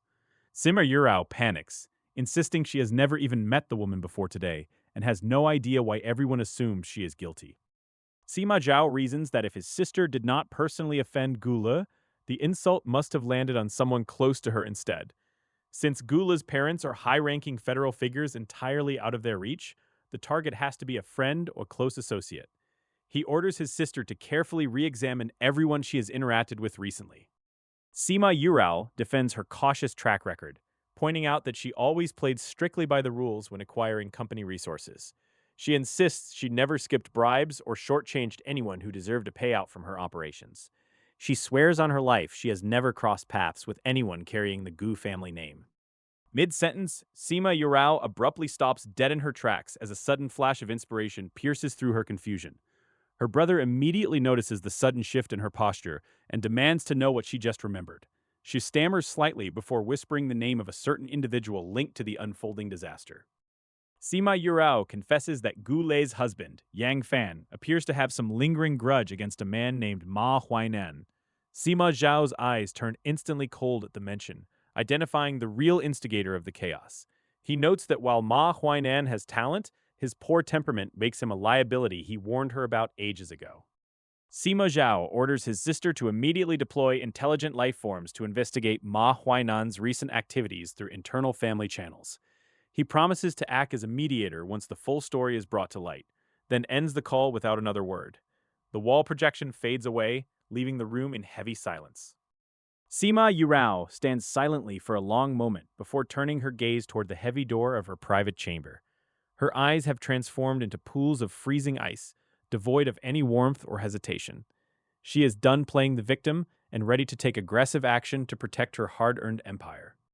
Sima Yurao whispers a single command into the empty air, summoning her personal intelligent life form named Zero. The system instantly acknowledges her call, waiting attentively for instructions from its master. She orders a comprehensive internal search into Ma Huainan's recent movements, without wasting a single second. In addition to tracking Ma Huainan, Sima Yurao hires a professional background check company to pull files on three specific targets. The holographic outlines of Yang Fan, Gu Le, and Lu Wan materialize in the room's air. She explicitly instructs the agency to keep the searchlight and grab only the most recent basic information. Sima Yurao sinks back into her plush chair, quietly gazing out the window at the distant, glittering, starry expanse of the Federation. Reader, she is fully prepared to cut loose anyone who threatens her standing. If Ma Huainan's reckless stupidity has blocked her path to glory, she will deal with him mercilessly.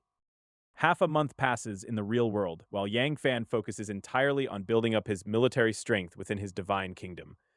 The zombie kingdom inside his realm has successfully completed a massive new round of troop replenishment through relentless investment. Mountains of alien corpses purchased from frontline shops are continuously dumped into the life essence conversion pool. Thanks to this non-stop influx of raw materials, the concentration of corpse gas inside the eternal corpse mine has spiked by another 20%. The heavy stench of death has grown so thick it manifests as a visible black mist, choking the entire subterranean landscape. Countless lower zombies are rapidly revolving within the fog, swelling the ranks of battle-ready zombie generals.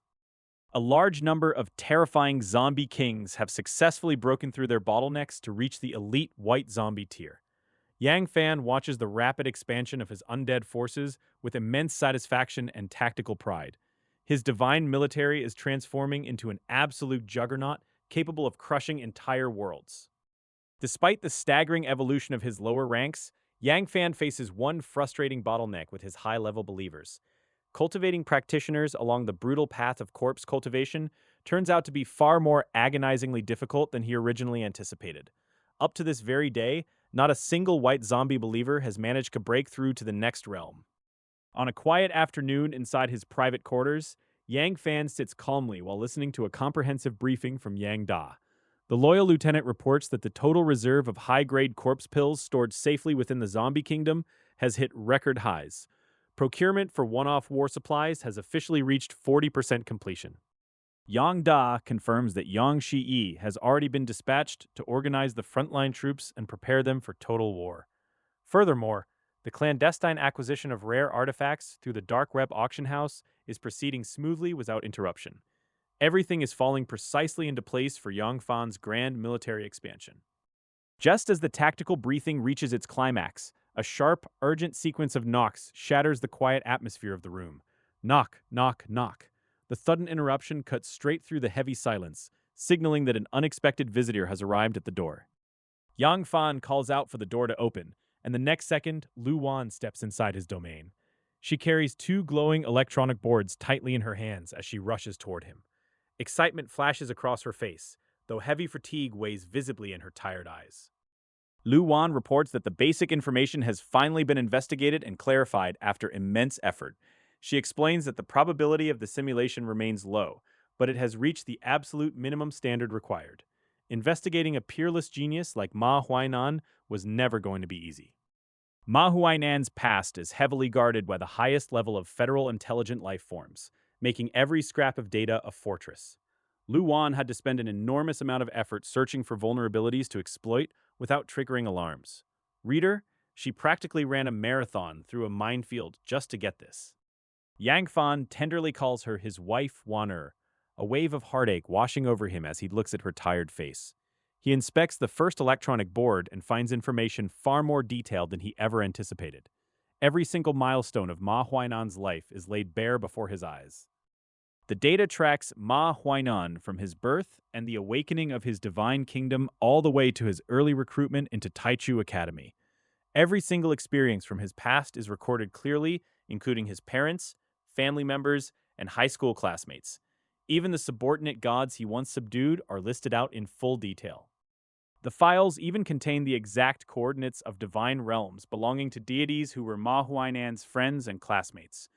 These seemingly ordinary bits of background information hold massive value for deducing his divine kingdom coordinates. Yang Fan watches the data flicker with a sharp, calculating gaze.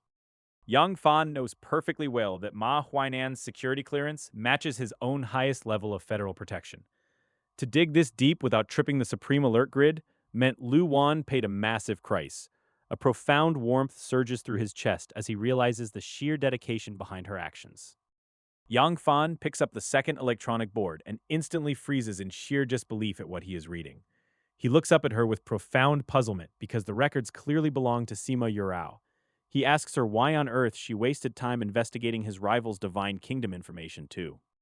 Lu Wan chuckles softly and explains that it was just a side project to send a clear message to the young lady of the Sima family. Yang Fan frowns deeply, asking if she did it entirely on purpose so her enemy would notice. She nods happily, confirming that her trap has already sprung. Lu Wan reveals that just the day before yesterday, her investigation company in the Pianyuan Star region was officially shut down by the federal government. She assumes Sima Yurao is already fully aware of the closure and panicking over the retaliation. Yang Fan's expression shifts immediately with sudden alarm. Yang Fan asks if she is all right, but Lu Wan just smiles and shakes her head at his worried expression. She tells him not to worry over a mere investigation company getting closed down by bureaucratic authorities. That gigolo is really living the good life while his wife fights his battles. She explains that she has already exerted immense pressure through the Lu family channels, stretching from the planetary court to the grand court of the entire star system. From there, the fight climbs all the way up to the Supreme Court of the federal government. She plans to drag the litigation out step by tedious step through the legal process. Without at least 10 years of litigation, this matter simply cannot be resolved by any court in the system. She adds that even if they ultimately lose, the worst outcome is merely the company going bankrupt. It is just a local listed company, completely worthless compared to the safety of her husband's divine kingdom. She figures Sima Yurao must be in an absolute state of chaos right now, completely overwhelmed and unable to investigate her husband's secrets anymore. Hearing all of this, Yang Fan feels an overwhelming surge of emotions swell up inside his chest. If he had to handle this himself, he would have had to resort to raw brute force in the real world. Yang Fan thinks about how he didn't even fork over the 100 trillion divine points as dowry when he married her, yet she still moves mountains for him. He embraces her tightly and tells her earnestly that she is far too kind to him. Lu Wan leans into his chest, her eyes filled with tenderness as she vows to protect her husband no matter what. A moment later, Lu Wan remembers something important and turns back to brief him on the next steps. Even though she handed over the survey data, her elite team will still handle the brutal task of deducing Ma Huainan's Divine Kingdom coordinates. She insists that her husband shouldn't worry about wasting his own limited resources on the simulation. Yang Fan understands her reasoning completely and tells her to take her time without rushing the difficult process. Lu Wan smiles brightly and tells him that she has had a very hard past few days, demanding he make it up to her properly. Yang Fan laughs loudly and agrees to her terms without hesitation. He takes both electronic boards straight into his divine kingdom and begins undressing while establishing a mental link with Yang Da. He rattles off precise instructions for the follow-up arrangements while multitasking his preparation. Reader, the man truly knows how to optimize a busy schedule. Cut across the star systems to the frontline Sima family villa, where absolute fury reigns inside the living room. A crisp, violent sound rings out as Sima Yurao slaps Ma Huainan hard across the face. Ma Huainan is left kneeling helplessly on the cold floor, despite the incredible physical power of his martial arts divine kingdom. Having only recently broken through to the level of a god, he has zero right to resist Sima Yurao's wrath. Sima Yurao berates him as an absolute idiot for bypassing federal AI security using family authority. She storms off upstairs, leaving him kneeling with fists clenched and eyes filled with bitter resentment and anger. Ma Huainan paces his dark room, slamming his fist down as he curses his foolish partners and furiously justifies his preemptive strikes against potential rivals. Both Ma Huainan and Yang Fan crawled up from the exact same remote wasteland planet, relying solely on raw natural talent to climb the ranks of top tiers. Ma Huainan lost a war god record in a humiliating bet, nursing a deep resentment that he knew Yang Fan could see right through every single time. After Sima Yurao arranged a peace dinner, Ma Huainan pretended to bury the hatchet, simply to lull Yang Fan into a false sense of security and lower his guard. When Ma Huainan learned that Yang Fan dumped 200 trillion divine points into the newly established Yang Group, Panic instantly replaced his calm. Realizing his rival's financial empire would soon outpace him beyond recall, Ma Huainan decided he had to eliminate the threat before it grew too large. Now his clandestine snooping has blown up in his face, leaving him stranded with a glowing trail that leads straight back to his hidden divine kingdom. Cornered by Lu Wan's relentless digital investigation, Ma Huainan realizes his only remaining escape hatch is begging protection from the powerful Sima family. Inside her private room, Sima Yurao slams the door shut and immediately initiates an emergency video call to her influential older brother, Sima Zhao.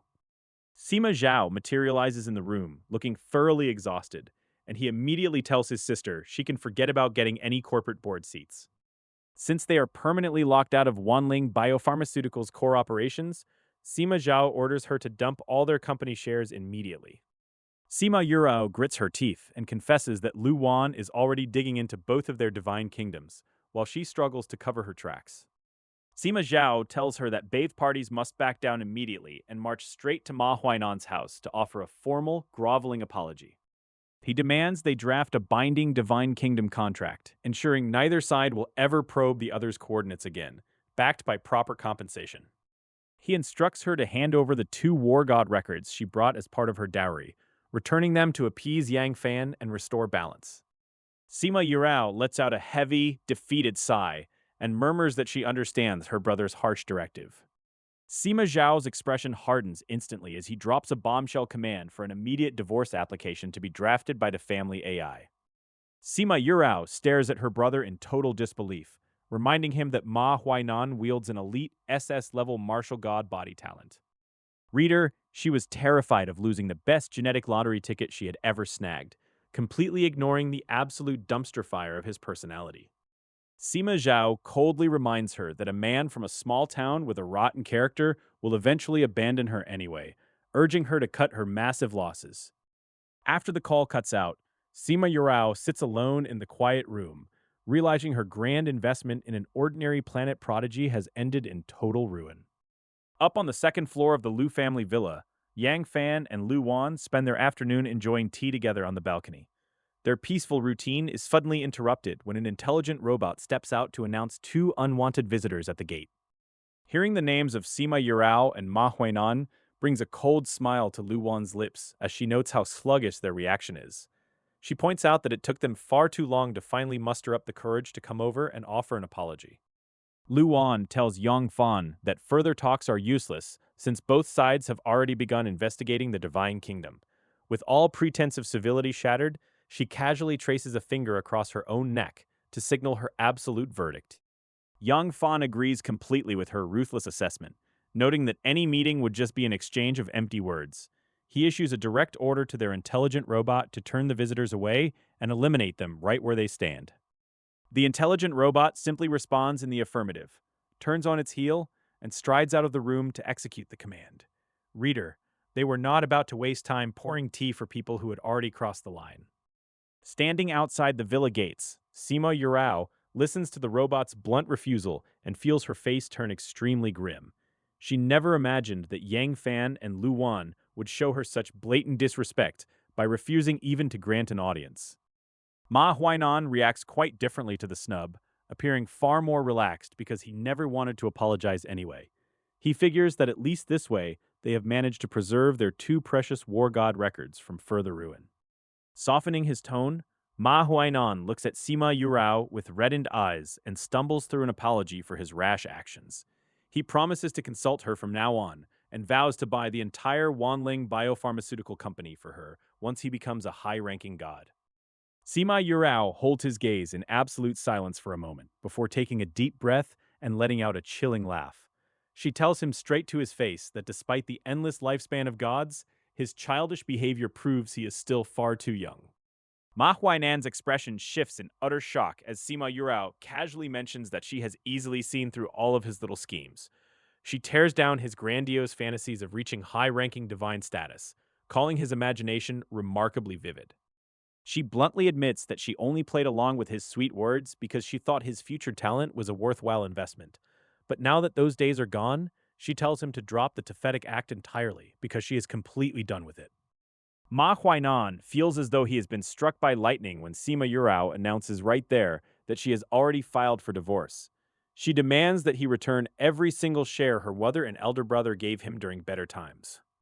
When Ma Huainan stammers out a protest about who initiated the split, Sima Yurao reminds him of their binding prenuptial agreement.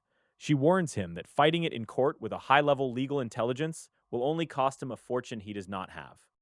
Leaning in close, she whispers right in his ear and asks which girl at Tianshang Renjian taught him those cheap pickup lines.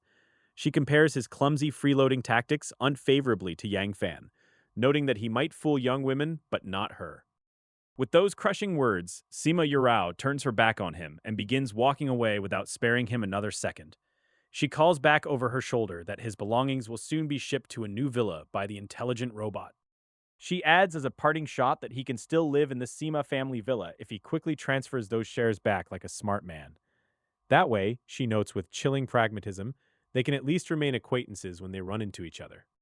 Left standing all alone on the pathway, Ma Huainan stares at the empty air in profound bewilderment for a long time. He had always convinced himself that her constant scolding was just a sign of her fiercely strong and difficult personality. The bitter truth finally crashes down on him. He thought he was the master puppeteer, relying on his handsome man tactics all along. In reality, she saw right through every single performance from the very beginning and simply humored him for her own amusement. As the brutal realization of his own pathetic delusions sets in, Ma Huainan finally understands that he was nothing more than a clown.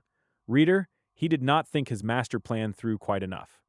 Staring furiously toward the Liu family villa, Ma Huainan curses the very existence of Yang Fan. Vowing to find a way to eliminate him like a poisonous snake, he turns and storms off. Back at her own luxury villa, Sima Yurao initiates an immediate video call with Sima Zhao to report. She confesses that she failed to lay eyes on Lu Wan during her visit.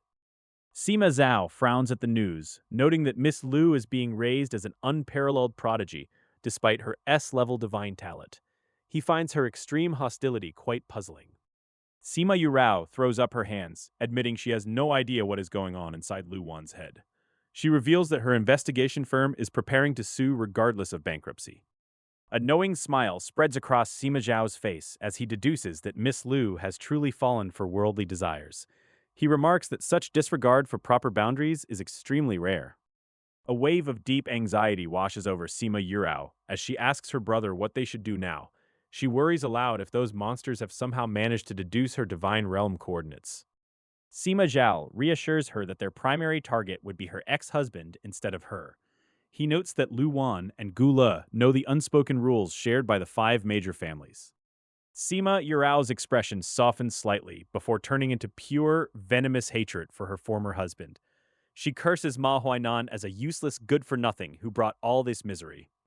Sima Zhao calmly analyzes that enemies might deduce Ma Huainan's divine kingdom coordinates to pressure him. He explains the Sima family invested too heavily in his SS-level talent to abandon him. He doubts Yang Fan and his allies will go to the extreme expense of seizing Ma Huainan's divine core. The risks and costs simply make such a heavy-handed move entirely not worth it. Sima Zhao advises his sister to participate in as many frontline battles as possible to make up for losses. Without the Wanling biopharmaceutical channel, her Divine Kingdom expansion plans face delays. After receiving her nod of acknowledgement, Sima Zhao severs the video connection and ends the call. Sima Yurao is left alone to deal with the fallout of her ruined marriage. Meanwhile, deep within Yang Fan's mechanical divine kingdom, his consciousness sits at the core intelligence hub. Countless intelligent machines bustle through a massive steel megacity. On a massive metal platform in the central area, divine kingdom deduction cards are piled high like a small mountain. Fourth-order intelligent lifeforms rapidly feed simulation data into electronic boards. The intelligent support system chirps incessantly as simulation failure alerts flood the boards. Expensive deduction cards vanish like cheap consumables on a relentless assembly line. Yang Da reports that they have already burned through 5 trillion divinity points buying simulation cards. Yang Fan's expression remains completely stone cold as he listens to the staggering cost. Yang Fan calmly orders his assistant to keep buying cards, telling him to push 50 or 500 trillion if needed. Securing an S-level divine kingdom talent makes every single drop of investment worthwhile. Because frontline trading happens directly through shop owners' divine kingdoms rather than public markets, Transactions stay entirely secret. Yang Fan's massive bulk purchases fly completely under the radar. Yang Da promises to deploy even more automated units into the simulation pipelines immediately. He reassures his master that concrete coordinates will be dragged out into the light very soon. Yang Fan nods firmly, telling his AI to notify him the exact second those coordinates lock in. When dealing with venomous snakes, speed is everything, and delay is simply not an option. Yang Da pauses before dropping one final piece of good news about a newly tracked black beetle god. Yang Fan smiles, telling him to log those targets for later because priorities dictate crushing Ma Huainan first. I already had a lingering impression of the Black Beetle clan from absorbing a demigod core back then. What a wild coincidence that my frontline scouts just deduced the exact coordinates of another Black Beetle god. Expansion takes patience, though, so I can strike whenever I feel like it. My real focus is hunting down Ma Huainan, that venomous snake hiding in the shadows.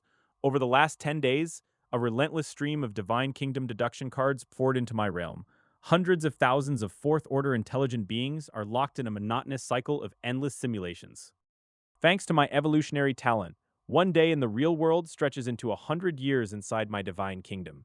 These cards have been burning through time for over a millennium now. I sank nearly 30 trillion divine points into this infinite loop without blinking an eye. Sure, the success probability is microscopic, but if you roll the dice enough times, victory is inevitable. While ordinary gamblers buy a single lottery ticket, my strategy is buying up 100 million tickets to completely monopolize every single possibility. That morning, while I was checking on the internal state of my Divine Kingdom, a message popped up from Han Jue. The exploration of the secret realm had finally come to an end. With 5 deities pooling their resources, their efficiency completely crushed any solo effort. In just about a month, they completely stripped and developed that entire Earth-level secret realm.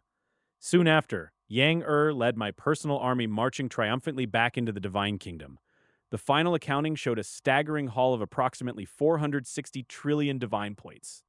That is an astronomical fortune that would make even the direct descendants of the 5 major families lose their minds. But for me right now, it is barely equivalent to 1 or 2 months of passive income from my own Divine Kingdom. Honestly, I wasn't even all that excited. Still, to give Han Jue some face and fit in with the crowd, I accepted his invitation to a celebration dinner at the Han family villa. As the drinks flowed, the atmosphere turned lively and boisterous.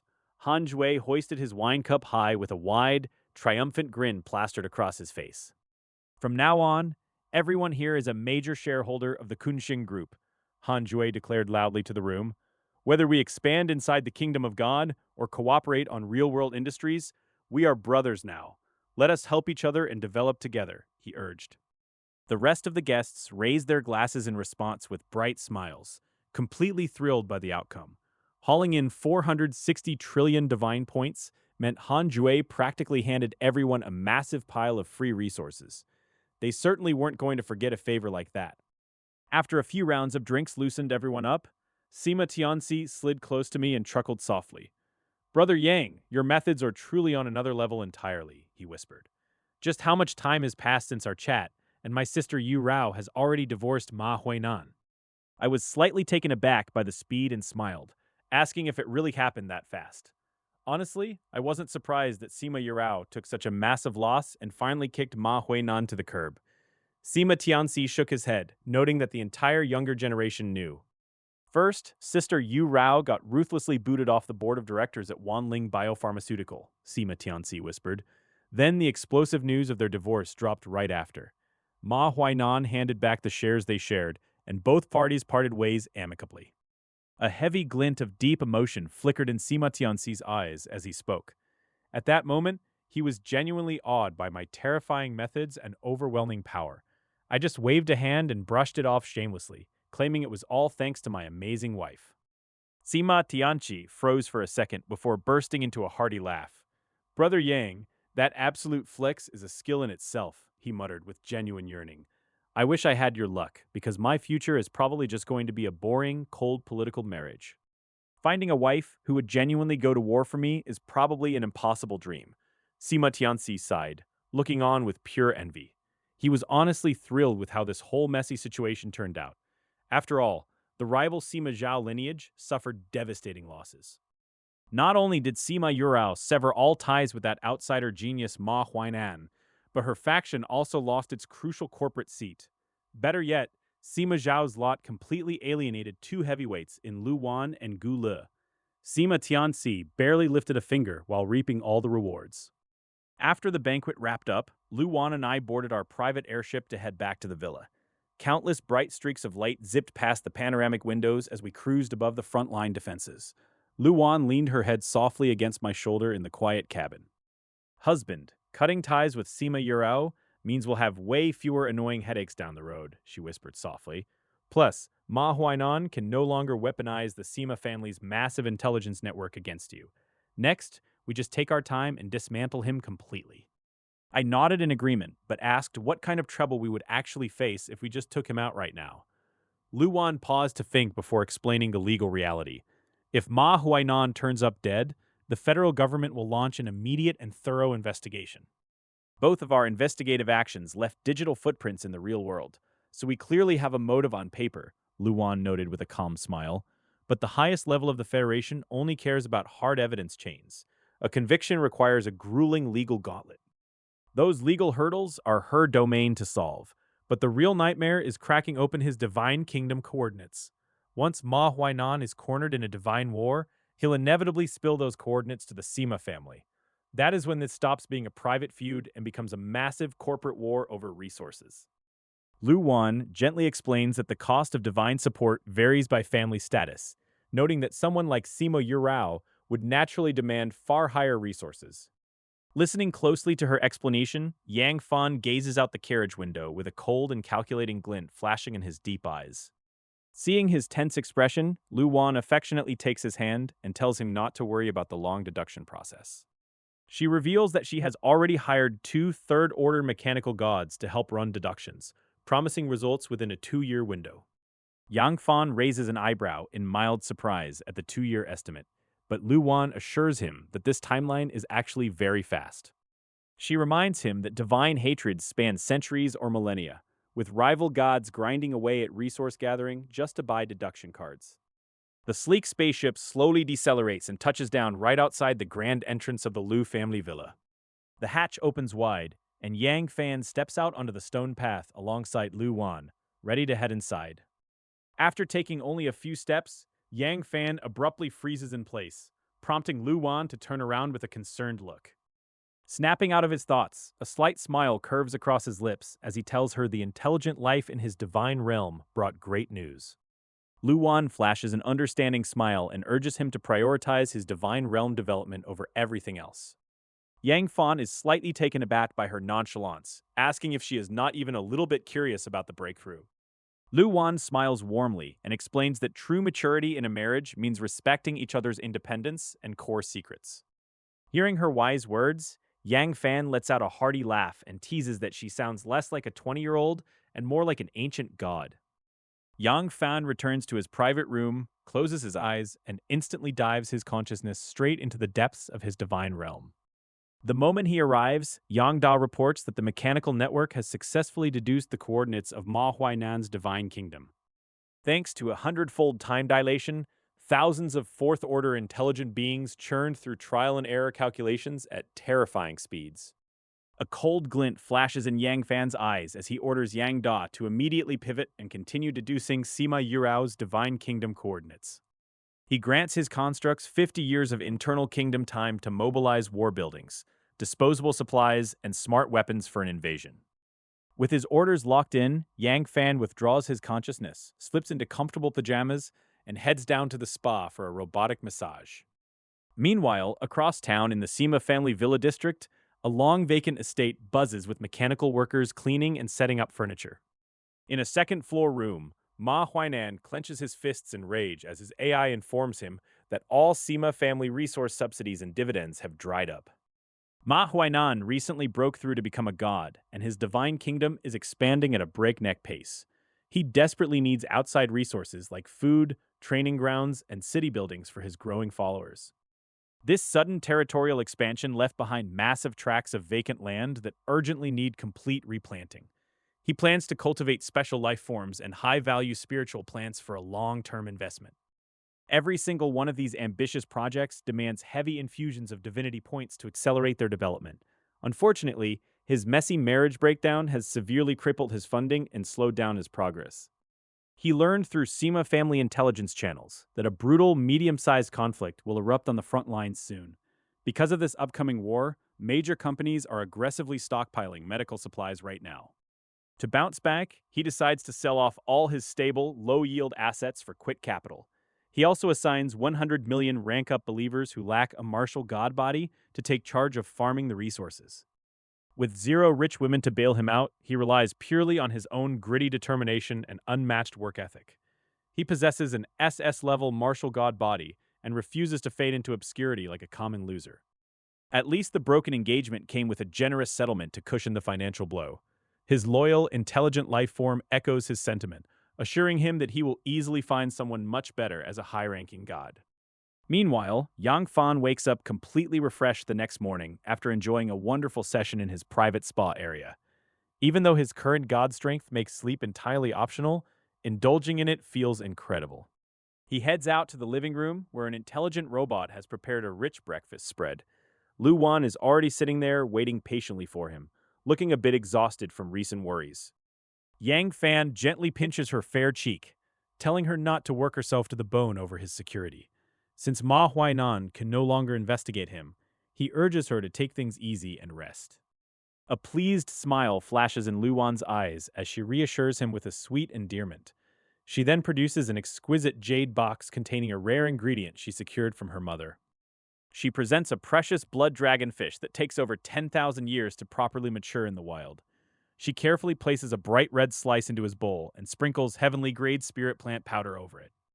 To counter the immense and difficult energy packed inside the fish, she hands him a crystal-clear cleansing pill. Reader, the man dines like an absolute emperor while his rivals starve. Yang Fan pops the fish slice straight into his mouth, feeling a warm current flood his entire divine form. He casually tosses the cleansing pill in right after it like a piece of candy and nods at the rich taste. Lu Wan beams with joy and cheerfully offers to ask her mother for tens of thousands of kilograms more. Yang Fan nearly chokes on his tea at the sheer casual audacity of looting family elders. He coughs in mild shock, telling her he would feel guilty bleeding her mother's treasury dry. But Lu Wan blinks innocently, insisting that ingredients locked away have no true value until they are eaten. Yang Fan can only admire the brazen lifestyle of these prominent family direct descendants. Gone are the days of eating mass-produced, all-spirit dietary center bulk rations that only served as basic believer fuel. After a delightful breakfast, Lu Wan heads upstairs to handle her work while Yang Fan relaxes on the first floor. He stretches out on a soft massage sofa to enjoy a professional treatment from an intelligent robot. While his physical body relaxes, Yang Fan's consciousness dives straight into his own personal divine kingdom. His gaze locks onto the eternal corpse mine, and the gruesome sight makes him nod in immediate approval. The mine has transformed overnight into a terrifying war zone filled with neat rows of towering corpse tombs. These Class A structures house massive armies of undead ready to march at a moment's notice. The front rows overflow with cheap, ordinary zombies meant to act as infectious cannon fodder in battle. Further back stand towering zombie generals at the chi refining stage, radiating an oppressive aura. Intelligent zombie kings anchor the back lines as the elite backbone of this horrific undead military. Meanwhile, white zombie believers sit cross-legged outside, churning out endless corpse pills as their numbers hit hundreds of billions. Deep inside the eternal corpse mine, an enormous army of undead soldiers has assembled alongside a massive gathering of intelligent life forms. Rows of storage boxes filled with corpse pills, Danling Realm poisonous pills, and high-grade intelligent weapons are neatly sorted. Massive piles of disposable war supplies like explosive symbols, poisonous fog bombs, and energy annihilation devices form literal mountains. Yang Da and Yang Shiyi appear before Yang Fan, with Yang Shiyi bowing respectfully as the supreme military commander of this invasion. Yang Shiyi's eyes burn with fierce anticipation because human believers have far weaker resistance to the zombie virus than angels do. Yang Shiyi steps forward and snaps a standard military salute the moment Yang Fan calls his name with quiet authority.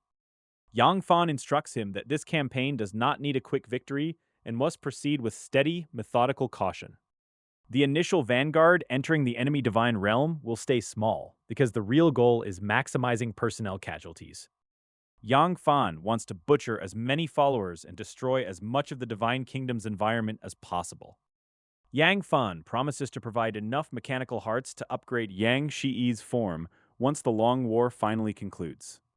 Yang Shi turns away with a sharp pivot and strides toward the vast horizon of the waiting zombie army. Arriving at a massive mass grave of 10,000 corpses, he begins barking out precise troop numbers and array assignments. Countless mortuaries shudder as hundreds of thousands of dormant zombies snap their eyes wide open at once. A spatial passage rips open above the eternal corpse mine as the vanguard forces begin their teleportation. Miles away in the virtual world, Ma Huainan sits inside a high-profile luxury conference hall looking tense. Qin Shui sits opposite him in a crisp black suit, wearing the same polite expression she had when she lent him trillions. Ma Huainan asks if his loan amount can be increased further since he is willing to provide valuable collateral. Qin Shui lets out a soft sigh and reminds him that her authority is strictly limited by the company's board. Reader, he is about to learn that getting blacklisted by advanced intelligent life forms ruins your credit score. Ma Huainan desperation peaks as he offers a precious war god's manual as collateral for just 100 million divinity points. Qin Shui refuses flatly, noting that major shareholders are family-oriented and terrified of getting caught in the Goulet fallout. Ma Huainan takes a deep breath to swallow his burning rage, finally gritting his teeth to offer a staggering 40% annual interest rate for the two war god records. Qin Shui's eyes flash with calculating light as she accepts his terms, casually snapping her fingers to conjure two binding virtual contracts right in front of them.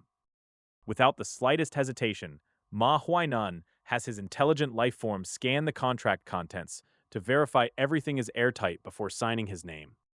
With the deal sealed, Qin Shui's smile grows even broader as she casually invites her big client to relax at the partnership venue Tianxiang Renjian. Ma Huainan feels a flicker of interest before his pupils contract in sudden realization, making him abruptly decline the offer and bolt out of the virtual world. Left behind in the empty room, Qin Shui blinks in genuine surprise, wondering if the young master has suddenly turned over a new leaf to become an ascetic. Her gaze soon shifts back to the lucrative contract on her table, convinced that cutting him off from Sima Yurao's lineage will lock him in financial ruin for centuries. The moment Ma Huainan's consciousness re-enters his divine realm, his top intelligent life form sounds an urgent alert about an unauthorized intrusion. The god instantly sweeps his awareness across his entire divine realm, trying to pinpoint the exact location of the threat on his borders. Realizing how vast the territory is, he lets out a long breath of relief, figuring it must just be some random, unfamiliar deity wandering his outer edges.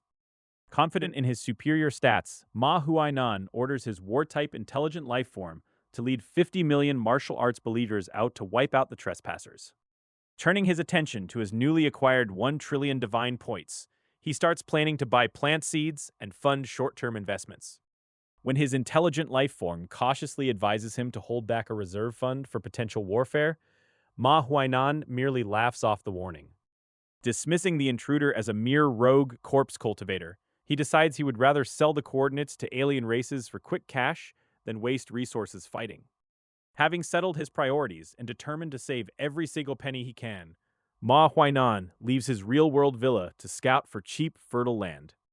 Deep inside the tomb of 10,000 corpses, spatial tears rip open as massive crates of dark war supplies drop straight onto the cavern floor. Yang Shi steps forward to oversee the operation, tossing a corpse pill to every single ordinary zombie before casting them down into the pits. Declaring the enemy god an absolute evil for daring to target their homeland, Yang Shi issues the order to systematically dismantle the Divine Kingdom. The mandate is clear and deliberate, bypassing rapid assaults to instead systematically rot the landscape and choke out the production system. Every sacred field, orchard, and pasture encountered along the way is ruthlessly corrupted, turning thriving resources into dead waste. With meticulous cruelty, the invading forces ensure that the enemy Divine Kingdom's economy and development are crushed before they can even begin. Deep inside the dark recesses of the corpse tomb, a multitude of zombie kings suddenly snap their eyes open upon hearing their commander's voice. They instantly roar out their absolute loyalty, vowing to complete every single mission handed down for the glory of their dark gods. These enormous mass graves resemble lumbering transport vehicles, carrying countless zombie believers as they steadily advance along the outer edges of Ma Huainan's domain. As they push further inward, the surrounding territory of the enemy divine kingdom begins to reveal itself in sharp detail. It turns out Ma Huainan pours immense enthusiasm into managing his investments, even cultivating rows of low-level spirit plants and C and D grade crops on the outer fringes. He has clearly refused to abandon these seemingly meager industries just because he ascended to godhood. Every time the procession crosses these farming areas, a zombie general emerges from the foremost corpse pile to execute a clever infection routine. It casually snatches an ordinary zombie from the pack and shoves a concentrated corpse pill straight down its throat. Tossing the infected creature into the fields below becomes their lowest cost method of spreading absolute ruin without wasting rare resources. These mindless beasts instinctively gravitate towards signs of life, spreading their lethal corruption wherever they roam. Such cheap tactics would utterly fail against a seasoned deity whose vast divine kingdom spans hundreds of billions of square kilometers. Their colossal purification capabilities would easily neutralize standard poisons across such an immense scale in no time at all. However, targeting specific outer areas makes the destruction devastatingly simple and effective against the enemy's foundational infrastructure. The relentless corpse poison rots the water sources, wrecks the crops, and destroys the soil environment until fixing it demands fortunes. Watching all this unfold from the perspective of his own believer, Yang Fan observed the enemy territory and lets out a mocking chuckle. Reader, he did not find the opposing prodigy's grand strategy particularly terrifying, to put it mildly. Looking at those meticulously planned low-level resource farms, Yang Fan shakes his head in absolute disdain and questions the man's credentials. He openly mocks the pathetic cultivation environment, refusing to believe this guy deserves the title of a peerless prodigy. He notes with sheer disgust that being a follower under such a cheapskate must be an absolute nightmare of endless misery. Planting C-grade spiritual plants on the outskirts of a divine kingdom just to chase petty profits shows a complete lack of vision. Standing right beside him, Yang Da suffers a visible facial twitch upon hearing his master tear into standard divine economics. After all, most gods consider steady resource growth the wisest path, since total divine kingdom invasions happen very rarely. Since Ma Huainan only recently broke through to the divine realm, his territory suddenly ballooned to 100 times its original size.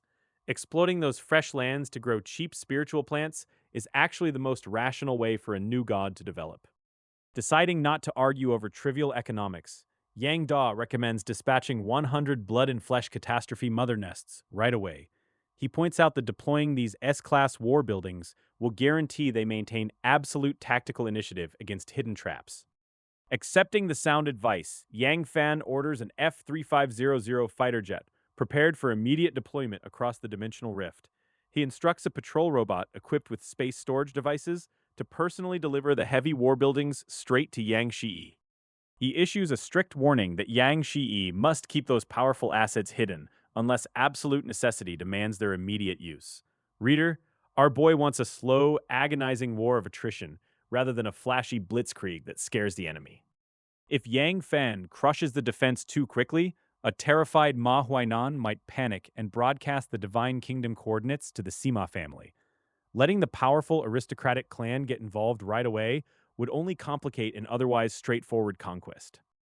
Both the F-3500 fighter jet and the patrol robot are ordinary store-bought assets meant to keep his true identity entirely hidden. By using generic gear, he ensures outsiders will only see an unexpected invasion by a rogue corpse cultivator. Between his mastery of cultivation, martial arts, and mechanics, nobody on the outside will ever connect him to corpse manipulation techniques. Even if suspicious rivals wonder if he hired outside mercenaries, they will find zero proof connecting him to the chaos. Yang Fan tells Yang Da to keep procuring massive piles of war resources from every frontline shop available on the network. Yang Da responds with a deep, respectful bow, fully understanding that this brutal conflict of the Divine Kingdoms has only just begun. With every single detail arranged perfectly, Yang Fan lets his consciousness slip back into reality and closes his eyes. He leans back comfortably on a plush spa sofa, letting an intelligent massage robot knead away the minor fatigue of overseeing operations. The massive divine war requires zero personal intervention right now, since capable commanders like Yang Da and Yang Shiyid handle the heavy lifting. All he has to do is kick back and wait patiently for Ma Huainan to sink into absolute despair. Ma Huainan finally strolled back to his lavish villa by the front line in the afternoon, grinning like he had just beaten the system. Clutching two freshly acquired resource cards tightly, he felt every bit of his hard bargain was a masterpiece. He muttered to himself about how those brutal, penny-pinching days in the past were finally paying off. By dragging himself to the trading area personally, he had bullied shop owners into a discount of tens of millions of faith points. He saved a fortune by dodging market rates, aiming to funnel every drop of wealth straight into growing his divine kingdom. Thinking of Sima Yurao's utterly wasteful spending habits made him sneer with absolute contempt. He vowed that one day he would tower over her as a fabulously wealthy god while she begged for scraps. Taking one last deep breath to steady his smug nerves, he prepared to check on his precious empire. His consciousness plunged down into his divine realm, where time moved 5 months deep while a single day ticked away outside. To protect every last coin from waste, he had personally negotiated every copper before stepping inside. The moment he materialized above his domain, his confident smirk vanished into pure, unadulterated shock. Reader, he did not like what he saw waiting for him down on the ground. His face flushed an ugly, furious crimson as a blood-curdling roar tore straight from his throat across the entire realm. He screamed for his lost spiritual plants, his ruined fields, and his vanishing fortune. The entire outer perimeter of his divine kingdom had been reduced to a sickening, corpse-poisoned graveyard. Those carefully mapped resource zones were now bubbling bogs of dark green rot, leaking an eerie, foul aura. His prized medicinal gardens were completely withered skeletons, and his captive monsters had undergone horrifying, mutant transformations. Every single inch of life in those once vibrant fields had been ruthlessly choked out. A crushing tightness gripped his chest so violently he nearly puked blood right there onto the clouds. The dead crops were just pocket change compared to the catastrophic nightmare awaiting his fixed assets. He had burned massive amounts of divine points to buy top-tier spiritual soil and high-grade breeding structures from the mall. Those long-term investments were supposed to print dividends for tens of thousands of years, but they were trashed. Just 5 short months inside the realm had turned his brilliant future into an expensive pile of garbage. To save tens of millions of faith points on the front end, he had just invited a loss scaling tens of thousands of divinity points. Staring down at the financial wreckage, he demanded to know why his supposedly invincible garrison hadn't wiped out the invaders. His intelligent life form materialized a glowing projection of the war to give him some answers. The floating projection flickered to life, showing his 50 million believers charging with their elite martial god bodies. Even as lowly apprentices, their physical strength should have turned any standard enemy force straight into pulp. Those disciples slammed punch after punch into the zombie generals, only for the corpses to shrug it off and retreat. The rotting fiends pulled back straight toward a massive, brooding structure known as the Tomb of 10,000 Corpses. That Class A war building suddenly flared to life, erecting a heavy defensive barrier that ordinary martial artists couldn't scratch. Thick streams of toxic green slime and concentrated corpse poison began gushing outward across the terrain. The moment his believers touched the sludge, their skin dissolved instantly, and their blood and chi flatlined. Worse still, eerie pills came raining down from the sky, choking the entire battlefield in a blinding cloud of death. Trapped in the dense fog with nowhere to run, his 50 million elite troops lost their minds one by one. Their bodies twisted and warped under the relentless rot until every last one of them joined the ranks of the undead. There was no glorious clash of steel, no epic duel, just a systematic, terrifying harvest of flesh. Ma Huainan stood frozen in dead silence as he watched his entire army get converted into foot soldiers for the enemy. When his system confirmed the enemy structure was an A-class tomb of 10,000 corpses, his heart dropped into his boots. He demanded to know why his internal system hadn't flagged such a massive threat from day one. The intelligent life form meekly explained that zombie path systems were rarer than hen's teeth among human gods, leaving databases blind. Grinding his teeth in bitter realization, Ma Huainan accepted that he was dealing with an ancient, deeply rooted monster. Ma Huainan stares intently at the glowing projection of the Tomb of 10,000 Corpses, his eyes glittering with intense greed as he takes in the sight of those Class A war buildings. He figures that capturing such a prize will easily cover his recent heavy losses and perhaps even net him a massive fortune. Licking his lips, Ma Huainan decides he must personally seize the enemy divine kingdom once his forces crush the zombies, keeping the coordinates secret if the loot is rich enough. He then turns his gaze to the intelligent life form beside him, demanding to know what kind of strange pills release such devastating corpse poison. The advanced intelligent life form quickly scans its databanks and reports back that the store logs hold zero information on those toxins, concluding they must be high-grade poison attribute pills developed right inside the enemy's divine realm. Hearing this grim assessment, Ma Huainan's expression hardens significantly as the sheer danger of his foe sinks in.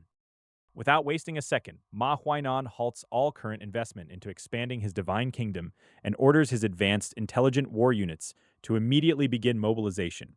He commands an army of 1 billion believers to gather for war, insisting that they bring along the two S-class undying military soul monuments to crush the threat completely. Acting on the old proverb that a lion uses its full strength even when hunting a rabbit, Ma Huainan refuses to give these trespassing zombies any further openings to counterattack. He knows he has to wipe them out with overwhelming force right now before they can dig any deeper into his territory. For Ma Huainan, this massive mobilization isn't just about safety, because he simply cannot allow these abominations to continue penetrating the inner sanctum of his realm. While the outer areas held limited resources, the core region is packed with high-value investments that would cost him millions of divine points to lose. With his war preparations fully underway, Ma Huainan returns his consciousness to reality and immediately dials a familiar number on his Feishun device. The call connects almost instantly, greeted by a warm, familiar voice asking what kind of high-priced weapons the young master is looking to acquire this time. Ma Huainan cuts straight to the point and asks if his contact has any biohazard suits or gas masks available for purchase right away. The merchant cheerfully confirms that he does, but warns that these are special intelligent weapons crafted by the mechanical god kingdom and carry a hefty price tag. Hearing that they are intelligent weapons makes Ma Huainan frown, since funds are the one thing he is severely lacking right now after taking such heavy losses. Blowing a massive amount of divine points on gear just to handle a horde of mere zombies strikes him as an utterly foolish financial move. Sensing the young man's hesitation, the merchant quickly pivots and offers a rental service as a much more cost-effective alternative for the campaign. There is only one strict catch, of course, which is that any excessive damage sustained during the battle will require paying double the price in compensation. Ma Huainan agrees without a moment's hesitation, telling the merchant to send over the drafted contract and promising to provide the delivery address immediately. The merchant's voice rings out with intense excitement on the other end of the line, as he promises to rush the shipment over as fast as possible. The communication ends, and Ma Huainan lets out a long breath to steady his nerves before reviewing his battle strategy in his mind. With his followers possessing the mighty bodies of martial gods backed by two indestructible military spirit monuments, he is certain no building can withstand them once the formation is complete. Meanwhile, even though Ma Huainan's overall strength is still far below what it would take for Yang Fan to genuinely worry about him, this is still a war between divine kingdoms. Not wanting to leave things entirely to chance, Yang Fan sets aside a small portion of every day to project his consciousness straight into his own realm and check on the front lines. Consciousness locked into the core area, Yang Fan watches real-time projections fed straight from the dozens of monitoring devices recently rigged all over the giant tomb. The sheer scale of the enemy host sprawled across the terrain make him let out a genuinely strange expression of amusement. The battlefield is packed to absolute bursting with nearly 1 billion believers arranged in razor-sharp rows, including a staggering 100 million formidable martial arts masters. Yang Fan has to admit that the enemy's SS-level Divine Kingdom talent for the martial god body is genuinely terrifying to behold in action. The fact that Ma Huainan managed to cultivate such an enormous army of martial experts in under a year since breaking through to the Divine Realm proves just how busted that talent really is. Reader, our man built an entire martial arts powerhouse, while most gods are still figuring out how to grow grass. However, what draws Yang Fan's amusement isn't even the combat rating of these opposing troops, especially since his own Divine Kingdom already boasts nearly 10 billion Martial King-level believers. With Martial Emperor-level beings starting to emerge on his side, a mere 100 million Martial Masters is honestly just Tuesday morning fodder. What truly catches Yang Fan completely off guard is the utterly bizarre attire worn by every single one of Ma Huainan's billion believers down on the field. Clad in identical white protective suits covered in gel films with huge transparent domes over their heads, they look less like an invading army and more like a collection of people walking around with small fish tanks upside down on their skulls. Yang Fan's lips twitch into a broad grin as he takes in the bizarre sight, though he quickly figures out that these contraptions must be high-grade biochemical protective gear. Honestly, pairing advanced gas masks and biohazard suits with ancient martial artists is a fashion choice that deserves some kind of award. Yang Da steps forward to offer an immediate breakdown, explaining that this is the first generation of the Azure biochemical defense suit, designed by the mid-level mechanical god Mo Yuan. Its primary job is to block toxins and plagues, but as Yang Da points out, it is a notoriously unstable and outdated product from the mechanical god's experimental labs that eats up power like crazy. Yang Fan chuckles at the revelation that the enemy spent a fortune renting absolute junk, noting that, while it looks impressive on paper, it's basically obsolete trash. Still, looking at the sheer scale of the army below, he recognizes that burning through 1/10 of his total combat power means Ma Huainan is truly panicking. Yang Da nods in full agreement, pointing out that if their master hadn't deliberately held back to keep the Sima family from learning the Divine Realm's coordinates too early, they could have rolled over this entire kingdom weeks ago. These billion terrified believers in fish tanks simply stand zero chance against the unstoppable tide of the zombie army. Inside the sacred vaults of the Divine Kingdom, the cloning nutrient chambers glow with a soft light as brand new embryos settle into place. While the zombie kingdom currently boasts sheer numbers over refined combat power, these newly birthed clones will soon elevate their overall strength. Slumped comfortably upon his grand throne in the Divine Kingdom Great Hall, Yang Fan watches the projected war unfold with deep amusement. He knows that Ma Huainan would never have managed a staged accident on his own, and only the Sima family intervention keeps this war dragging. Boiling his enemy like a frog in slowly heated water, our protagonist decides to take it easy and let the pressure mount naturally over time. Over in Ma Huainan's Divine Kingdom, the massive phantom of the deity himself looms darkly above a terrifying army of 1 billion loyal believers. Ma Huainan stares down across the cold landscape, demanding to know why his unseen enemy hid behind corpse poison instead of fighting openly. Below him, the endless ranks of the zombie army respond only with the steady, mechanical tramp of their boots against the desolate ground. From his distant throne, Yang Fan breaks into a broad grin, because revealing his personal identity now would completely ruin his clever setup. After a full quarter of an hour of absolute silence, Ma Huainan's face darkens into pure fury as he curses his unseen opponent as a coward. Raising his right hand, Ma Huainan rallies his billion believers into a unified roar that sends a towering surge of red blood energy into the clouds. Their combined energies coalesce into a savage, ancient beast phantom, whose terrifying pressure shakes the entire expanse of heaven and earth. Down amid a grim mass grave of corpses, Yang Shiyi remains completely expressionless as he calmly begins to deploy his devastating forces. At his command, 10 million zombie generals and 1 million zombie kings emerge fully equipped with advanced intelligent weaponry and glowing armor. Each jet-black zombie gleams with cold metal plating, forming an impeccably coordinated battle array that radiates an immense corpse aura. High in the sky, Ma Huainan's jaw practically drops as he stares down at the advanced intelligent weaponry equipping every single zombie. Even his own intelligent life-form guide urgently warns him that these are high-grade 3rd and 4th tier weapons wielded by masters. Sprinting forward with the earth trembling beneath them, Ma Huainan's vanguard of martial artists and apprentices launches a ferocious charge. Issuing crisp orders from the rear, Yang Shiyi tells his frontline units to deploy energy shields and immediately harvest the combat data. The blood-red spear of charging believers smashes directly into the pale blue barrier, sending shockwaves rolling across the entire battlefield. The intelligent weapons instantly log the impact data, confirming the enemy's attack strength is barely a fraction of their defensive limit. As the weapons calmly project a 100-year combat reserve and zero risk, Yang Fan's lips twitch into a thoroughly satisfied smile. Coughing softly in his chamber, Yang Fan questions his loyal mechanical commander about the massive zombie army invading the enemy Divine Kingdom right now.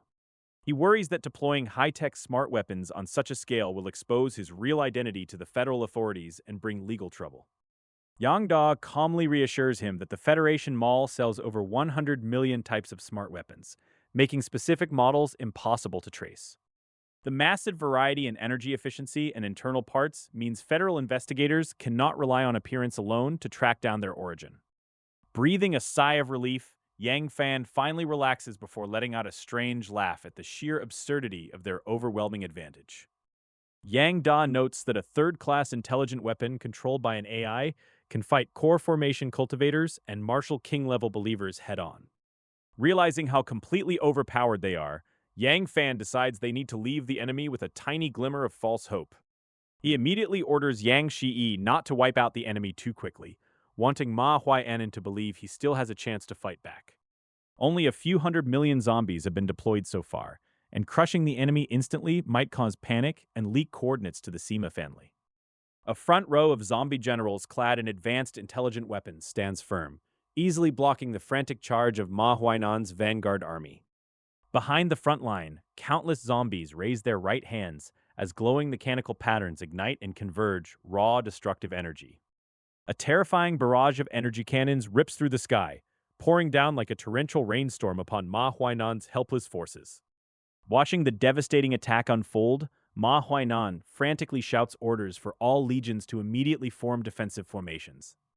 Countless believers unleash their blood and chi, fusing their vital energy into a massive crimson defensive barrier covering hundreds of miles. A pale white zombie takes temporary command behind the lines, waving a specialized flag to rhythmically control the intelligent weapon barrage. Yawning in sheer boredom, he mutters that their god's gear is so efficient they won't even need to use the zombie horde frenzy formation. Under the relentless artillery fire, the dense blood and chi barrier finally fractures and shatters with a deafening, world-shaking roar. Countless energy cannons rain directly into the crowd, tearing martial arts masters apart and leaving a chaotic wasteland of blood and limbs. The once mighty army of 1 billion men is instantly thrown into complete chaos, swallowed whole by a devastating and inescapable disaster. High above the smoking ruins, Ma Huainan freezes in sheer shock, his entire body trembling as he witnesses the apocalyptic destruction. Reader, he really thought this was a corpse cultivation path, not a terrifying mechanical civilization disguised as a horde of walking dead.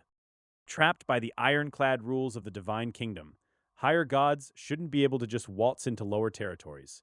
Yet Ma Huainan stands in his palace drenched in cold sweat, utterly convinced a mid-level mechanical god is staging a backdoor assault on his borders. Far across the front lines, Yang Shiyi promptly receives a direct order from Yang Da to immediately halt the barrage of energy cannons. He orders his forces to dial back smart weapon usage, leaving the battlefield strangely quiet as the heavy guns power down. Bai Jiang stands totally stunned by the sudden directive, questioning why they would restrict weapons that can easily regenerate their energy over time. Yang Shiyi calmly shakes his head, explaining that their true enemy lies far beyond the horizon.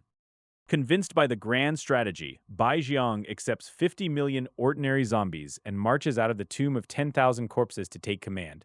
He sets off to lead the corpse horde frenzy formation, ready to trade blows in a brutal war of equal strength. Ma Huainan watches the skies clear as the relentless bombardment abruptly ceases, and an ecstatic grin instantly spreads across his face. He mistakes the tactical pause for an empty battery and orders his entire army of believers to form ranks for a massive counterattack. An intelligent life form inside his network chimes in with a desperate warning, begging him to stay cautious because the sudden stop reeks of a trap. Ma Huainan dismisses the advice with a sneer, arguing that absolute power has no need for cheap tricks. The counterattack erupts with staggering force as Ma Huainan's martial god followers smash directly into the zombie ranks on the front lines. Zombie generals are sent flying hundreds of meters by single punches, their bodies cracking under the brutal, overwhelming impact.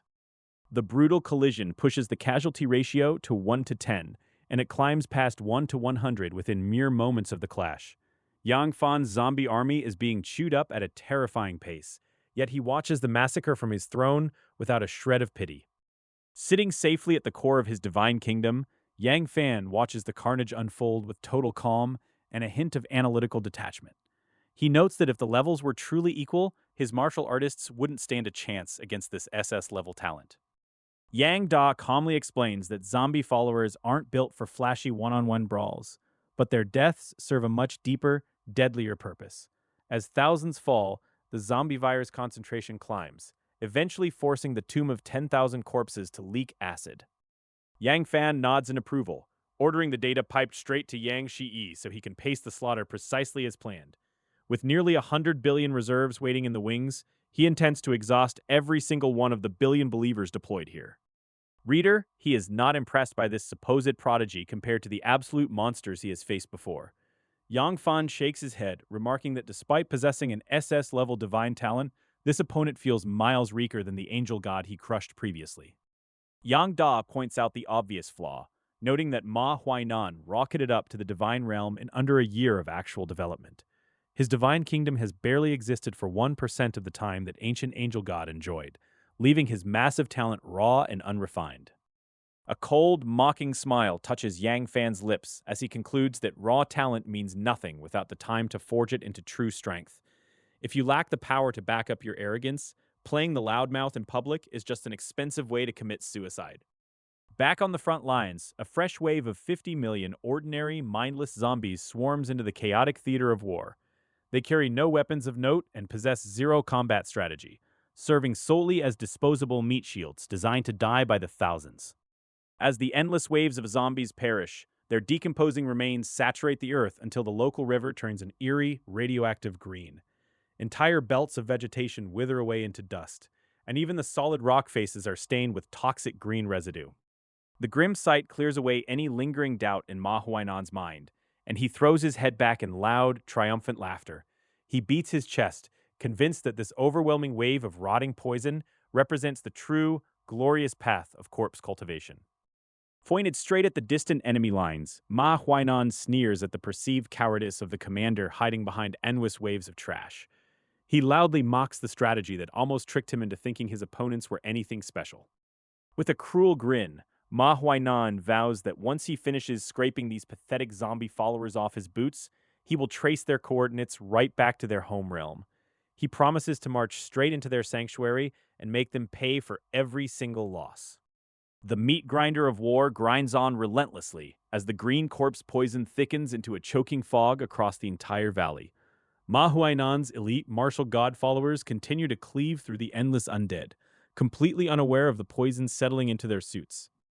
Down in the trenches, the zombie generals continue orchestrating the grueling corpse dance array, despite suffering staggering losses. They draw upon the endless sea of fallen comrades to thicken the toxic aura hanging heavy over the battlefield. Inside the core of the Divine Kingdom, the data feeds confirm that the blue bio-defense suits are beginning to wear down under the relentless acid exposure. The enemy followers are slowly losing their edge as the toxic rot creeps past their defenses. Yang Fan watches the relentless attrition with cold detachment, knowing that every dead zombie brings the enemy one step closer to total collapse. The sheer scale of his meat grinder strategy ensures that no amount of raw talent can bridge this kind of tactical deficit. Standing victorious amidst the mounting piles of rotting flesh, Ma Huainan laughs aloud as he embraces what he proudly calls the true path of corpse cultivation. He basks entirely in his perceived victory, completely blind to the trap closing around his neck. Right as Ma Huainan starts yelling insults, nearly 10,000 dead bodies miles away begin to rumble and grind across the ground with a screech of heavy metal. Deep fractures splinter across the stone face of the colossal tomb, shooting thick green fluid straight up into the air like a geyser of sickness. A scorching acid rain pours down across the entire field, instantly hissing and eating away at the transparent gel-like shielding worn by the believers below. Ma Huainan watches in sheer horror as tiny holes puncture his expensive rented gear, knowing every single damaged piece doubles his contractual rental fee. Poisonous fumes slip right past the ruined suits and crawl beneath the skin of his men, causing sudden weakness and agonizing pain across the lines. Deadly corpse pills released by the white zombie followers saturate the atmosphere with a lethal poison that even a seasoned martial king wouldn't dare test.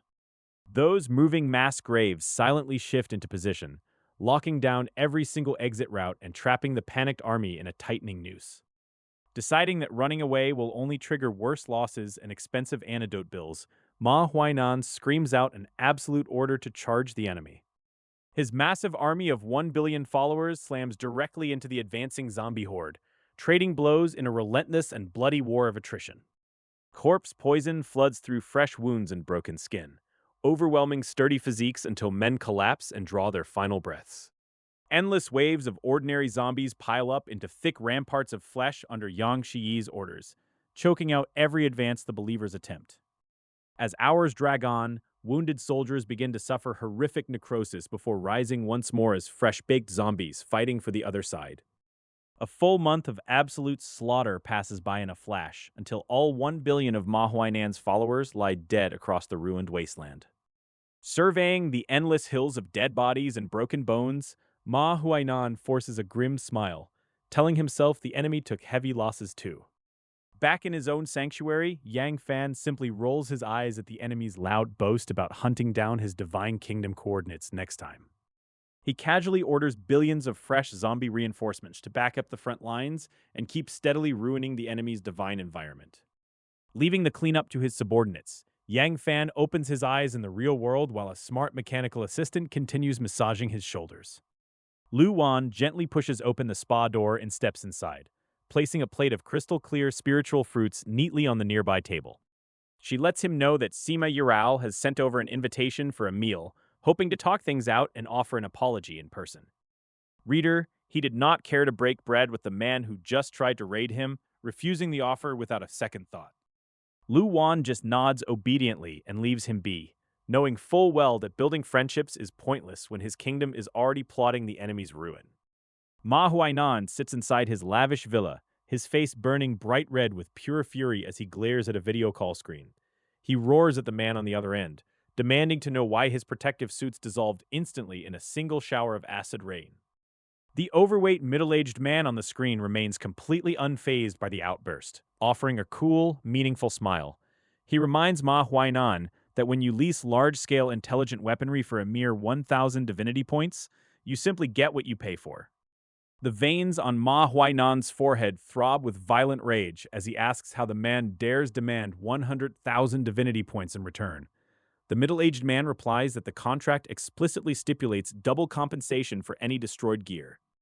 Ma Huainan's face turns ashen because he knows the contract was thoroughly reviewed by an intelligent life form and written in black and white. If he refuses to pay, the federal court will freeze his assets and heavily restrict his high-end consumption, ruining his reputation. Growling in absolute defeat, Ma Huainan barks that he will wire the money immediately and warns the swindler never to cross his path again. With a sharp snap, he severs the video connection, leaving his face looking darker and grimmer than ever. Right as he hangs up, the intelligent life form of his divine kingdom chimes in with more disastrous news about the ongoing invasion. Enemy forces are pushing deeper along their route, slaughtering zones and poisoning the ground with deadly corpse poison. Ma Huainan closes his eyes tightly and takes a long, heavy breath to steady his racing thoughts and overwhelming headache. Realizing the gravity of the situation, his gaze hardens with steely resolve as he pivots his entire strategy to survive this onslaught. He orders his robots to rush to frontline shops and buy every available piece of equipment that can prevent the spread of the zombie virus. Having borrowed heavily from Qin Shui, he still has 500 billion divinity points left in his personal reserves. He suspends all further investments inside his divine kingdom, prioritizing the immediate defense of his territory over long-term growth. His shopping list includes antidotes, corpse poison defenses, and heavy one-time war resources capable of holding off enemy intelligent weapons. This brutal battle finally teaches Ma Huainan a hard lesson that his mysterious attacker is no ordinary rogue deity. Reader, he is learning the very hard way that a zombie army packed with high-tier tech is far more terrifying than a bunch of wandering ghouls. One day in the real world equals an entire year inside his divine kingdom, meaning unchecked zombie destruction will cause irreversible environmental damage in less than a month. The looming losses will permanently cripple the future development potential of his entire realm. Even with his deeply greedy nature, Ma Huainan is far from stupid when it comes to preserving his core assets and future foundation. He barks at his intelligent life form to execute the procurement plan immediately without wasting a single second on haggling. He sits alone in his chair with a gloomy, worried expression as he tallies up the terrifying assets deployed against him. Class A war buildings, Tier 3 intelligent weapons, and elite white zombie believers possessing the raw combat power of a martial king. Human gods who follow the path of corpse cultivation are exceptionally rare, meaning this enemy cannot possibly be an unknown nobody in reality. His brow furrows deeply as his racing mind attempts to connect every possible thread behind this coordinated assault. Suddenly, Ma Huainan jumps straight to his feet as a shocking name flashes across his mind. Could this terrifying attack possibly be linked to Yang Fan? Yang Fan holds immense status after marrying the daughters of the Lu and Gu families, giving him access to massive resources.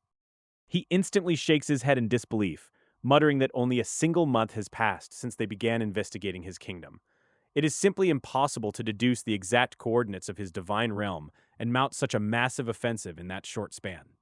He mutters to himself, wondering if this brutal onslaught is just a string of unthinkably bad coincidences after all. He feels like the unluckiest man alive lately, as if some invisible hand is deliberately singling him out for total destruction. On the other side of the conflict, Yang Fan's actual daily life remains remarkably peaceful and unbothered by the chaos. On the third day in the real world, Ma Huainan's surviving believers desperately use the terrain to launch small, harassing hit-and-run attacks. Instead of throwing everything into a foolish, decisive battle, those constant skirmishes successfully slow down the relentless advance of the zombie legions. By the fifth day, Ma Huainan scrapes together another army of 1 billion believers to fight and retreat simultaneously. Though those delaying tactics cannot alter the ultimate outcome of the war, they successfully burn through a massive quantity of Yang Fan's valuable corpse pills. By the seventh day, the advancing zombie army finally smashes its way deep into the central core of Ma Huainan's realm. The Tomb of 10,000 Corpses plays a monumental role here, providing A-level war-building mobility that completely outpaces ordinary foot-traveling zombies. Reaching the central zone, Yang Fan looks down and discovers a shocking scale of agricultural assets. Sprawling spirit fields, high-quality spiritual soils, piles of high-grade fertilizers, and automated mechanical god factory irrigation systems stretch as far as the eye can see. Yang Fan raises an eyebrow in genuine surprise, muttering that this arrogant martial genius actually enjoys farming. Even with an SS-level martial god body talent, Ma Huainan poured massive effort into developing a vast agricultural empire inside his divine kingdom. Yang Fan shows zero interest in saving any of it, giving the cold, flat command to destroy every single asset on site. Yang Fan has zero interest in packing up the enemy loot for his own divine realm, seeing as his personal output is already terrifyingly high. Sure, these scattered treasures look amazing to ordinary gods, but to him, they are total junk. His real goal here is sabotage, so he commands his forces to bury plague-ridden corpse pills deep inside the enemy spirit fields. Even the ultra-rare breath soil rots away instantly under the relentless spread of the deadly corpse poison. He then unleashes 10 billion zombie followers onto the front lines, not to fight a war of conquest, but purely to speed up the wholesale destruction. As Yang Fan pushes deeper, he discovers that Ma Huainan's divine kingdom investment is an absolute mess of chaotic planning. Fruit farms, resource buildings, and mineral veins are scattered across the realm with zero coherence. Our boy literally stands there shaking his head at the sheer incompetence of trying to diversify investments across such a disaster area. Reader, he has genuinely never seen a divine realm managed this badly. On the ninth day in the real world, the undead army finally slams into the outer perimeter of Ma Huainan's core territory. A tangled mess of defensive structures tries to block their advance, featuring everything from black iron city walls to thousand poison swamps. After taking one quick look at the defenses, Yang Fan instantly loses whatever little interest he had left. He figures the guy must be huffing pure copium to think these disorganized walls will actually stop an army. On the 10th day in the real world, exactly 10 years of internal divine time since the last clash, Ma Huainan finally brings his full counterattack. He commits a staggering 50 billion believers to the field in a final desperate gamble. The massive host includes martial arts apprentices, seasoned masters, and thousands of king-level powerhouses wearing brand new protective gear. Every single soldier who meets the bar has been upgraded with top-tier equipment for this bloodbath. Heavy array patterns glow across the heavens while a chilling blood-red dragon phantom solidifies in the clouds above. Ma Huainan has clearly emptied every last resource he owns into making this ultimate battlefield impenetrable. Watching from his own realm, Yang Fan wears a deeply amused smile as he watches his enemy prep for a glorious last stand. He knows perfectly well that this is the absolute end of the line for Ma Huainan. Yang Da steps forward to break down the enemy's tactical choices, noting that the open terrain lets 50 billion troops deploy without crowding. He admits it is genuinely the smartest military play the guy could make right now. Yang Da warns that the enemy is wearing Sky Guardian 3 bioprotective armor, straight out of a 7th Order Mechanical Gods catalog. This high-end gear shrugs off standard energy blasts, corrosion, and mental pollution with ease. Yang Fan waves off the warning because he has already turned 60% of the enemy kingdom into a smoking ruin. Since Ma Huainan only broke through to the God Realm less than a year ago, this 50 billion army is definitely his final dying gasp. He tells his subordinate Yang Shi to take total creative freedom with the assault and wipe out every single enemy soldier regardless of cost. There will be no quarter given on this battlefield today. His face hardens as he looks past the immediate battle to the inevitable fallout waiting for them in the real world. He knows Ma Huainan will panic and leak his Divine Kingdom coordinates to the powerful Sima family just to save his own skin. To ensure absolute victory, Yang Fan orders every single zombie from the Eternal Corpse Mine to sprint straight to the front lines as backup. The real war against outside interference is about to begin, and he intends to be ready. Down on the divine battlefield, Ma Huainan's 50 billion troops outnumber the advancing undead horde by more than 2 to 1. Thousands of Martial King believers flood the ranks with terrifying power, activating heavy B-level formations that shift the color of the sky. The sheer weight of the opposing divine magic hits the cold, lifeless zombie army so hard that their advance gets heavily suppressed. For a brief moment, the tide of battle seems like it might actually turn. Ma Huainan's towering consciousness floats directly above the host, staring down at the zombie horde with eyes full of absolute venom. He screams out across the entire battlefield, demanding to know why a thief has wreaked such total devastation upon his life's work. He pours out his lingering grief over the 4 trillion divine points of borrowed wealth he poured into fixed assets across his realm. Instead of occupying and looting the territory like a normal invader, this lunatic simply chose to smash everything to dust.